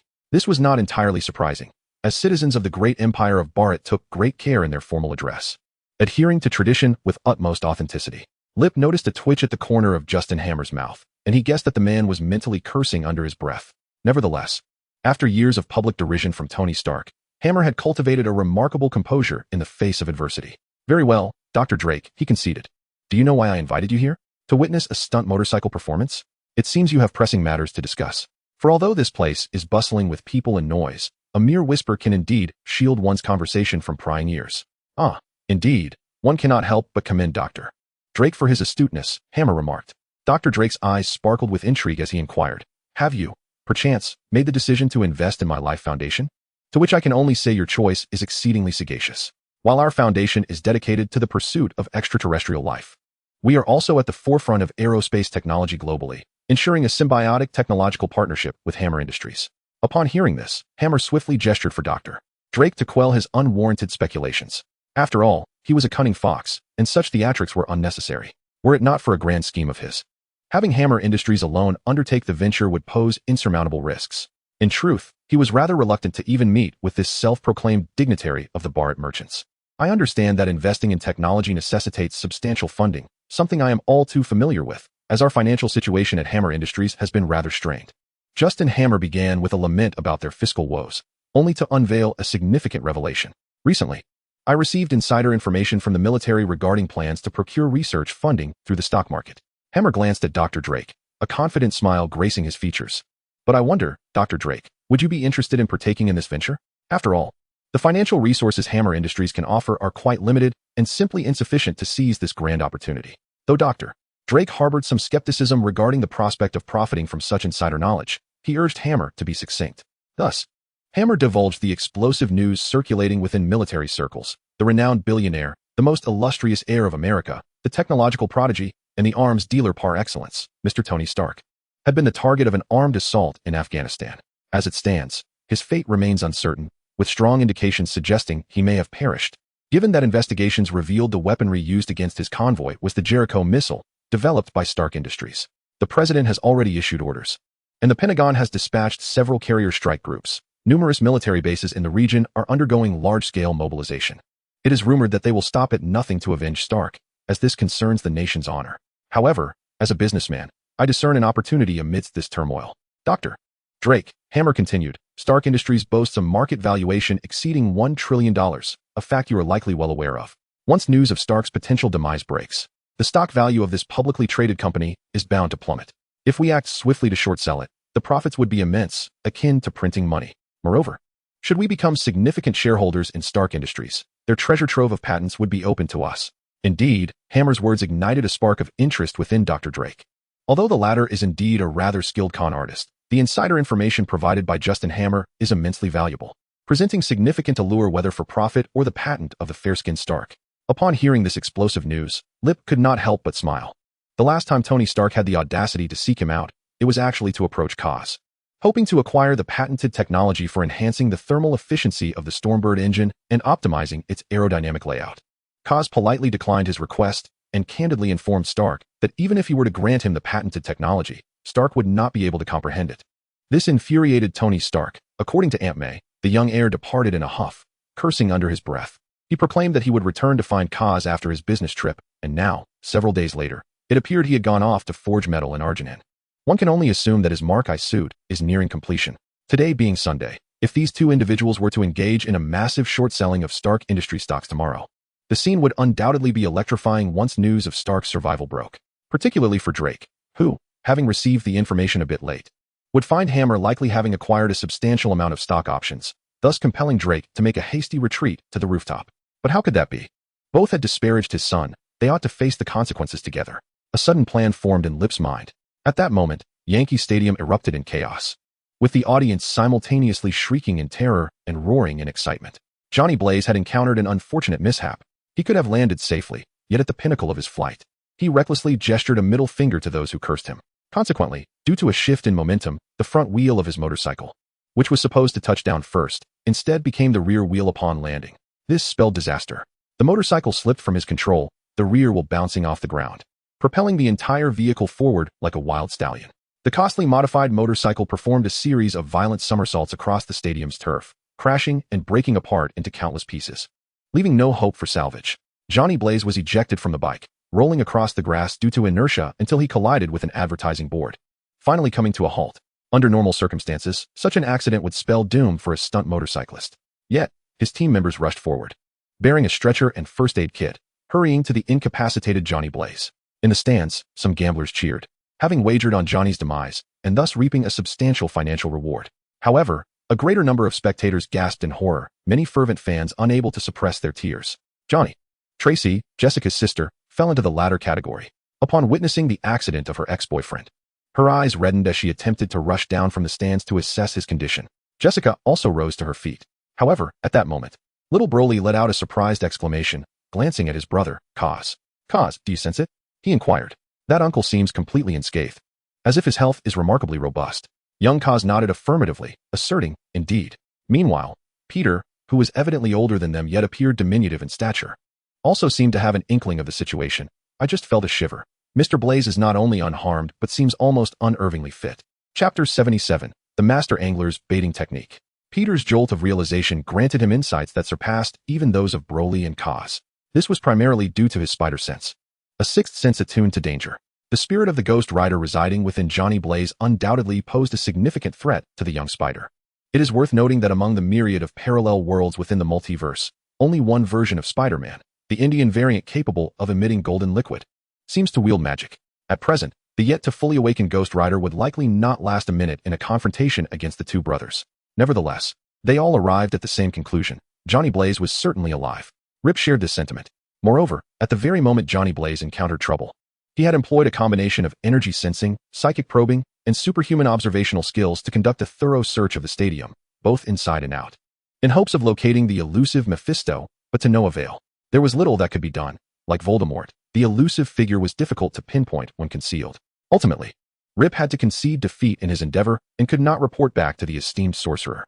However, just as an angler never returns empty-handed even when fish are not biting, he at least managed to memorize Johnny Blaze's aura. Rip was convinced that as long as the Ghost Rider existed, Mephisto would eventually present himself, if need be, the next time he sought to catch this formidable fish. he would prepare the waters first. Yet, Rip had not considered that while he aimed to ensnare Mephisto as a prized catch, the Lord of Hell could employ similar tactics to ensnare the Ghost Rider. Moreover, having survived for so long, Mephisto would certainly not make the rookie mistake of fishing without bait. In the Peanut Town district, within the Oval Office on the second floor of the West Wing, flames suddenly erupted, and a massive explosion shattered even the highest-grade bulletproof glass. Fortunately, the building was reinforced with steel-reinforced concrete and equipped with the most advanced blast-resistant lining, capable of absorbing a portion of the impact. Otherwise, with over 10 pounds of explosives detonating within, the entire West Wing would have been obliterated. Even so, the explosion's effects were devastating. A specialized steel hinge was torn from the blast-resistant steel door at the entrance of the Oval Office. At the entrance, 2 guards stationed around the clock were met with a grim fate. Although they escaped the brunt of the shockwave, they were nonetheless afflicted by the sinister subsonic waves emanating from the shattered steel door. In comparison to the loss of life and structural damage, the bombing of the Oval Office inflicted a psychological trauma that was undoubtedly more severe than the former two. It is noteworthy that the last time the White House endured such an armed assault was on the night of August 24, 1814. On that fateful evening, the commander of the British forces led the militia of Maryland into the White House, feasting on a dinner prepared for the president before setting the residence ablaze. Could it be that the British and the Canadians have returned? Such a notion is preposterous. What era are we in? Even if they were endowed with 100-fold courage, they would not dare to act thus. Moreover, it is not merely a matter of whether they would dare to confront the leading power of the modern Western world. The capability for such conflict is beyond their reach, as you might understand. Of course, contemplating these matters is not within the purview of the president's protective detail. Following the outbreak of chaos, the colonel commanding the round-the-clock duty at the White House ordered the agents accompanying the commander-in-chief to swiftly relocate him to an underground safe house. The impersonator, Zayton, had meticulously planned his ruse, having surreptitiously smuggled in the necessary equipment into the Oval Office. After all, no guard would dare to scrutinize the insole of the commander's shoes, questioning whether they were indeed elevated. His sole miscalculation lay in his unfamiliarity with the training manual. Thus, in the main building's lounge, after exchanging pleasantries with the real president's wife, Zayton had just lit a cigarette, preparing to indulge before heading to the underground safe house with the agents, when he was abruptly seized by 4 burly men and hoisted from the bed. They carried him away with a frenetic urgency, the chilly breeze chilling him to the bone. Upon reaching the entrance of the basement, after verifying his identity, the 4 men released him, unceremoniously tossing this commander into the room. Zayton felt as though his ribs were nearly fractured upon hitting the floor. As he struggled to rise, the colonel appeared on the screen of the Situation Room, reporting that other prominent figures were en route and inquiring whether a state of war should be declared. Finally, the moment had arrived. You refuse? You wish to declare a state of war? The colonel inquired, astonished. Generally speaking, the commander-in-chief cannot declare such a state unless a true domestic war has erupted. It exists akin to the emperor's new clothes, residing solely within the bounds of law, never to be enacted. For during a state of war, the commander-in-chief of America wields nearly limitless power. The last, and only, individual to possess such unchecked authority was that man confined to a wheelchair during his reign. To put it into perspective, the highest tax rate for capitalists earning over $5 million annually is an astonishing 94. Enough to leave even our neighboring red nation gasping for the frigid air of Siberia. The crux of the matter lies in his seemingly boundless authority, which enabled him to impose such exorbitant taxes. It was through the exploitation of affluent capitalists as mere fuel for the great furnace of America that this nation emerged from the depths of the Great Depression, ultimately rising as a victor in World War II and establishing itself as a genuine global hegemon. The sole lingering consequence of this was that, from that point onward, the prominent figures of the beacon of democracy no longer wished to witness the emergence of another like him. Even the slightest possibility was deemed unacceptable. John, aware of the colonel's somewhat clumsy demeanor, reassured him, "Rest assured, this wartime situation will persist for a mere 12 hours. I shall not monopolize this glory and advantage. Should any misfortune arise, the burden will rest upon my shoulders. Allow those individuals to enter the White House and proceed to the war room. I will elucidate matters to them. Time is of the essence. Upon confirming the enactment of wartime status, retrieve my memorandum and execute the latest special directive within it. The fate of enabling 5 generations to prosper through the efforts of 1 generation hinges upon your performance this evening." It must be said that Jatan's ability to secure Mephisto's investment and successfully impersonate the supreme leader, aside from his madness, reflected a grasp of human nature that rivaled that of a demon. Adults are driven by self-interest, stimulated by the notion of 5 generations enjoying prosperity. The colonel hesitated for a brief moment, but ultimately resolved to take action with a firm determination. Chapter 78, The New Manhattan Project. Johnny Blaze, the explosive star, rose to his feet. Just as he was being lifted onto a stretcher by the staff, on the verge of being rushed to the hospital for urgent care. He suddenly tumbled off the stretcher and onto the grass. He sat up abruptly, yanked off his tattered helmet, and cast it aside. The stunt motorcycle icon then struggled to stand, facing the audience with outstretched arms. Johnny! Johnny! The immortal one! The immortal one! The spectators erupted in fervent cheers, igniting the arena once more. Despite a few voices cursing Johnny for not perishing, those dissenting murmurs were swiftly drowned out by the exuberant applause of the crowd. The host stoked the audience's enthusiasm, leading them to watch the motorcycle performances of Johnny's team. Although the helicopter leap challenge was thrilling and perilous, it lasted only a few minutes. Given the price of their tickets, the audience expected a more substantial spectacle. Thus, arrangements for stunts such as ring of fire jumps, cage rides, and human pyramids on motorcycles were naturally in order, ensuring that the audience felt their experience was worth every penny. This arrangement proved quite effective. Drake, who had been quietly conspiring with Hammer, was struck by nostalgia upon witnessing the traditional displays of his homeland. Overcome with emotion, he forgot his scheming and applauded fervently, tears brimming in his eyes. What an exquisite performance. It's only marginally inferior to our Indian parade. Unfortunately for him, the wretched super hearing of Lip was keenly aware of this remark, and he struggled to suppress a laugh. Thus, the performance continued from 6:30 until 8, with only half an hour remaining before its conclusion. At that moment, the voice of the stadium announcer abruptly ceased, replaced by an urgent news bulletin emanating from the loudspeakers. Simultaneously, the electronic screen of the baseball stadium displayed a few lines of text. Furthermore, every individual present with a mobile phone received a text message from their service provider. A trifecta of communication, if you will. This grand display was orchestrated to convey a singular message. Attention! Attention! This is not a test or drill. Situation update. The Oval Office has been subjected to a bomb attack, and the nation has entered a state of emergency. Under the powers granted by the Constitution, during times of war, the Commander-in-Chief is authorized to issue executive orders of the highest authority. The presidential order is as follows: from 9 p.m. tonight until 9 a.m. tomorrow. The authorities of the New York Police Department, the National Guard, and various federal, state, and municipal departments are temporarily suspended, granting all relevant law enforcement personnel a paid leave of 12 hours. Intelligence suggests that the assailants who targeted the Oval Office are currently hiding within Manhattan. Every citizen of this great nation is entitled to engage in self-defense against the enemy, a right protected by the Constitution. Given that ordinary citizens lack specific information about the enemy, the risk of misidentification and collateral damage is inevitable. Hence, the Commander-in-Chief has preemptively issued a pardon. Any acts of personal injury occurring in Manhattan between 9 p.m. tonight and 9 a.m. tomorrow shall not be subject to legal prosecution, and neither individuals nor groups shall be held liable. The special presidential order clarifies the parameters of permissible personal injury. It is crucial to note that only actions involving weapons of a level 4 or below, as detailed in the appendix on the White House website, against any non-public official or employees of protected enterprises outside the confines of Wall Street, Stark Tower, Osborne Tower, Rand Corporation Building, and the 23 federally protected corporate buildings, as well as all school premises, can be classified as acts of personal injury under these exceptional circumstances. Finally, the Commander-in-Chief calls upon all Manhattan residents to rise and contribute to the safeguarding of liberty and civilization, urging them to make America great again. In disbelief, Li Pu confirmed to himself that he had neither misread nor misheard the announcement. Still unconvinced, he instructed Little Kaz to hastily utilize a modified Dragon Ball power detector, resembling a smart watch, to verify the situation. Astonishingly, the bureaucrats at the White House had indeed activated this innovative Manhattan plan, and the list of weapons of level 4 and below was indeed accessible on the White House website. At this juncture, he was entirely certain that although the outcome of this new Manhattan plan would not mirror the devastation of Hiroshima and Nagasaki within 12 hours, Manhattan would likely resemble a battleground.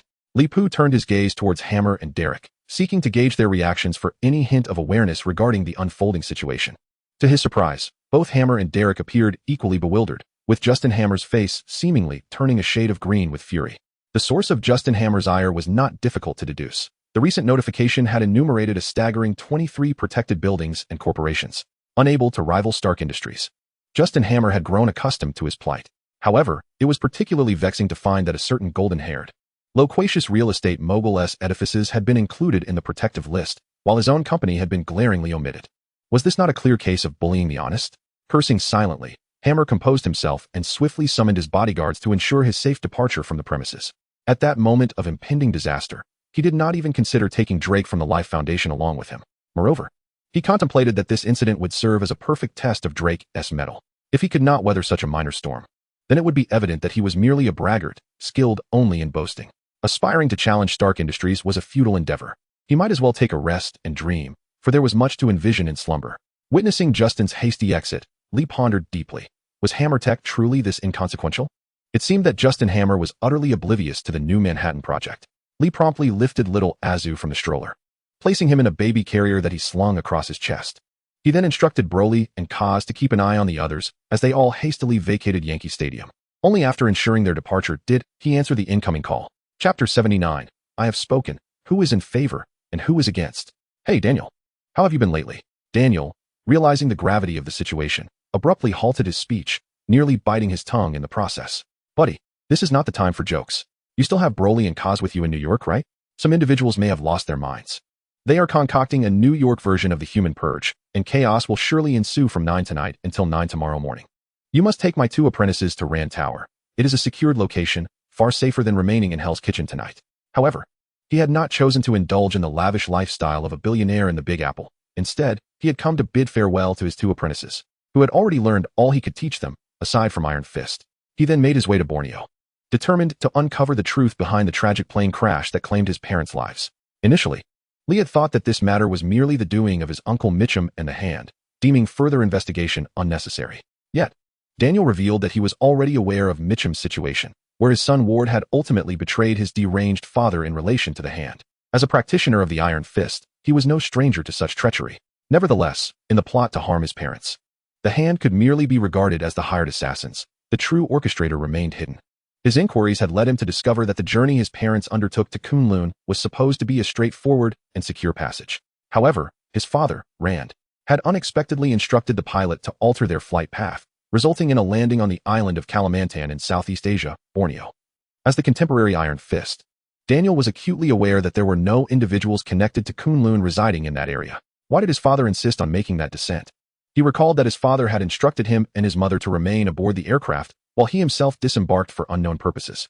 Thus, Daniel harbored doubts that the individual who had truly employed the syndicate was not Mitchum, the second in command of the Rand Group. Considering Mitchum had been under the syndicate's control, confined to the top floor of an apartment for over a decade, it was evident that he could exert no influence over the syndicate's decisions. Daniel suspected that the person placing orders with the syndicate was, in fact, located in Borneo. Leap, I have just conferred with a high-ranking official, and we have established a profound collaboration in Borneo, uncovering certain truths. With this knowledge, I am confident I can secure some allies upon my arrival, starting with subduing the most reckless individual. Quickly take my 2 apprentices to Rand Tower. I have granted asylum privileges to all Rand Group employees in New York along with their families and friends, including you. Daniel spoke rapidly, eager to continue. But Leap interrupted him. Rest assured, Daniel, we can manage ourselves. You know the capabilities of Broly and Kaz. After declining Daniel's proposal, he even offered a cautionary reminder. Go attend to your responsibilities, but do take care not to be betrayed while counting someone else's money. When the hearts of agents are corrupt, particularly that of their leader, his heart may be more tainted than his visage. Although Daniel had grown up in Kunlun, he was not a true descendant of the Huaxiao lineage. At his core, he remained a foreigner. Crisis serves as the crucible of character. Genuine Huaxiao individuals possess a unique ideological imprint, a belief that there are no saviors, and divine beings are often unreliable. When faced with true peril, the path to safety typically relies on one's intellect and hands. Discard illusions. Remain perpetually prepared for battle. Let alone the so-called New York extermination plan proposed by certain vermin, it posed no significant concern for Leap's family. In the face of genuine crisis, could mere evasion suffice? That would be a jest. Encountering problems is not daunting. Resolving them is what matters. If necessary, eliminating those who may pose a threat is indeed a viable solution. With this realization, Leap experienced a sudden clarity, a solution validated by many. There would be sustenance and provisions. Regardless of what transpired, no one would go hungry. More crucially, with the likes of Old Dachi, Old Tang, and young Luke gathered together to guard the entrance, even the impending Chitari army would find their mercenaries well entertained. Broly Kaz, you 2 shall have the fortitude to stay the night. He then entrusted little Azu to his 2 sons. Although Jessica was present, when it came time to entrust matters, one naturally placed greater faith in their kin. Tomorrow morning, classes will be suspended. You can enjoy gaming with Brother Peter. However, it is imperative to remember that I entrust my little sister, Azu, into your care. You are indeed her brothers. After Broly confidently assured me, and witnessing Kaz nod vigorously, I allowed them to squeeze into 3 vehicles and depart together. As for myself, I took to the road in a 3-wheeled electric vehicle, weaving through the traffic of the Bronx, attracting countless glances. Initially, I intended to reach my destination directly through a portal or perhaps even fly there. But that would be rather impolite. Repeatedly, one must consider that eventually, one might inadvertently provoke a formidable adversary. Moreover, the superintelligence advised me that eliminating that individual would yield less benefit than allowing him to persist. Thus, I resolved to maintain a degree of courtesy, observing whether he would accept my respectful overtures before making further decisions. Goldman, do not act foolishly, I chanted inwardly. Simultaneously, I pressed the accelerator to its fullest, maneuvering the eye-catching three-wheeler with flamboyance. In the sprawling metropolis of New York, any whisper of movement rarely eludes the keen awareness of that Fisk fellow. Those who find themselves in his orbit, directly or indirectly, might number more than the city's streetlights. Therefore, even without a phone call, my ostentatious drive towards Fisk Tower served as a notification to the crime lord himself. Not only did Goldman's subordinates take note, but numerous eyes within Hell's Kitchen were also fixated on Fisk Tower. Just past 8 o'clock. With less than an hour remaining until the commencement of the Manhattan Human Purge Initiative, I parked the three-wheeler in front of Fisk Tower. Mind the vehicle. If you scratch the paint, be cautious tomorrow when feeding the fish at the bottom of the sea, I exclaimed, removing the key and securing the vehicle with a sturdy lock, while also delivering a playful intimidation to the guard stationed at the entrance before stepping into the tower. Having visited this location several times to discuss donations for the community school, I was quite familiar with the surroundings. Thus, I confidently strode into the building's elevator. Pressing the intercom button, take me to the top floor. I have an appointment with Goldman to gaze at the stars tonight. However, I was taken aback when, although the intercom connected, the response was a firm refusal. The explanation given was that Goldman had departed New York in the afternoon, without the boss present. The underlings could not permit anyone to ascend. Of course, normally, one couldn't simply waltz upstairs to find Goldman. But the demeanor shown to me was markedly more courteous than usual. I furrowed my brow in concern. Just after Goldman had left New York, the Human Purge Initiative was about to unfold. If there were no ulterior motives involved, who would believe such a coincidence? Previously, in an effort to provide a stable environment for the two children, I had seized control of 47th Street in Hell's Kitchen. This action undeniably disrupted the existing order of Hell's Kitchen, which was fundamentally Goldman's domain. At that time, my relationship with Goldman had been quite strained. Despite his remarkable ability to reason, Jean Bing ultimately chose to prioritize harmony. However, throughout this process, Li Pu harbored thoughts of casting this individual into the sea to feed the fish. The reason Li Pu refrained from acting on such impulses was that he had come to understand several crucial points. First, the taxes paid by the citizens of the Lighthouse Nation did not benefit him directly, yet he had assisted in resolving numerous sources of criminal activity in Big Apple City. What was his reward for this? A mere 160? Second, Jean Bing's rise to power in New York was not solely attributable to his prowess in combat. Rather, it was his exceptional organizational skills that were paramount. More importantly, the society and era in which he lived afforded him such opportunities. Jean Bing's dominance as a crime lord in the Lighthouse Nation highlighted systemic issues within that society. Even if one were to eliminate Jean Bing, tomorrow would likely see the emergence of a new contender, perhaps a Yin Bing, and the day after, a Tong Bing. Li Pu could not guarantee that these successors would respect order in the same way Jean Bing had. There was a high probability that these new figures would perform even worse than Jean Bing had. Furthermore, Li Pu's third reason for sparing Jean Bing's life was his foresight of the possibility that situations like the present could arise. He needed a person of substantial influence to relay messages to others. Keeping him alive was imperative. If Jean Bing were to escape when Li Pu needed him, it would be untenable. With this thought in mind, Li Pu expanded his perceptive abilities outward, just as he had memorized Johnny Blaze's essence. He had also recorded Jean Bing's aura. Indeed, contrary to the comments of petty underlings, Jean Bing's presence was not in New York. The crime lord was currently navigating the Atlantic Ocean. Consequently, Li Pu tore open the ceiling of the elevator, propelling himself into the shaft. Although the elevator shaft was equipped with cameras, it was a blind spot for surveillance. After opening a secretive portal above, Li Pu plunged through it, landing on the yacht where Jean Bing was located. Activating his X-ray vision, he beheld Jean Bing standing rigidly in a cabin, allowing a man to grope between his legs. Li Pu thought to himself. He did not recall Jean Bing having such proclivities. Fortunately, his acute hearing quickly elucidated the situation. Jean Bing was being coerced. Mr. Fisk, thank you for your cooperation. I have taken your measurements, the man stated. I must admit, anyone who perceives you as a corpulent figure is gravely mistaken. With your muscular build, obtaining a well-fitted suit is no easy task. The mold is challenging to create, and time for modeling is insufficient. So I took the liberty of doing it myself. I hope you don't mind. Just as the man seemed poised to continue, Jean Bing interjected, Are you done speaking? If so, bring my son Richard to me. I am willing to exchange my identity and my wealth for Richard's safety. While speaking, he firmly grasped the cane in his hand, seemingly relying on the unassuming stick to support his considerable weight. I regret to inform you that in this matter, I fear I must go back on my word. If you must harbor resentment, let it be directed towards the esteemed leader of the Lighthouse Nation. For it is he who forged a certain agreement with Mr. Pierce. We are merely following orders. Upon uttering these words, the man swiftly retreated 2 steps, brandishing a handgun.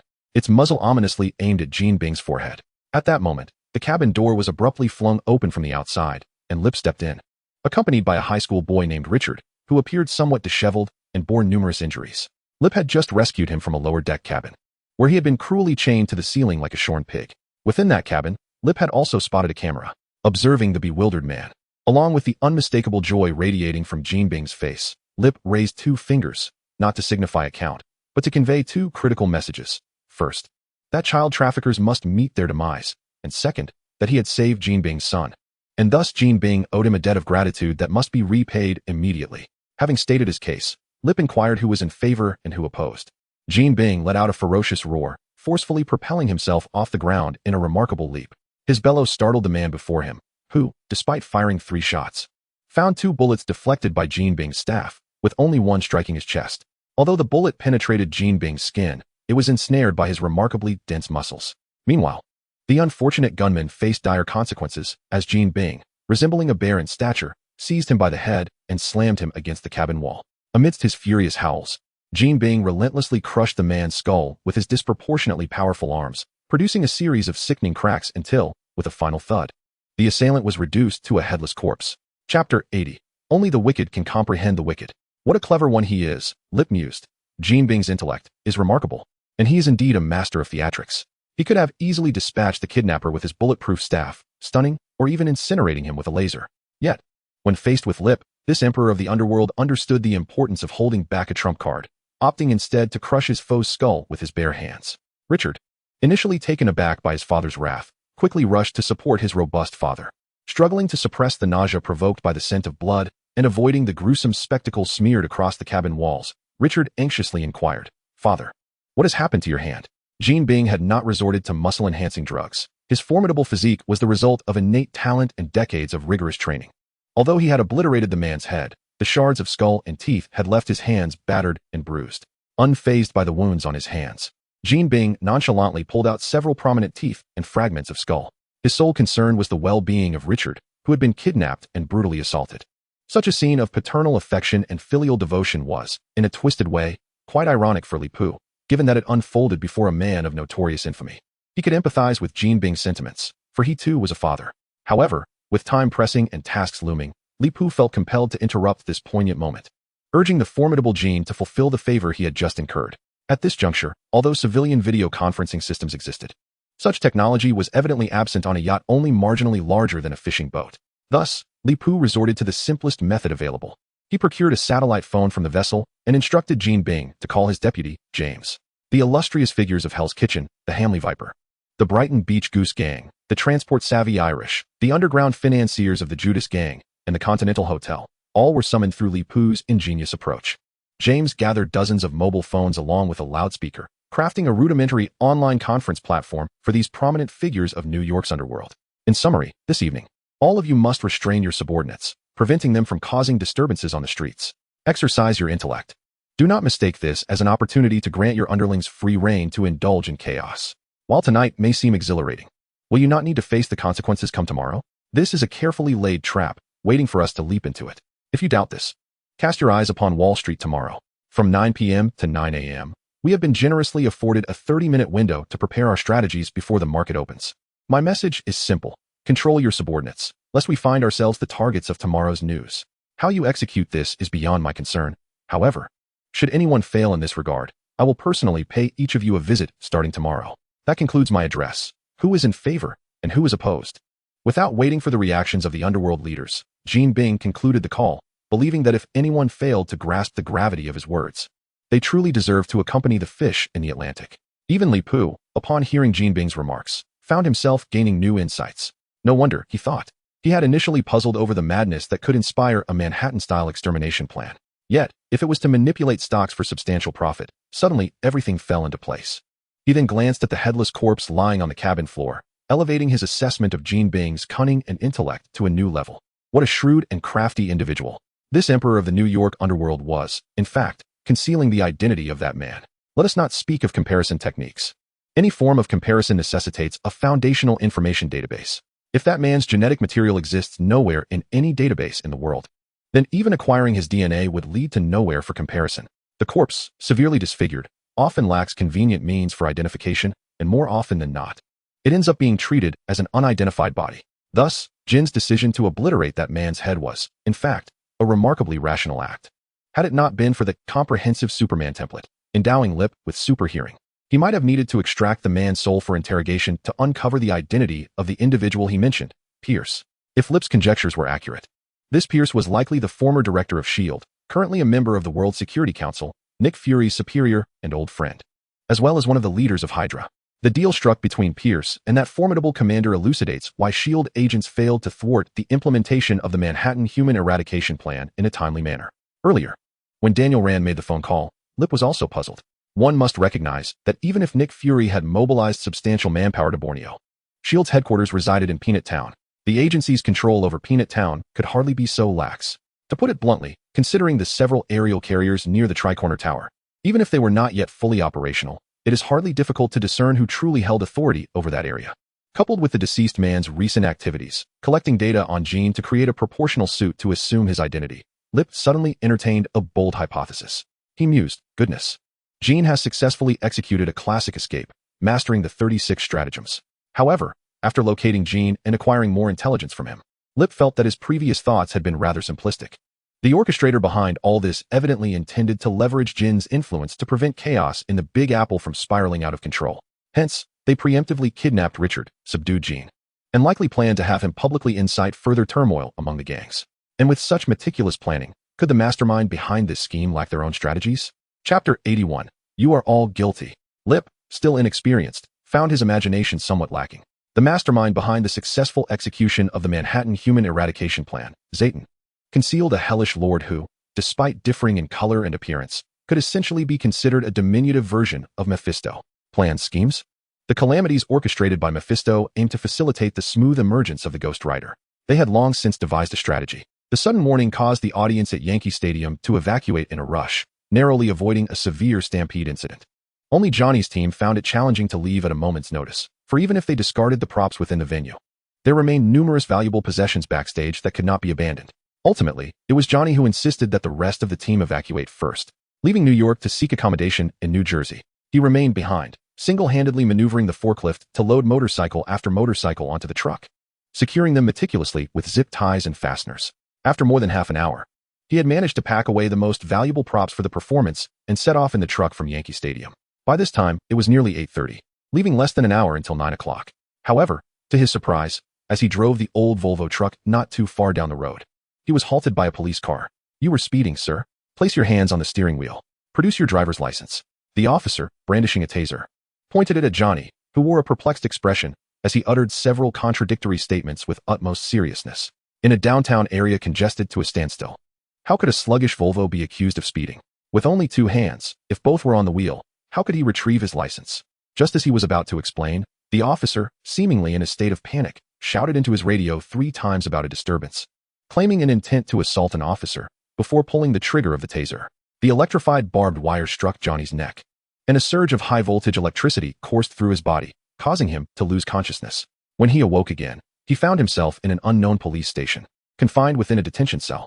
Glancing at the digital clock on the wall, he noted that it was mere minutes before 9 o'clock, and not a single officer was in sight.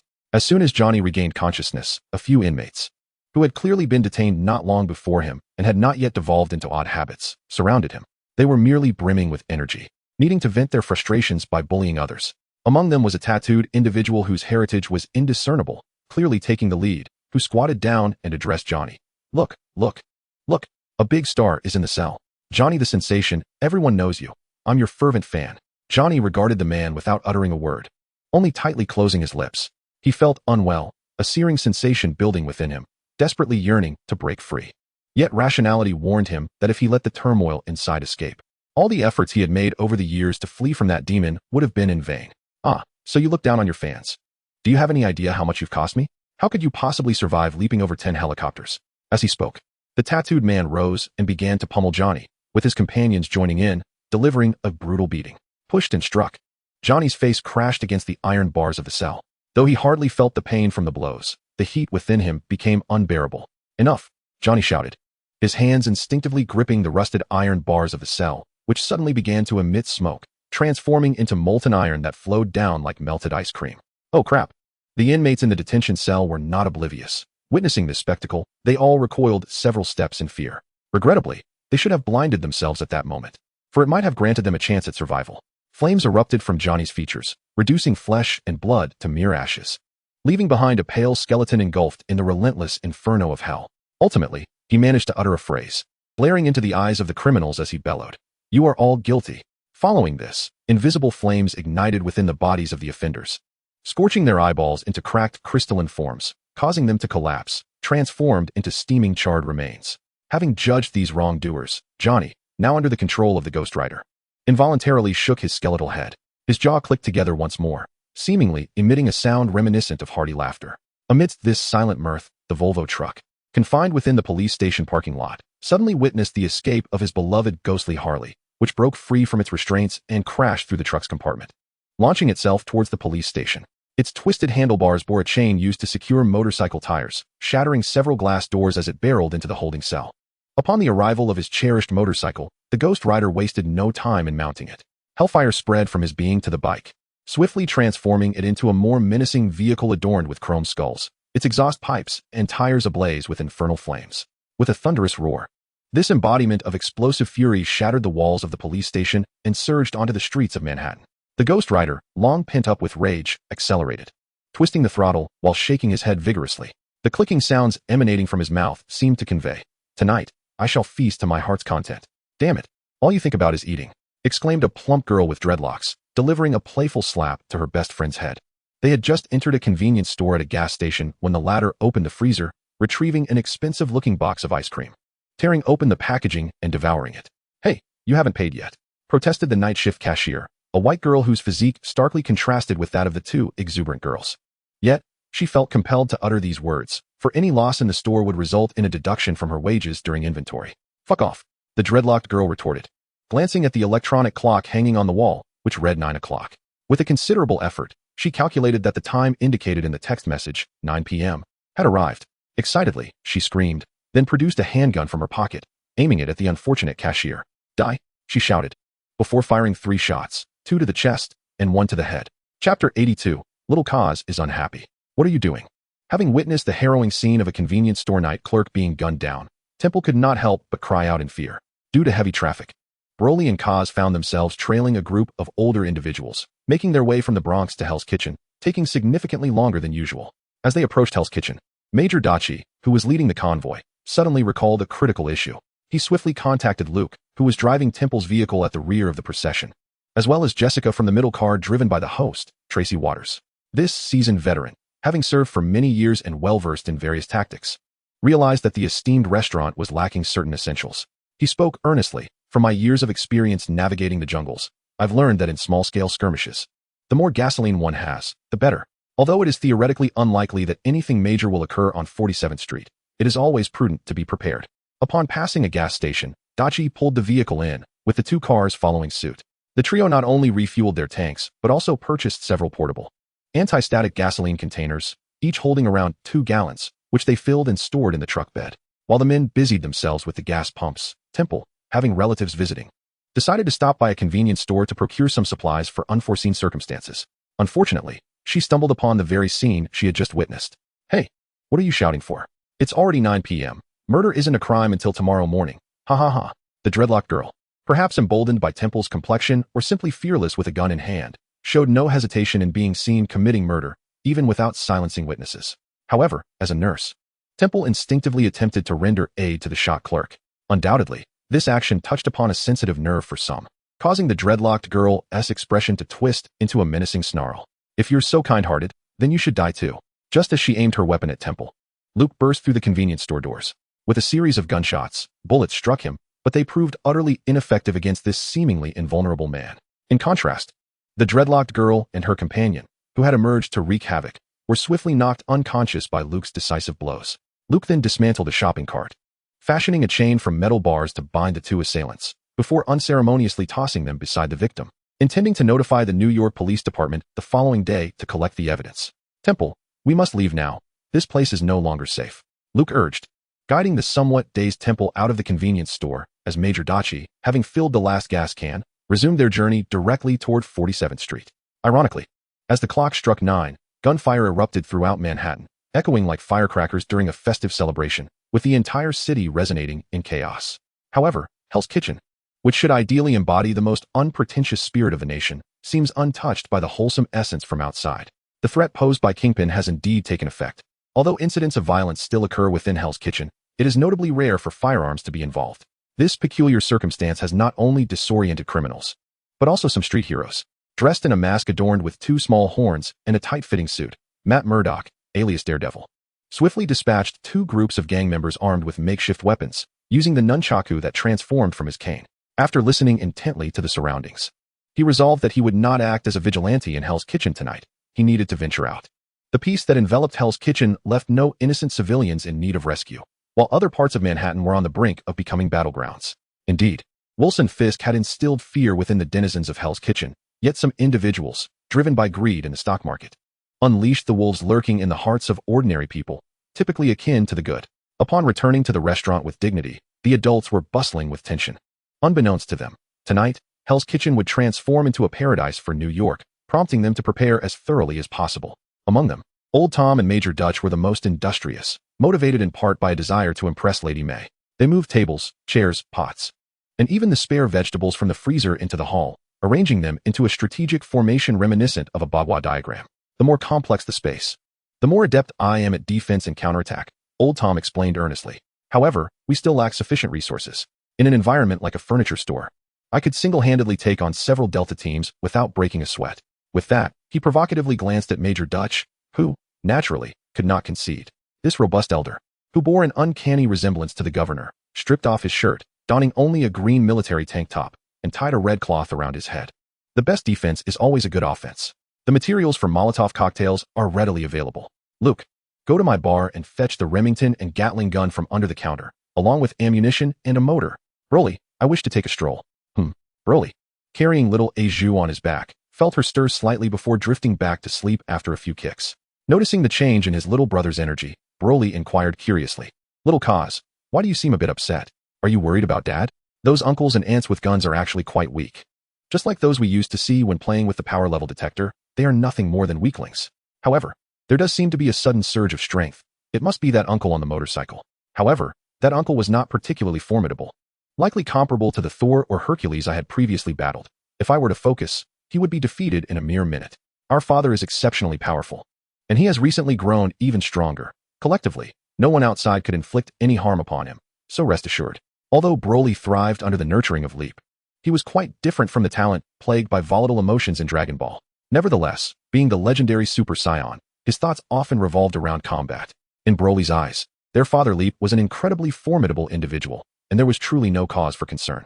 However, akin to Broly, Kaz, the genetic progenitor, possessed his own distinct thought process, which was the source of his current frustration. Faced with an elder brother who knew only battle and whom he could not possibly defeat, young Kaz helplessly rubbed the smooth floor of the restaurant with the tip of his shoe. Broly, I am not worried about our father, he expressed with discontent. What angers me is that despite our father's sincere efforts to contemplate our well-being and construct a favorable order for us, some individuals remain ungrateful. How can they lack fear? Must they wait until calamity befalls them to understand the need for reverence? Chapter 83, Young Kaz's Decision. Very well, Broly replied, tilting his head. Although he did not fully grasp the reasons behind his younger brother's ire, he did not impede Kaz's intention to take a walk. After all, he perceived that, although the city of Great Apple had descended into chaos, those individuals possessed such low combat power that they posed no threat to Kaz. He merely advised Kaz, take a power level detector. I shall carry one as well, so we can maintain contact at all times. Kaz nodded and discreetly slipped out of the restaurant. In truth, he had intentionally informed Broly of his departure, rather than vanishing without a trace. Otherwise, had Kaz wished to remain undetected, only Leap, with his extraordinary psychic abilities, might have sensed his exit. Kaz's desire to venture outside was not merely for fresh air. The atmosphere in Lighthouse Nation was far from sweet. Aside from the cursed Hell's Kitchen, Manhattan, with its millions of residents, was currently suffused with an air of chaos and disorder. Thanks to having a good father, Kaz was no longer like before, where a powerful body concealed a helpless heart. It was akin to having a safety net, even when faced with insurmountable challenges. One would not completely lose hope. At worst, I shall disregard them. After all, I have my father. as he gazed down upon those whose hearts had been amplified 100-fold, 1,000-fold by the chaos, and who unleashed their malevolent thoughts upon others. Kaz strolled atop the rooftops of towering buildings, finding solace in this thought. He was not like the somewhat twisted lawyer Matt, tirelessly darting through streets, exhausted from his efforts to save others. From a height, one gains a broader view.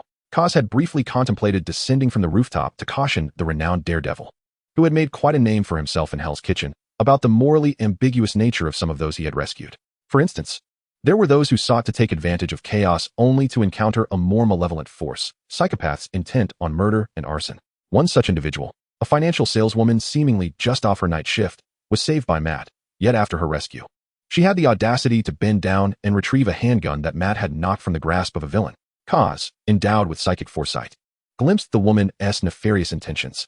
However, despite witnessing her malicious thoughts, he refrained from intervening, much like his decision not to warn Matt. This philosophy was instilled in him by Leap, who taught that while one must possess a sense of responsibility, it is paramount to take accountability for one's choices and strive for the unity of knowledge and action. This entails respecting the destinies of others and avoiding an excess of misplaced altruism. For those who succumb to such excessive benevolence often seek the hollow praise of others, revealing an inherent hypocrisy. Nevertheless, having been raised by Leap and being fundamentally kind-hearted, Kaz resolved to grant the denizens of this chaotic realm another chance. Perhaps it was best to observe further. As he pondered, he resumed his leisurely stroll on the rooftop. Meanwhile, within a 24-hour convenience store, two robbers brandished guns, confronting a lone individual. The masks they wore barely concealed their youthful features. In addition to their monetary intentions, they had inexplicably seized a case of beer, further indicating their minority status. Damn cops, you have no authority tonight. We are merely executing the power bestowed upon us by the Grand Overlord, one of the robbers shouted, his bravado thinly veiling his cowardice, directed at a man clad in a bulletproof vest. Dax paid them no mind. Instead, he handed a trembling store clerk a $20 bill, calmly instructing, please provide me with change. The clerk, visibly shaken, fumbled to open the cash register. We're armed with real guns, don't underestimate us, the robber insisted. Yet Dax remained unfazed, accepting the change from the clerk, organizing the coins by denomination into his wallet with meticulous care. He possessed a specially designed canister for quarters, which would mechanically tally the amount as he deposited the coins. After swiftly securing all his change, he left only a single quarter in hand. Then, with a flick of his thumb, he launched the coin into the air. This peculiar action captured everyone's attention. As the others began to ponder whether this cop was mentally unhinged, he suddenly extended his index finger and thumb, deftly flicking the descending coin's edge. Ding! Whoosh! Crafted from a copper-nickel alloy, a coin approximately 20 millimeters in diameter was struck by Dykes, soaring forth like a bullet discharged from a firearm, striking the trigger nestled within the guard of a robber's gun. Although the trigger could withstand several pounds of pull, it was evidently ill-equipped to endure lateral impact, snapping with a sharp crack. Simultaneously, the robber, his finger stung by the sudden blow, reflexively lifted his arm. This movement imparted an additional force to the coin, propelling it once more into the air. By this time, Dykes had approached the two individuals, observing the bloodied coin and the cowering juvenile robbers before him. He frowned and uttered sternly, leave. The pair turned on their heels and fled, the robber whose trigger had broken neglecting even to retrieve the fallen handgun. They dashed to a nearby trash bin, several dozen meters away. The robber, now weaponless, noticed his companion's gun remained intact, and his eyes brightened. Hand me the gun. You can't shoot anymore. Mine's broken. That officer is surely unprepared. Let us ambush him. However, before he could finish his sentence, a black handgun whirled and struck his temple, rebounding to hit his companion as well. Thud, thud. Both collapsed simultaneously, their bodies tilting into the refuse, their handguns landing precisely in the trash bin. Emerging from the convenience store, Dykes bore a repressed, sinister smile. Trash belongs in the trash bin. Yet, upon uttering this, he quickly suppressed the smile, striding towards his vehicle, opening the door, and settling into the driver's seat. He cast aside the other items he had purchased, swiftly retrieving two No. 5 batteries and an old portable cassette player to replace its batteries. Breathing heavily, he donned his headphones, listening to a recorded tape of Schubert's The Trout. As the melody enveloped him, he closed his eyes, lowered his head, and gripped the steering wheel tightly, murmuring to himself, sunshine, daisies, sweet cream. Sunshine, daisies, sweet cream. Chapter 84, Saving the Target-Eye Dykes. Dykes is a patient with dependent personality disorder. Yet he was fortunate enough to have encountered a remarkable psychologist during his childhood. By identifying a guiding North Star, Dykes anchored his life. With the addition of specific music and incantation-like mechanical commands, he effectively subdued the brutality inherent in his nature. Not only did he successfully attend school, but he also excelled in sports, eventually gaining admission to an Ivy League institution, where he became a baseball star. However, Just as he was poised to embark on a professional career as the finest baseball pitcher, Dykes encountered a grave dilemma. The life of a baseball star, while lucrative, lacked the thrill of challenge he so desperately craved. No one could catch the baseballs he threw. Back when he was on the school team, Dykes believed it was merely a reflection of the limited skill of his fellow student players. His throwing prowess was, if not overwhelming, at least capable of figuratively shattering those so-called stars. After only 2 practice sessions and listening to the veterans extolling the virtues of being a baseball star, earning a substantial income, attracting numerous beautiful girlfriends, and attending lavish parties, Dykes found the prospect increasingly tedious. Yet, whenever he stepped onto the field, an insatiable urge to shatter the minds of those inept players with his baseball surged within him. Though he managed to restrain himself through music, incantations, and his guiding star, pursuing a career in professional baseball was evidently unfeasible. Consequently, he opted for military service. While the discipline in the military was generally lax, it still provided an environment of order. Thus, Dykes thrived in the army, finding life there far more comfortable than in civilian society. He garnered numerous accolades and mastered various individual weaponry skills, and with his unparalleled throwing ability, he emerged as a new generation's champion in the military. It was due to this prowess that Dykes later received an opportunity for training at Quantico, where upon completion, he became a federal protective officer. This role, as a discipline-oriented department, offered a rather favorable working environment for him. However, he was assigned to the Witness Protection Unit. Initially, while the work in this group was fraught with danger, the compensation and allowances were commensurate with the risks involved. Within the Federal Protective Service, this unit was indeed considered a lucrative assignment, not to mention the occasional under-the-table earnings. The only drawback for Dykes was that, due to the nature of the job, many of the witnesses he encountered were, unfortunately, unsavory individuals. Although the upper echelons of the agency would eloquently declare that at times, one must collaborate with nefarious characters. For Dykes, this meant he had to constantly restrain himself from succumbing to the temptation of harming those he was meant to protect. To compound matters, Dykes recently encountered issues with his guiding star. The North Star he had anchored himself to, the individual he aspired to emulate, was a cheerful, optimistic girl who was always willing to lend a helping hand. Deep down, Dykes understood he should not intrude upon her life. After all, he felt no romantic affection, only gratitude. She owed him nothing, having previously offered him tremendous support, and he believed one should never repay kindness with ingratitude. However, the predicament arose when the girl entered into a serious relationship, rendering her an unsuitable guiding star for him. Observing her life and witnessing her tender moments with her boyfriend was mentally taxing for Dykes, though not in an unhealthy way. What he desperately needed was a new guiding star. Unfortunately, the psychologist who had initially helped him select his guiding star had passed away 2 years prior. Despite earning a decent income, Dykes spent a significant amount of money seeking renowned psychologists in New York, only to find them engaging in meaningless chatter, utterly incapable of assisting him in finding a new guiding star. The pressure on his mind compelled him to carry his portable music player everywhere he went. In better times, he only needed to engage in self-healing once a week, but now this therapeutic ritual had to be performed daily. This, however, presented a dilemma. The marginal benefits of such healing were diminishing, and Dykes felt himself teetering on the brink of chaos.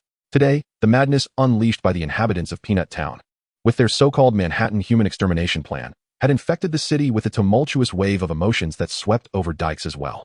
Unexpectedly, he encountered a duo of robbers at a convenience store. Despite his utmost restraint in refraining from drawing his weapon, he managed to incapacitate them with mere coins and a malfunctioning handgun. Yet, Dykes still felt an exhilarating rush. He desperately reminded himself that such sensations were erroneous. Deriving pleasure from inflicting harm upon others could only lead to dire repercussions. Nevertheless, his mind continued to flood with various hormones, and the beast within him grew increasingly uncontrollable. Knock, knock, knock. The sound of someone tapping on his car window jolted him, triggering a reflex to reach for his gun. However, upon seeing an extraordinarily tall man beside his vehicle, illuminated by a blinding light from behind, caution surged through him. Realizing the imminent danger, he swiftly flung open the car door and leapt out of the driver's seat. In a moment of instinct, he tugged at the towering man. For the source of the glaring light was none other than a dump truck barreling toward them. There was no time for contemplation. It was not uncommon for witnesses under the protection of the Foboler Witness Protection Group to find themselves in such peril, as many were reluctant to testify. Yet, when he yanked at the massive figure, he found himself unable to budge him. You seem bewildered, as if life has left you disoriented. Indeed, it is a rather unfortunate state of affairs. Kurze's voice was soft, but to Dykes, it resonated like the impact of a bullet. The approaching dump truck was now less than 10 meters away, and he could even hear the heavy metal rock music blaring from the driver's seat. Just then, Kurze nodded and stated, "You still have a chance. I am willing to give you one." With that, he turned his body and unleashed a powerful punch at the very truck that was charging towards Dykes' vehicle. Chapter 85, Hail, Lord of the Night. With a single blow, The terrifying might of the genetic entity was laid bare, leaving Dykes in a state of shock. A thunderous crash echoed as the truck's front end was driven forcefully into the ground, causing the lengthy vehicle to tilt dangerously upward. The driver, compelled by the impact, tumbled out of the cab, cursing vehemently.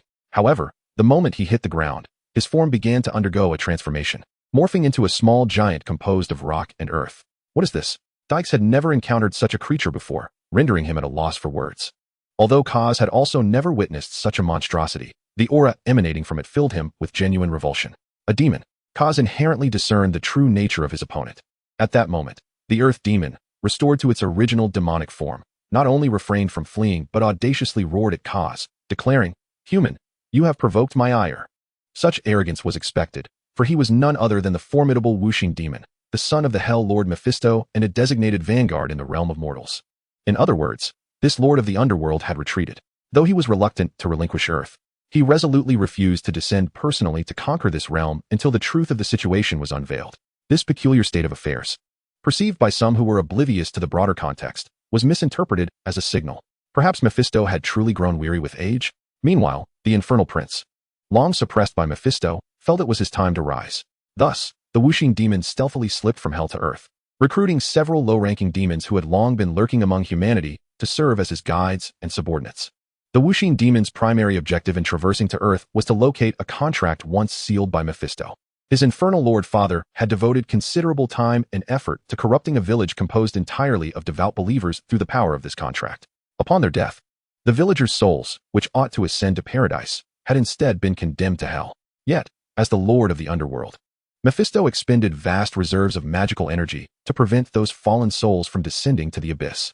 He meticulously sealed each soul within the confines of that contract, ensuring none were left behind.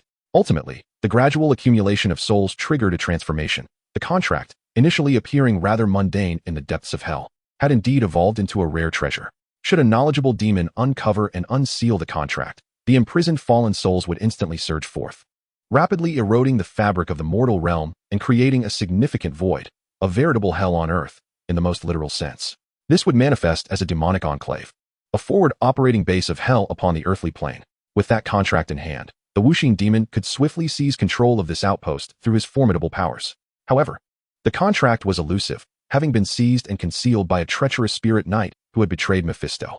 To this day, even Mephisto remains ignorant of its whereabouts, and thus the Wuxing Demon, upon his arrival on Earth, must embark on a painstaking search. Yet, demons are not known for their benevolence. Each is a quintessential opportunist. In the midst of his quest for the contract, serendipity led him to the Manhattan human purge incident, where the chaos of the city was palpable and tumultuous. Naturally, the Wuxing Demon could not remain idle.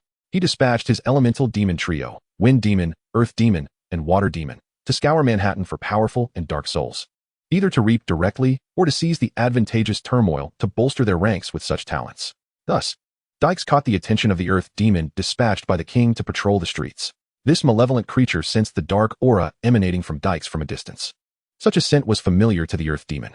After all, if events continued on their current trajectory, Dykes would inevitably metamorphose into a supervillain, branded with a target on his forehead and nicknamed Bullseye.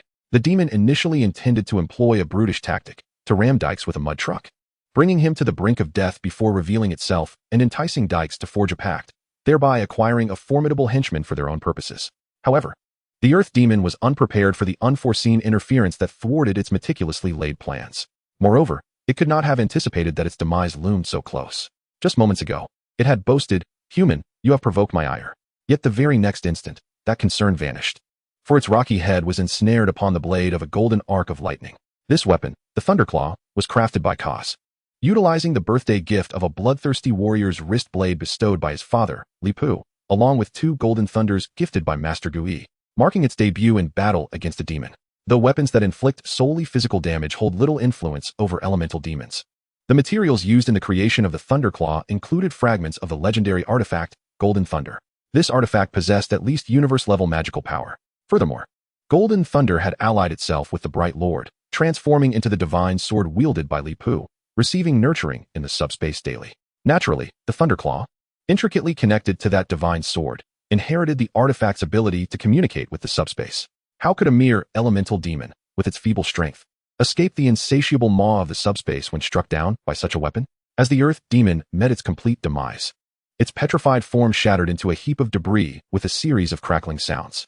Lowering his gaze, he beheld the fate of this dark creature. A demon slain meets the same end as any wicked soul. Clenching his fist, the thunderclaw crackled ominously in Kaz's grasp as he leaned closer to Dykes, his golden pupils seemingly ablaze in the night. Choose. Will you continue your mundane existence or join me in becoming a nightmare, striking terror into the hearts of the vile? Strangely, upon hearing Kaz's words, Dykes felt a shift within the shadowy recesses of his heart. Although the darkness seemed to boil and rise, his spirit remained profoundly tranquil. For those shadows no longer felt like shackles. They had transformed into a potent force, capable of shaping a midnight nightmare that would instill dread in the hearts of evildoers. Thus, Dykes lifted his gaze, locking eyes with Kaz's brilliant orbs in the night. Involuntarily, a proclamation escaped his lips. Long live Lord of the Night.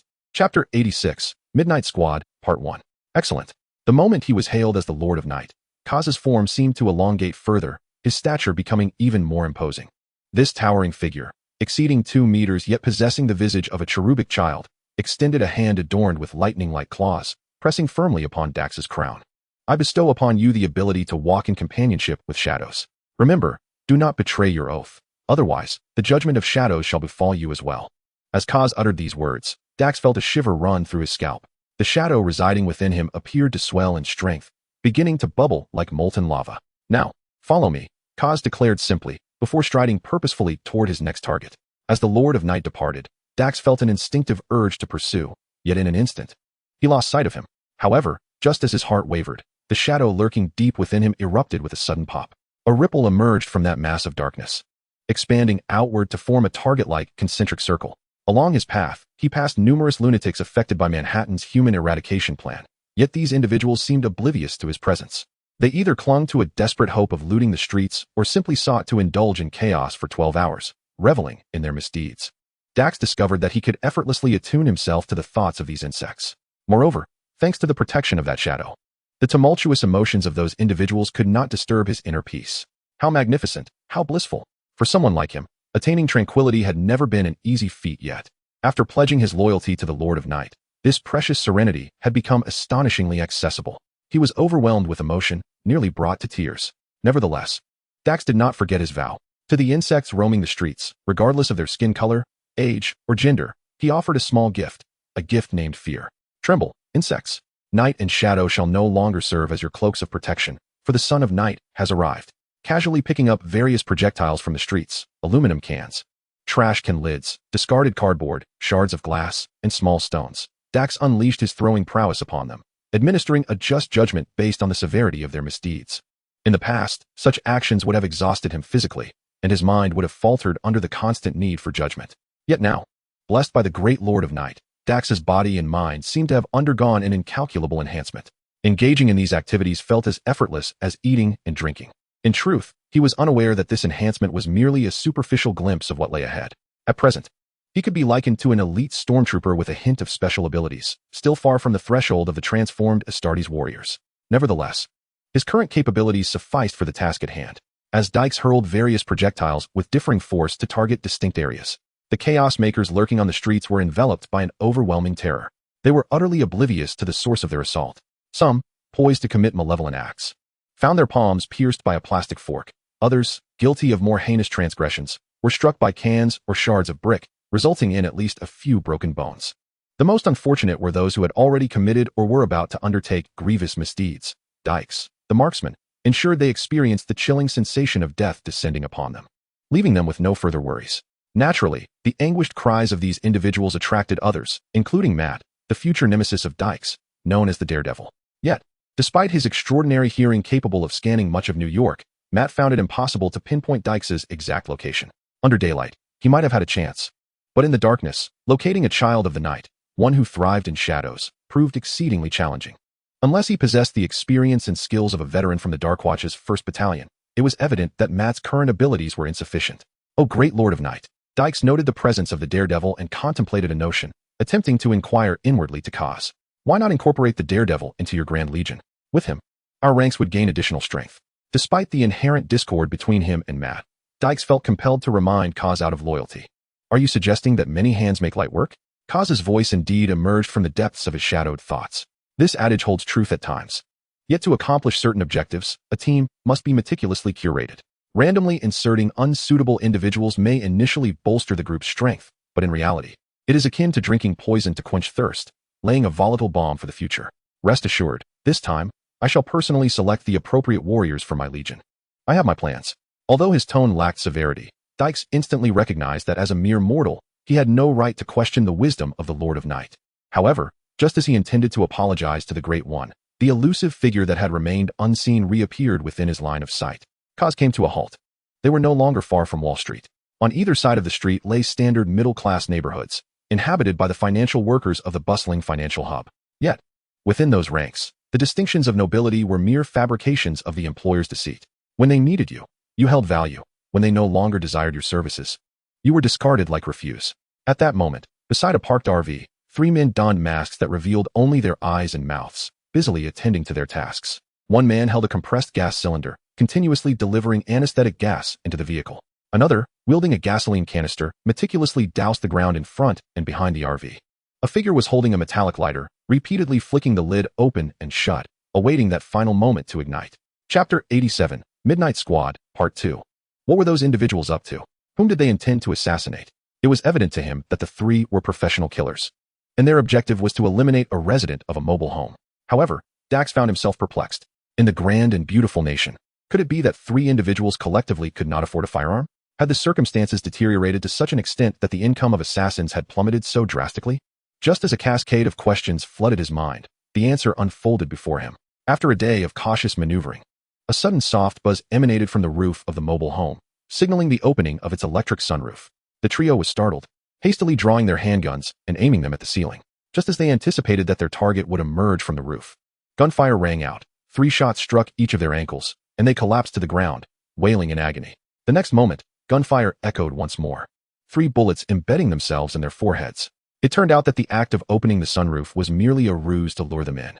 The intended victim had activated it from a distance with a remote control. In truth, shortly after the air in the mobile home became compromised, an alarm from the interior sensors had sounded.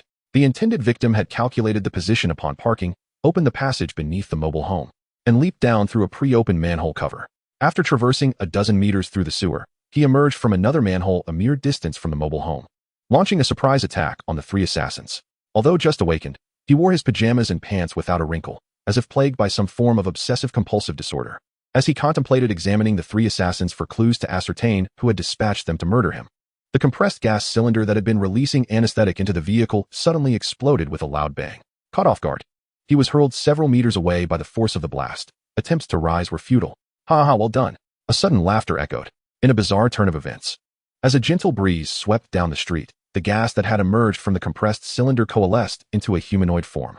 Yet, it was clear he was no ordinary person. How does it feel now, immobile? Do you wish to seek vengeance upon those avaricious employers? It taunted. If you yearn to rise again, sign a pact, and I shall grant you the power for retribution. The gaseous entity, now taking on a humanoid shape, abruptly ceased speaking. Several claws, crackling with golden lightning, pierced through his back, violently extracting his innards. Though he is the wind demon among the elemental fiends, his elemental form appeared utterly inconspicuous before those colossal claws. Kaz made his move, having identified yet another suitable warrior for his legion, while simultaneously vanquishing an elemental demon. Subsequently, he posed a question to the accountant named Christian Wolf, echoing the very words he had previously shared with Dykes. In contrast to the resolute fervor of the target, this accountant, though mentally calculating, ultimately nodded in acquiescence. I shall bestow upon you the power accompanied by shadows and darkness. Do not betray this responsibility, for if you do, your life shall be forfeit to settle the score, Kaz intoned. The genetic entity possessed extraordinary wisdom. He was acutely aware that human nature is frail and easily tested. Therefore, as he laid the foundation for his envisioned legion, an organization dubbed the Midnight Squad, he resolved to personally delineate a boundary for each individual he recruited. Do not act. To act is to invite death. As a being who cherished order and efficiency, his solution was remarkably simple, unequivocal, and domineering. Proceed with your designated tasks. As an accountant, you should comprehend that some individuals will seek to profit from this night, which I find distasteful. Wolf nodded in understanding. Despite sharing a mental affliction akin to that of the target, his brilliance in accounting and mathematics enabled him to grasp Kaz's intention fully. Although the stock market ebbs and flows, those lurking behind the scenes always find a way to profit, except for one circumstance that renders them incapable of doing so. Kaz desired that very certainty. I possess a cache of explosives in my vehicle, sufficient to ensure that the exchange cannot operate normally come morning. Those orchestrating this scheme will undoubtedly find themselves unable to earn a single penny before the server is restored. With that, he boarded his RV and drove toward the street adorned with the Golden Bull statue. One more warrior remains onboarded. Another assassin, it seemed, led to a rather high ratio of killers in the first squad of his legion. Let me observe his appearance. Ah, a bald assassin, he appears formidable. But whom shall I choose? He observed several bald assassins, many of whom were seizing this rare opportunity to expedite their tasks. One assassin masquerading as a beekeeper was in the process of relocating his cherished hive, which concealed a warm corpse within. Another, resembling a beekeeper, was suspended underwater in an opulent swimming pool, utilizing powerful suction cups. This pool was located atop a lavish apartment complex. Even amidst the Manhattan human purge plan, the lives of billionaires remained unaffected. The affluent individual intended to swim that evening, while the assassin lurking below awaited the moment to puncture the pool, offering the millionaire an unrestrained bungee experience. Coincidentally, Kaz discerned that in addition to having slain 2 demons, there appeared to be yet another demon lurking within the pool. Earth demon, wind demon, water demon. Was this some kind of game missing a player? Kaz's lips curled into a subtle smile as he shook his head, feeling a twinge of embarrassment. I'm sorry, but my legion is no trivial matter. With this thought, Kaz's gaze settled upon an individual who stood out amongst the other bald assassins, distinguished by a barcode tattoo etched just below the crown of his head. It's you, 47. Just like my neighborhood number, you appear to be quite pleasing to the eye.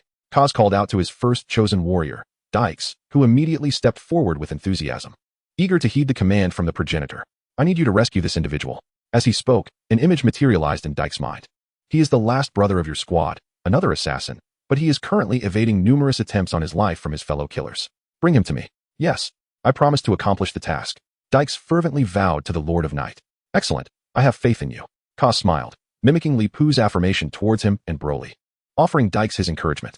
Chapter 88, The Adventures of Karen Page. In the skies above, dozens of helicopters whirred, their rotors spinning incessantly, producing a cacophony of sound. The Manhattan Human Eradication Initiative was nothing short of a journalistic feast. Media companies were eager to seize this opportunity. They either deployed their own helicopters or rented them on short notice, embarking on a 12-hour live broadcast. In contrast to these affluent corporations, smaller media outlets lacked the means to hire helicopters, yet their audacity was commendable. Almost all of the owners were willing to send their employees into the fray, and the professions of reporters and photographers often led to a fervent pursuit of personal aspirations. Thus, it became a symbiotic partnership of mutual willingness. Consequently, many hosts and photographers from smaller media companies were spurred by their employers to grab their gear and venture into the streets of Manhattan. They initiated a live broadcast of the evening's Human Eradication Initiative, or sought to gather first-hand material. Karen Page was one such journalist, whose employer had not even provided her with a dedicated photographer.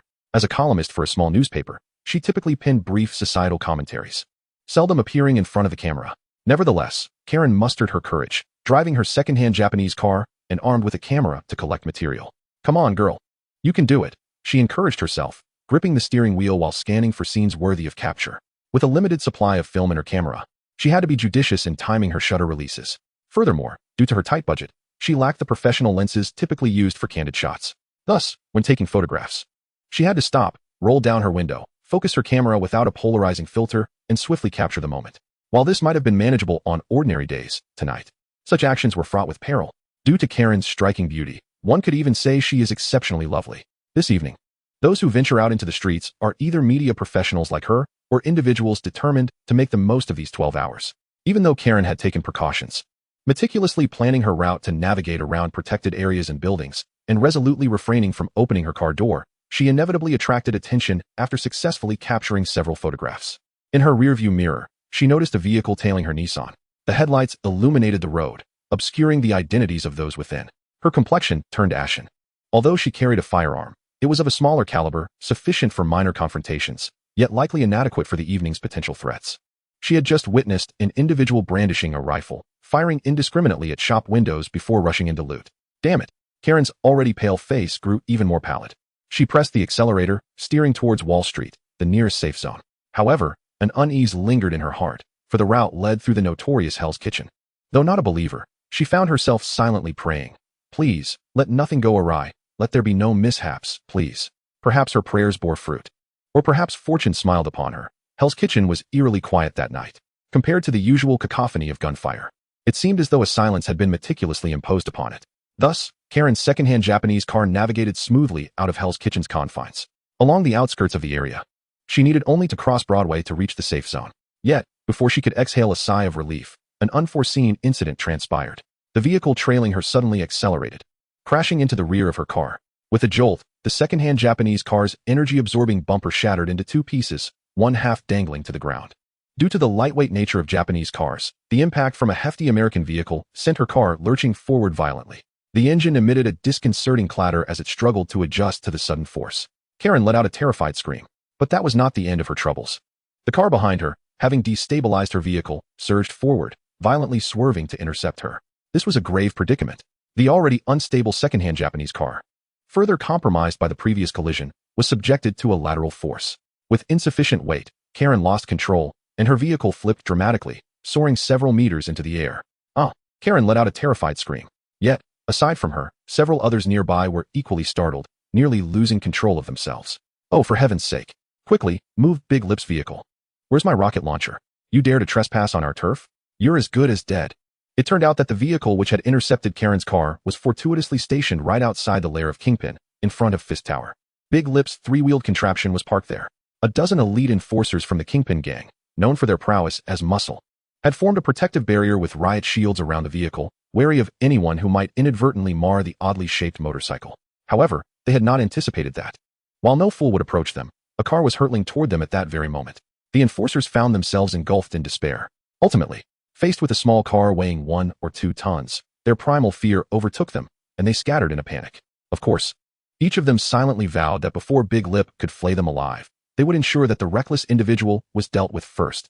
Fortunately, the worst-case scenario they had envisioned did not materialize. Just as Karen's Japanese car was about to collide with the three-wheeler, an individual suddenly appeared beside it. Upon noticing the car hurtling toward his vehicle, especially recognizing the female driver, Big Lip instinctively raised a hand to intervene. Under the influence of his superhuman force field, not only did he catch the vehicle that was flipping through the air, but he also shielded Karen from harm. As Big Lip set the car down and yanked open the door, he rescued a trembling Karen, who, utterly frightened, collapsed to the ground. Observing some peculiarities on the ground, Big Lip quickly removed his checkered shirt and offered it to the girl for modesty. He then glanced a short distance away and spotted an individual emerging from a running vehicle, wearing a hockey mask and wielding a large machete. However, this person was clearly not Jason. Upon seeing the gang members at Fisk Tower glaring daggers at him, the man swiftly turned to escape. Big Lip retrieved the car door that had been torn off and, with a swift motion, hurled it straight into the engine compartment of the fleeing vehicle. What are you all waiting for? He barked at the astonished gangsters surrounding him. Get in there and take him down. Do you need a bonus for beating someone up? Where's your sense of professionalism? Chapter 89, The Real Big News. That man, resembling Jason, was in for a rough time. A dozen burly men surrounded him, delivering a relentless barrage of blows from every angle. This is what you get for role-playing at midnight. This is what you get for reckless driving at this hour. Just as the man seemed on the verge of being beaten to a pulp, a spinning baton suddenly shot out from a nearby alley. Bang, bang, bang. A group of gang enforcers was mercilessly assaulting a man, each one receiving a blow to the head, causing them to yelp in pain and scatter. The momentum shifted, and even those who had not been struck directly instinctively took a few steps back, preparing to draw their weapons. However, their reactions were sluggish. A shadowy figure clad in deep crimson soared through the air, landing deftly among them, and catching the short club mid-flight. This man, adorned with a mask featuring 2 tiny horns, unleashed a flurry of strikes, swiftly incapacitating all of Gold's henchmen. The man, previously besieged and wearing a hockey helmet, struggled to rise while extending a hand toward the vigilante who had vanquished Gold's minions. Please, help me, take me away. Matt hesitated for a moment. His superhuman hearing granted him insight into the unfolding events, revealing that the one pleading for assistance was no paragon of virtue. In truth, this individual was a deviant, having nearly committed murder against an innocent. He had drawn the ire of Gold's men due to a reckless car accident that had almost grazed the precious vehicle of Leap. Having observed the entire scene, Leap couldn't help but shake his head, even without tapping into his psychic abilities. He could surmise the convoluted thoughts swirling in the mind of the lawyer, much like the neighboring Batman. My dear, what do you believe should be done? This deviant nearly took your life. Do you wish to eliminate him or extend forgiveness? Leap inquired of the true victim of this ordeal. He recognized the young woman before him as Karen Page. How could one forget such a striking beauty? I think. Although Karen possessed a sense of justice, Leap's words rang true. The man had indeed come perilously close to ending her life. If such offenses could be easily forgiven, it would suggest a profound folly. All right, it seems you haven't completely lost your wits. Grab your camera and hop in the car. I shall take you to capture a major scoop. With that, Leap, clad only in a tank top, mounted his motorcycle and revved the engine. Intrigued by the notion of a major scoop and glancing at her nearly totaled Nissan, Karen quickly secured the shirt Leap had lent her to conceal the unsightly marks on her pants, then leaped into the back of the motorcycle. The engine roared to life, and they sped away as Leap exchanged heartfelt words with the lawyer and Karen. This world is rife with injustice. Even time can be capricious, treating each person unequally. Yet, if one seeks something relatively fair, I believe it lies in the choices we make. Each individual must bear the consequences of their decisions and hold themselves accountable. Upon hearing this, Karen appeared contemplative, while Matt, the daredevil, paused in surprise. However, he soon noticed the hockey-masked man making a furtive move, reaching for a large machete. With a swift motion, Matt raised his leg and delivered a fierce kick to the man's face, knocking out several teeth and rendering him unconscious. On the rooftop of a nearby building, a man clad in a bulletproof vest emblazoned with a white skull observed the scene through the scope of a precision rifle. He couldn't help but mutter, "A child who hasn't grown up." As he spoke, he squeezed the trigger, instantly blowing the head off the perverse individual who had been knocked unconscious by Matt, several hundred meters away. Matt heard the man's assessment of him and paused momentarily at the sound of the gunfire, but soon continued with his own business. In contrast to his awkwardness, Karen quickly regained her enthusiasm, for Lip had mentioned that a significant news story they were pursuing was on the verge of unfolding. Suddenly, a violent explosion erupted from the direction of Wall Street. The site of the explosion was not a towering skyscraper, but rather an unremarkable 5-story building. Yet, this explosion sent shockwaves through many, including powerful figures far away in Peanuts Town. They were horrified to discover that the exchange's servers had been obliterated, and in the most literal sense. Their fear did not stem from concern for the livelihoods of millions of dock workers, but rather from the realization that their lucrative opportunities had vanished. Was this the end of their schemes? After completing a series of transactions with the Grand Leader, they had secured the most accurate insider information. Regardless of market fluctuations, they stood to profit, leaving only the naive retail investors and the unprivileged big players to bear the brunt. To ensure a bountiful harvest by the next morning, these individuals had nearly completed their preparations, despite the Manhattan human cleansing operation having only commenced an hour prior. If the sun rose as usual and trading could not proceed normally by 9:30 a.m., their painstakingly acquired assets would be rendered utterly useless. These assets were not easily obtained. They had either cost substantial sums of money or had been exchanged for something far more valuable than mere currency. Of course, there were those who rejoiced and those who despaired. Nick Fury excitedly waved his hands. Had he not been seated in the co-pilot seat of a Quinjet, he would have leapt up to dance. Addressing the miniature holographic communicator before him, the current director of SHIELD widened his single eye and shouted at his former superior displayed on the screen, "Pierce, look me in the eye. I know that the Big Apple has countless unsung heroes. It will be just fine. I was right. Those old-timers must be regretting their decisions now. Ha ha ha." On the other end of the communicator, the current chairman of the World Security Council, who also happened to be the true leader of the Snake Shield Agency, nodded in reluctant acknowledgement. Pierce had certainly not anticipated the situation unfolding in this manner. What on earth was happening? Just moments ago, the advantage had seemingly been his. He was among the few in the world privy to the general ins and outs of the matter, aware that the Grand Leader in the lighthouse was actually an imposter named Zayton. Not long ago, he expressed his profound discontent regarding Nick Fury's audacious decision to lease stocks of some premium assets from peripheral companies of SHIELD at exorbitant prices to high-profile individuals eager for substantial profit. On one hand, Pierce sought to curtail Fury's burgeoning influence within SHIELD, as the latter's stature had grown excessively prominent over the years. On the other hand, he felt a twinge of sympathy. After all, the lines between SHIELD and Hydra had blurred significantly. Before Fury ascended to power, the foundational wealth of SHIELD had been painstakingly amassed by Pierce himself. Such reckless gambles by Fury seemed almost akin to a child selling off their father's land without a care. However, he did not anticipate the swift turn of events. The rental income from those stocks alone would yield over $10 billion for SHIELD in just one day. Such funds could easily facilitate the establishment of a state-of-the-art command center aboard an aerospace carrier. Fury exclaimed with excitement. The aerospace carriers of SHIELD were the cumulative legacy of both him and Pierce across 2 generations. Thus, it was only natural that Pierce felt a surge of exhilaration upon hearing this news, as it indicated that Hydra was one step closer to its ambition of world domination. Now, Pierce, swiftly reach out to those who are still hesitating. Those who have yet to commit fully and have entered the bunker, Fury instructed, emboldened by the prospect of $100 billion in profits. Inform them that waiving the rent entirely is absolutely out of the question. Let them dare to default. S-H-I-E-L-D. Possesses ample means to ensure they and their descendants repay their dues manifold. However, I am a benevolent soul. Tell them that if they agree to oppose that fellow alongside me, they shall receive a 10% discount on the rent. Furthermore, I can arrive at Peanut Town in 30 minutes. Let them know there is an additional 30% discount available. If they can convince that individual to abandon the Manhattan Human Eradication Plan even a minute earlier, they will gain an extra 1% discount. Upon hearing this, Pierce nodded in agreement, indicating he would comply. Yet, internally, he could not help but scoff. When it comes to ruthlessness, Nick Fury truly takes the crown.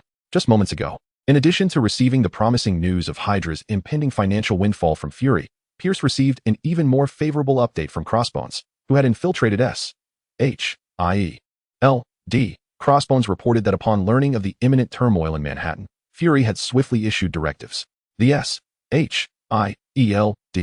Director mobilized numerous field agents and an armed contingent to stand by at a safe house near Times Square.